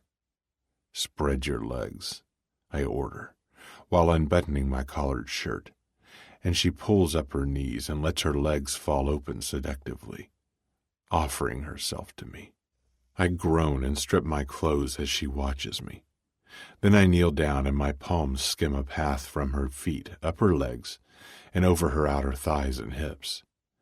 And she trembles when I press my lips to her inner thigh, and her hands clench in my hair. Another kiss, a little higher, and then one right between her legs that causes her to moan. So I lick her once, briefly, just to tease. Oh, Luca. Her breathing is shallow, full of expectation. She starts to writhe and circle her hips, but I move up, kissing my way over her stomach and marking her by biting the curve of her breast, making her mew my name. Taking her hands in mine, I intertwine our fingers while pinning them beside her head, and I grind my erection between her legs as I push my tongue into her mouth. She's always been desirable to me, but I worship her voluptuous body with wider hips and fuller breasts even more now. As I move away from between her thighs, her eyes open lazily, and I stroke myself as she bites her lip. Sera mozzare il fiato. You're breathtaking. Chapter 30. Fallon. Se da mozzare il fiato. You're breathtaking. I smile because that's actually one of the first Italian phrases I researched since Luca said that a lot when we first met. And I smile because his kisses have healed the wounds of pain and loss of the last few weeks. His touch builds up my trust and makes me whole again, one step at a time, providing me a heavenly sense of security, what I've been longing for. Luca's smoldering eyes trace my naked body, and I get a magnificent view of his sculpted chest while he kneels beside me. My fingers explore his well-defined muscles, tracing the dark line of hair down from his navel as he hisses from my touch, locks eyes with me, and catches my wrist before I reach his erection. "On your stomach," he orders in a throaty voice, and I obey instantly. I look back over my shoulder at him, expecting he'll give me what I need, hard and fast. Luckily, I'm right. Pulling me back up by my hips, he places his hand between my shoulder blades so that my cheek stays on the soft rug, and he bites the swell of my behind before moving his mouth over my center, the sensation intensified by my exposed position. With the flat of his tongue, he licks up deliciously slowly, tormenting me with anticipation. Repeating his licks, he puts extra pressure every time until I'm writhing and begging. "More, please." "Anything for you." His hands shift over the shape of my ass, and his tongue pleasures me while I push back against his face, and he growls and sucks hard until I almost come. But then he stops, so I meet his eyes, and his salacious expression promises me so much more. Eagerly, I lift up, on my hands and knees now, as his fingers mesh into my hair and down my back. Then he softly presses his lips along my spine, placing feather-light kisses as his hands skim up my sides and he covers my body with his. "I'm going to give you what you want. I'm going to fuck you now, Fallon," he whispers against my ear as he rubs the head of his arousal against my center. Gliding in with one hard thrust, he releases a long groan, and I moan from the wonderful fullness. He thrusts over and over, breathing harshly against my neck. "Mi sei mancata." "I missed you." When his chest leaves my back, I whimper, and Luca's fingers dig into my hips as he keeps driving into me. A deep rumble escapes him. Tingles ignite in my lower belly, and I soar to release as 1,000 stars explode behind my eyelids. Luca rakes his nails down my back, slowing his movement, and then he moves me to my side and spoons me as we face the hearth. As I turn my head slightly, a wicked grin flicks across his face. "We're not done yet," he murmurs. I guide him as he lifts my leg to plunge in, his breath caressing my neck. Teeth graze my earlobe, and he hooks my leg underneath his arm, hugging me tightly to him while I arch my back to take him in deeper. Taking my hand, he tangles our fingers and grips my breast, massaging the swell roughly as he drives into me, panting in my hair. Luca rolls back on the rug with one arm fastened around my midriff, spreading me wide. With my back to his front and his gasps hot on my ear, he grips my waist while he takes me ruthlessly, giving me what I asked for. "You have no idea how fucking good you feel, how much I've wanted you every day that we've been apart." He pistons into me hard, bringing another climax trembling through my entire body before he growls his orgasm with a final barrage of thrusts. Gently smoothing my hair back, he holds me to maintain our position as the fire crackles in the hearth. Then his low voice tickles my ear. "I couldn't have stopped or taken it slow with you. You make me crazy with desire, and I just have to fuck you hard." Laughing, I roll off him, but a loud crash outside makes Luca jolt up. "Dress," he instructs harshly as he snatches his gun from his suit jacket on the floor by the fireplace while I scramble for my clothes. Chapter 31. Luca. Dress. After I grab my Smith & Wesson, I hurriedly put my boxers and pants back on and stride toward the window by the front door. Holding my gun against my chest, I inch the curtain open and witness a car slamming into the back of mine repeatedly. In the darkness of the night, the headlights of the other vehicle are blinding me so that I can't see who's driving it and whether I'm dealing with one or more people. Turning back to Fallon, I see she's in her jeans and tank top. Put on your shoes and sweater. Now. With round eyes, she obeys me in a rush, and I yank on my dress shirt to quickly button it up and step into my shoes. Yet another slam outside, and bullets being fired has me pulling Fallon down behind the sofa as the window next to the front door shatters into 1,000 pieces, and an ice-cold breeze blows inside. My suit jacket with my cell phone is out of reach, so I can't call Adriano. Shit. Who is it? The tremble in her voice conveys her fear. Jumping up with her hand clasped in mine, I drag Fallon to the back door of the cottage amid flying bullets and splintering wood, swiftly positioning her in front of me to cover her with my body. Run fast, Fallon, I shout, while throwing open the back door as a bullet grazes right by my shoulder. Looking back, I see the shooter hasn't entered the cottage, but is still shooting from outside, and I try to come up with a plan to keep her safe. My only concern is protecting her, since I'm alone and have only one weapon, my handgun. The woods behind the cottages are a known hunting zone with animal traps and underground blinds, and although it's fucking dark now, it's our only chance. Pushing Fallon forward to urge her to hurry, I decide to take the lead again and drag her behind me as her breathing becomes erratic. I'm scared. Slow down. She falls forward in the cold grass when I'm moving too fast for her to keep up with me. Hurry! I tug her up and mutter, fuck, when we run into the trees, and the moonlight barely illuminates the dark space. Her hand is clutching mine tightly as I scan the ground, knowing there are small white signs where the traps and underground blinds are located. But in my panic to get her to safety, I have trouble finding one, and I can already hear our shooter running toward the woods. Look for a white sign on the ground, I whisper as we flee deeper into the trees. I can barely see anything. The nervousness in her voice is heartbreaking, so I slow down to hold her against my side, with my gun still in my other hand, and we almost slam into a tree. You're going to be fine. Thankfully, my eyesight is adjusting to the darkness. As we make our path through the forest, the branches snap loudly and Fallon's body is trembling in distressing cold, but I can't afford to slow down any more than I already have.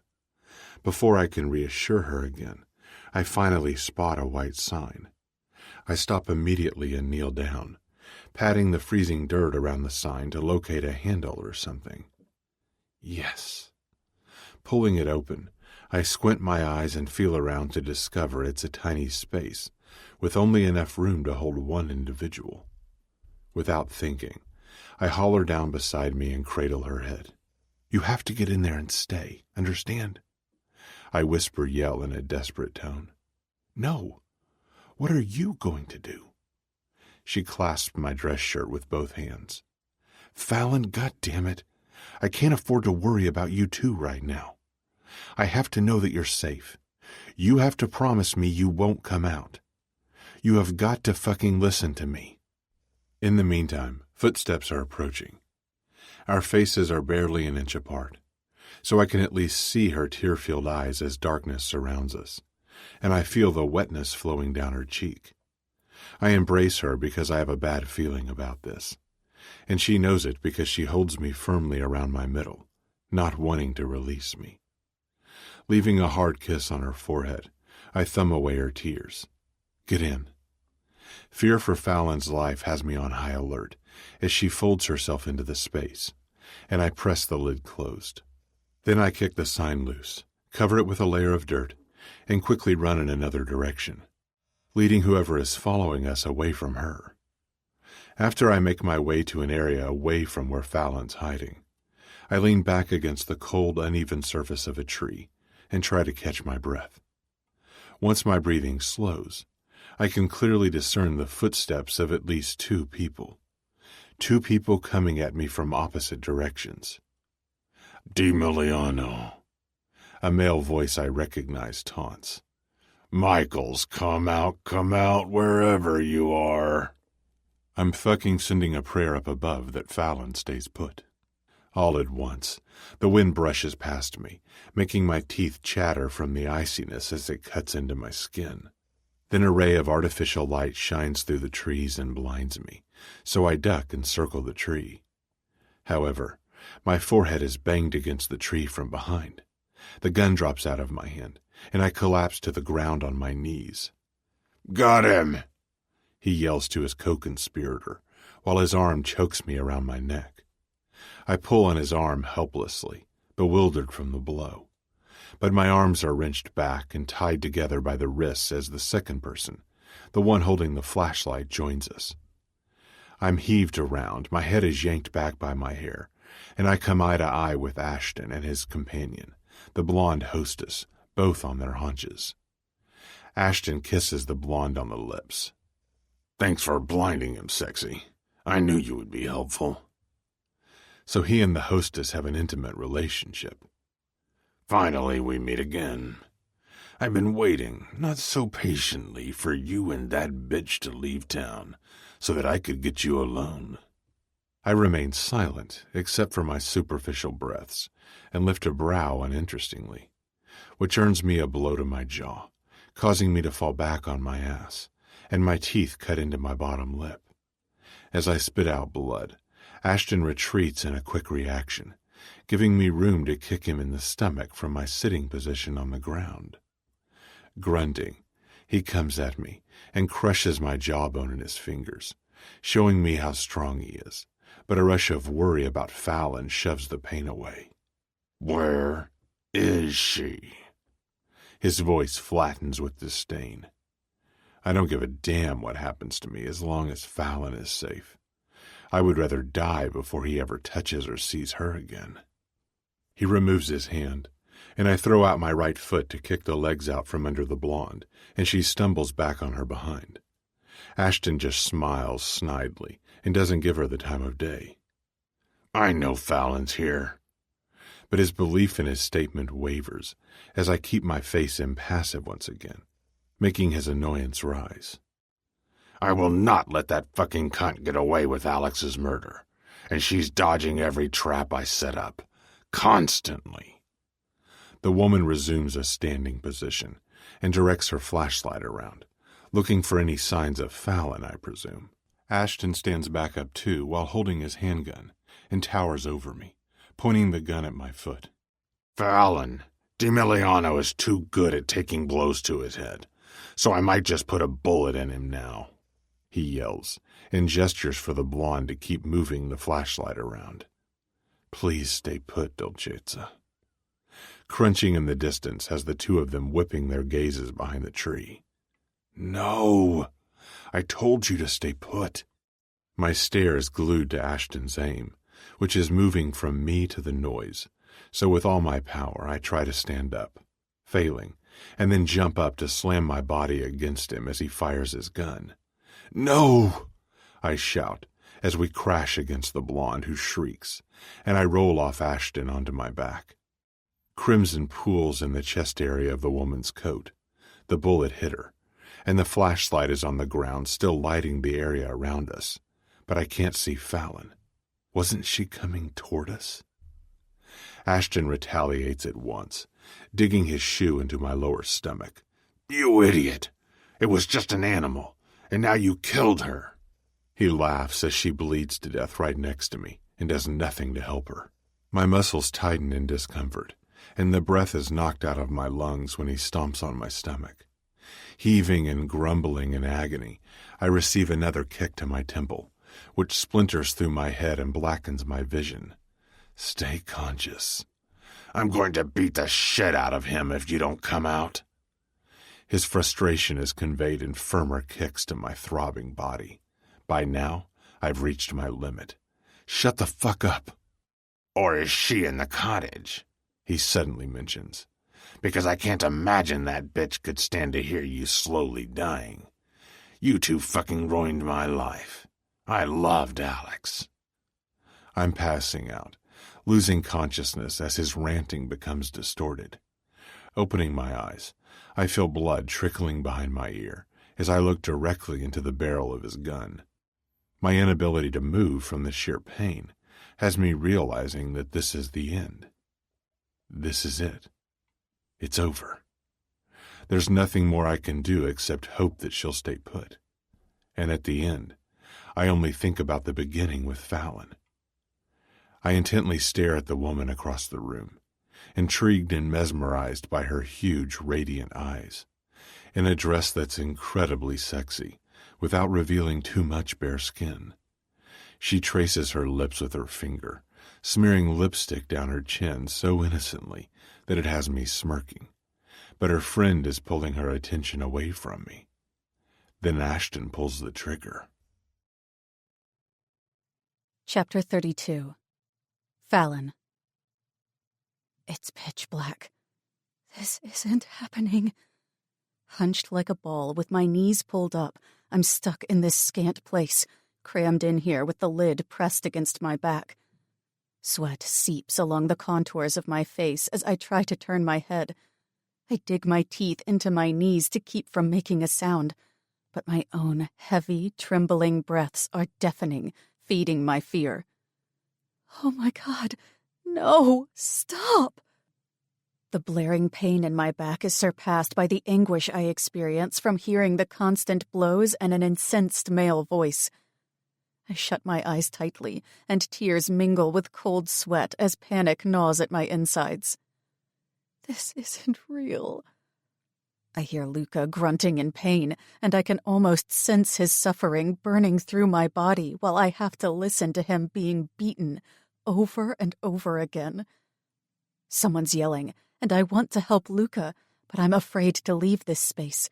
So I honor the last promise I made to the man I love while the life is being beaten out of him. After what feels like hours, but is probably mere minutes, of shouting and fighting, the sudden stillness thunders my fear to unmeasurable heights. At least 2 shots were fired, but it could have been more. I clearly heard a shot being fired just now. It sounded weird, muted, but it was definitely a bullet leaving a gun. Shivering from the cold, yet sweating from fright and from being huddled in this small space, I wonder what to do. I have no idea what's happened to Luca, so how long do I wait? Why is it so quiet? Is Ashton gone? The attacker had to have been Ashton, but in my panic, I was unable to recognize the voice. I count to 180 to keep some sense of time. Oh my God, I just want to stay in here and cry, but I can't. Not hearing Luca anymore worries me, so I have to get out and help him. Rounding my back, I slowly lift the lid until I can look through the opening. But it's no use because all I see is pitch black with a blue hue in the distance where I think the cottages are located. I'll have to rely solely on my hearing now, but my own irregular breathing is still deafening me. I need to calm down. My chest constricts in warring sensations as I climb out, trying to make as little noise as possible. I scan the area, but don't see any lights. Ashton must have had a flashlight with him. How else could he have found Luca among these trees? Holding my breath, I stand completely still to focus on the sounds around me.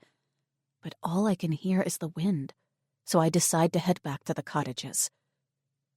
Branches and dirt crunch beneath my shoes, and my ear-splitting, uneven breaths roar in my ears as I step forward with my hands out in front of me, feeling my way through the darkness. My head whips back and forth, and angst blazes through me while branches cut open the skin on my quivering hands as I unsteadily tread through the trees. The silence is equally unsettling. Where's Luca? Where's our assailant? I let out a sigh of relief when the moonlight starts to shine through the trees more and more so that I can see the open space that will lead me to the cottage. None of the other cottages are nearby, so I'll have to chance it and go back to ours to get a phone. Breaking out in a run, I reach the cottage's back door and listen for any movement inside. Silence. I open the door and grimace when it creaks on its hinges. Quietly, I tiptoe to the hearth, but drop down when a slam outside warns me of company. Broken glass cuts my palms as I crawl to the window on hands and knees, yet I bite through the pane and peek outside to see Ashton occupying the driver's seat of a car behind Luca's black vehicle. I need to get to a phone, but mine is in my purse in the car. Turning my head, I spot Luca's jacket in front of the hearth. Please let his phone be inside the jacket. I check the pocket, and thank God I'm touching the cold surface of Luca's smartphone. I haven't heard Ashton drive away, so I skulk to the back of the cottage and call Adriano, trying desperately to keep the phone from slipping out of my trembling hands. What up? He greets cheerily. Adriano, help me. Fallon, what's wrong? What's going on? Where's Luca? He's instantly on alert. I don't know.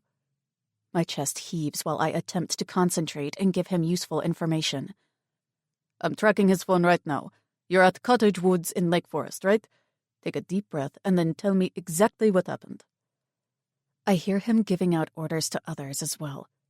Damien, go to Cottage Woods. Now! I want someone there within 15 minutes. Yes, cottage. Ashton is out front. I think he and Luca fought in the woods, and I heard gunshots. I don't know where Luca is. I cry and sniff. Fallon, where are you right now? Inside the cottage, by the back door. You need to leave the cottage, okay? No, don't make me go out there again. It's so dark. I wipe my nose with my arm. Ashton could come inside at any moment, and it's going to take me 20 minutes to get to you. I need you to be brave and sneak back out, okay? When you get outside, cover the phone with your hands, run toward the woods, and hide behind the first tree you see. But don't disconnect our call unless you see him following you. Then you must disconnect it so the light of the screen won't give you away. I nod through my trembles. Talk to me, he coaxes in a gentle tone, laced with concern. Go back outside and run to the woods? I ask hesitantly. Yes, but don't go too deep into the woods, he warns. Hide behind the first large tree you see. Now run away from the cottage. I take off as Adriano instructed and round the first tree I see. For a long time he stays on the phone with me, consistently soothing me, until he finally tells me that he's arrived. I'm inside the cottage now. Ashton's gone, and I'm going to walk through the back door. 3 other soldiers are with me, so don't panic when you see us. Do you see me, Fallon? A tall shadow appears in front of the back door of the cottage. I'm waving now. Do you see me? Come to me. I dash back toward Adriano, who meets me halfway when he spots me, and I jump into his arms. You're fine now. Breathe. Adriano strokes my hair and pulls back. Where did you last see Luca? Other men holding guns and flashlights are behind Adriano. He hid me. I distinctly remember that when I left my hiding place, I walked toward the cottage in a straight line, so I pull Adriano forward until we're at the open lid of the underground space. Flashlights are examining the area to try to find any trace of Luca. With quivering lips, I continue. They were fighting near where I was hiding. I could hear them, Adriano. I point my unsteady fingers to my ears as tears pour down my face. I heard gunshots. Adriano, a male voice shouts. Over here. He takes my hand in his, and we run toward the other man.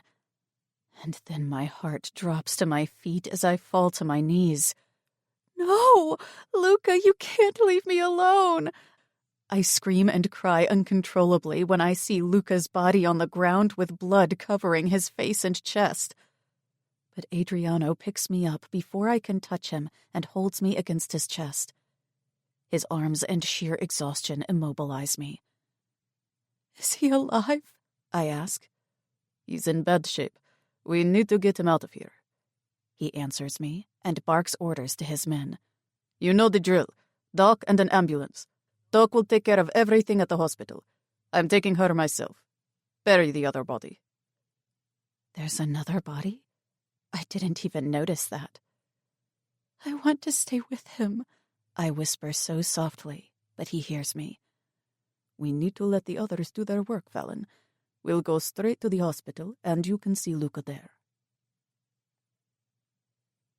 I sit on the white bed in the emergency room at Northwestern Lake Forest Hospital and wait for Adriano to return with an update on Luca while a young doctor removes glass splinters from my palms. The wait seems to take forever as my gaze is focused on nothing in this sterile room. I'm feeling numb, not because of the horror Ashton has inflicted on me and my loved ones, but because I don't know what's going on with Luca. Tears keep streaming down my cheeks as I wait and wait after the doctor is done with my entire examination while not even knowing if Luca's still alive. Adriano finally enters with an unrecognizable look. "He's in surgery." What is with these guys and always being in control of their emotions and expressions? Was he breathing? Where was he shot? I ask. "He was breathing, but he lost a lot of blood where 2 bullets penetrated the chest wall and damaged his lung. However, we transported him to the hospital fast, so the doctor said that at least the chance of infection is minimal." I start to cry again, so he joins me on the bed and throws his arm around my shoulder. "The most important thing is that we got him medical attention quickly. The human body is much more resilient than you think, and gunshot wounds are usually not fatal, Fallon. Only shots to the heart or a major artery are potentially lethal when not treated immediately." "Is Dr. Calderon operating on him?" "No, he is not a chest surgeon, but I called him in so that he can take care of the hospital's legalities. Hospitals are required by law to contact the police when a bullet wound victim is brought in. Luca won't be in any trouble because there will be no report of his admittance here. Doc will take care of that part." "Do you think he'll survive?" He snorts and locks eyes with me. "Of course. He would never leave you." Adriano comforts me while I cling to the belief that I won't lose Luca now that we've just found our way back to each other. I won't survive it if I lose him, too. Chapter 33. Luca. Has he woken up? Not yet. Gradually, I open my eyes and blink to adjust to the severe lighting. "Mr. DiMiliano, good evening." A doctor greets, accompanied by a nurse. "Fallon?" I inquire in a hoarse voice and swallow, hurting my sore throat, but he doesn't hear me. "How do you feel, Mr. DiMiliano?" "Sore throat." I move my body slightly and experience severe pains. "You were out for a day. It's now evening. You were brought in last night with 2 bullet holes in your lung, but I removed them and had to remove a lobe, a section, of the injured lung. You have a thoracostomy tube in place. It's a plastic chest tube that's attached to a suction device to withdraw air, residual blood, or any body fluids from the chest. This helps to keep the lung inflated, and once it heals after a couple of days, I'll pull it out." He checks my chart before he adds, "You've been on the ventilator all night and are now being given antibiotics to prevent lung and wound infections, along with pain medication.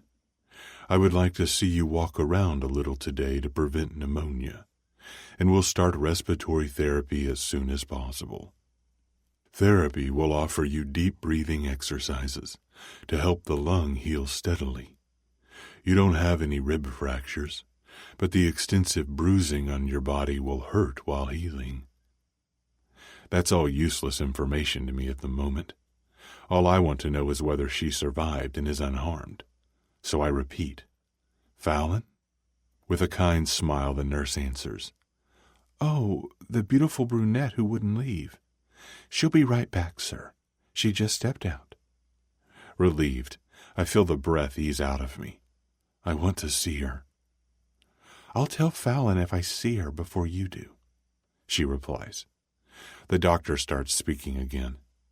"Since you're otherwise healthy and in perfect condition, I believe you'll have a speedy recovery." That's good news. I can't afford to be bedridden or physically weak for a long period of time. "We'll come back later," the nurse informs after she checks my vitals. She and the doctor clear out just as a furious James enters and begins talking without saying hello. "My underboss almost gets killed because of a woman." Gritting his teeth, he closes the distance between us, and a look crosses his face that I've never seen before. A mixture of regret and pain. For the first time ever, I see remorse flash across his eyes, and I realize right away that he's here to strip my rank, because he knows I'm putting Fallon before the Syndicate. Her survival was my only concern last night. Don't make me choose, James. I will choose her. I answer his unspoken question and cough. A vicious glare is thrown at me. "Don't be ignorant. You know damn well there isn't a choice. What are you going to do? There's no way out of the Syndicate, and you know damn well that you made a mistake when you risked your life for hers." "Did you talk to Adriano?" I retort. "Did he bring you up to date? This wasn't solely about Fallon. It was about Ashton Banks, who's a huge liability against our organization." It fucking hurts to talk this much, and my throat is extremely dry. But I need to defend myself so I can take advantage of the doubt I sense in James. I didn't survive last night to be easily demoted due to the Syndicate regulations. Regrettably, James becomes disconcertingly quiet and turns away from me, gazing out the window, so I play my last card. "Furthermore, you need me to find Cam. I've seen Cam," I reveal, and James pivots around. "When?" he demands to know. "Last week." What the hell is his interest in Cam? I'm seriously starting to think these two had an affair. You need Adriano and me to find her again, and James, deep down you must realize I wouldn't jeopardize the Syndicate. Adriano and I took care of everything. Don't make a decision in anger that you'll regret later. And don't forget that Adriano isn't only loyal to you, but to me too. If you lose me, you'll lose him as well.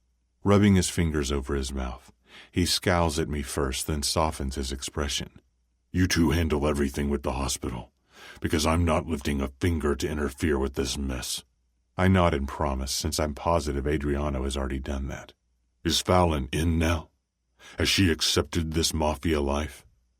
I can't accept your relationship with her if it puts my underboss's life in danger, repeatedly."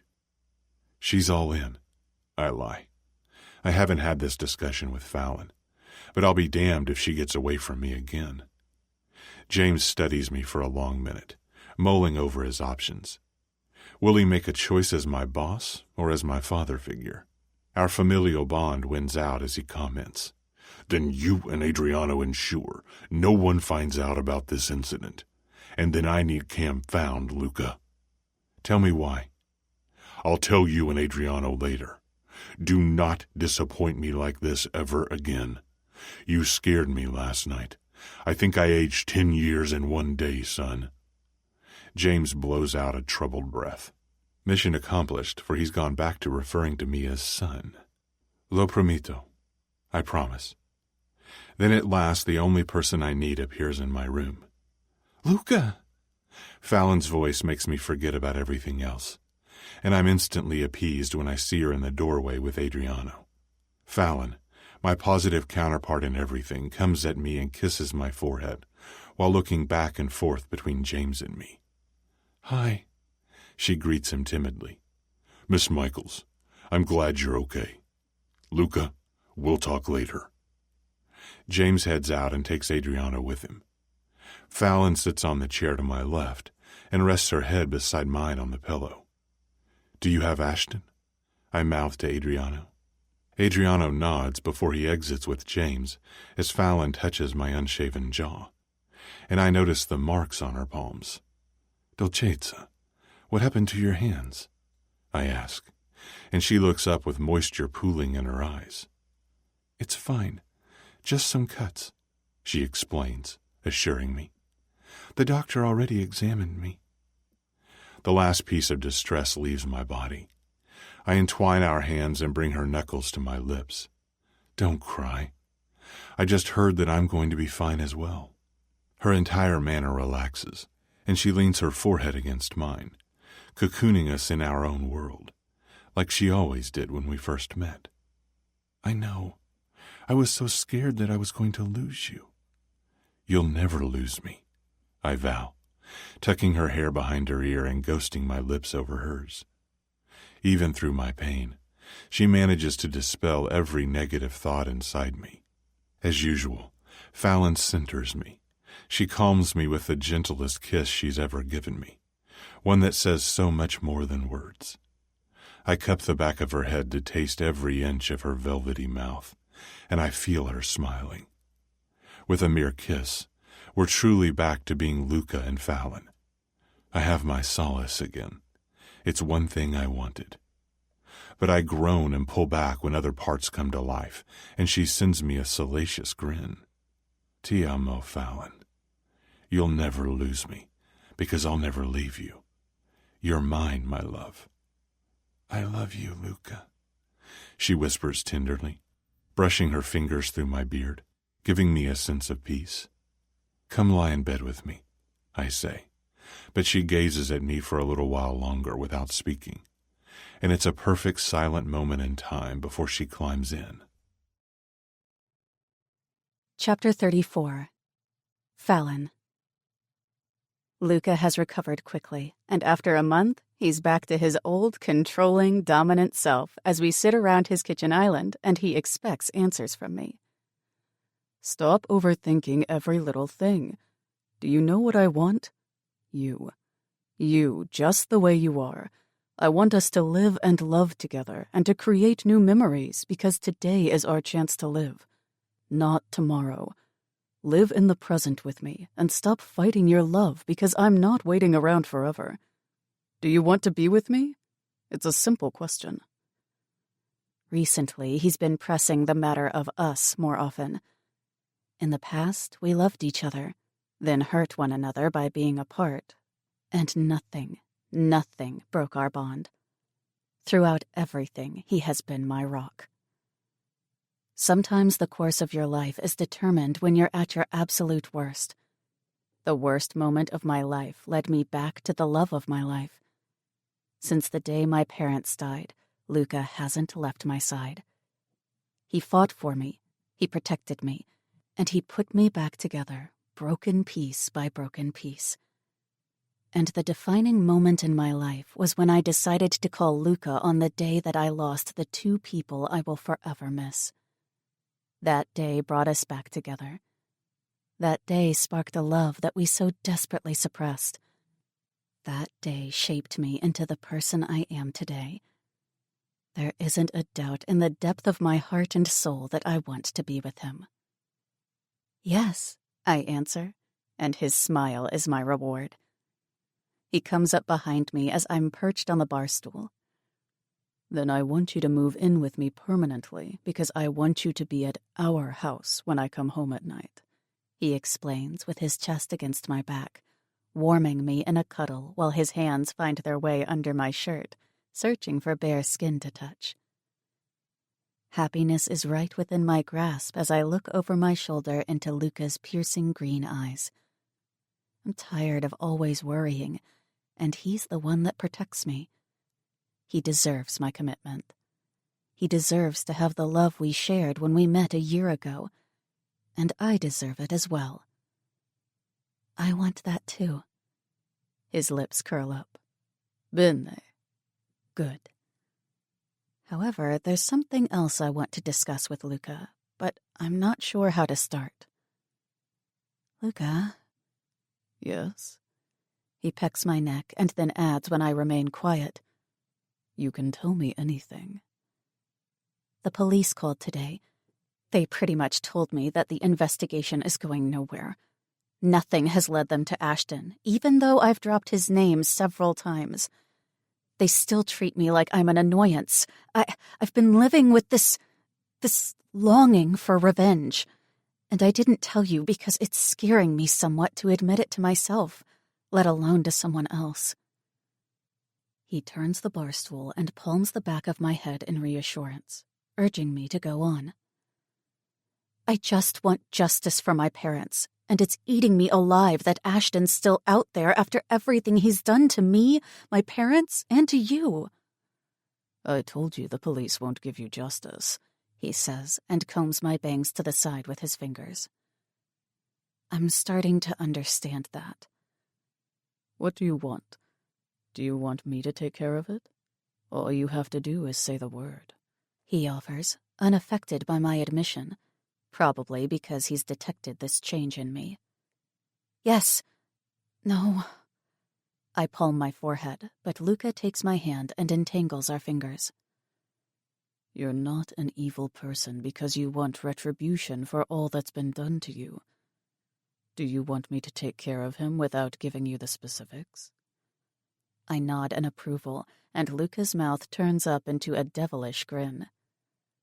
This is kind of turning me on, he admits in a deep voice laced with yearning. You're crazy, I throw back as he wedges himself between my legs. Crazy to get inside you. He takes my hips in his hands. I wind my legs around his waist, and my skirt rides up, exposing my naked thighs.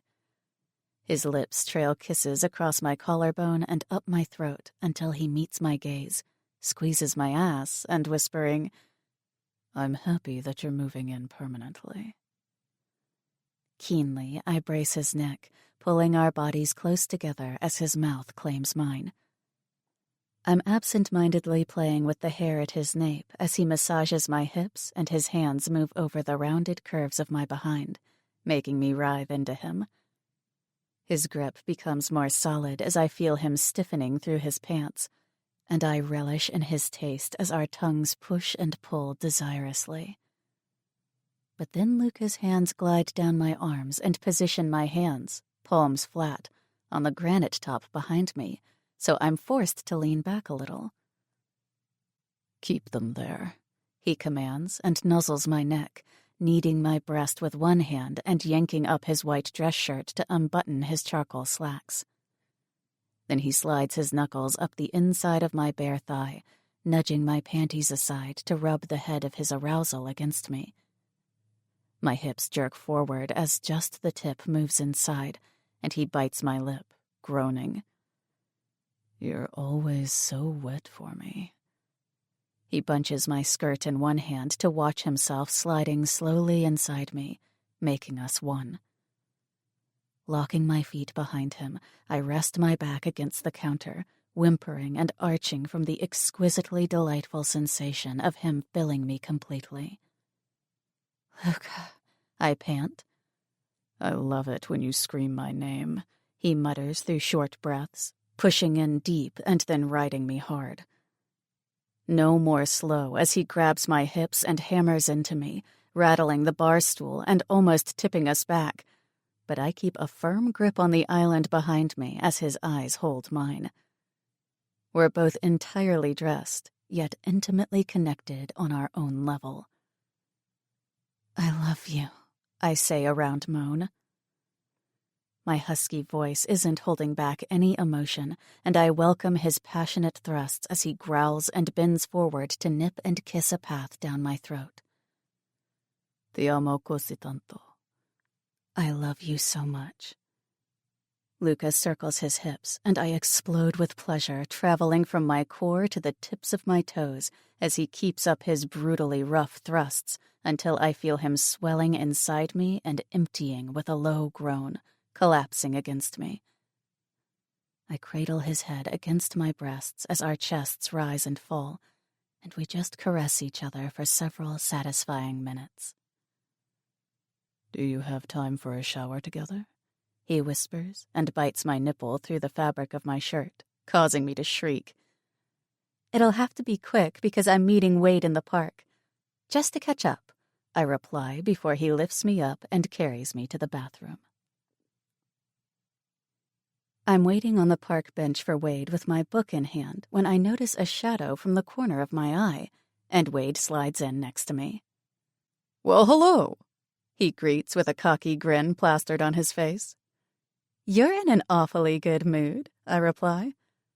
Wade lost his job at the precinct, which gave him mixed feelings. "Guess who works as a private detective now? And I'm in a good mood because I'm glad to see you're doing well." "I'm so excited for you, and I am doing very well," I admit truthfully and store my paper back in my purse as he stares ahead for a moment at the people passing us by, making me frown at his hesitancy to ask his next question. But then he wonders out loud, "Fallon, you're good people, but I still worry sometimes." "Why?" I retort, yet I do understand where this is coming from. Wade knows much more about the underworld than the rest of us civilians, so I bet he's concerned about my relationship with Luca. He glances at me, disappointed at my obvious feigned ignorance. "Luca lives in a dangerous world. He might seem clean, but you have to be careful." Apparently, Wade has been doing more digging, which he unfortunately is extremely skilled at. However, one thing I promised Luca is that I'll never disclose anything about the Syndicate. And I'm sure Wade couldn't have found any tangible evidence of Luca's connection to the Syndicate. He's just suspicious. Wade's also wrong. Luca lives in the same world as Wade and I. "I'm always careful, so I don't know what you mean," I defend. "You protect him?" "No, he always protects me." He releases a deep breath. "I have seen that." "For Luca, I would do anything because he's done no less for me." In a playful tone, I add, "I can hold my own, you know." "I have no doubt you can." A smirk pulls at his lips, and he changes the topic. "How are the sessions going with Sylvia?" "I forgot to tell you that I'm going to start seeing her every other week. She says I've made great progress, and I'm starting to feel like my old self again." "I'm glad, and you look really good. Content." "I think I'm getting there, Wade. Without you and Luca, I don't know what I would have done." "You're a survivor, Fallon." He pauses to take his phone out of his pocket and checks the screen. "Dinner next week? I have an assignment to get to right now," he announces eagerly. "It's a date." I kiss him on the cheek before he leaves. I deeply inhale the air, and serenity settles within my heart. And with that gratifying feeling, I stroll back home. To Luca's penthouse, my new home. As I pass a bookstore, a self-help book about love and life in the window catches my attention. My preconceived notions of love and life were based on a lie I created in my mind based on what I've been taught. Communication and trust are definitely an important part of love, or better yet, of loving someone honestly. Nevertheless, love is also accepting your partner, with all his flaws, without the resolve to change that person. That's what loving Luca D'Emiliano has taught me. While our love suffocated us for 4 months while we were apart, we learned how to let it breathe on its own when we found our way back to each other. More importantly, I don't always need to know every little detail about his life, because at the end of the day, he comes home to me. We are each other's home. Luca's a part of me as much as I'm a part of him. I belong to him as much as he belongs to me. He fulfills me and always puts me first. And even though our relationship isn't traditional, and it'll always be something people around me wouldn't understand if they knew the truth about Luca's line of work, I still love him. I accept him. Today, tomorrow, and always. Chapter 35. Luca. Adriano and I enter the warehouse where Ashton Banks has been held captive for a month, since that night at the cottage. Adriano had ordered Damien to go ahead and race to the cottage, while he was calming Fallon on the phone. Damien got there in time to capture Ashton before he had a chance to drive away. I would have given Fallon Ashton's head on a stick if she'd asked me, but I knew that wouldn't have made her very happy, because she's still slightly too conscientious. So I've been waiting for Fallon to come to terms with her grief. However, no one gets away with what Ashton did to Fallon, the Syndicate, and me, and that's why I've held him captive here without telling her. Vengeance has never been far from my mind, but I didn't want anything to obstruct the rebuilding of my relationship with Fallon, and I wasn't about to lose her again. So I waited patiently for her to come to me and ask for revenge while already making Ashton's life a living hell. I lied to her. Yes. Am I sorry? No, because I will always protect her however I see fit. To lie or not to lie. That's what it all comes down to with us, every single time. And I'm pleased Damien caught him and took him to the warehouse that night, because I knew the police were never going to do anything to solve her parents' murder. They made that abundantly clear with the way the detective treated her from day one. And even if the police were going to do anything, I still wanted to take care of him myself. Fortunately, it only took Ashton one day to confess everything to Adriano, and that's when we learned what a psychotic idiot he truly is. It all started with a note found in Alex's safe. Ashton was convinced that Alex left the note for him, but it was actually written by Kellyanne Callipy and meant for me.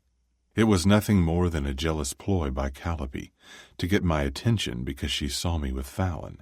Kelly started to dig into Fallon's life and found out she worked for charity events.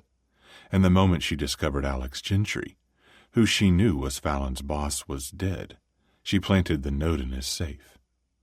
Two unrelated events ignited a chain reaction of destruction and murder. Ashton drugged Fallon's drink that night in cocktails and heels and was planning to kidnap her. If I hadn't shown up there in time, I would have lost her forever. Then Ashton first hid at Club 7 until we informed Fat Sal.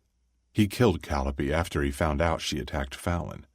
He had someone else following Fallon when he was waterboarding me. Therefore, he knew Kellyanne assaulted her, and he decided to frame Fallon for a cop killing since she wasn't going to be tried for his brother's murder. But this didn't play out as planned because Wade helped her. Ashton raped her at the police station, simply out of spite because he gets off on hurting people.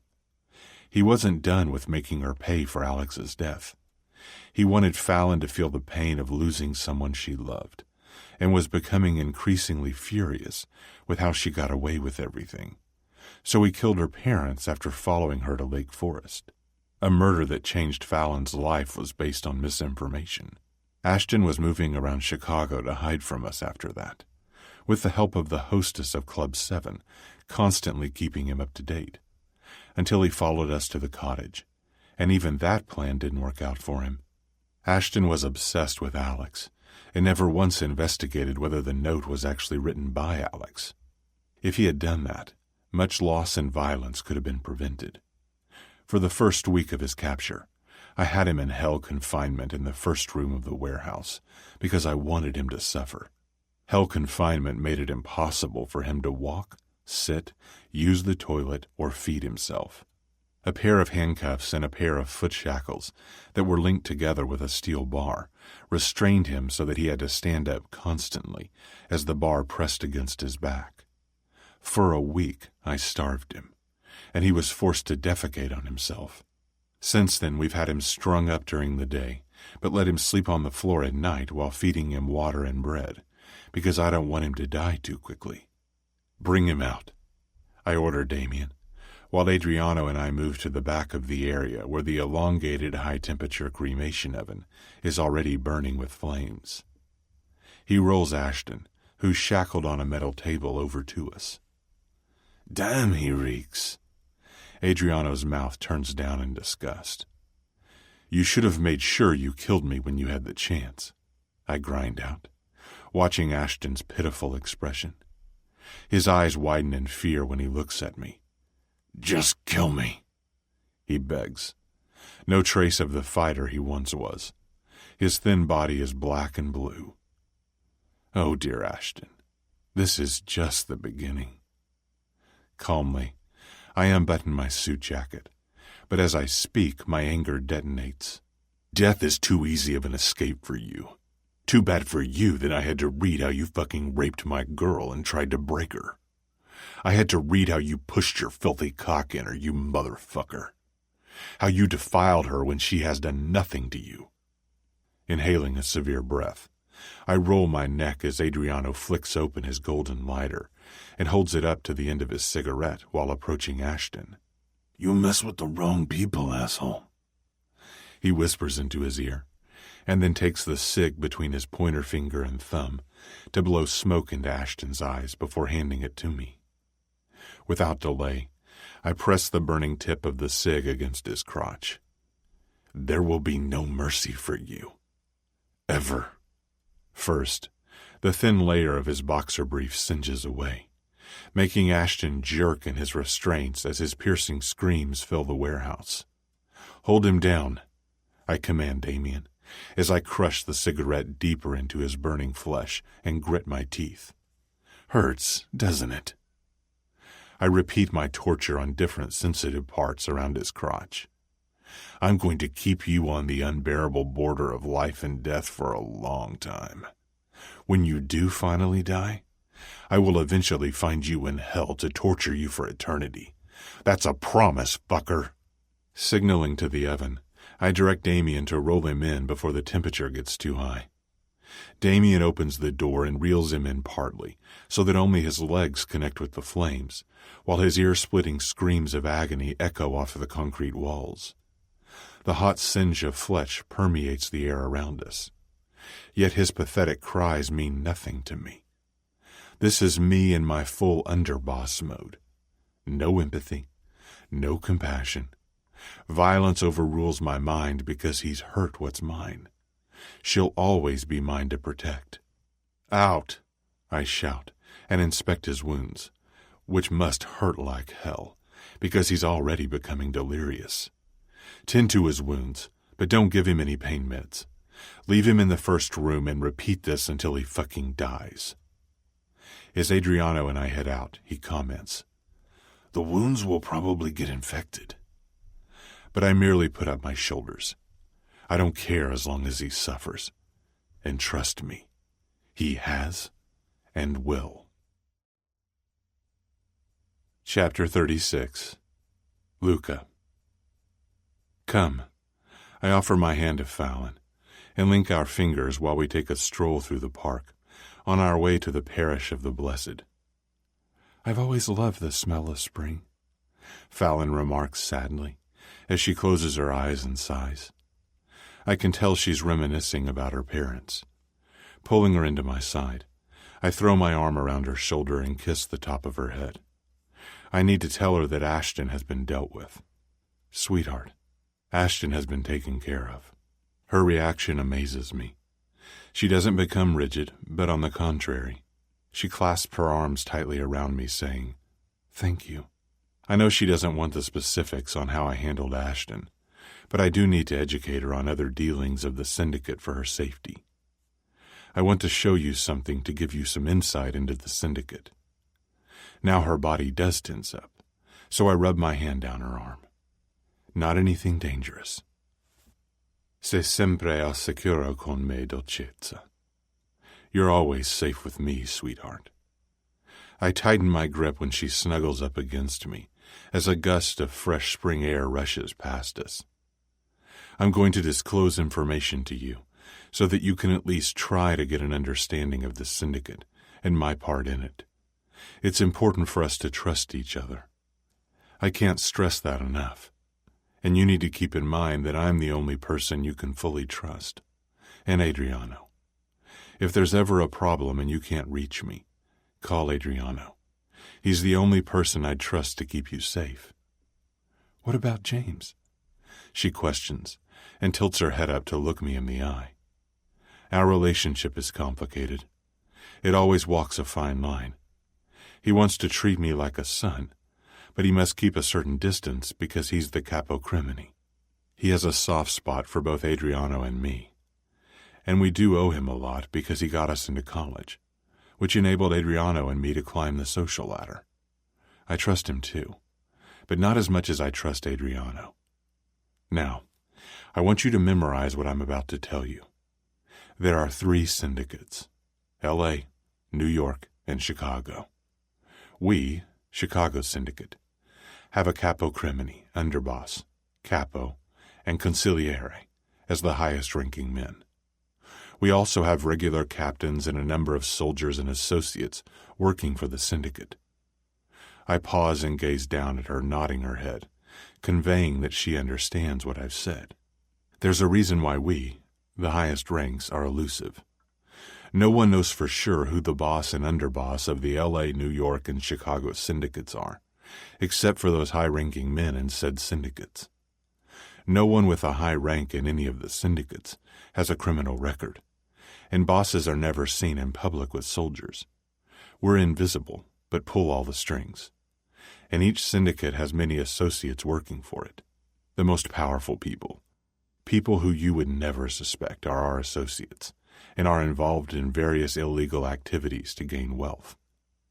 This all happens in your world, Fallon. It's the same world you live in, only our rules are different, not governed by the state. We stop at the edge of the curb and wait for the light to change to green as she listens to me intently. So not many people, even in your own syndicate, know who you are or who James is? She asks. Exactly. Or they know I'm powerful, but not my exact rank. And all these associates, soldiers, and other people we work with, I can identify them all. Sometimes we can be forced to give away our identity for leverage. People who do know understand not to voice what they know. But weren't the people at your headquarters your soldiers? They see you there constantly, so they can identify you, can't they? Some of them can. But I'm never there as often as I was when you were at the house. There are maybe a handful of soldiers who know the hierarchy. For example, Damien knows. Of course, there are a lot of rumors, and many soldiers do think they know my rank, but they would never disclose it outside the syndicate for fear for their own lives. You need to understand how powerful we are. We're above the law. Look at how I can live, and yet I'm never under investigation. We can make anything and anyone disappear. I want you to stop being afraid. If you trust me 100%, I can guarantee that you'll always be protected. Stop thinking in black and white and open your mind more to the gray. I'm trying to, Luca, but it's complicated, she replies. When I was at your headquarters, I remember you said that none of you were blood related, but the doctor is James's brother. None of the members are related. I also told you that the doctor isn't truly a member. He's part of the syndicate, but only as our physician. We can't just use any physician we choose. It needs to be someone we can trust. And James's brother doesn't mind because they're very close. He's been part of the syndicate since before I joined. In the meantime, we cross the street to climb the stairs of the parish. As we stand in the back, I circle my arm around Fallon from behind and pull her back to my chest. When she rests her head against me, I speak softly into her ear. There's a good reason why I always tell you to be more observant. Remember the priest from your parents' funeral? He's at the front. His name is Eli. He's a Mafia priest. Do you see the woman in the front row in the blue blouse? That's his wife. Huh? A priest can't marry? She blurts. Rules of religion don't apply to Mafia priests, and most people attending this service know and accept that he's married. The guy in the gray suit on the left? Her attention turns to him. He's an associate, and also the DA. So you see, no laws apply to these people. And always remember that nothing is what it seems. We all live above any law except the syndicate laws. Ordinarily, no one knows the laws of the syndicate except the members. But I'm telling you all this for your own safety. You're my life, Fallon, and I will protect you with everything I have and know. Chapter 37. Fallon. You're my life, Fallon, and I will protect you with everything I have and know. Luca mutters and presses his lips to my temple as I pull his arms tighter around my middle. I'm not surprised Father Eli is part of the Mafia, because I knew he had a shady association with Luca. But I'm stunned that he can just do what he wants, even marry, and his congregation accepts it. Glancing around at all the different people, I realize that I shouldn't try to understand it. As long as Luca understands it, I'll be safe. I'm positive of that. He's quelled my need for revenge exactly the way I wanted it. I feel at ease again because I'm confident that Luca has made Ashton pay. Although I don't want to know how, the fact that he's taken care of him fills me with serenity I never thought I'd enjoy again. Ultimately, I've gotten justice for my parents and myself. And I finally realize that Luca is the good one in my life story. He might be an underboss, but he's mine, and he loves me fiercely and without boundaries. He loves me with all of his heart and is the only man who could comprehend my few dark parts. My morality changed the day my parents died, and that allowed me to love the dark parts of him as well. He's opened my eyes to a world I refused to see. Life isn't black and white. Life isn't even gray. It's actually an entirely different, unidentifiable shade when you open your eyes and see past the standards that society sets. Everything I've been taught about good and bad has been a lie. At last, Luca's words make sense, because indeed, nothing is what it seems. Chapter 38. Luca. I'm waiting for James in my office at our headquarters to discuss Cam when Adriano steps inside, eating as usual. Just in time. I'm expecting James soon, I inform him. Taking a bite of his green apple, he chews hurriedly and smirks when he sees a picture frame on my desk, and jerks his chin toward it. How domestic of you, he mocks, and takes a seat across from my desk. Fuck off. I throw my pen at him, but he ducks easily. How is she? She's doing great. We've established a comfortable routine, and I'm quite enjoying it.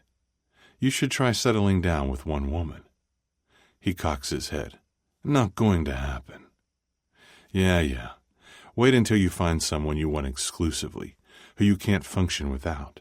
It's an overwhelming sensation, and you just want to take care of her and protect her all the time. To have her waiting for me at home at the end of each night fills me with indescribable joy. She's allowed me to accept that our lives don't always have to revolve around our work. I pause and peer at the picture on my desk of Fallon, with her arms flung around my neck. Have you ever had that feeling?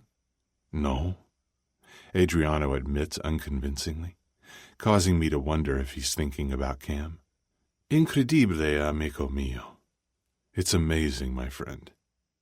A knock announces James, and he passes Adriano and me to stand at the window, so I swivel in my chair to face him. Finally ready to tell us? I start. What do you want to know? James leans with one shoulder against the window and a hand in his pocket. We saw you at Club 7, I reveal. Well, leaving the club. What were you doing there? Looking for Camilla. Why are you personally looking for Cam? Adriano asks, while chucking the fruit in the garbage can next to my desk. James hesitates before answering.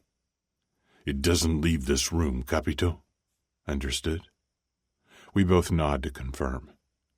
She's my daughter, he states. My gaze cuts to Adriano, whose mouth is hanging open at the confession. Are you the person who so meticulously deleted her records? I muse out loud. Henry and I were baffled at the great lengths someone was going to for Cam. Everything suddenly falls into place. Only a man as powerful as James could have done that.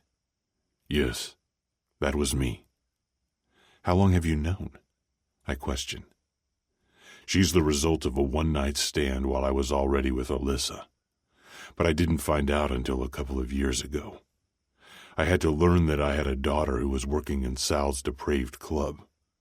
Although I never discovered if she worked at the sex club or dance club.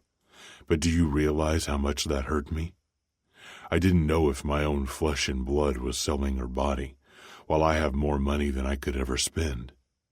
And then she suddenly disappeared for months, before I found her working at some random restaurant.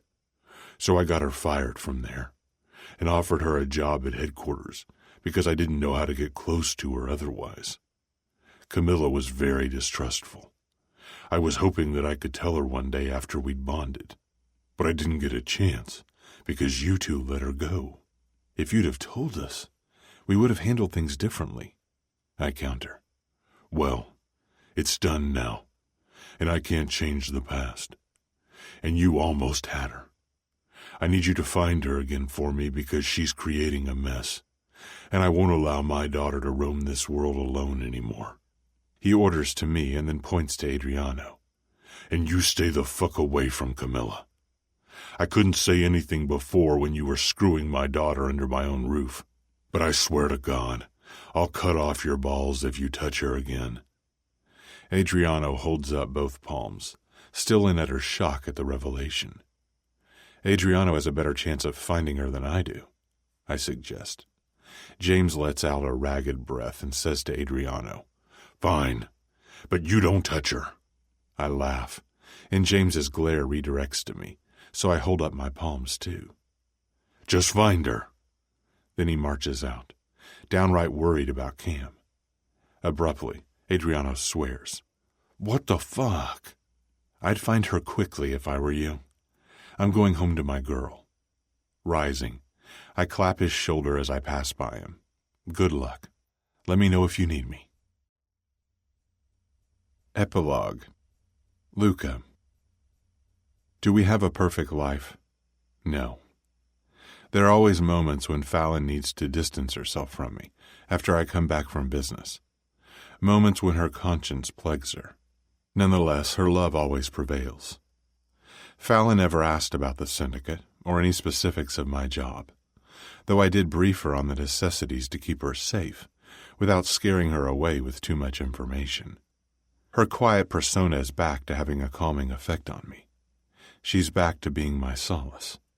I don't drink anymore, even after a rough day. All I need is her waiting for me, preferably in bed. The first 2 weeks after she moved in were blissful. We had dinner together every night, a simple act that satisfied my restless soul. We were both content to be back together, and I treasured how devoted she became to me. How every ounce of devotion I showed her in the past was returned to me. She learned to always have her phone with her and to always answer when I called, or else I'd worry.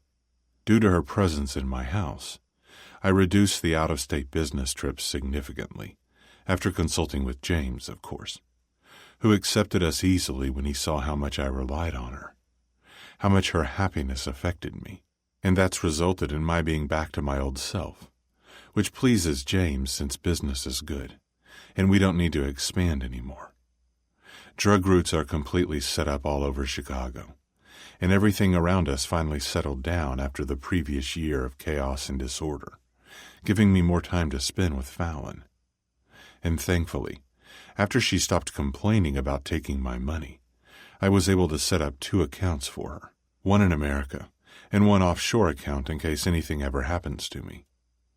I explained how she could access the offshore account, which is filled with more money than she would ever be able to spend, because I don't want her to ever worry about monetary problems. Her determination to move forward makes me respect and love her even more. We sold her apartment, since Tegan isn't moving back to the States anytime soon, and she's still applying for jobs, which is unnecessary, because I have enough money for both of us. But I understand and support her need to work, so I suggested that she try volunteering for now. She started working at the community center 2 days a week, talking with other rape victims and even helping them financially, which isn't what my money was intended for, but as long as it makes her happy, I'm fine with however she decides to spend it. and she spends it by paying for professional therapy for some of the victims. She sends them to Sylvia Linter, her own therapist. She's also taking yoga classes and learning more Italian. Little by little, her love of reading has returned. But these days, her favorite pastime is watching that paranormal TV show while devouring a piece of cake. I've arranged for different fresh pastries to be delivered to our home every morning, and every day she's exultant to see what the pastry chef has made for her. I, in turn, am pleased that she's stopped with a no-carb diet and is just enjoying her food, since she has the biggest sweet tooth of anyone I've ever met. Nowadays, we work out together because I do expect her to stay strong. You never know what kind of situations we could end up in. So I've enrolled her in self-defense classes, which makes her feel more empowered. I never want her to feel powerless again. However, she's still not bearing my name, and I need to make her mine officially, since our penthouse is still filled with dozens of unopened moving boxes that are full of books. I've decided to surprise her and have a crew working for hours while she's at the community center. I've taken care of every detail, with the help of my assistant at Security Simplicity, because I know Fallon better than anyone. She isn't the kind of woman who has to plan everything herself, and she adores to be surprised. So I'm positive this will end up the way I want it to. But for the first time ever, I'm nervous while I wait for her to return. The elevator doors open, and she's startled that I'm home before she is. "Hey." She eats the distance and greets me with a long kiss. Placing my hands on either side of her head, I inhale Fallon's familiar sweet scent and immediately calm down. Her touch soothes all the tension from my body, and only her touch grants me the peace to just be. "Come with me." Tugging her to the extra bedroom that isn't used, I open the door for her. Fallon's hands fly to her mouth as she takes in the space. The walls are freshly painted a bright white, and there are now white bookshelves running up to the ceiling on the left wall with a sliding library ladder. The right wall is decorated with huge white bookcase letters spelling Dolcezza, and at the floor-to-ceiling windows, there's a newly built white wooden reading bench with cream cushions and pillows. I chose white for her library because the bookcases in her old apartment were that color. White is serene, calm, and clean, just like her. Swiveling around, she excitedly jumps into my arms. "Luca, this is amazing. How did you do this?" "Well, a lot of people worked very hard and very fast today." Holding her up by her ass, I walk us around the room, and one of her hands hooks around my neck, while the other traces the books on the shelves. "Oh my, there are new books?" Her huge eyes twinkle with joy, and I peck her on the cheek. I had to fill it up to the ceiling, so Amazon made a huge delivery today, and not only books. Stepping to the leather bookcases on the other wall, I stop before the D and make sure she sees what's in it. "Charmed? You're amazing." "All the seasons are there. Now you can watch it as often as you like." I chuckle when she throws her arms around me and presses her lips to my neck, inching higher until our mouths meet. Before I rip off her clothes, I need to give her my other, more important surprise, because I'm not done yet. "Wait." I pull back and let her drop to her feet. Then I adjust my pants as she grins at me, before I get the envelope from the bookcase and hand it over. She rips it open enthusiastically. "Yes! We're going to Italy?" She screams with excitement. "We're going to Venice, and you're going to meet Zio Joseph, the man who raised me after my parents died. Moreover, in Venice is my other surprise." After a comfortable flight in first class, we arrive in Venice, Italy. "Ragazzo mio." My boy. Zio Joseph kisses me on my cheek. His hair has become even whiter, and he's lost some weight, but he looks healthy. "Zio," I greet, equally overjoyed to see him again, but I'm pushed aside when he spots Fallon behind me. I turn and grin when he wraps her in a tight embrace. She laughs back at me over Zio's shoulder. Hey, Zio. Si bellissima, mia cara. Benvenuti a Venezia. You're beautiful, my dear. Welcome to Venice. Grazie. Thank you. Since I have a tight schedule, I ask, Zio, back to the castle? Si, come, children. I'm so happy you finally brought your woman, Luca.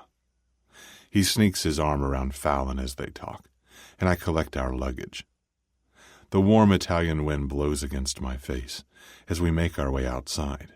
Then we travel to a Renaissance castle, where Fallon thinks I've rented us a suite, but in actuality, I've rented the entire castle.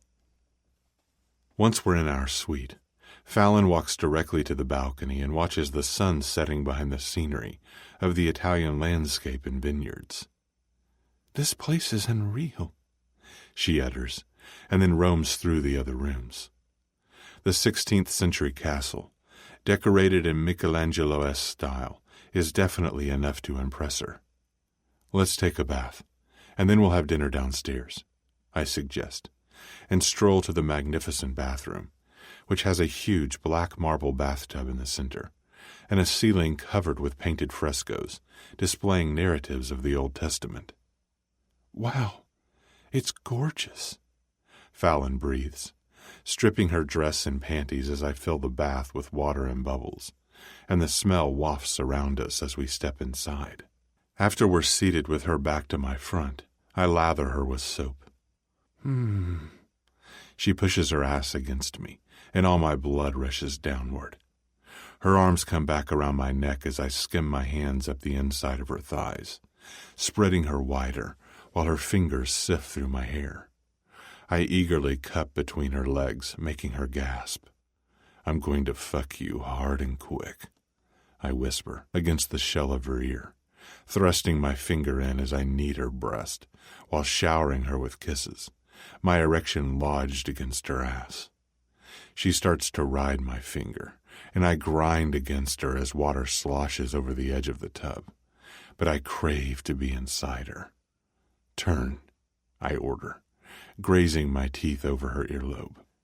She complies, straddling my lap and gripping the rim of the tub while I grasp her hips and slam into her. I push up and deep into Fallon. Lust courses through me. Fallon meets my thrust, rounding her hips. Her head falls back, and I lean forward while she rides me, our slick bodies moving together as one, causing water to splash everywhere on the floor beside the tub. Taking her nipple in my mouth, I suck and bite, elongating her pink tip. Oh, Luca, she groans. One hand massages the wet skin of her ass as the other cradles her head, and I kiss my way up her throat. Look at me. I'm panting from holding in my release until after she comes. As our eyes lock, hers are filled with abiding passion. I can tell she's almost climaxing when her hips move faster and faster, so I let go at the same time she does. Growling in pleasure, her whimpers resonate off the painted walls, and she clutches my shoulders, nails digging roughly into my skin. With shallow breaths, we lean back against the tub. Fuck, that was good. I feel like I'm still coming.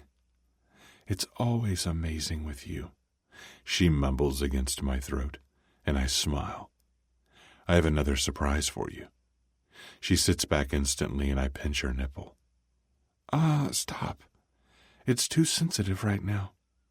She slaps my hand away and steps out. More surprises? I can't wait.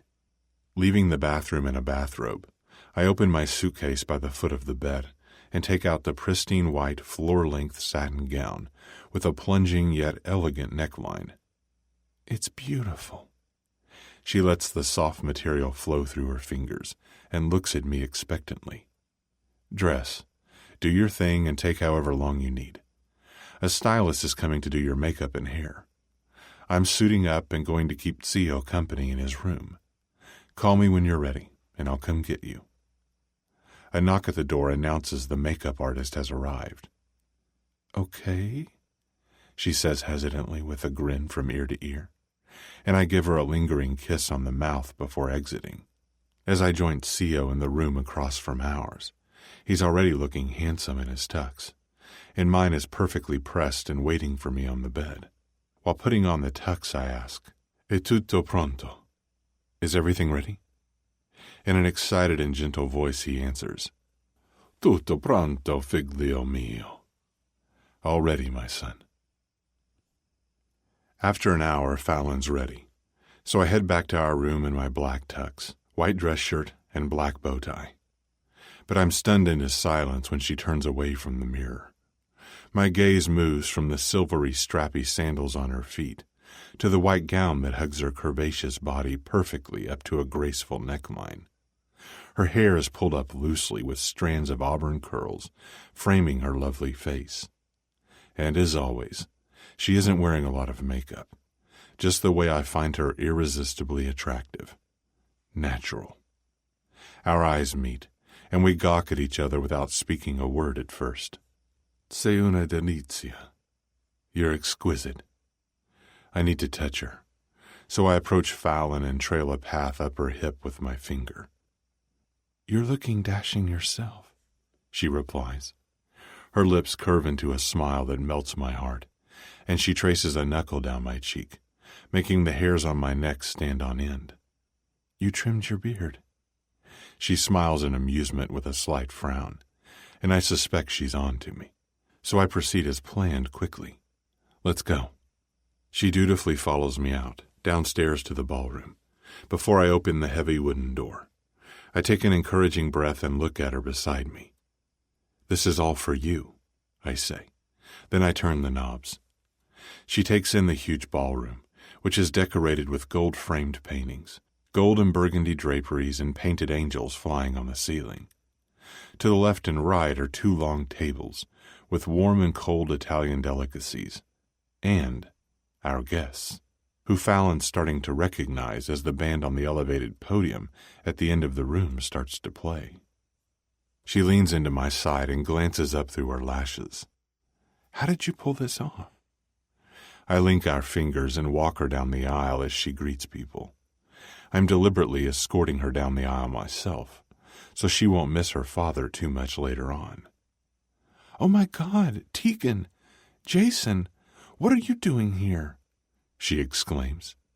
They both circle their arms around her as she continues to hold on to my hand. Tegan took care of the guest list on Fallon's side. I recognize an uncle and some cousins who were at her parents' funeral. "Wade!" Fallon shouts, thrilled when she spots him. "You all came to Venice for me?" Wade kisses her cheek, so she rubs her thumb gently over my knuckles, knowing my jealous side must be acting up. But Wade also greets me with a firm handshake, which I return, and then speaks to Fallon. "I'll always be there for you, Fallon." And they talk briefly before we carry on. After I guide her to the front, she moves aside to hug my best friend. "Adriano, I can't believe you guys are all here," she utters.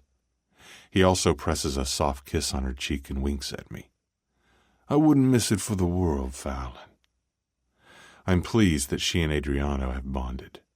"Salvatore, James." She greets them with a kiss as well. They each introduce Fallon to their spouses after giving her a tender embrace that astounds me. When I give the signal, the band ceases playing. Everyone returns to their seat and the room goes silent as I go down on one knee, just as Fallon turns to me. And the first thing she does is graze her fingers over my beard, reassuring me. I open the light blue box, and the platinum princess-cut diamond engagement ring sparkles in the light. "Mi vuoi sposare? Will you marry me?" Her hand flies to her mouth as the other palms my jaw. "Yes, in a heartbeat." I smile as exhilaration settles in my veins, and I place the ring on her finger. Rising, I pick Fallon up by her waist and kiss her as cheers and applause erupt from our guests. "Did you know?" I whisper into her ear. "I had a feeling you were planning something when you gave me the gown, but before that, no. You've made me the happiest girl in the world. Ti amo. I love you." And I'm the luckiest guy. Ti amo così tanto. I love you so much. So this is our engagement party? I place her back on her feet, but she keeps her arms looped around my neck, and it's as if we're alone in the room, because we only have eyes for each other. I can't stop touching at least some part of her, so I unabashedly caress her sides. Well, that's your choice. It can be our engagement party or our wedding. If you'd rather go back to the States and plan an entire wedding, that's fine by me. But if you want to get married here in Venice right now, that's also possible. I rest my forehead against hers as the corners of Fallon's mouth curl up. I'd love to get married here. Her nose scrunches up slightly. I don't really want to plan a wedding, and with my parents gone, it would cast a dark shadow over it anyway. But now I feel good, and everyone's already here. Her tone rises with joy. Do I know my girl or what? I knew she wouldn't want to be bothered with the hassle of planning a wedding. Then, Dolcezza, we're getting married now, I announce, and hold up our entwined fingers while our guests rise and toast.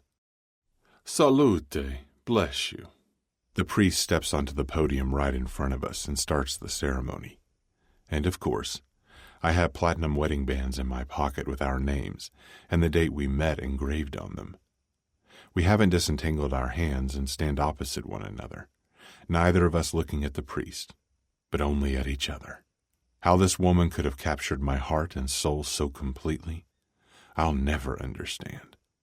But every day, I'm grateful that I found her. When it's time to say our vows, I take out the wedding band and slide it onto her ring finger. Dolcezza, you're the one person who's given my restless soul a home. You've given me something I never knew I was searching for. You've given me solace, and you're the only person with whom I can just be. When your eyes cry, my heart hurts. When your soul is happy, mine is content. You're my life, and I promise to love you for the rest of our lives and beyond. I almost go ahead and kiss her, but stop my movement when I realize she has to say her vows. As I hand over the ring, a tear tracks down from the corner of her eye, and I thumb it away tenderly. She places the ring on my finger and inhales deeply. Luca, you are the one I've been looking for. You've been there for me at my worst and at my best, and your love has put me back together. Your love has healed me, and I love the way you love me. I live for the way you love me, and I promise to love you for the rest of our lives and beyond. Her amber irises fill with expectation of the wonderful new journey we're embarking on. Neither of us is afraid of our all-consuming love anymore. We embrace it wholeheartedly. You may now kiss the bride. We both smile, and I grab her waist and crush her to me as her fingers weave through my hair. She angles her head, and I press my lips to hers several times, tipping her back while I whisper, Mrs. Di Miliano, onorare quel nome per sempre. I will honor that name forever. This concludes For Luca by Soraya Naomi. Narrated by Elizabeth Russell and Tortom. Copyright 2014 by Soraya Naomi. This unabridged audiobook is published by arrangement with Soraya Naomi and was produced in the year 2019 by Tantor Media Incorporated, a division of Recorded Books, which holds the copyright thereto. Please visit Tantor.com for more information on our growing library of unabridged audiobooks.